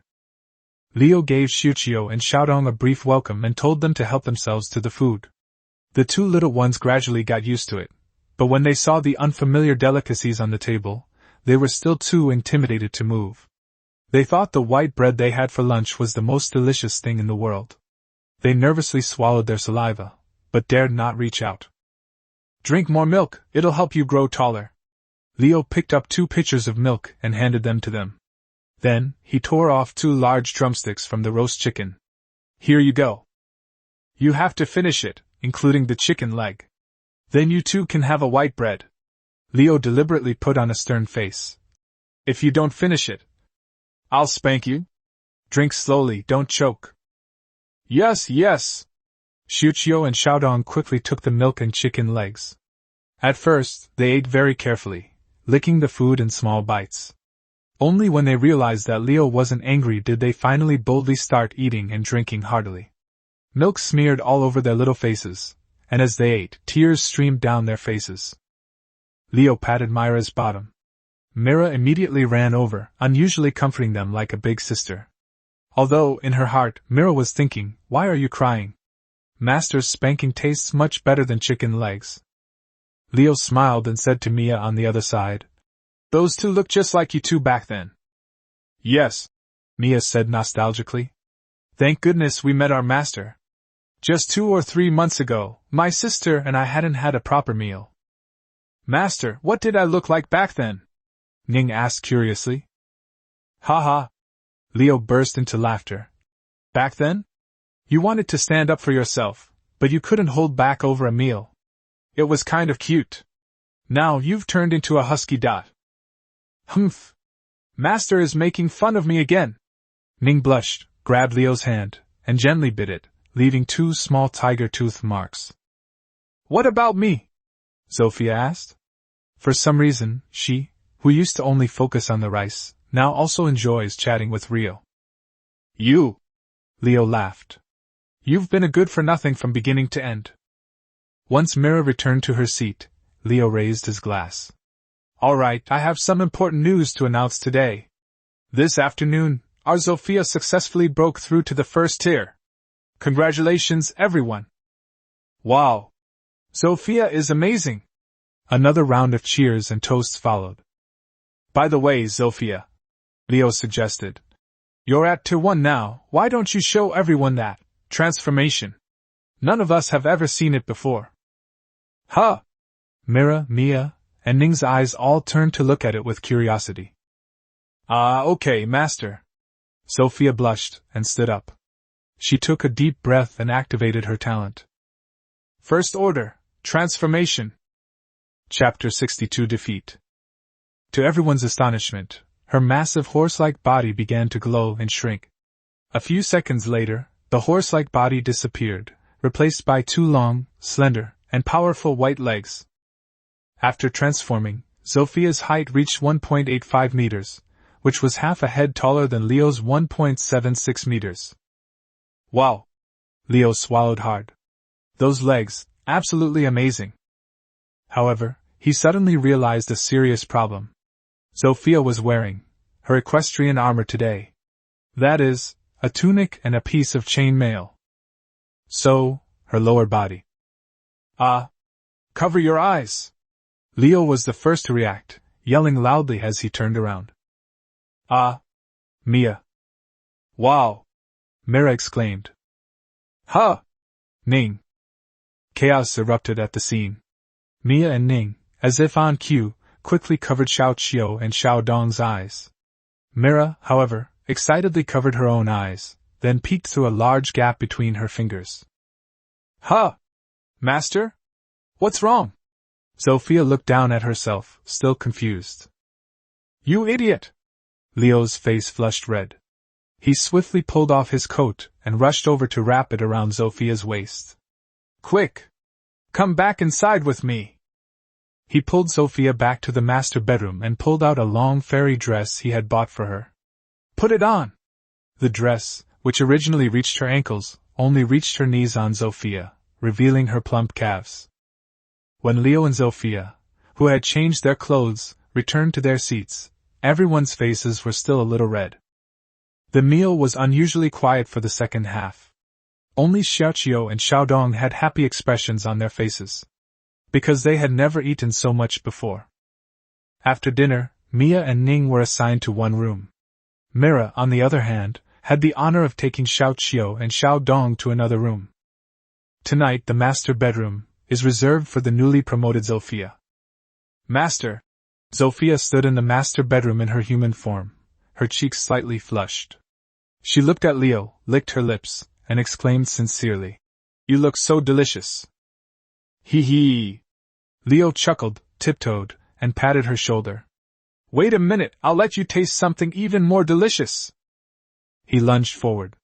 However, the height difference between 176 centimeters Leo and 185 centimeters Sophia felt a little strange. He began to tell Sophia the story of Guan Yu riding red hare, passing through 5 passes and slaying 6 generals. A heated discussion about riding skills and horse combat is omitted here. Late at night, I'm not coming! I'm not coming! Cease fire! Truce! Leo waved his hands repeatedly, sprawling on the bed, feeling as if his soul was being drained. Master Sophia seemed to have just finished warming up, and came over from above full of energy, with the words, "Good recovery," and "resilient," shining brightly. No, no, no! Go to sleep now! I have to go to work tomorrow! Leo quickly closed his eyes and pretended to have suddenly died. Oh, okay. Sophia lay down with a hint of regret. Leo was on the verge of tears. He had thought himself invincible, having single-handedly fought 3 heroes as the Little Lubu. He never expected that after shouting, "Who else?" a hairy-faced, thunder-mouthed monk would appear. Damn, the terms "good recovery" and "tough to withstand" are no joke. The physical structure of a horse is on a completely different level from that of a cat or wolf. He died on the morning of June 20th, 967. Leo was awakened by a burning gaze. He wearily opened his eyes and found that Sophia was staring at him with her big, bright eyes as if she were looking at a freshly baked loaf of bread. Seeing Leo wake up, she chuckled. "Master, you're awake? I've discovered, you really do taste better than white bread." "Ahem! Let's get down to business! Let's get down to business!" Leo blushed, waved his hands repeatedly, and quickly got up. At the dining table, Mia and the others had already prepared breakfast. They already knew Leo's routine and he usually prepared it 10 minutes in advance. When Sophia walked out looking refreshed and radiant, while Leo followed behind with dark circles under his eyes and unsteady steps. "Mia!" Shocked. "Mira?" Incredulous. "Ning!" Worship. "Xiao Qiu and Xiao Dong?" Confused. Leo was so embarrassed by their stares that he slammed his hand on the table and yelled, "What are you looking at? Eat your food!" After dinner, Mia, Mira, Xiao Qiu, and Xiao Dong stayed home to clean. Leo, riding on Sophia, who had already developed a taste for the food, took Ning and headed to Bari village for an inspection. "Master," Sophia started as soon as they left the city. She jogged along, turning sideways, and laughed in a sticky tone. "Get down to business, Sophia!" Leo slapped her horse's rump in an annoyed tone.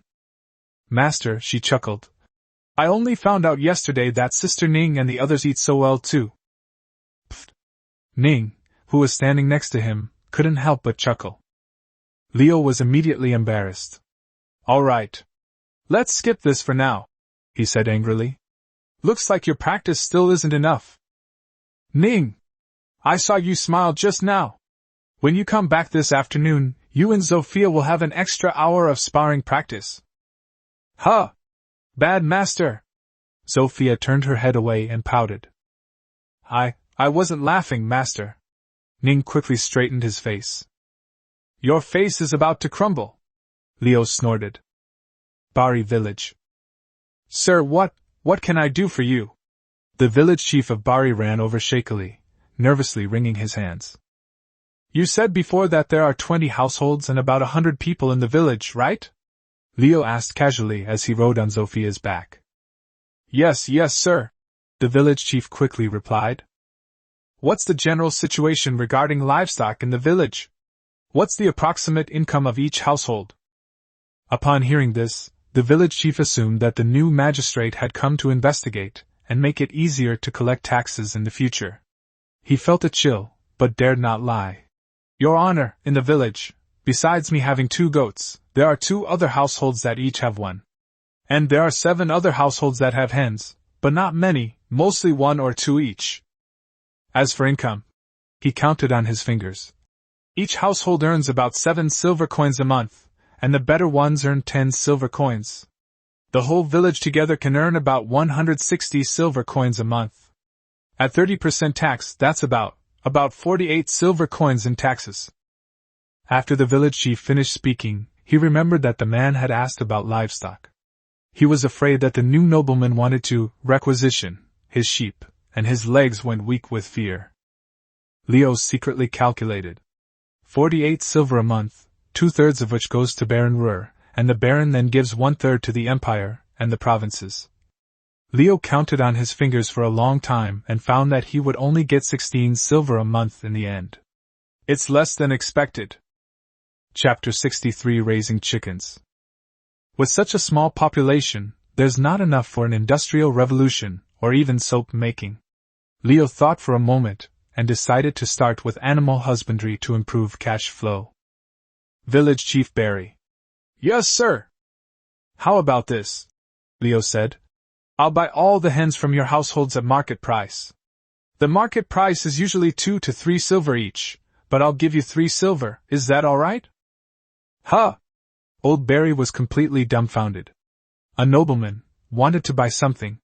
And, was he going to pay for it? Wasn't it just a matter of sending soldiers to requisition them? And paying more than the market price? Of course. Your Excellency is merciful. Your Excellency is merciful. That's fine then. Leo nodded. Now, have each household send someone over. I also have something to announce. A moment later. A short while later, the village chief arrived with 18 men who looked terrified, and a widow who was equally terrified. She was holding her son's hand. Seeing that almost everyone had arrived, Leo immediately announced the purchase of hens. The villagers were initially confused, but upon hearing that they would be paid 3 silver each, they all agreed, as this was definitely a profitable deal. Leo immediately had Barry count them. There were 12 hens in total, worth 36 silver. Ning. Yes, master. Give me the money. Yes. Ning stepped forward, counted out 36 silver coins in front of everyone, and handed them to the 7 households. The villagers held the heavy silver coins, feeling as if they were dreaming. This new magistrate seems really a good person. Seeing that the time was right, Leo offered his first sweetener. I, as your new lord, hereby issue my first decree.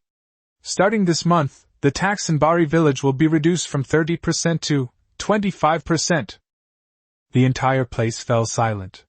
The villagers seemed not to have heard clearly, and were all stunned. Leo had no choice but to repeat himself. This time, the crowd erupted in commotion. My God! A tax cut? This is the first time I've ever heard of a nobleman cutting taxes instead of raising them. Your Excellency is wise. Your Excellency is merciful. The villagers were so excited they were about to kneel down again. All right.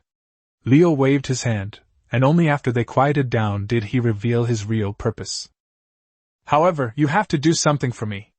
From today onwards, private individuals are no longer allowed to raise chickens in the village. But you can raise goats, ducks, and the like as you please. These 12 chickens, plus the 38 hens and 10 roosters I will buy later, will make a total of 50 chickens. They will all be kept in the village chief's chicken coop. You are responsible for expanding it. Then, Leo began his rural credit union plan. I wanted 2 households to take turns looking after the chicken coop each day. The chickens must not starve or freeze to death. If any chickens died on any given day, the 2 households responsible for that day would have to compensate me for the chickens. There must be at least 50 hens in the coop. In return, Leo offered a second sweetener. You can sell all the eggs produced in the chicken coop, and you can keep 40% of the money. You can hatch the chickens yourselves, raise them to lay more eggs, or sell them. It's up to you 20 households to vote on it. The village chief will have 2 votes. Because you've taken over the village chief's land. He looked at Barry. I'll give you an extra 10%. In addition, you'll be responsible for supervising them to see if anyone is slacking off or stealing chickens. Finally, the money from the sale will be kept by the village chief.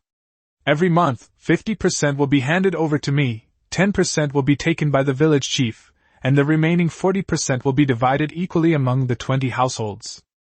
The villagers were completely dumbfounded. They'd never heard of working for the Lord, raising chickens, and getting paid for it. Did you understand? Leo asked again. We understand. Everyone swallowed excitedly. Just understand.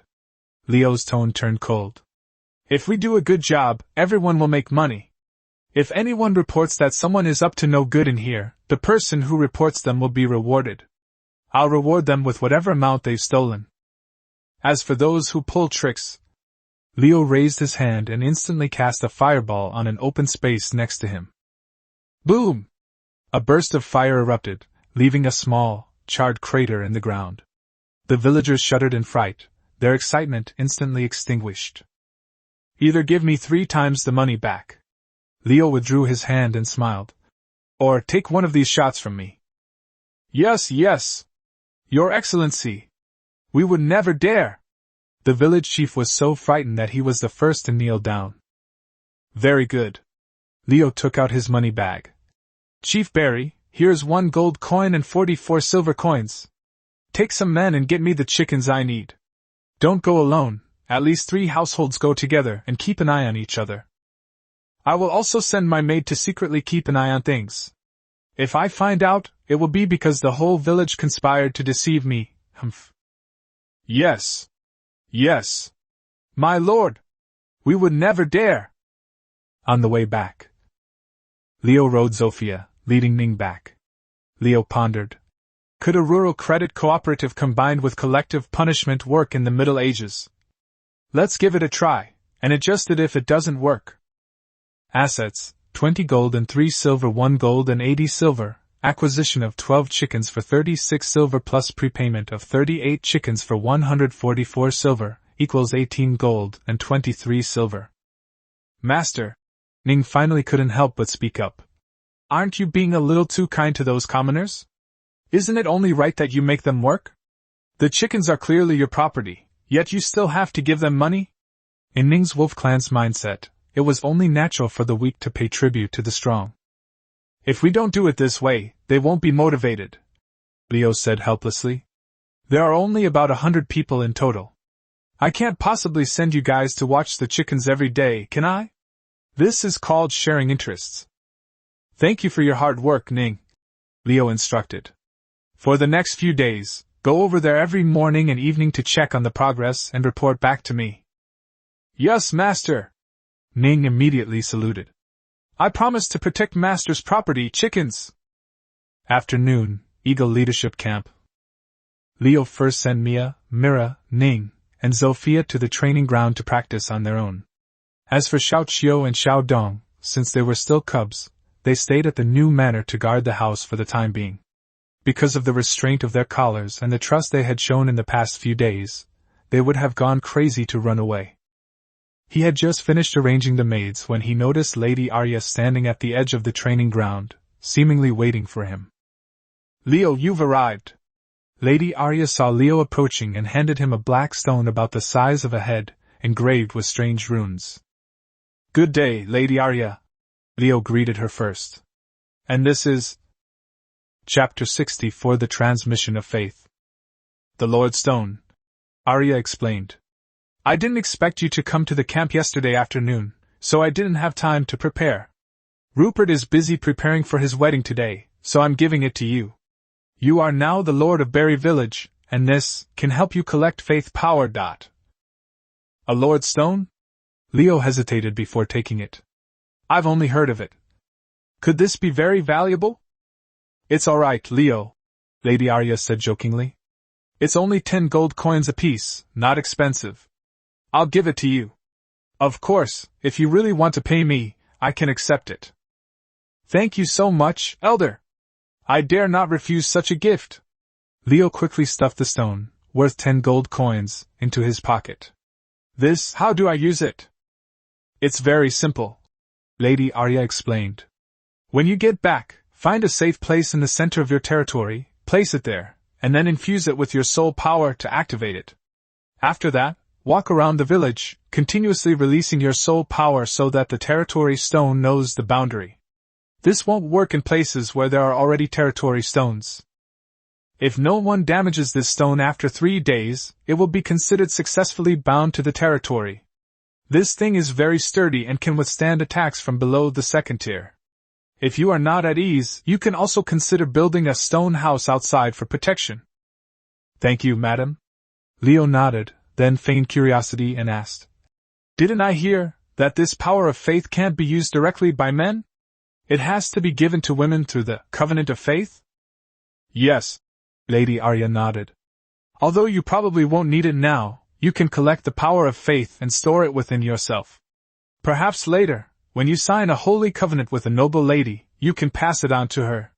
Lady Arya was unaware that Leo had already shamelessly signed 4 maids. She thought that although Leo was lecherous, he didn't seem like the type to waste holy covenant slots so carelessly. Then, how is it delivered? Leo continued to feign ignorance. Is signing the covenant enough? Hee hee. Lady Arya suddenly revealed a mature woman's characteristic teasing smile. Of course not. Activating the transfer of faith power requires a medium. Medium? Yes, Lady Arya teased. The efficiency of the transfer is also different through the fusion of their souls. She looked at Leo and blinked. But I probably don't need to teach you this kind of thing, right? Lord Demi-Human Knight? Leo's eyes widened. Could it be the one I was thinking of? Holy crap. Leo's worldview was instantly shattered. He'd also heard that within aristocratic circles, there weren't just married couples, but also small numbers of women with women, women with men, and, as the legend goes, men with men, and sons inheriting their fathers' professions? That means... Holy crap! This is some kind of slainish world. It's terrifying. Lady Arya! Leo snapped out of his shock and quickly retorted. Where did you hear that nickname from? It's slander. Utter slander. All right, Leo, I'm kidding you. Lady Arya's expression returned to seriousness. There's something else, very important. Have you heard? A while ago, Miss of the Griffin family publicly announced that she had discovered a theory about magical modeling. This theory has not only become famous in our Griffin province, but has also caused quite a stir at the Royal Magic Academy in the Central Province. Oh, really? Leo replied nonchalantly. Then congratulations, Ms. This thing is actually a burden to me now. Exchanging it for a third-tier staff is a huge win. The main problem is that I can't resist it anyway. I didn't know it would have such a big impact back then. I learned it in a few days, otherwise, I wouldn't have casually taught it to Jessie. Not only that. Lady Arya stared into his eyes and added. At the celebration banquet, Miss also praised her student, Jessie, saying that she had a high talent for modeling and that without relying on the power of faith, she would have the strength of a 4th order or higher in the future. Leo frowned. Gaining fame and fortune was one thing, but why go to the unnecessary trouble of promoting Jessie as well? Madam, what do you mean? And another thing, Lady Arya continued. Ms. will be attending Rupert's wedding in a few days. And although we also sent an invitation to the Earl's eldest son, he didn't respond at first. But just yesterday, he suddenly sent someone to say that his son, Baron Wald, will also be attending in person. Do you understand what I mean, Leo? Leo's mind raced. You mean, the descendants of the Griffin family are starting to take notice of the small Eagle territory? You mean, we should make our stance clear and take sides with Lady Miss? No. Lady Arya shook her head. The old Count is getting old, so you know. Although Jessie is Mrs. Student, strictly speaking, Rule and I were the old Count's knights back then. We might be relatively closer to the Miss family, but Eagle territory must remain neutral. Do you understand, Leo? Leo instantly understood. When gods fight, innocent bystanders are bound to get caught in the crossfire. Understood. I'll follow the Eagle family's orders. What do you want me to do? Lady Arya continued. I knew I was right about you, Leo. You're very clever. Her expression turned serious. There might be some courting involved at Rupert's wedding in a few days. Wald, the eldest grandson, and Miss, the second daughter-in-law, will both be there. Remember, don't easily agree to either side, understand? Lady Arya sneered. Eagle territory is probably just a bone now. 2 dogs are fighting over it.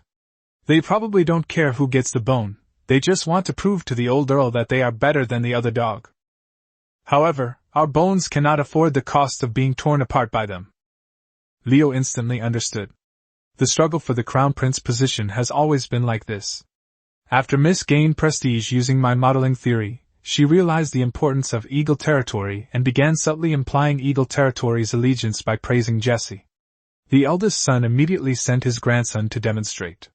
They might not care about me, a knight, or even a third-tier knight. But as the battlefield of Eagle territory and me, the trigger, I might not be able to bear the wrath of either side's defeat. And then what? Leo asked. It can't stay like this forever, can it? Maybe.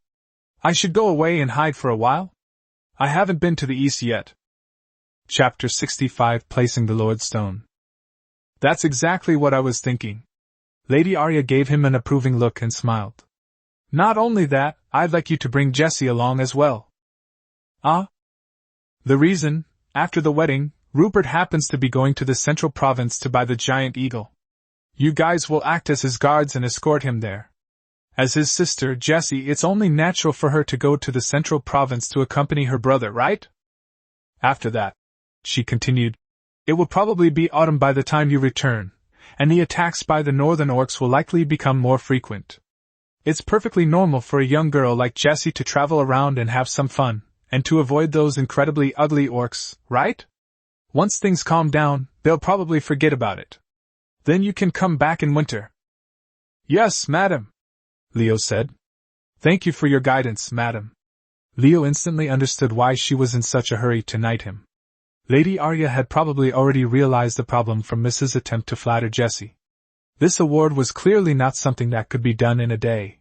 She was trying to win me over beforehand, so she could then legitimately, protectively take her daughter away.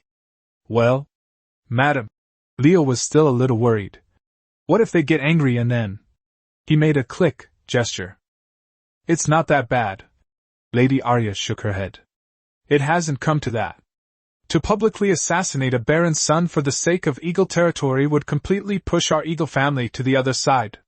They're not stupid.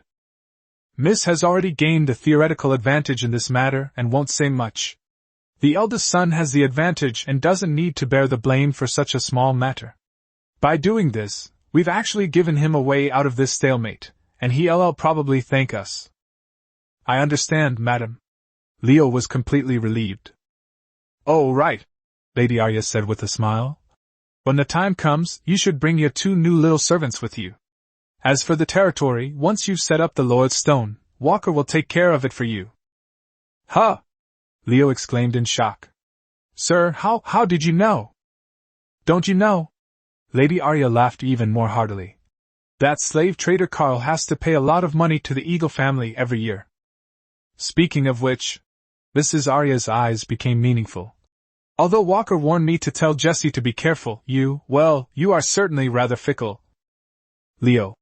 However, your nature is quite good, at least much better than most nobles. I neither oppose nor support this matter, Lady Arya said calmly. I respect Jessie's opinion, you understand, Leo? Huh! Leo quickly waved his hands. No, madam. Miss Jessie and I are just friends. Pure, simple friends. Leo thought of Madame Arya's entry, desire, daughter has a good boyfriend, and then he thought of Rupert's entry, should I cut him down, sis gone. Ouch. I'll be torn to shreds. Evening, Bari village.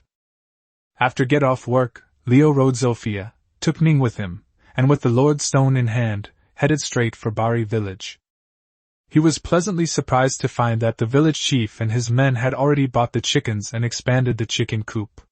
It seemed they had bought more than 50 hens. Leo estimated 60, probably at a discount. It was clear they were quite enthusiastic. Nonsense. 1 egg costs 3 copper coins, so 50 chickens would cost 45 silver coins a month. That's 18 silver coins in their hands, meaning each household would get almost 1 silver coin for free every month. Who wouldn't work their butt off? Plus, with enough force to deter them, they can't run away. It would be strange if they didn't work hard. Leo entered the village chief's house, gave a few instructions, and then infused his soul power into the Lord's Stone. The stone activated with a hum. He placed the stone in the village chief's attic and asked the village chief to look after it. Don't worry, sir. Village Chief Barry now treats Leo like his own father. He might not be able to calculate the exact amount of money, but he knows that 5 of those 50 kunkans butts belong to him. Anyone who dares to touch this stone is touching my manhood. I'll fight them to the death. Leo waved his hand, then rode Zofia around the village, radiating his soul energy outwards. He opened his own entry panel. Name, Leo Springer, Lin Kai. Rank, Second Tier Mage, 1997/10,000, First Tier Warrior, 222/1000. Emotions, Curiosity, Lust? Entry, How is the curious faith transmitted? Transmigrator, Faith Covenant, Mia, Faith Covenant, Mira, Faith Covenant, Ning, Faith Covenant, Sophia. Territory, Bari Village, Population 103, Happiness, 4. Faith Multiplier, 0.02. Estimated Daily Faith, 2, unlocked in 3 days. Faith Value 0. Leo curled his lip. Only 2 o'clock? That makes sense. After all, the village only has 100 people. What more can you ask for? Sigh. Leo started craving food again in the blink of an eye. If I were a great lord earning thousands of points a day, why would I need to cultivate? I could just lie down and level up. For the next few days, Leo repeated the same monotonous but routine life. During the day, he wandered around aimlessly. In the afternoons, he would go to the military camp on time to work, teaching and training. He had been waiting for the Lord's Stone in Bari Village to cool down and unlock. 3 days later, the Faith Value panel unlocked as scheduled.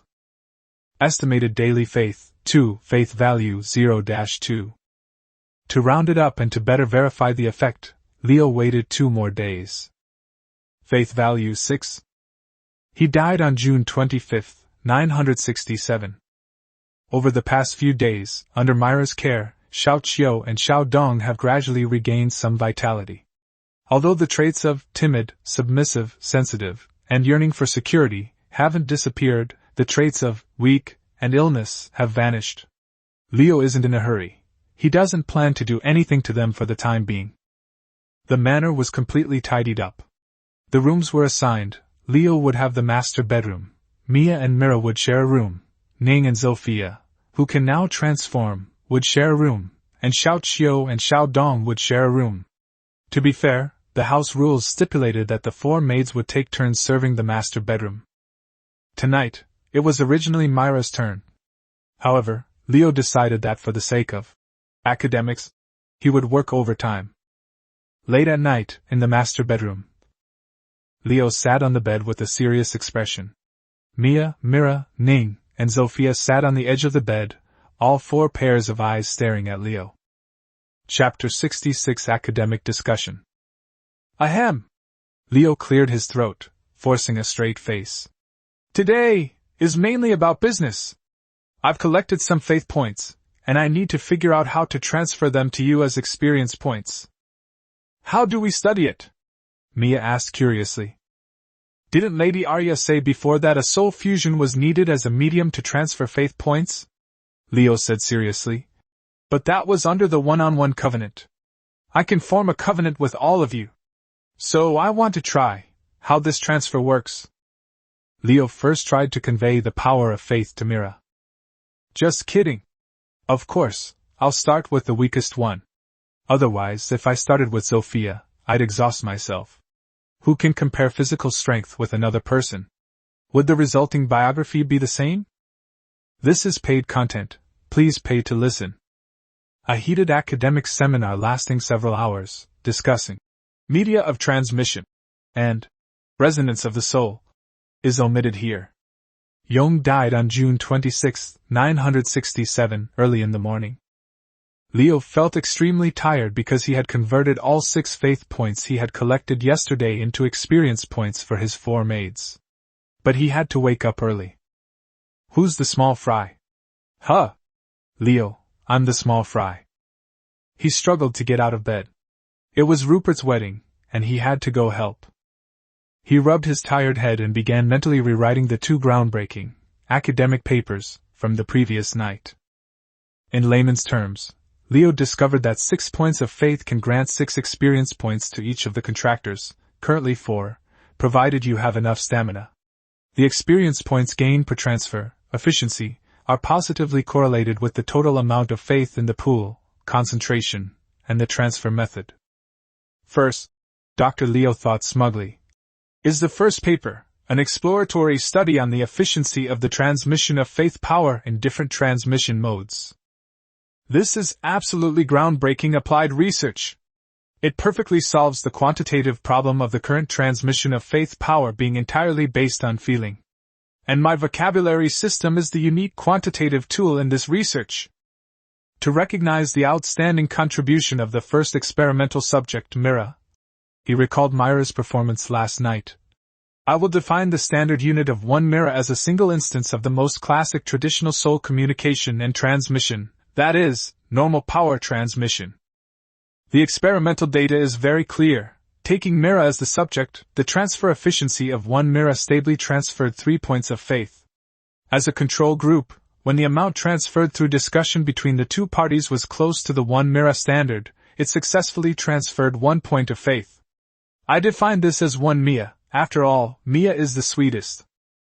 Well, we can emphasize in the discussion section that since there is only one contractor in the traditional scenario, this study did not conduct additional robustness experiments. And in the future work section, we can show whether other methods also have the function of transfer. This result should at least be published in Nature Communications. He was pleased with his idea for the second article. The second article, a conjecture on the number and concentration coefficient of faith in the body under multiple covenants, and a verification of the power of faith. In my first work, I astutely discovered that after transferring 1 Mira, minus 3 points, and 1 Mia, minus 1 point, to Mira, my faith pool, 6 points, should have lost 4 faith points. However, the faith pool remained at 6 points. It didn't disappear directly. Instead, it was marked with Faith Covenant Mira for 6 after her covenant. This is absolutely comparable to that chemistry-related Nature paper from Hangzhou High School last month. Although it's not innovative, it's effective enough.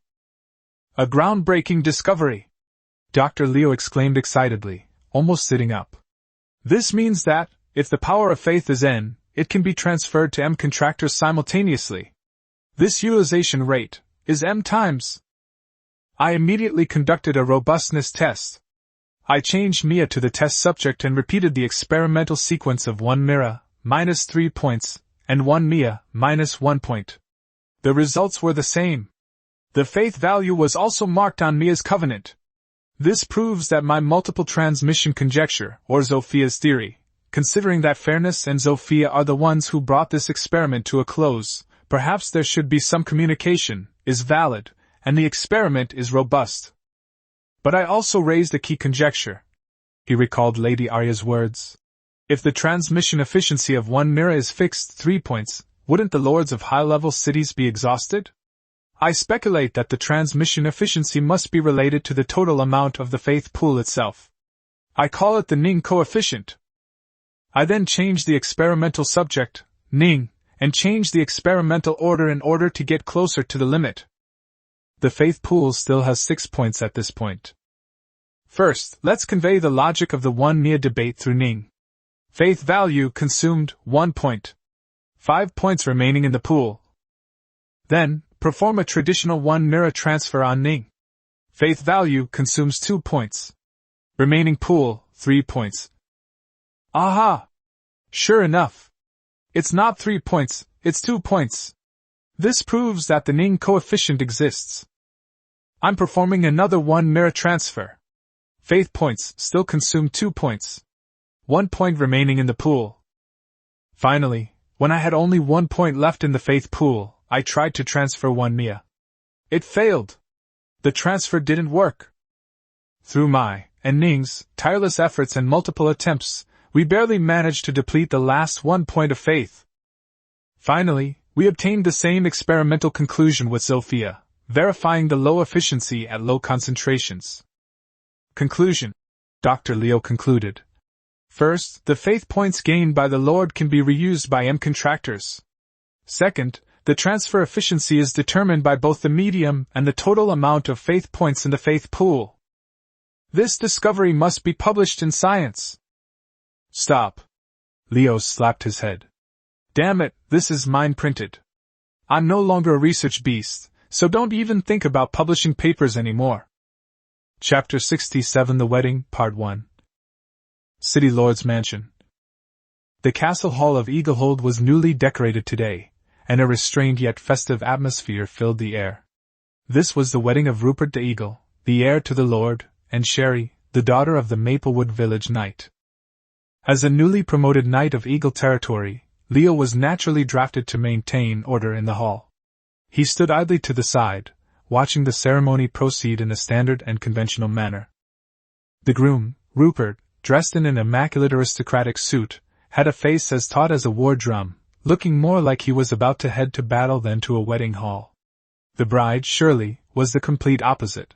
Her white dress accentuated her rosy cheeks, and she was almost dizzy with happiness, making her unsteady on her feet. Walker told them that the two had signed their vows of faith yesterday, and today's ceremony was more of a formality. Leo's gaze lingered more on the bride's mother, Lady Griselda. This third-tier knight from Maple Forest Village, Lady Arya's old comrade-in-arms, was also wearing a long-unseen formal suit today. However, the empty left sleeve of the suit hung down, silently telling of the horrors of the past war. Walker had mentioned that this old wound came from a fourth-tier warrior, the one who had also taken her husband. Under the watchful eyes of their two mothers, Lady Arya and Lady Griselda, the newlyweds exchanged vows and tokens of affection. "That's over?" Leo, standing in the audience, was dumbfounded. There was no long motorcade, no earth-shattering "I do," and not even a decent bridal party. But the next moment, he instantly understood the political language behind the wedding. Rupert, a second-tier knight, son of a fourth-tier Eagle knight, and heir to the Eagle territory.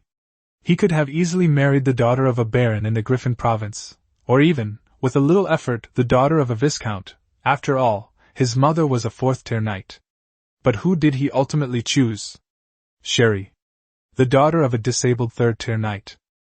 This couldn't even be called a marriage alliance.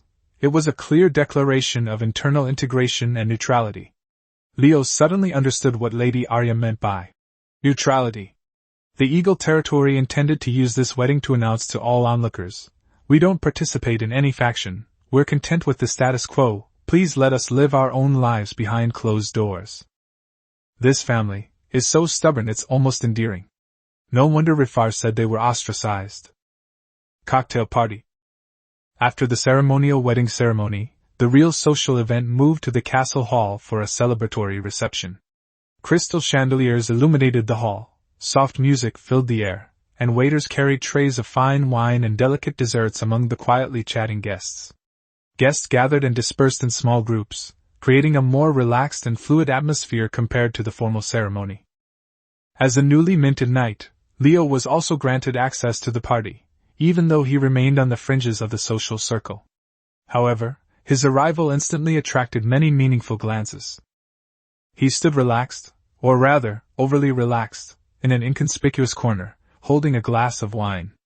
Behind him, however, stood 4 maids in neat rows. A black-haired catgirl, a white-haired catgirl, a black-haired wolf girl with silver ears, and a tall, elegant, and imposing horse girl. The 4 maids were all dressed in exquisitely tailored, elegant elven-style long dresses and pure white silk stockings. Most strikingly, they all wore identical leather collars around their fair necks, clearly imprinted with the words, "Leo Springer." Whispers drifted from time to this corner from among the passing guests. "That's the demi-human knight? His taste is unique. I heard he only plays with demi-humans? His demeanor makes him seem like some kind of nobleman. It's not like the style of Eagle territory. Compared to the entertainment at Viscount Silverlake's party last month, what's this with a few collared maids? That was truly eye-opening. The Eagle family's gatherings are always so, well, as dignified as a church service." A minor nobleman complained to his companion in a low voice, his tone carrying a hint of barely perceptible disdain, and a longing for more exciting entertainment. "After all, it's a wedding, and Lady Arya and Lady Griselda are both there, so we should behave ourselves." Leo ignored most of the discussion, simply sipping his drink while pretending to be focused, his fingers occasionally tracing seemingly casually across Sophia's long, slender legs encased in white stockings beside him. But his main attention remained focused on the crowd in the center of the hall, especially Jessie's teacher, Mrs. Miss, the second daughter-in-law of the Griffin family, and Baron Wald, the eldest grandson of the Griffin family. While maintaining the pretense of being busy training the maids, he kept his ears perked up like radar, capturing fragments of conversations between key figures. He saw Lady Miss elegantly sip her wine and smile slightly at Lady Arya beside her, saying, "Arya, Jessie has grown increasingly handsome. My husband has some dealings with the Viscount Silverlake family, and I've heard that their third son, about the same age as Jessie, is also a second-tier prodigy. I wonder—" "Oh dear, miss, you flatter her too much." Lady Arya immediately chimed in, a perfectly measured, helpless smile on her face, the kind that comes with the worry of a mother. "Jessie? She's still just a child. All she does is play around all day. Look, her brother is going to the central province to buy giant eagles, and she insists on going with him to see the world. She's just a kid, she's not interested in the rugged scenery of the north, she only longs for the prosperity of the capital. Let her go. When she comes back, I'm afraid you'll have to worry about her again." Just then, Baron Wald and his companion, Baron Falca from Iron Horse territory, strolled over to the area where Leo was, carrying wine glasses. Leo quickly composed himself and assumed a posture of preparing to greet them, but his gaze was unconsciously drawn to Baron Wald's entourage. Beside the Baron were two ladies. One of them is his legal wife, Senna Griffin from the Iris Earl family, a genuine Tier 3 Griffin knight. She was beautiful, yet her expression was indifferent, as if the surrounding liveliness was separated from her by an invisible barrier, perfectly embodying the demeanor of a noblewoman in formal occasions. However, with his special ability, Leo glimpsed the words, "Consciousness is being submerged by the ever-surging warm tide, unable to think," in the next column of her entry. Upon closer inspection, he could indeed see a blush on her fair cheeks.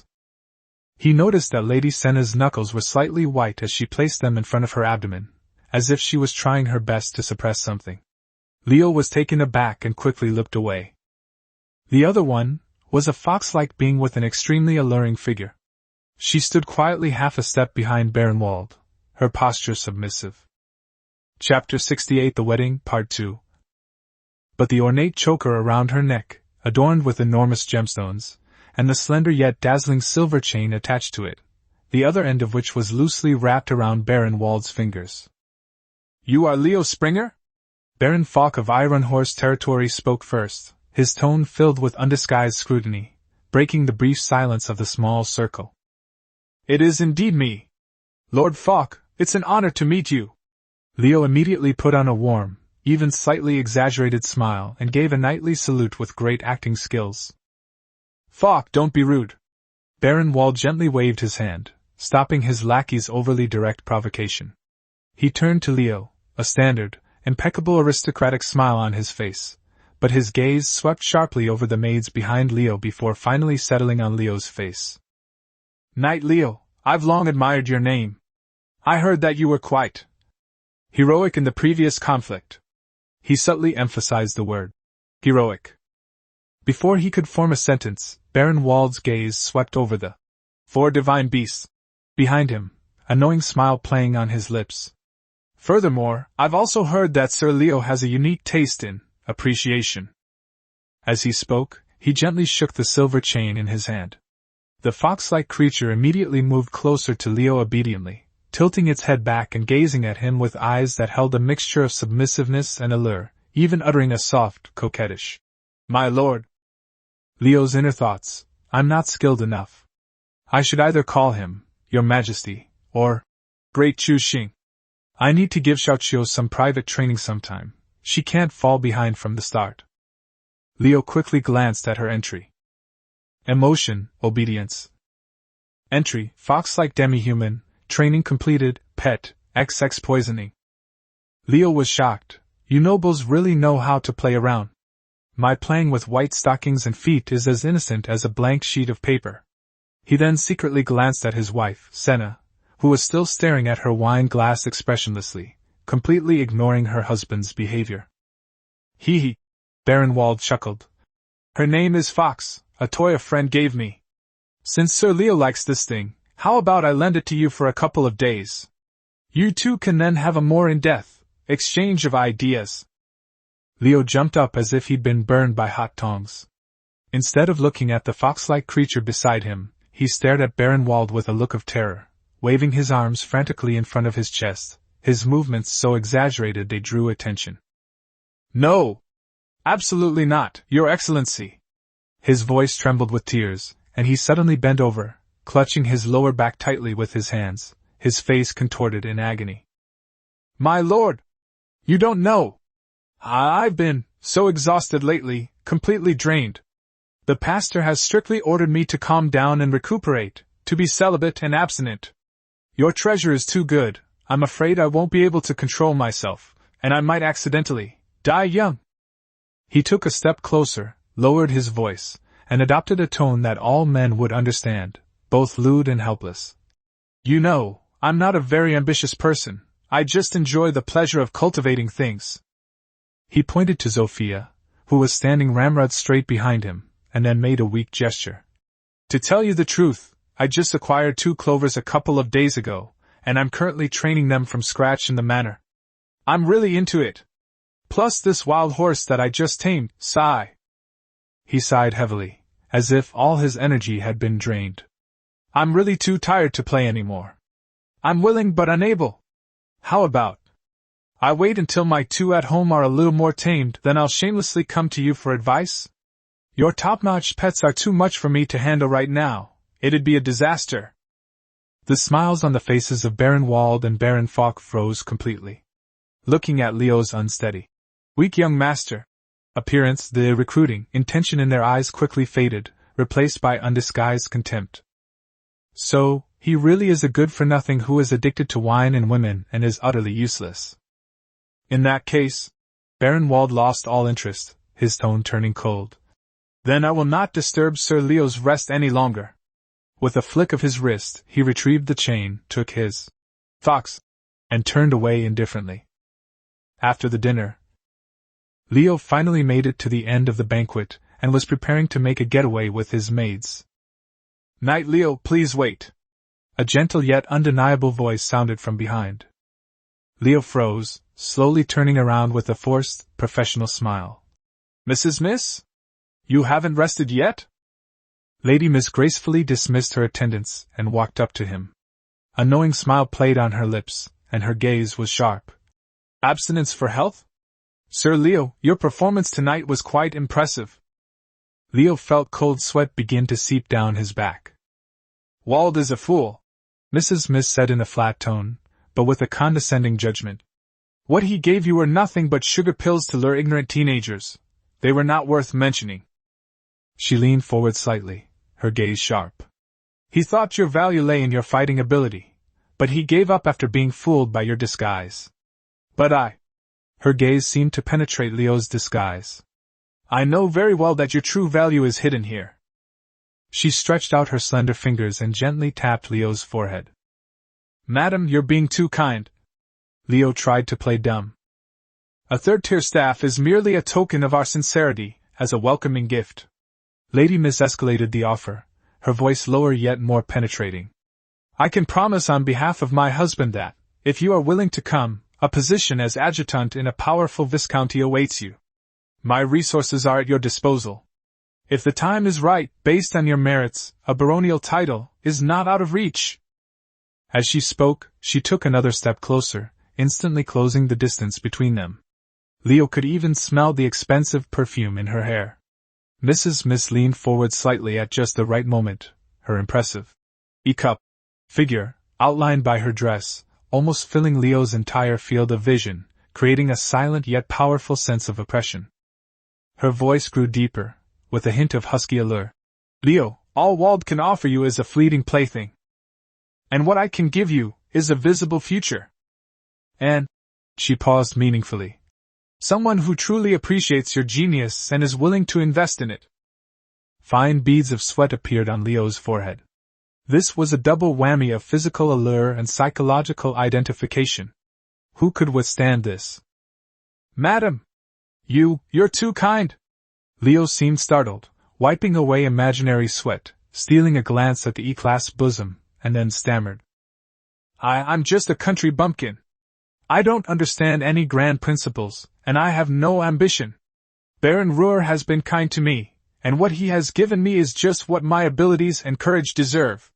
Anything more than that, I'm timid and have a weak stomach, so I can't digest anything. In other respects, I completely obey Baron Ruhr's orders." As he spoke, he hurriedly bowed, then stole a glance. "Wow, that's huge." "Well, that's a pity," Ms. said with a regretful expression. "But your loyalty makes you even more valuable. The door will always be open for you." Chapter 69. I Also Believe in the Holy Light, Part 1. With Lord Rupert's wedding in celebration, the entire Eagle territory was enveloped in a relaxed and joyful atmosphere. Leo was also granted a few days of rest.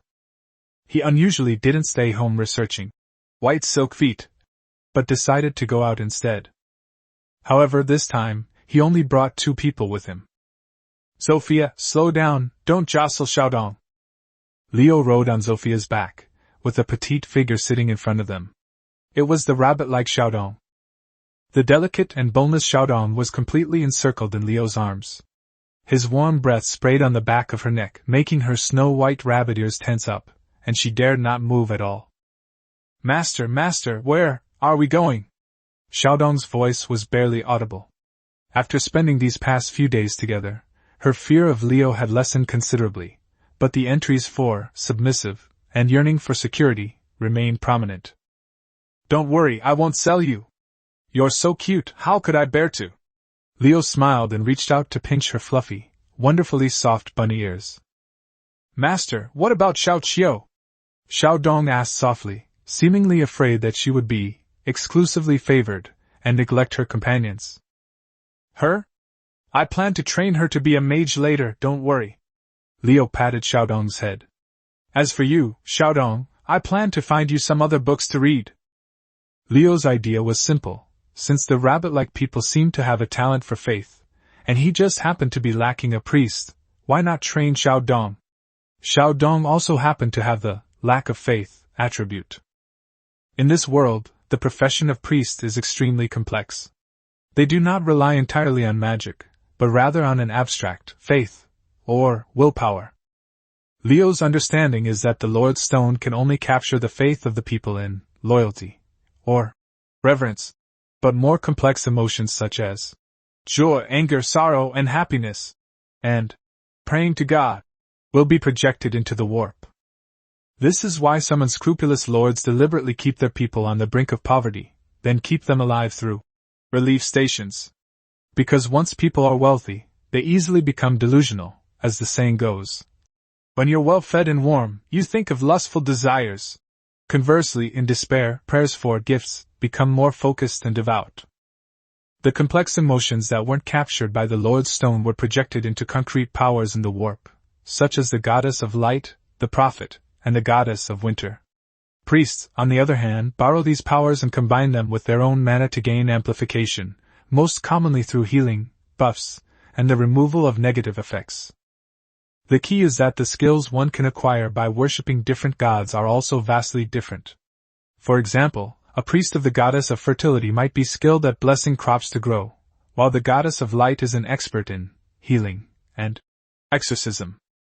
In theory, it's possible for someone to worship multiple goddesses, such as chanting Amen during the day and praying Amitabha at night. However, in reality, religion is highly exclusive.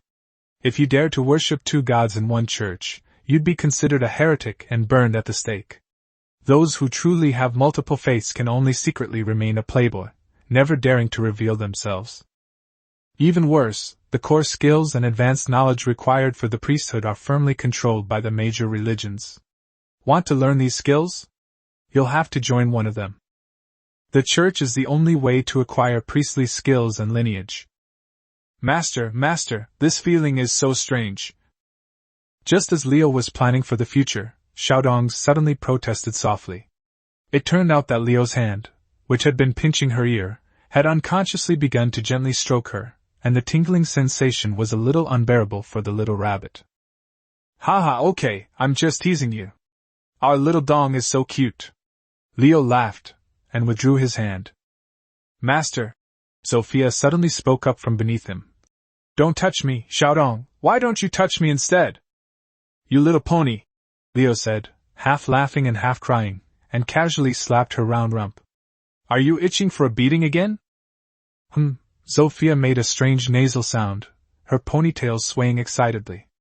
Master, one more time. Leo's face darkened. Good grief, a warrior with high survivability and good recovery, turned into a mage by myself?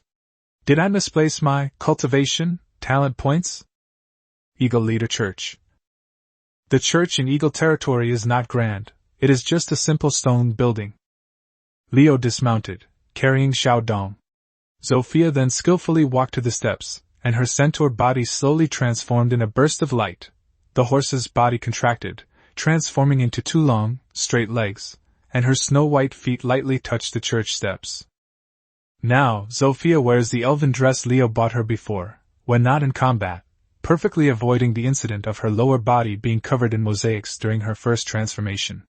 Leo, recalling that time, couldn't help but be surprised that the robust Zophia's lower body was completely bare, which didn't suit her image. Upon entering the church, several priests appeared to have just finished their morning prayers.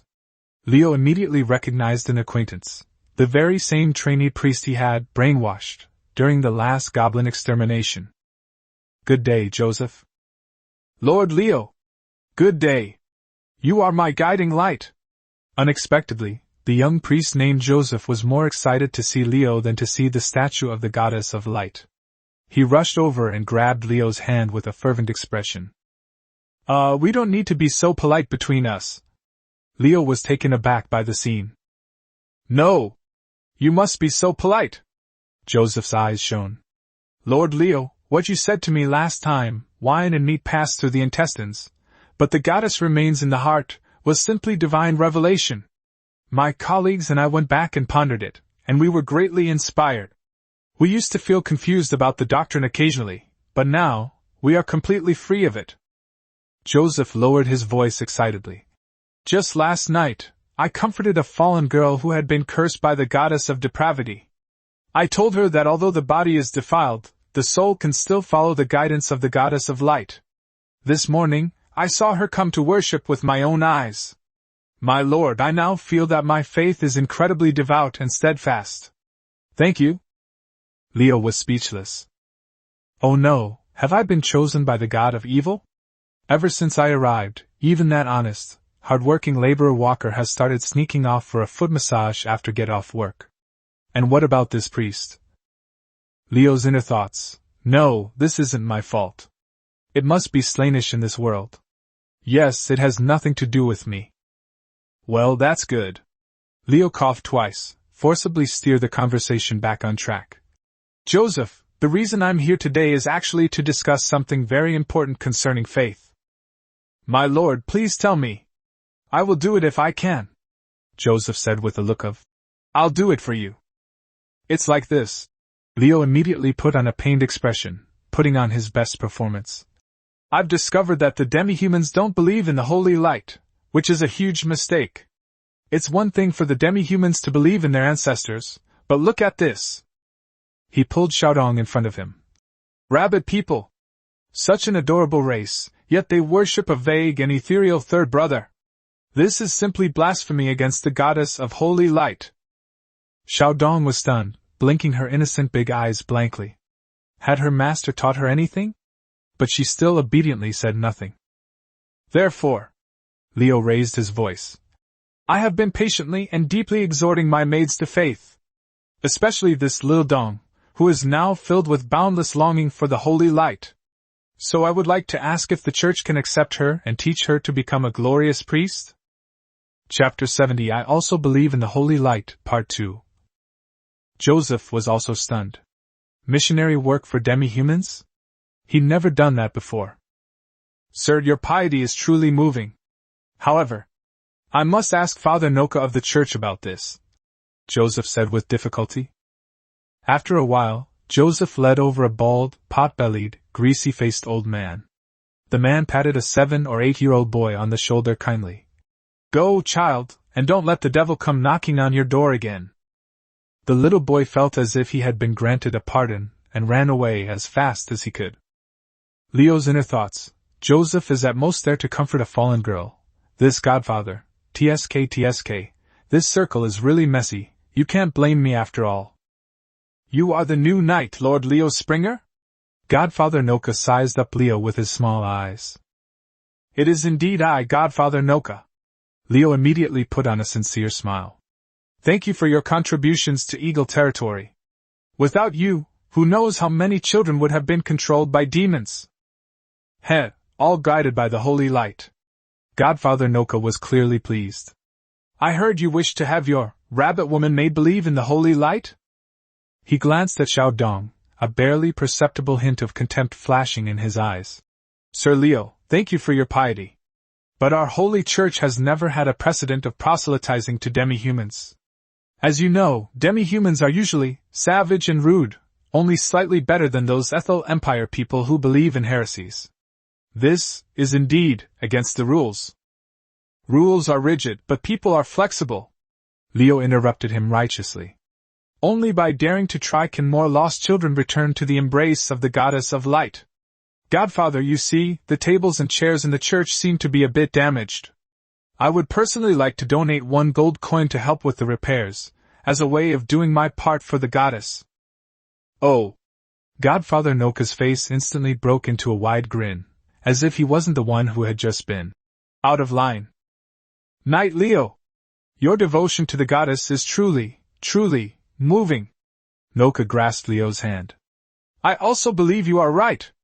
The goddess's radiance should shine on every lost soul, even if she is a demi-human. Come, child, let me cleanse your soul. Leo quietly pulled Xiaodong behind him and asked, feigning curiosity. Godfather Noka, what should we do?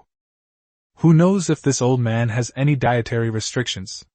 I can't leave Xiaodong here alone. I don't have any strange fetishes. It's very simple, Noka said righteously. Have her pray devoutly in front of the statue of the goddess of holy light, and then I will cleanse her with holy water. Holy water? It shouldn't be what I'm thinking of, right? As it turned out, Leo was overthinking things. In formal settings, everyone remained quite serious. Xiaodong was asked to kneel in front of the goddess statue. Godfather Noka muttered a long prayer, and then, he really only scooped up a ladle of water and poured it on Xiaodong's head. Is that all? Leo was a little confused. Of course not. Godfather Noka gave him a look that said, You're too naive.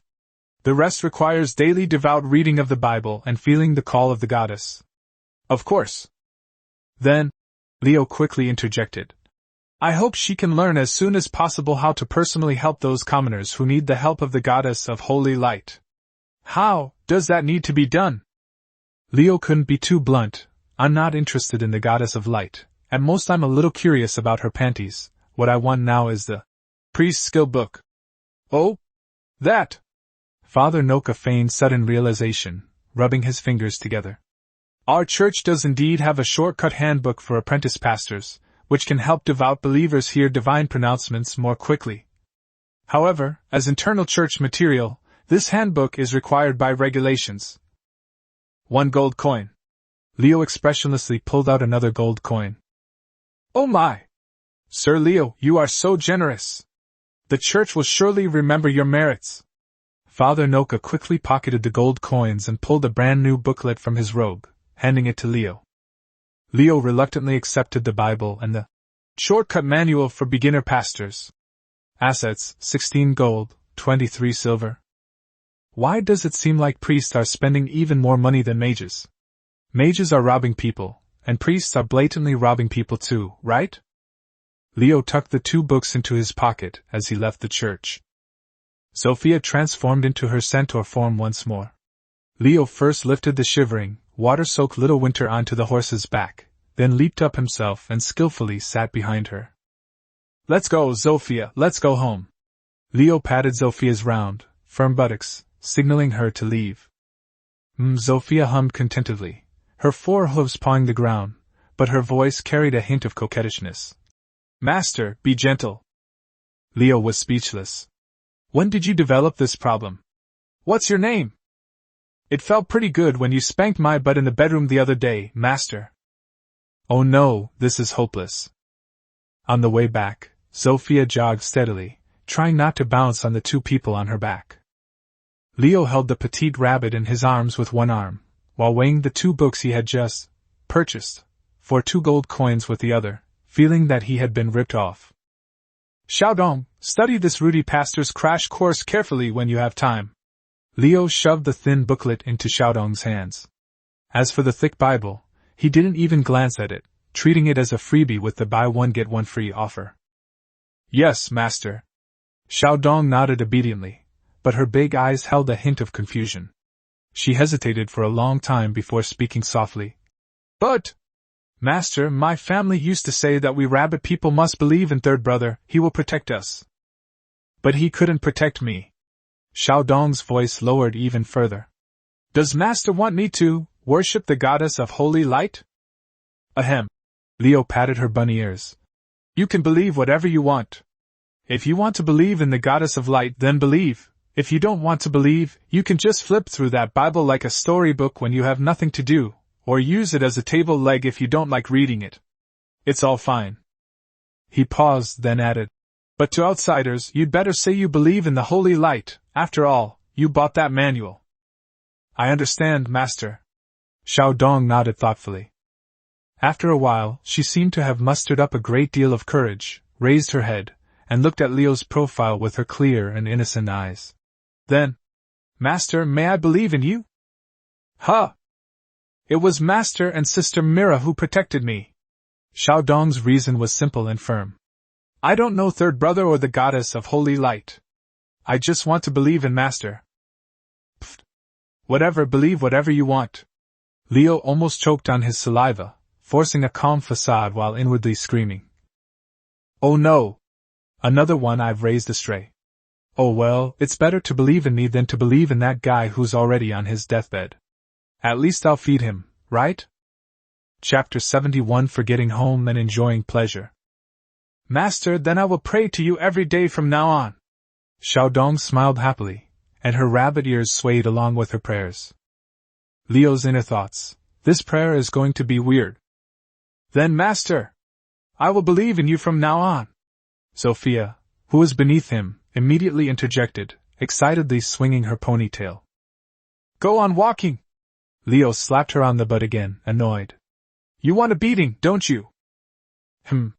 Master, harder. So this is a reward, huh? Leo's eye twitched. Fine, you like punishment, huh? Tonight you're only allowed 1 white bread roll. Ah? Master, no. Sophia's horse almost tripped over its hooves. Back at the manor, from afar, I saw Mira, Mia, and Ning in the yard, trimming the weeds. To call it trimming was an understatement. The 3 of them were making a ruckus. Xiaoqiu was the only one sitting alone at the table under the eaves, holding a literacy textbook, her little tail drooping listlessly by the side of the stool. Master, you're back. Master, welcome back.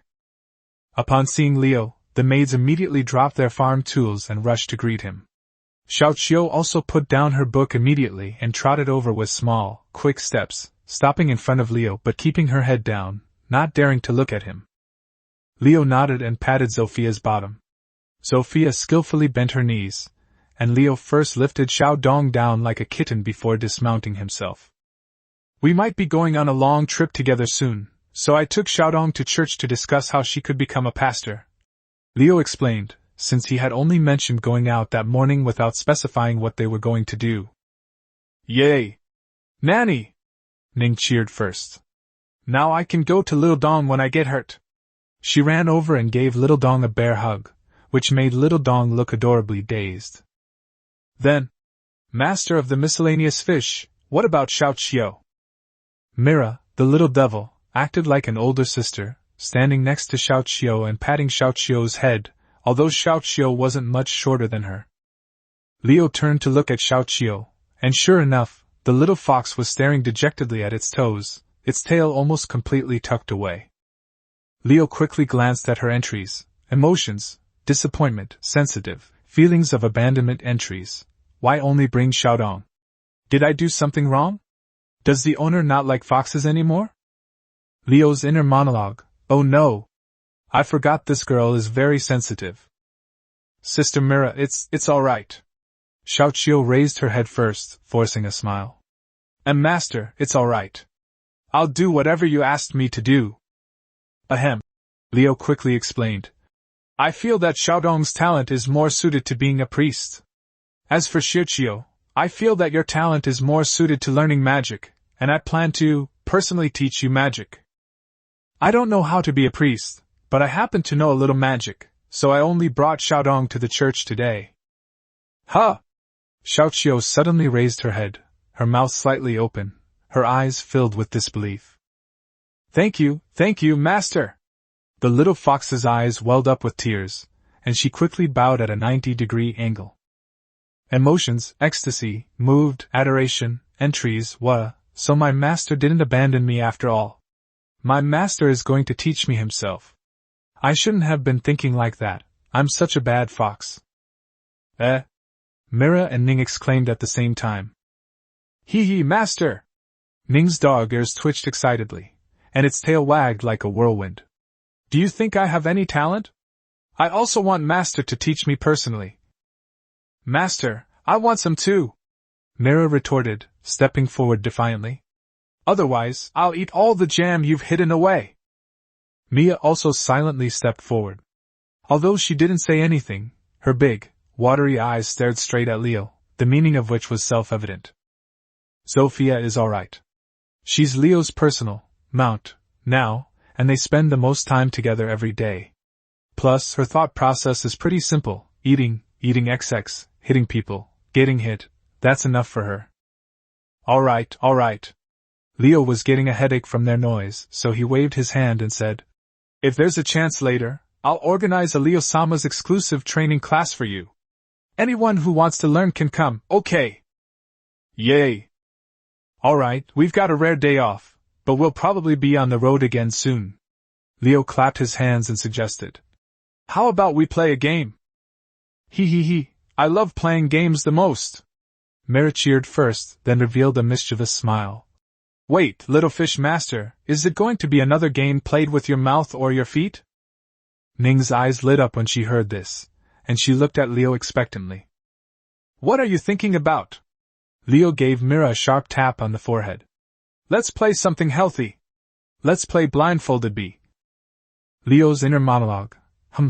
Lu Shan in movies and TV shows loved playing this game.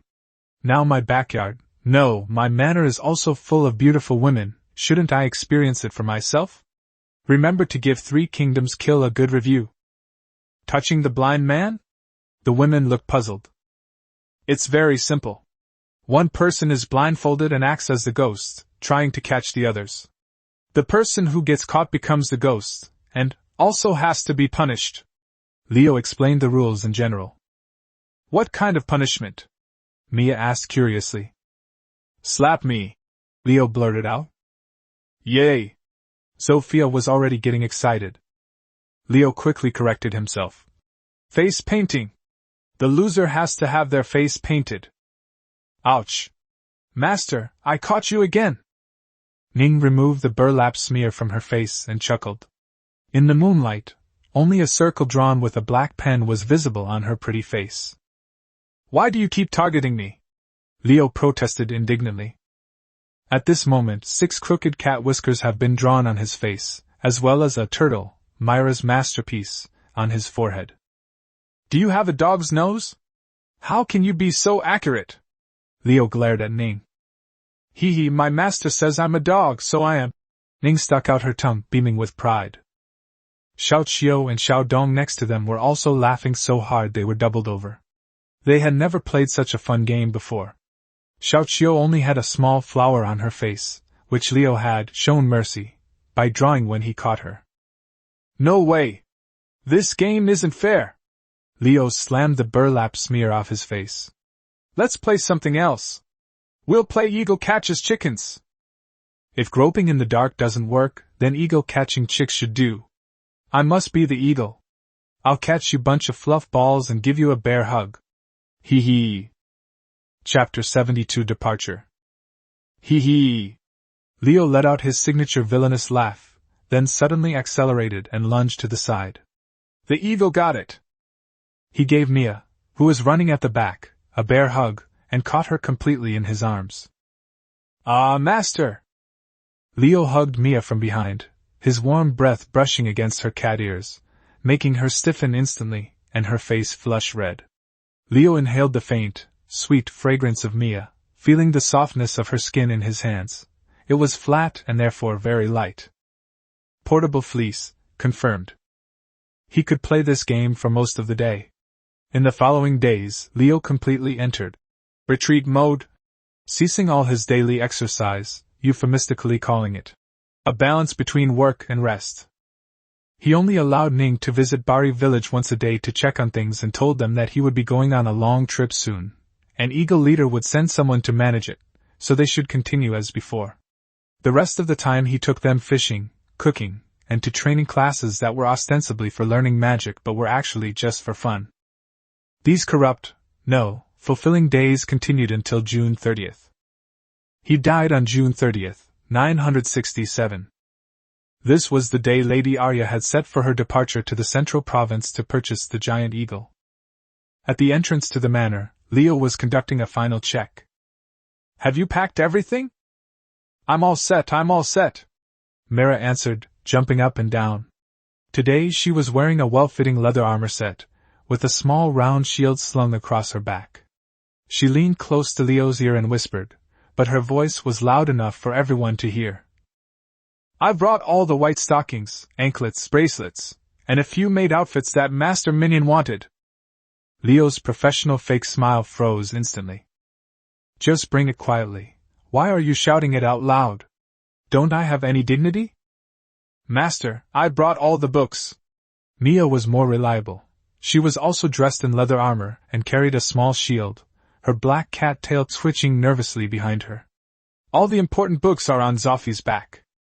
"Master, I've brought enough food and water for 3 days. Ning's wolf ears twitched slightly. She was wearing more sturdy chainmail, holding a knight's shield in her left hand, a first-tier longsword at her waist, and her pack was bulging on her back. As for Zofia, she was not only carrying 2 large stuffed bags, full of Leo and the maid's changes of clothes and her own personal belongings, but she was also wearing custom-made chainmail, a tier 1 two-handed great sword hanging at her waist, a long bow and quiver on her back, and a knight's shield hanging on one side. Very good." Leo nodded in satisfaction. As for Xiuqiu and Xiaodong, they only carried their own small bags. After all, no one expected these 2 newbies to fight. It was their first time traveling so far, and they were nervously looking around. "All right, Leo's maid adventure party, let's go!" Leo waved his hand triumphantly, leading his maid party in a grand procession toward the city gate. City gate. Lady Arya was whispering something to Walker. Rupert, on horseback, was speaking gently to Jessie in the carriage. The group also included a carriage, 4 fully armed Tier 1 soldiers, and 10 Tier 0 guards. Seeing Leo's spectacular entourage approaching, Rupert was the first to greet him with a smile. "Leo, you've arrived. You must have had a long journey." "Humph." A discordant snort came from inside the carriage. Jessie pulled back the curtain, looked at Leo, and especially at the women behind him, and curled his lip, his tone sour. "What's so hard about him? He's probably on paid leave. Look at the people he's leading, are they on a guard duty or a picnic?" "Good day, Miss Jessie." Leo immediately put on a warm smile. "Don't mention it, I'm a professional." He pointed behind him with an air of seriousness. "Look, Zofia and Ning, 2 Tier 1 warriors, Mia and Mira, 2 Tier 1 thieves." He then pointed to 2 newbies. "And aspiring mages and aspiring priests." Leo patted his chest, beaming with pride. "Lord Rupert, look at my setup. How reasonable and professional. How can you call this a picnic?" "Rupert." "Jessie." "All right, Jessie, stop being naughty." Mrs. Arya stepped forward, stopping her daughter's spoiled behavior. She turned to Leo, her face showing trust and a hint of motherly concern. "Leo, I'll have to trouble you this time. Once you get to the central province, take Jessie around and show her around. Just make sure you're back before the year is over." Lady Arya continued. "Jessie's safety depends entirely on you. Remember to let us know regularly." No problem. Lady Arya. Leo jumped off Sophia's back with a whoosh and solemnly gave a knightly salute. I guarantee with my honor that Miss Jessie's safety is absolutely guaranteed. After exchanging a few more pleasantries, Lady Arya watched the group depart. The guards and soldiers mounted their horses one after another, and Mira, Mia, Ning, Xiao Qiu, and Xiao Dong each received a travel horse. Leo, aren't you riding a horse? Jessie poked his head out of the carriage and asked curiously. No need, no need. Under everyone's gaze, Leo once again effortlessly climbed onto Sophia's horse, comfortably leaned against the luggage bag, and patted the horse's rump. The procession set off in a grand procession, but problems arose not long after they left the city gates. Although Leo's maids were each given a traveling horse, the two little ones clearly hadn't learned to ride yet. Right now, Ning and Mia were each carrying one. Ning was fine, but Mia, being small herself, was finding it quite difficult to carry Xiao Dong. This is clearly detrimental to the effective use of combat power. Leo's eyes lit up, and an idea came to him. He shamelessly shooed Sophia to Jessie's carriage. Good day, Miss Jessie, Leo said with a smile. Jessie lifted the car curtain and looked at Leo's slightly ingratiating smile, Sophia beneath him, and the maids around them. For some reason, she felt a little annoyed. Humph, I'm not like some pervert, Ning, don't cue, who goes out with so many maids and rides. She curled her lip, her tone filled with undisguised contempt. I didn't bring a single maid with me. Hee hee, what a coincidence. Leo chuckled shamelessly, waving behind him. Xiao Qiu, Xiao Dong, come here. Mia and Ning carefully rode their horses, bringing Xiao Qiu and Xiao Dong to the carriage. The two little ones looked at Jessie timidly. Leo cleared his throat and began his performance. I guess Lady Arya asked me to bring them along because she was worried that Miss Jessie was too sensible to bring anyone to take care of her. So she specifically instructed me to bring them along and take good care of you along the way. Jessie's expression changed. She stared at Leo warily, her brow furrowed. You don't want me to take care of your woman, do you? Chapter 73 War. Miss Jessie, what are you saying? Leo looked completely innocent, as if he had been wronged. They're both still children. I bought them to work with, and in this situation, they can take care of you along the way, Miss Jessie. Besides, Miss Jessie, you are very knowledgeable and have a high talent for magic. I'm sure you can handle it with ease. Just teach Xiao Qiu some magic, and she will benefit greatly. Jessie was speechless after hearing these words. Okay. Jessie could only reluctantly purse his lips in the end. Xiao Qiu, quickly call her teacher. Leo immediately patted Xiao Qiu's head and winked at her. Teacher. Teacher. Xiao Qiu called out sweetly. Master taught Miss Jessie, and Xiao Qiu calls Miss Jessie teacher. Shouldn't Xiao Qiu call master, master? Ning said after hearing Xiao Qiu call him teacher. Hey! Don't talk nonsense! Leo jumped up and quickly patted Ning's head, glancing at Jessie a little guiltily. Miss Jessie is so amazing, I'm just exchanging ideas and improving together. A faint smile appeared on Jessie's lips, she felt much better. Finally, Xiao Qiu and Xiao Dong were put into Jessie's carriage. Soon, their quiet chatter could be heard from inside. Leo didn't think much of it, and went straight to the front of the group to meet up with Rupert and Walker. Inside the carriage, Jessie looked at the two little ones sitting timidly opposite him, and he was still a little curious. Xiao Qiu and Xiao Dong, right? Jessie's voice softened unconsciously.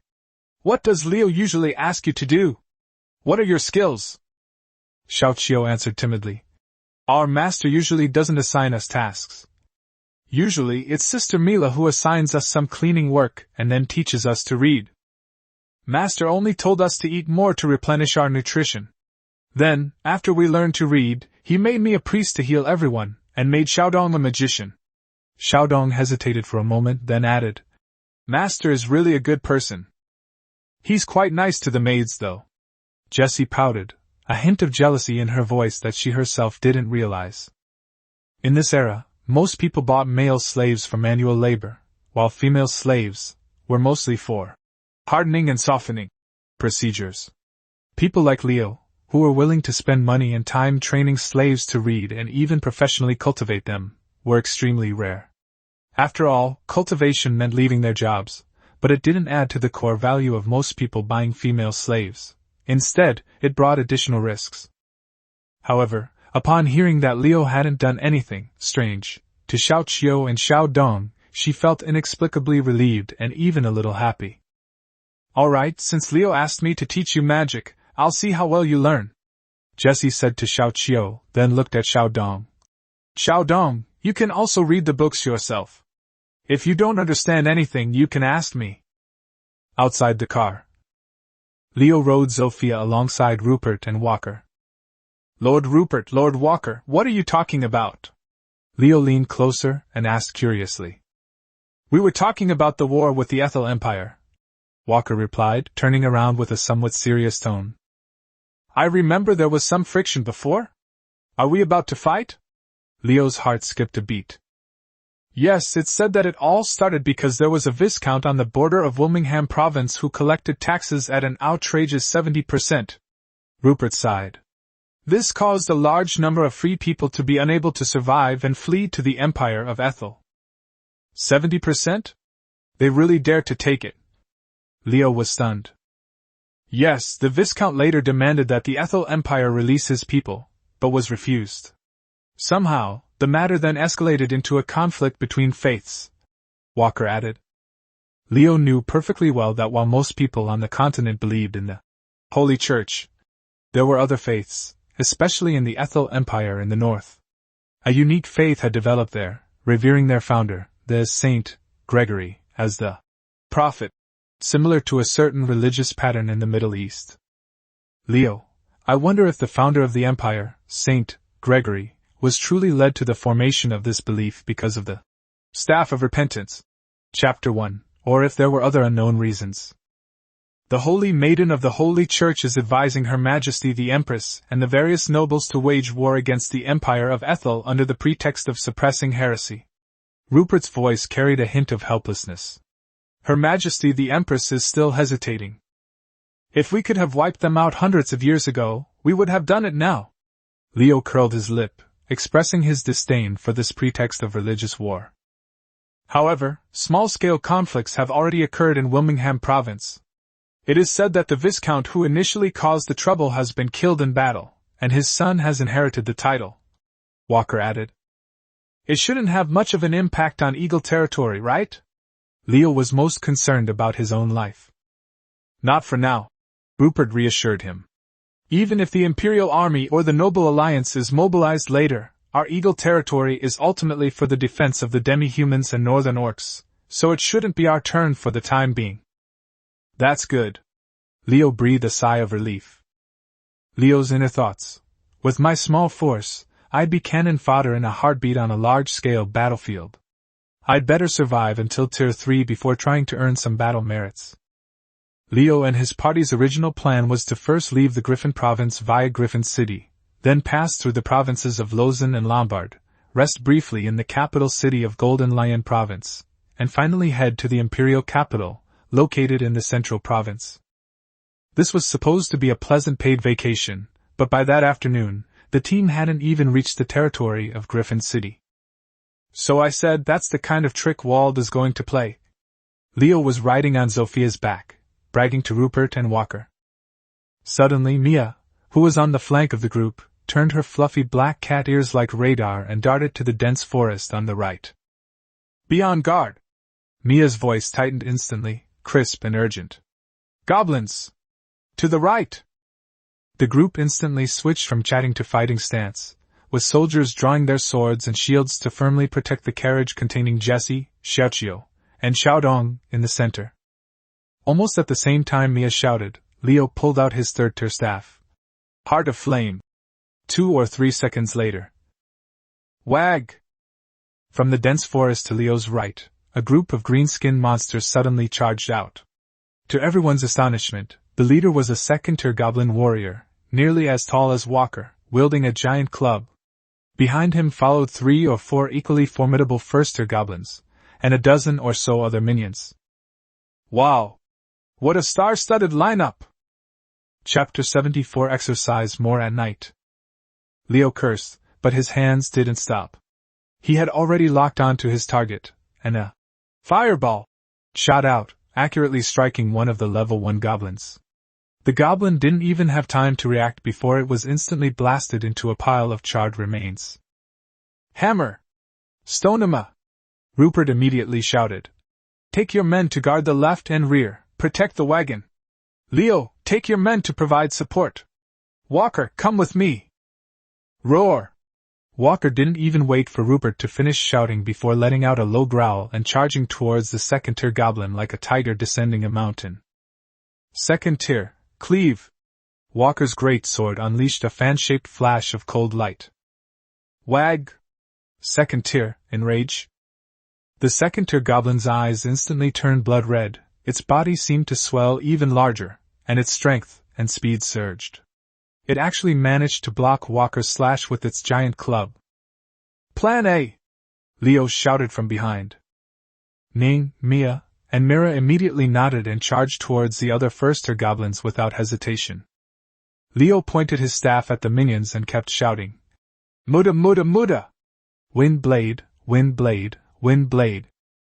Compared to fire blast, wind blade is undoubtedly the most efficient farming skill.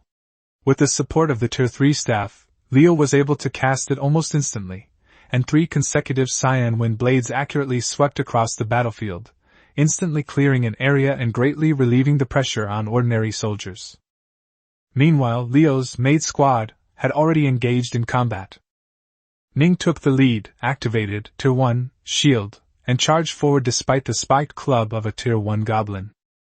Just as Ning was engaging the enemy and drawing their attention, Mia and Mira simultaneously activated Tier 1 stealth, and like 2 ghosts, silently circled behind the other 2 Tier 1 goblins. Swish! Swish! Tier 1 backstab! Just as one goblin parried Ning's shield bash and before it could retaliate, Mia's dagger pierced its back. Another had barely raised its weapon when Myra's backstab slashed across its neck. The remaining level 1 goblin, trying to aid its companion, found itself surrounded by Ning and the returning Mia and Mira. The boss battle is also coming to an end. Tier 2, armor-piercing strike. While Walker was desperately holding the goblin's giant club with his shield, Rupert's longsword precisely pierced the goblin's carotid artery. Pfft.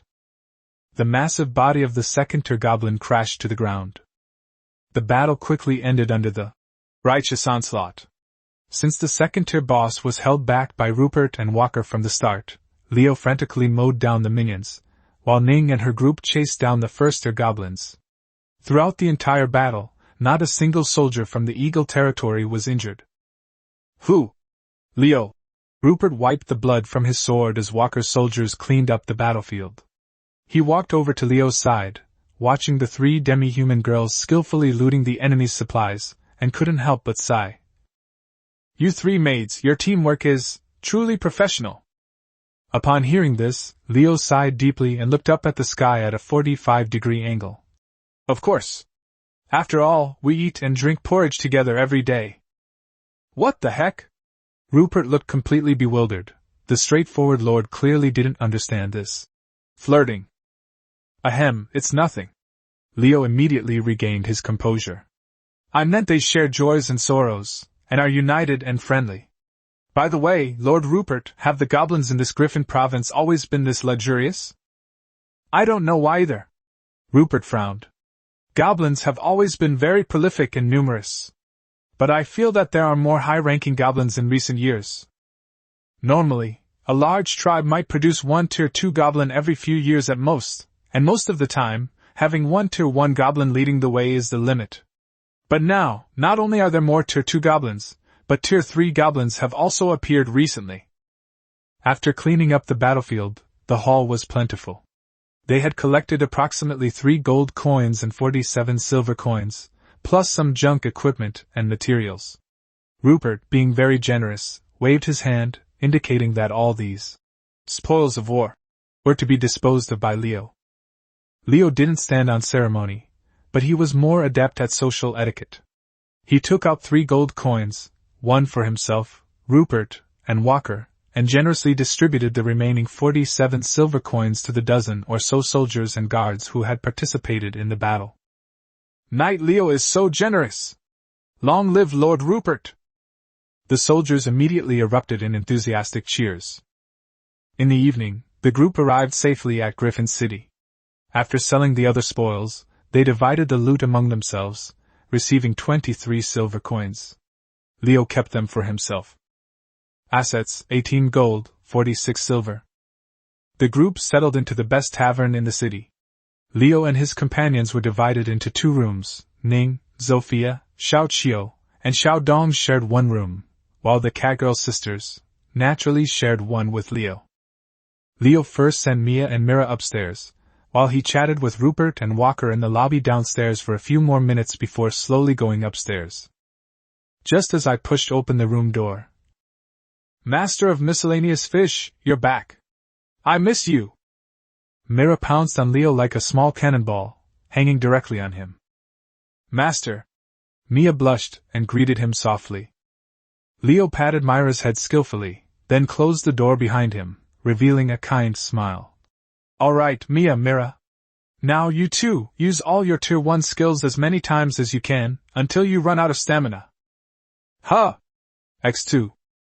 Both kitten girls were bewildered. Mira, what new XP is Master up to now? Does he want to see us panting? Listen to me, hurry up. Leo commanded without room for argument. Oh. The 2 cat girls had no choice but to comply. Then, a strange scene unfolded in the room. Mia and Mira stood in the open space, repeatedly, stealth, reappearing, stealth, again, and reappearing. A while later, just as Mia was using stealth for the nth time, a faint light suddenly emanated from her body. Huh! Mia was stunned. She felt a new power surging into her body. Tier 2 Thief, 1/10,000. Master! I've reached Tier 2. Mia was initially stunned, then excitedly grabbed Leo's hand. Master, you can actually sense that? Mira was also stunned. She didn't expect that this kind of self-harming training would actually be effective. Leo's inner monologue. I just saw that you guys were almost at full experience during today's battle, so I wanted to see if I could just reach it tonight. I have OCD. On the surface, he gave a nonchalant, Alright, keep a low profile. Mia, you just broke through, so consolidate your progress first. On the way, we'll see if we can find a chance to buy you some second-tier skill books. Don't mention the advancement to anyone other than your own people right now. He patted Mia's head, then turned to Mira. Mira, you keep going. You're a little behind your sister, but not by much. Try and see if you can catch up today. Oh. Mira initially thought her master was playing a prank, and even considered secretly biting Sirio's feet in his mouth as revenge after training. But upon discovering that her sister had actually advanced, she immediately and obediently continued. Farming experience. Stealth, backstab, against thin air stealth. Chapter 75 Arrival in Golden Lion City. Finally, Myra's experience points were stuck at 996/1000, and no matter how many skills she used, they wouldn't increase. This seemed to be the maximum experience she could gain for the day. Master! Mira really can't go on. Mira collapsed weakly to the ground, her little tail drooping. I really can't train anymore. Don't worry, Leo chuckled. The conventional methods won't work, but there are still other ways. Huh! Mira was too tired to be naughty anymore, and could only watch helplessly as Leo picked her up and carried her to the big bed in the room. Master, you actually attacked me from behind. And so, after Leo transmitted the power of faith, a flash appeared on Myra's body. Leo, Tier 2 Mage, 2672/10,000, Tier 1 Warrior, 259/1000. Mia, Tier 2 Thief, 4/10,000. Mira, Tier 2 Thief, 4/10,000. Ning, Tier 1 Warrior, 772/1000. Zofia, Tier 1 Warrior, 144/1000. He died on the morning of July 1st, 967. Leo woke up to a soft, gentle touch. He felt something step on him, no, something pressing against his face. He opened his sleepy eyes, and a magnified little face with a smug, mischievous grin and a small, fair, came into view. Master of the Minnows, submit to Myra's feet! Hee hee hee! Mira was clearly very satisfied with this morning surprise. Leo yawned, expressionlessly picked it up, and smelled it. Didn't you take a shower yesterday? Hee hee hee, master, isn't this your favorite flavor? Mira wasn't flustered even after being captured. Instead, she grinned mischievously. Humph. Leo glared at her then. In the short time before departure, he gave this ignorant little cat special training under the guise of morning exercise. After finishing, Leo glanced at the system with a refreshed expression. Mira, Tier 2 Thief, 6/10,000, Mira surpassed her sister Mia in experience points for the first time. Over the next 10 days, Leo and his party traversed the provinces of Lausanne and Lombard. Along the way, they encountered several more groups of goblins and bandits. However, these were only level 1 at most, and with Leo and his companions working together, they posed no real threat and instead became an unexpected bonus. Assets: 20 gold, 53 silver. He died on the afternoon of July 11, 967. 10 days later, a magnificent city appeared on the horizon. So big. Riding on Zophia's back, Leo let out a genuine exclamation of surprise, like a country bumpkin. The city walls before them soared into the clouds, and the city gates were wide enough for 4 carriages to pass side by side. Caravans and pedestrians came and went in an endless stream, and its prosperity was far beyond that of a small town, like Eagle territory. Of course, Golden Lion City is the capital of the Golden Lion Duchy of the Golden Lion Grand Duke, so it's naturally much bigger, Rupert explained from the side, a hint of envy on his face. How many Grand Dukes does the Empire have now? Leo asked curiously. You don't even know this? Rupert shook his head. The Empire currently has 4 Grand Dukes. Besides the Golden Lion Grand Duke in the center, there are the Iron Peak Grand Duke in the northern Butensk province, the Storm Grand Duke in the eastern Bepenham province, and the Blackwood Grand Duke in the western Divino province. Why isn't it in the south? The Kingdom of Utopia in the south was formerly the Golden Leaf Duke. Rupert sighed. The previous empress tried to consolidate power and wanted to compile a household register and count the population and land throughout the country, which led the Golden Leaf Duke and the surrounding nobles to declare independence directly.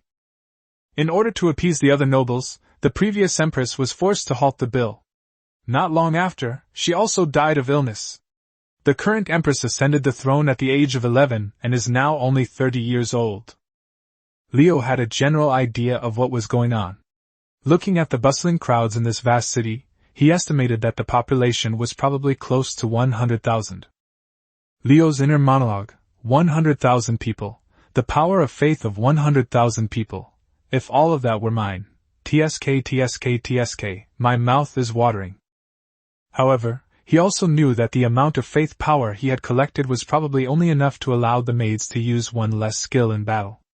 This thing was probably just a byproduct of his taming of the maids. Keep a low profile here, Rupert instructed sternly. In Golden Lion City, if you throw a stone anywhere, you might hit a baron or a knight. Leo nodded.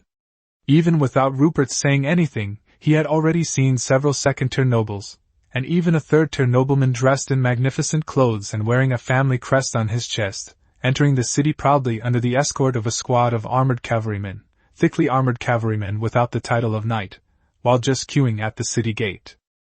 Lion's City, Lioness Tavern. That night, the group checked into one of the largest taverns in Golden Lion City, the Lioness Tavern. It's less of a tavern and more of a luxury hotel. The 3-story stone building is exquisitely decorated, and there are even uniformed waiters at the entrance. The prices, naturally, are extremely high. However, with Rupert, a nobleman, paying for it, Leo felt perfectly at ease staying there. He died on July 12, 967. The next morning, after a good rest, Leo waved his hand and prepared to take his maids out for a shopping spree.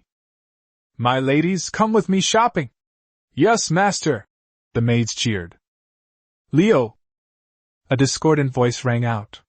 Jessie emerged from the room, pouting, and said, I want to go too. You have to come shopping with me. She had been cooped up in the carriage for over 10 days, and was incredibly bored. Her stubborn brother wouldn't let her participate in the battles, and all she could do each day was teach Xiaodong and Xiaoqiu to read. Her resentment towards Leo had reached its peak. Little sister, didn't we agree that I would go shopping with you? Rupert's face fell the moment he heard this, having just finished assigning tasks to his soldiers. Rupert's inner thoughts, Leo, although you're a good person and saved me, you might as well just die. Chapter 76 Golden Lion City Part 1. He's using my family's money, he's my family's knight, Jessie declared confidently, hands on his hips. I'm keeping an eye on him, making sure he doesn't slack off. Bro, you get some rest? Rupert was on the verge of tears, and could only watch helplessly as his sister possessed his knight. Thus, what was originally Leo's maid companion group instantly transformed into Miss Jessie's guard group. Jessie walked ahead with his head held high, while Leo and his maids could only follow behind with long faces. Mira could only mutter under her breath, Stupid Jessie, stealing my master. But she wasn't too bothered. After all, she knew that the Eagle Territory family treated their master and them very well, and Miss Jessie usually didn't have the bad temper of a noble lady. Miss Jessie, where would you like to go first? Leo asked, putting on a professional fake smile and forcing a grin. Humph, I need to go to the clothing store first. Jessie felt a sense of relief seeing Leo's frustrated look of having no choice but to obey, and the corners of her mouth turned up slightly. Miss Jessie, you are naturally beautiful and look good in anything. Clothes are just the icing on the cake for you. Leo flattered without batting an eye. That's right. Jessie tilted her head slightly, like a proud little swan. However, Leo soon realized he had been too naive. He discovered that shopping with women was an extremely painful experience. Before, because he was the master, buying clothes for his maids was a simple matter of choosing what he liked, paying, and leaving, quick and easy. Now, Jessie spent a long time browsing in the store, tried on 7 or 8 items, but didn't buy a single one. Leo could only force a smile and tell the other maids to choose something they liked, instead of just waiting around. Even the usually carefree Zofia couldn't resist picking out some hair accessories. This is... Leo, bored, started browsing on his own. Suddenly, his gaze was drawn to an item hanging in the corner. Black stockings. Sir, you have excellent taste. A sales assistant greeted him warmly. These are the latest styles from the Nolan Federation, an island nation in the east, black jade stockings.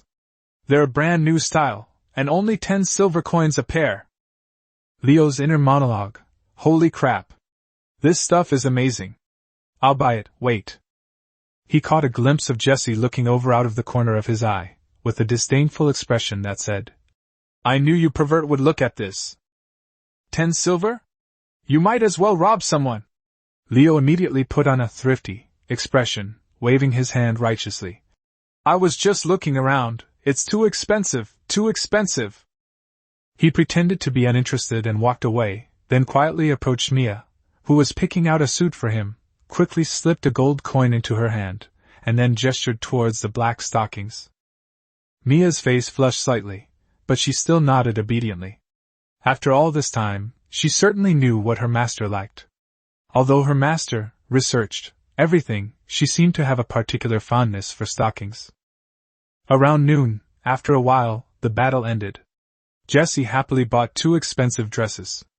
Sophia and Ning also used their allowance, given by Leo, to buy a small hair accessory. Mia used the housekeeper's allowance to buy Leo a well-fitting aristocratic suit. Meanwhile, Leo, who had secretly noted down the clothes that the 6 maids, including Xiaoqiu and Xiaodong, had lingered on the longest while shopping, bought them all with a wave of his hand. This tycoon act moved them deeply. Leo's inner thoughts. The clothes for 6 people only cost 1 gold coin. Worth it. I guess I can try out some new gameplay tonight. Assets, 18 gold, 53 silver. After everyone left the clothing store carrying large and small bags, Mia secretly followed from behind, carrying a small package. Mia, where did you go just now? Ning asked curiously. Jesse also looked over when he heard the voice. Mia's face turned red, and she stammered. Master is cold again, so I bought Master another undergarment. As she spoke, she frantically signaled to Ning with her eyes, stop asking. Oh! Ning's wolf ears twitched, and he immediately understood. He nodded hurriedly. Yes, Master is weak, so we should buy another one. What clothes? Why are you being so mysterious? Jesse's curiosity was piqued.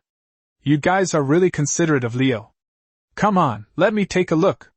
Don't buy any more country bumpkin clothes that would embarrass our eagle territory. No need, Miss Jessie. Mia was almost in tears, desperately trying to hide the small package behind her back. I want to see it too. However, the naturally naive Sophia stepped in to help out, casually taking the package from Mia's hand and opening it without a second thought. So, what was Leo doing at this moment? He was indulging in self-pity as a warm-hearted man. Having just bought everyone's favorite clothes like a tycoon, the two little ones were moved to tears. Master. What? I want to be Master's velvet cloth from now on, Xiaoqiu said, her nose bubbling with emotion. I want one too, Wa. Master is so good to me. Xiao Dong cried along with her. All right. Leo patted their heads affectionately. Did Mira teach you some weird words again? Be good, wait until you grow up. Otherwise, if someone from the River of Depression were to strike, the world would be destroyed. I want to see it too. Leo was feeling a surge of paternal love when he suddenly heard Zophia's voice from behind. He turned around curiously and froze instantly. He was seeing.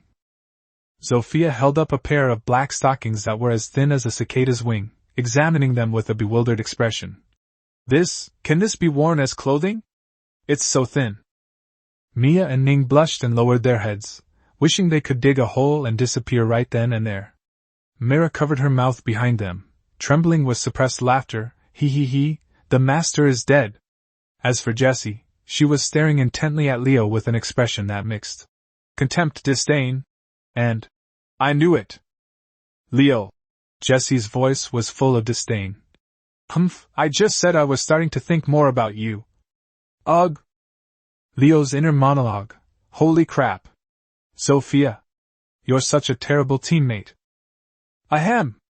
Leo instantly switched to scholar mode, spouting nonsense with a straight face.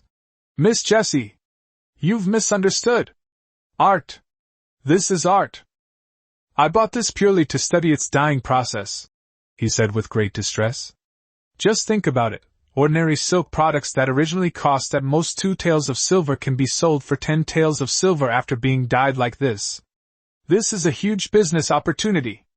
I'm doing this research for the sake of Eagle Territory's economy. Chapter 77 Golden Lion City Part 2. Ugh! Jessie took another step back in disgust. Men are all the same. My brother was sneaking around looking for Shirley the other day. Humph! None of them are any good. Despite Jessie's disdainful look, Leo shamelessly led the team forward. On the way, he stopped by a bookstore and bought a second-tier thief skill book. 5 years to second tier, 3 years to third-tier thief. For 3 gold coins. It was a bit cheaper than a magic book. Assets, 15 gold, 53 silver. The group returned to the Lion's Tavern and put their bags back in their room. Leo had just come downstairs to get something to eat in the lobby when he ran into Jessie, who had also changed into new clothes and was coming down the stairs. Leo glanced over instinctively, and then, his eyes were glued to the viewer. Jessie had changed into her newly bought aristocratic short dress, and on her smooth, slender legs, she was wearing a pair of pure white stockings. Leo was stunned. Could it be that Jessie did this for me? What are you looking at? Jessie blushed under Leo's intense gaze. Jessie's inner monologue. I just thought this aristocratic dress looked good with white stockings. This jerk, is he thinking something lewd again? However, despite her fierce words, Jessie couldn't help but smile slightly. Leo, where are you planning to go this afternoon? Rupert's voice interrupted Leo's appreciation. I haven't decided yet, I'll just wander around, Leo replied casually. Would you like to go to the arena? Rupert suddenly suggested with great interest. Slave arena? Leo frowned. He had heard of this thing in Griffin City. It was basically about capturing a group of slaves, goblins, orcs, monsters, and the like and throwing them in for bloody gladiatorial combat. It's not that kind of low-class thing. Rupert waved his hand, getting more and more excited as he spoke. It's the noble arena. It's much more entertaining and safer than that. I'm planning to go up and fight a couple of matches to spread the fame of our eagle family. What do you say, Leo? Do you want to join in? Isn't it dangerous? Leo hesitated for a moment. What's more important than his life? Fame? Don't worry. Rupert patted his chest. The noble arena has rules. All participants wear a charged, second-tier enchanted inner armor. Once the inner armor's magic shield is broken, the participant loses. The rules do not allow the winner to pursue. Under normal circumstances, you'd only suffer minor injuries. But this is a great opportunity to make a name for yourself. Many free warriors are hoping to gain the favor of a high-ranking nobleman through the arena. I'm a mage. Leo was still a little hesitant. A mage isn't really suited for one-on-one duels in the arena, is he? Maybe I should just forget it. Leo, just kidding. In a one-on-one situation, a mage is a squishy chicken in front of a warrior, and they get hit pretty hard. Oh, right. Rupert added casually. The winner gets a prize of 2 gold coins per game. Lord Rupert! Leo instantly became serious, and said righteously. I feel I can no longer hide my strength. It's time to meet the heroes of the world and fight for the honor of Eagle territory. Master! I want to participate too! Ning and Myra's eyes lit up instantly at the mention of money. I'm afraid that won't work. Rupert shook his head and looked at Leo's maids. The arena has a rule that participants must be free citizens. Your maids, I'm afraid, won't be able to qualify. Well, that's a shame. Leo sighed with feigned regret, while giving Rupert a thank you look. Even without Rupert's permission, Leo would never allow them to participate. He was joking. If his maids were to go on stage and catch the eye of a high-ranking noble, he, with his limited abilities, would only be in trouble. In the afternoon, Leo and his entourage headed to the noble arena in a grand procession. To keep a low profile, Mia, Mira, and the others changed into matching maid outfits, cleverly disguising themselves as Jessie and Leo's attendants. Walker, Leo, and Jessie walked in front, each with 2 maids following behind them, which didn't seem particularly conspicuous in the city. After all, just as they arrived at the arena entrance, and were paying the admission fee, a commotion arose nearby. 4 exceptionally beautiful women, dressed in tattered clothing with only a few pieces of fabric studded with tiny gemstones covering their private parts, were struggling to carry a small sedan chair. Lying in the sedan chair was a portly, fat nobleman, as fat as a pig. He was idly playing with a thin silver chain in his hand, the end of which was tied to the neck of a woman who was crawling on all 4s. This crawling woman wore even less fabric than the maids carrying the sedan chair, her 3 points also covered with jewels, and she even had some plugins on her body that Leo couldn't name because Lord Shinha didn't know them. Beside this group, there was a woman dressed in fine knight's full armor, expressionless, following silently. Count Buffalo, welcome to our esteemed residence. The staff who were processing entry immediately stood up respectfully upon seeing the newcomer, and jogged to the sedan chair. However, this was, after all, the Golden Lion Duke's territory and a noble arena, where important figures were never in short supply, so although the staff were obsequious, they were not terrified. The woman dressed as a knight nodded indifferently, and the sedan chair continued forward. Leo and his group only glanced at it briefly before quickly looking away. Name Urage. Rank, 2nd-tier warrior. Mood bored irritable. Entries, kidney deficiency, greed, sadism, should I get another puppy? He glanced again at the female knight who had just been protecting him. Name, Isolde Bison. Rank 5th tier paladin. Mood bored. Entry cruel, indifferent, want to kill these dogs who stole my man. Leo glanced over one last time and discovered that the palanquin bearers were all 1st tier warriors, and even the one crawling on the ground was a 2nd tier warrior.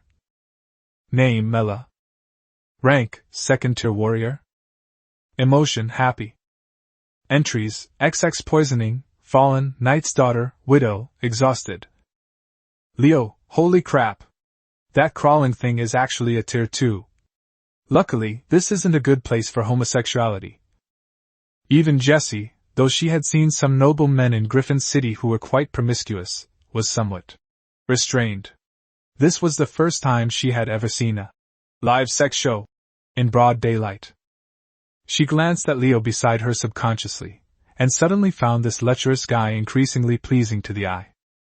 Meanwhile, after being visually shocked, Leo's maid squad began to have their inner mini-drama playing out wildly. Mia Master is the best and gentlest person in the world. Mira, was I too mean to Master this morning? He's so nice to me, and I even stepped on him with my paws. I have to make it up to him tonight. Ning, so, nobles like this, does Master like crawling? How about, we try it tonight? Sophia, this looks like a kind of punishment too. Would Master like this chain? Xiao Qiu and Xiao Dong. Sobbing. Master is the best. Leo shook his head inwardly, only thankful that he started in the peaceful and honest eagle territory, rather than in this freakish place teeming with perverts. Chapter 78 Arena, Part 1. Regarding the issue of the main characters leveling up too quickly, it could be because they can see experience points, leading to more efficient training. Leveling up will be slightly faster, but within a reasonable range. Mainly, I think everyone doesn't want to see protagonists in their 50s or 60s fighting. That would also make the plot drag on too much. If we only consider the experience points gained through training, assuming the normal starting age of 15, and disregarding the power of faith, a genius might reach Tier 1 in a few days. Most people can reach Tier 1 between 16 and 18, then geniuses can reach Tier 2 between 18 and 20, Tier 3 between 20 and 25, Tier 4 between 25 and 30, Tier 5 between 30 and 35, Tier 6 between 35 and 45, and Tier 7 between 45 and 60. The amount of faith power gained depends on population size. For example, the largest city can advance its inhabitants to Tier 7 through 20 years of faith power, while a village with a few hundred people might only gain 1 to 2 points. A city with a few thousand people might gain around 10 points, and other larger cities could gain anywhere from tens to hundreds of points. There are 11 spectators, right? That's 1 gold coin and 10 silver coins in total. The staff member continued after returning. 2 people want to participate, right? The participation fee is 1 gold coin per person, 2 gold coins in total. If you win, you can continue playing. If you lose, you'll have to pay more if you want to continue participating. Goodness, 1 person pays 1 gold medal to participate, and the winner gets 2 gold medals.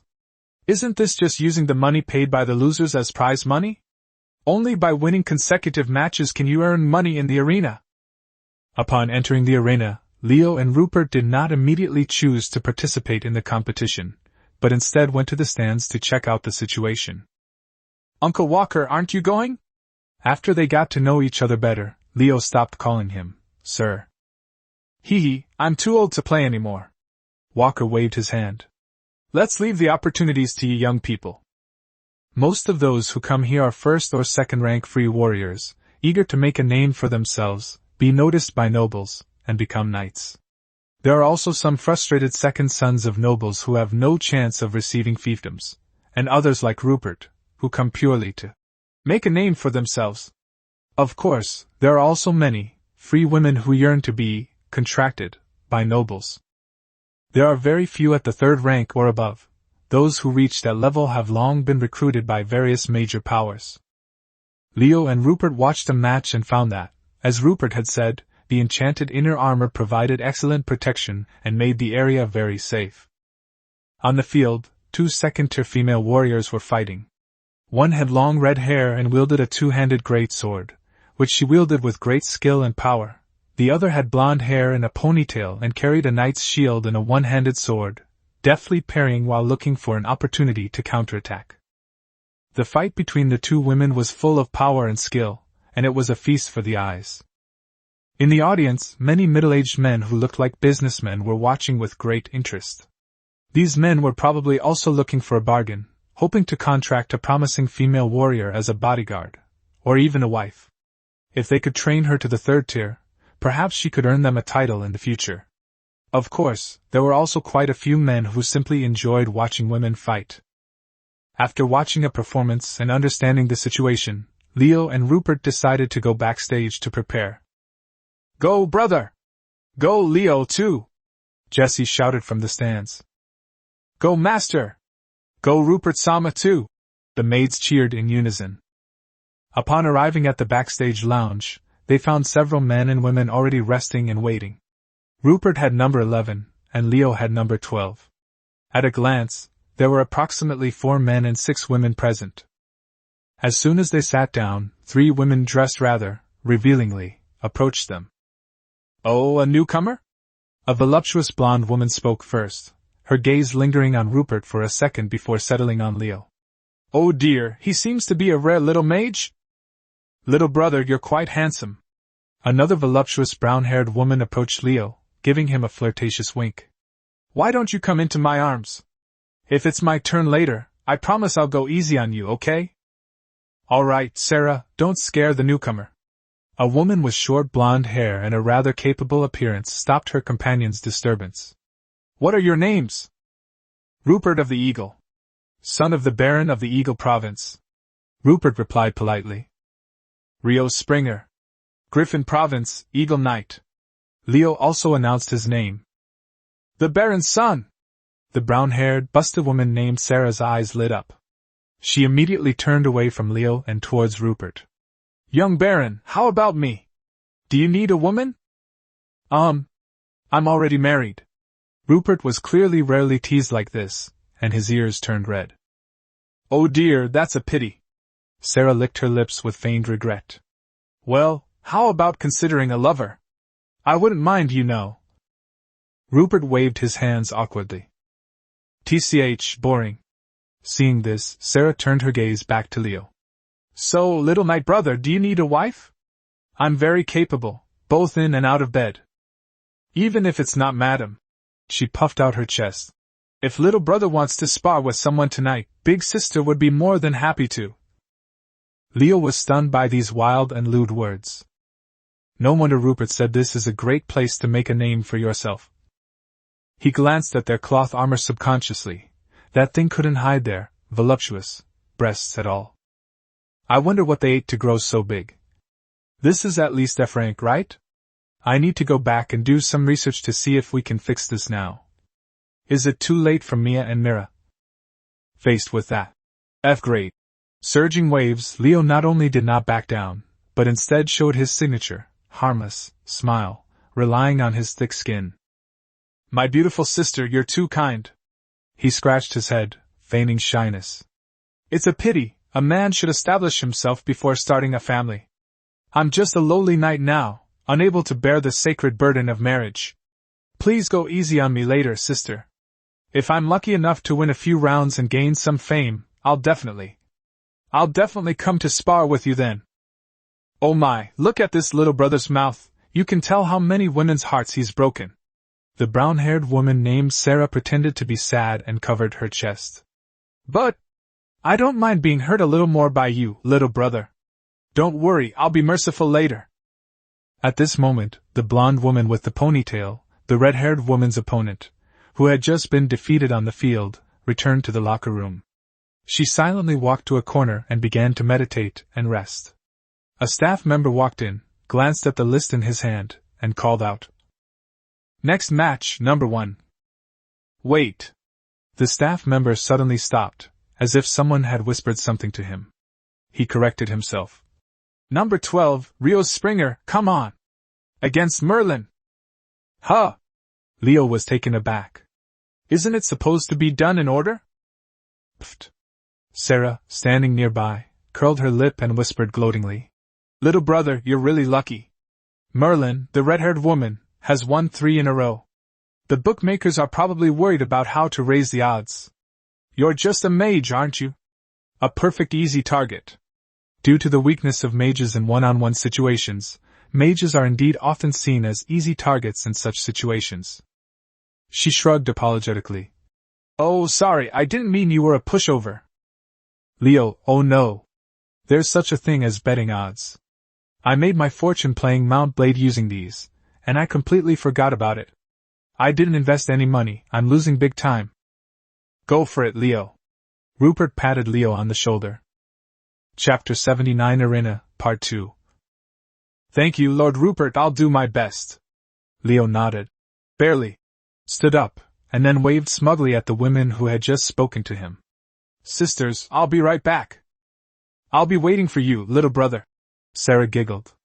At worst, I'll get revenge for you later. But if you lose, you'll have to let me give you a good rub and comfort you tonight. In fact, these seasoned veterans behind the scenes know exactly what's going on.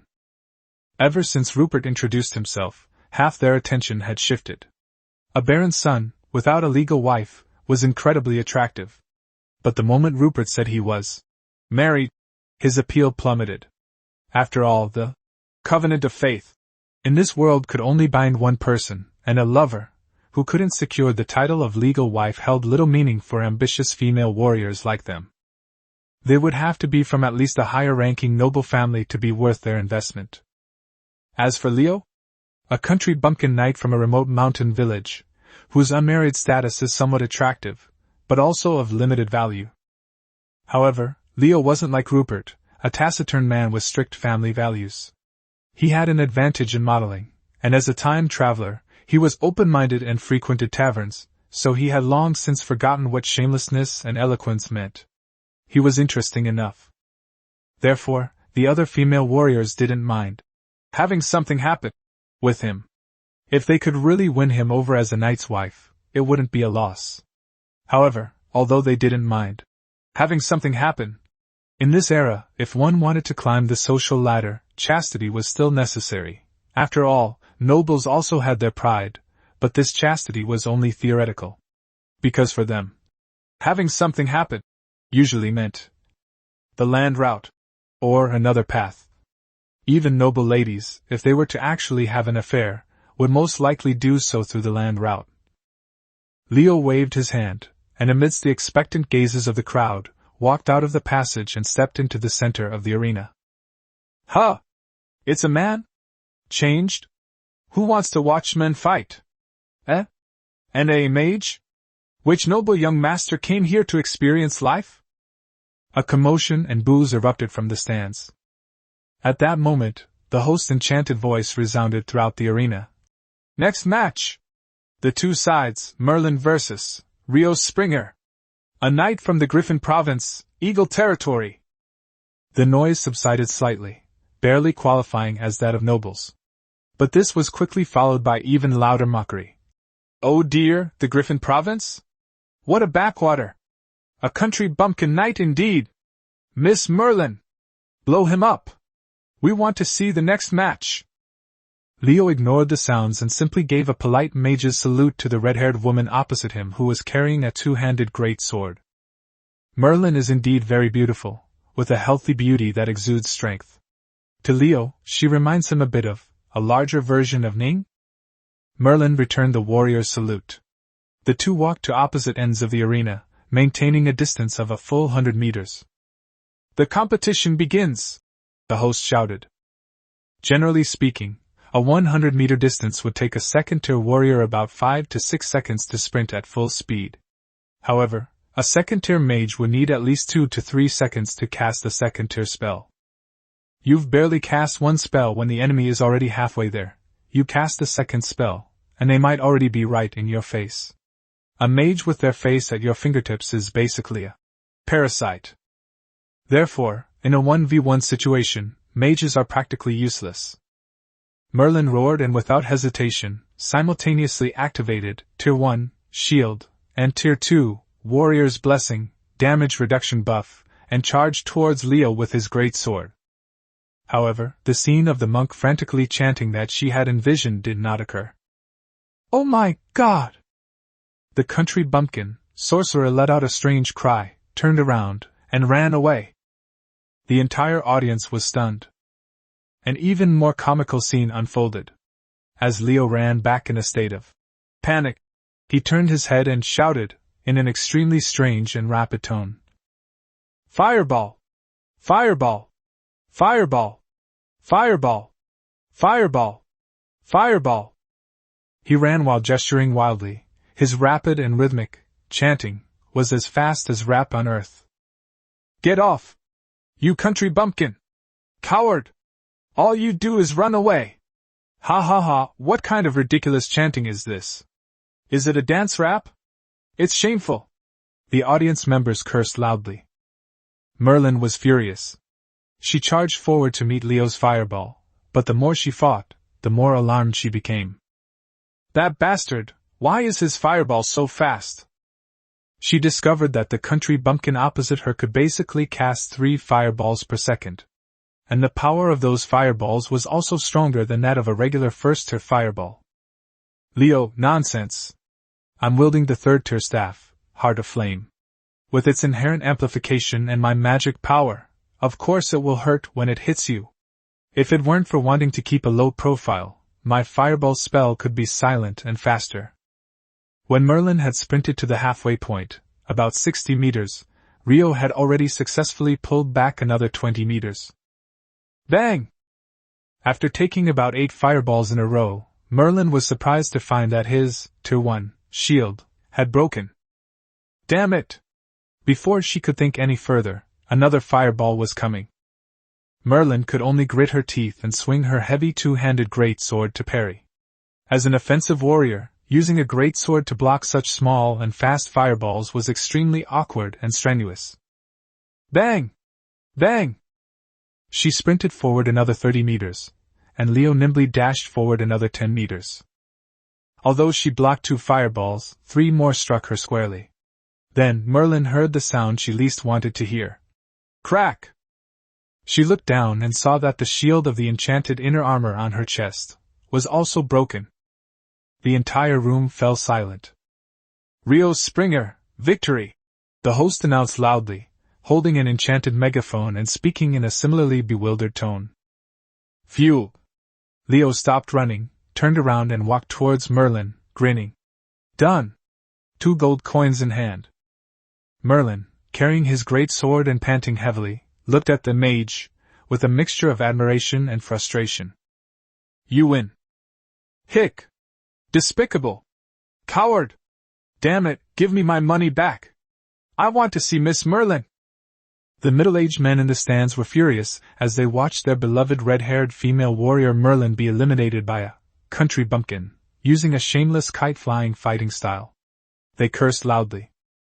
Leo ignored this completely, his skin as thick as a city wall.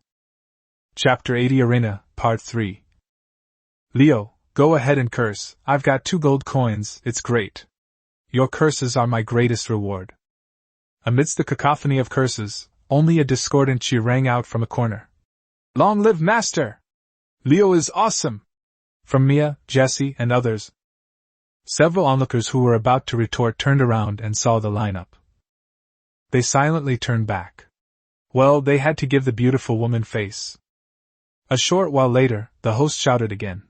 Next match! Against Rupert's Eagle, son of the Baron of Eagle Territory in the Griffin Province. Huh! Also from Eagle Territory? Damn, could this be that country bumpkin mage who came here specifically to be a stepping stone for his lord? This is going to be interesting. It's definitely a fixed match. The spectators in the stands stopped cursing and all showed expressions of watching the show. Lord Rupert, this. Leo was also a little confused on the field. Does this arena not feel comfortable unless there is a battle between the 2 sides? Fight seriously! Rupert strode onto the field, carrying his 2-handed greatsword with a swagger.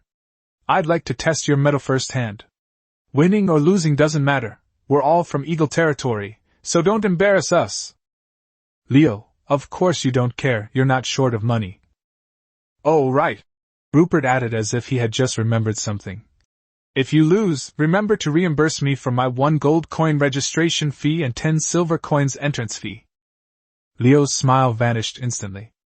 Damn it. This is outrageous. Whatever, today I'm going to beat up this young master. Both sides bowed and retreated to the edge of the arena. From the stands, Jesse shouted, "Go, brother! Go, Leo!" The maids cheered in unison. "Go, master! Start!" Rupert roared, just like Merlin, and with a shield around his body, he charged forward with his great sword. However, this time, Leo didn't run away. Why isn't he running anymore? Fight fixed. It's definitely a fixed match. Report it. Someone's fixing the match. He really doesn't dare to fight his own lord. A country bumpkin is a country bumpkin. The jeers started again from the stands. But they quickly shut up. Leo stood still, pointed his staff forward, and began his strange, rapid spellcasting again, though not quite at the level of rap. Fireball! Fireball! Fireball! Fireball! Fireball! Compared to a Tier 1 fireball, Leo's casting speed isn't as fast as 3 shots per second. But it's basically 1 shot per second.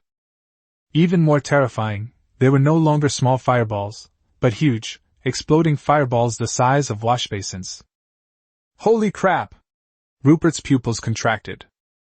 He was prepared and leaped sharply to the side, narrowly dodging the first fire blast. But as soon as he landed, before he could even catch his breath, the second fire blast was already hitting his face. Drink! Rupert swung his sword to parry. Boom! The immense force of the explosion made his hands go numb. Then, the third one arrived. Bang! The fireball spell struck Rupert's shield squarely, instantly cracking it and leaving it teetering on the brink of collapse. It's not over yet! Rupert was about to move forward when the fourth shot came. Crack! The shield shattered. Without hesitation, Rupert knew he had to get close, and he charged forward despite the magical impact. Then, the fifth shot came. Boom! Rupert managed to deflect the attack, but the residual force of the fireball still slammed into his inner armor. Buzz! The inner armor shield let out a mournful cry and shattered instantly. Rio Springer, victory! The host announced the results in an almost blank tone. The stands were deathly silent. They had never seen anything like it before. Although they had heard of mages casting spells quickly, witnessing firsthand how a second-tier spell was being cast like a first-tier spell left everyone stunned. Yay! Long live Master! Only Leo's maids cheered and jumped for joy in the silent arena. Lord Rupert, you flatter me. Leo walked forward with a grin and helped Rupert, who was covered in dust and dirt from the explosion, to his feet. You brat! Rupert didn't care about winning or losing, but instead grabbed him with a serious expression and asked, Your magic power, is it still enough? How many more can you take on? Hee hee. Leo pretended to wipe non-existent sweat from his forehead. With a second-tier fireball, I could probably hit 3 or 4 more. But if I only use a first-tier fireball... He gave a sly smile. Give me a few minutes to rest in the middle, and I can play all day. After reaching Tier 2, Leo's total mana increased dramatically. Using Tier 1 fireball, the mana cost was negligible, and it was all replenished in a few minutes. Rupert, who had been indifferent, couldn't hold back any longer upon hearing this. Then you'll attack me with a second-tier weapon? Absolutely. Leo gave him a look that said, You just don't understand. You're my boss. If I hit you, I have to hit you hard. That's called respect. You little brat, fine, you win. Rupert waved his hand, then left, half laughing and half crying. Good luck. Leo, hee hee, that's for you. 4 coins in hand. After Rupert, this tough nut to crack, was defeated, the warriors backstage who were originally eager to try all looked at Leo differently. 4 more men followed, and without exception they were all kited to death by Leo's first-tier fireball spell, which was described as singing, dancing, and rapping. In the stands, the previously one-sided jeers began to subtly shift. Leo! You coward! You have to win! I bet 20 gold coins on you! If you lose, I'll go all in. You damn country bumpkin! I only have 20 silver coins left to turn things around. I'm betting everything on you. Leo, what a gambler. But considering I've already beaten 6 people in a row, 12 coins, yay. The seventh to enter was none other than the busted woman, Sarah. She had just been backstage and witnessed firsthand how the men Leo had eliminated looked like wilted eggplants. Leo had assumed she would concede defeat as soon as she came on stage, but when Sarah entered, her alluring eyes were practically drooling. Oh my little brother! She licked her lips. I didn't expect you to look so quiet and gentle, but you're so fierce. Hee hee, Leo retorted jokingly. Whether it's fierce or not, sister, why don't you try it and see? Okay, Sarah puffed out her F-cup breasts. Then I'll taste my little brother first, and you, don't hold back, okay? And then, Leo really didn't hold back at all. Fireball! Fireball! Fireball! Ah, yeah, stop. Although Sarah was a bit more agile than the male warriors, she was quickly bombarded with fireballs and her inner armor was destroyed by Leo's shameless, unlimited firepower tactics. Little brother, you're so strong. Sarah collapsed to the ground, panting, after being defeated. Sister, I can't take it anymore. She winked at Leo as he approached. Little brother, how about coming to the Minotaur's Tavern tonight? I hope you're as lasting in other aspects as you are today. Definitely, definitely. Leo nodded repeatedly. The Minotaur Tavern? I'm not a Minotaur, I'd never go. Done. 7 people, 14 gold coins.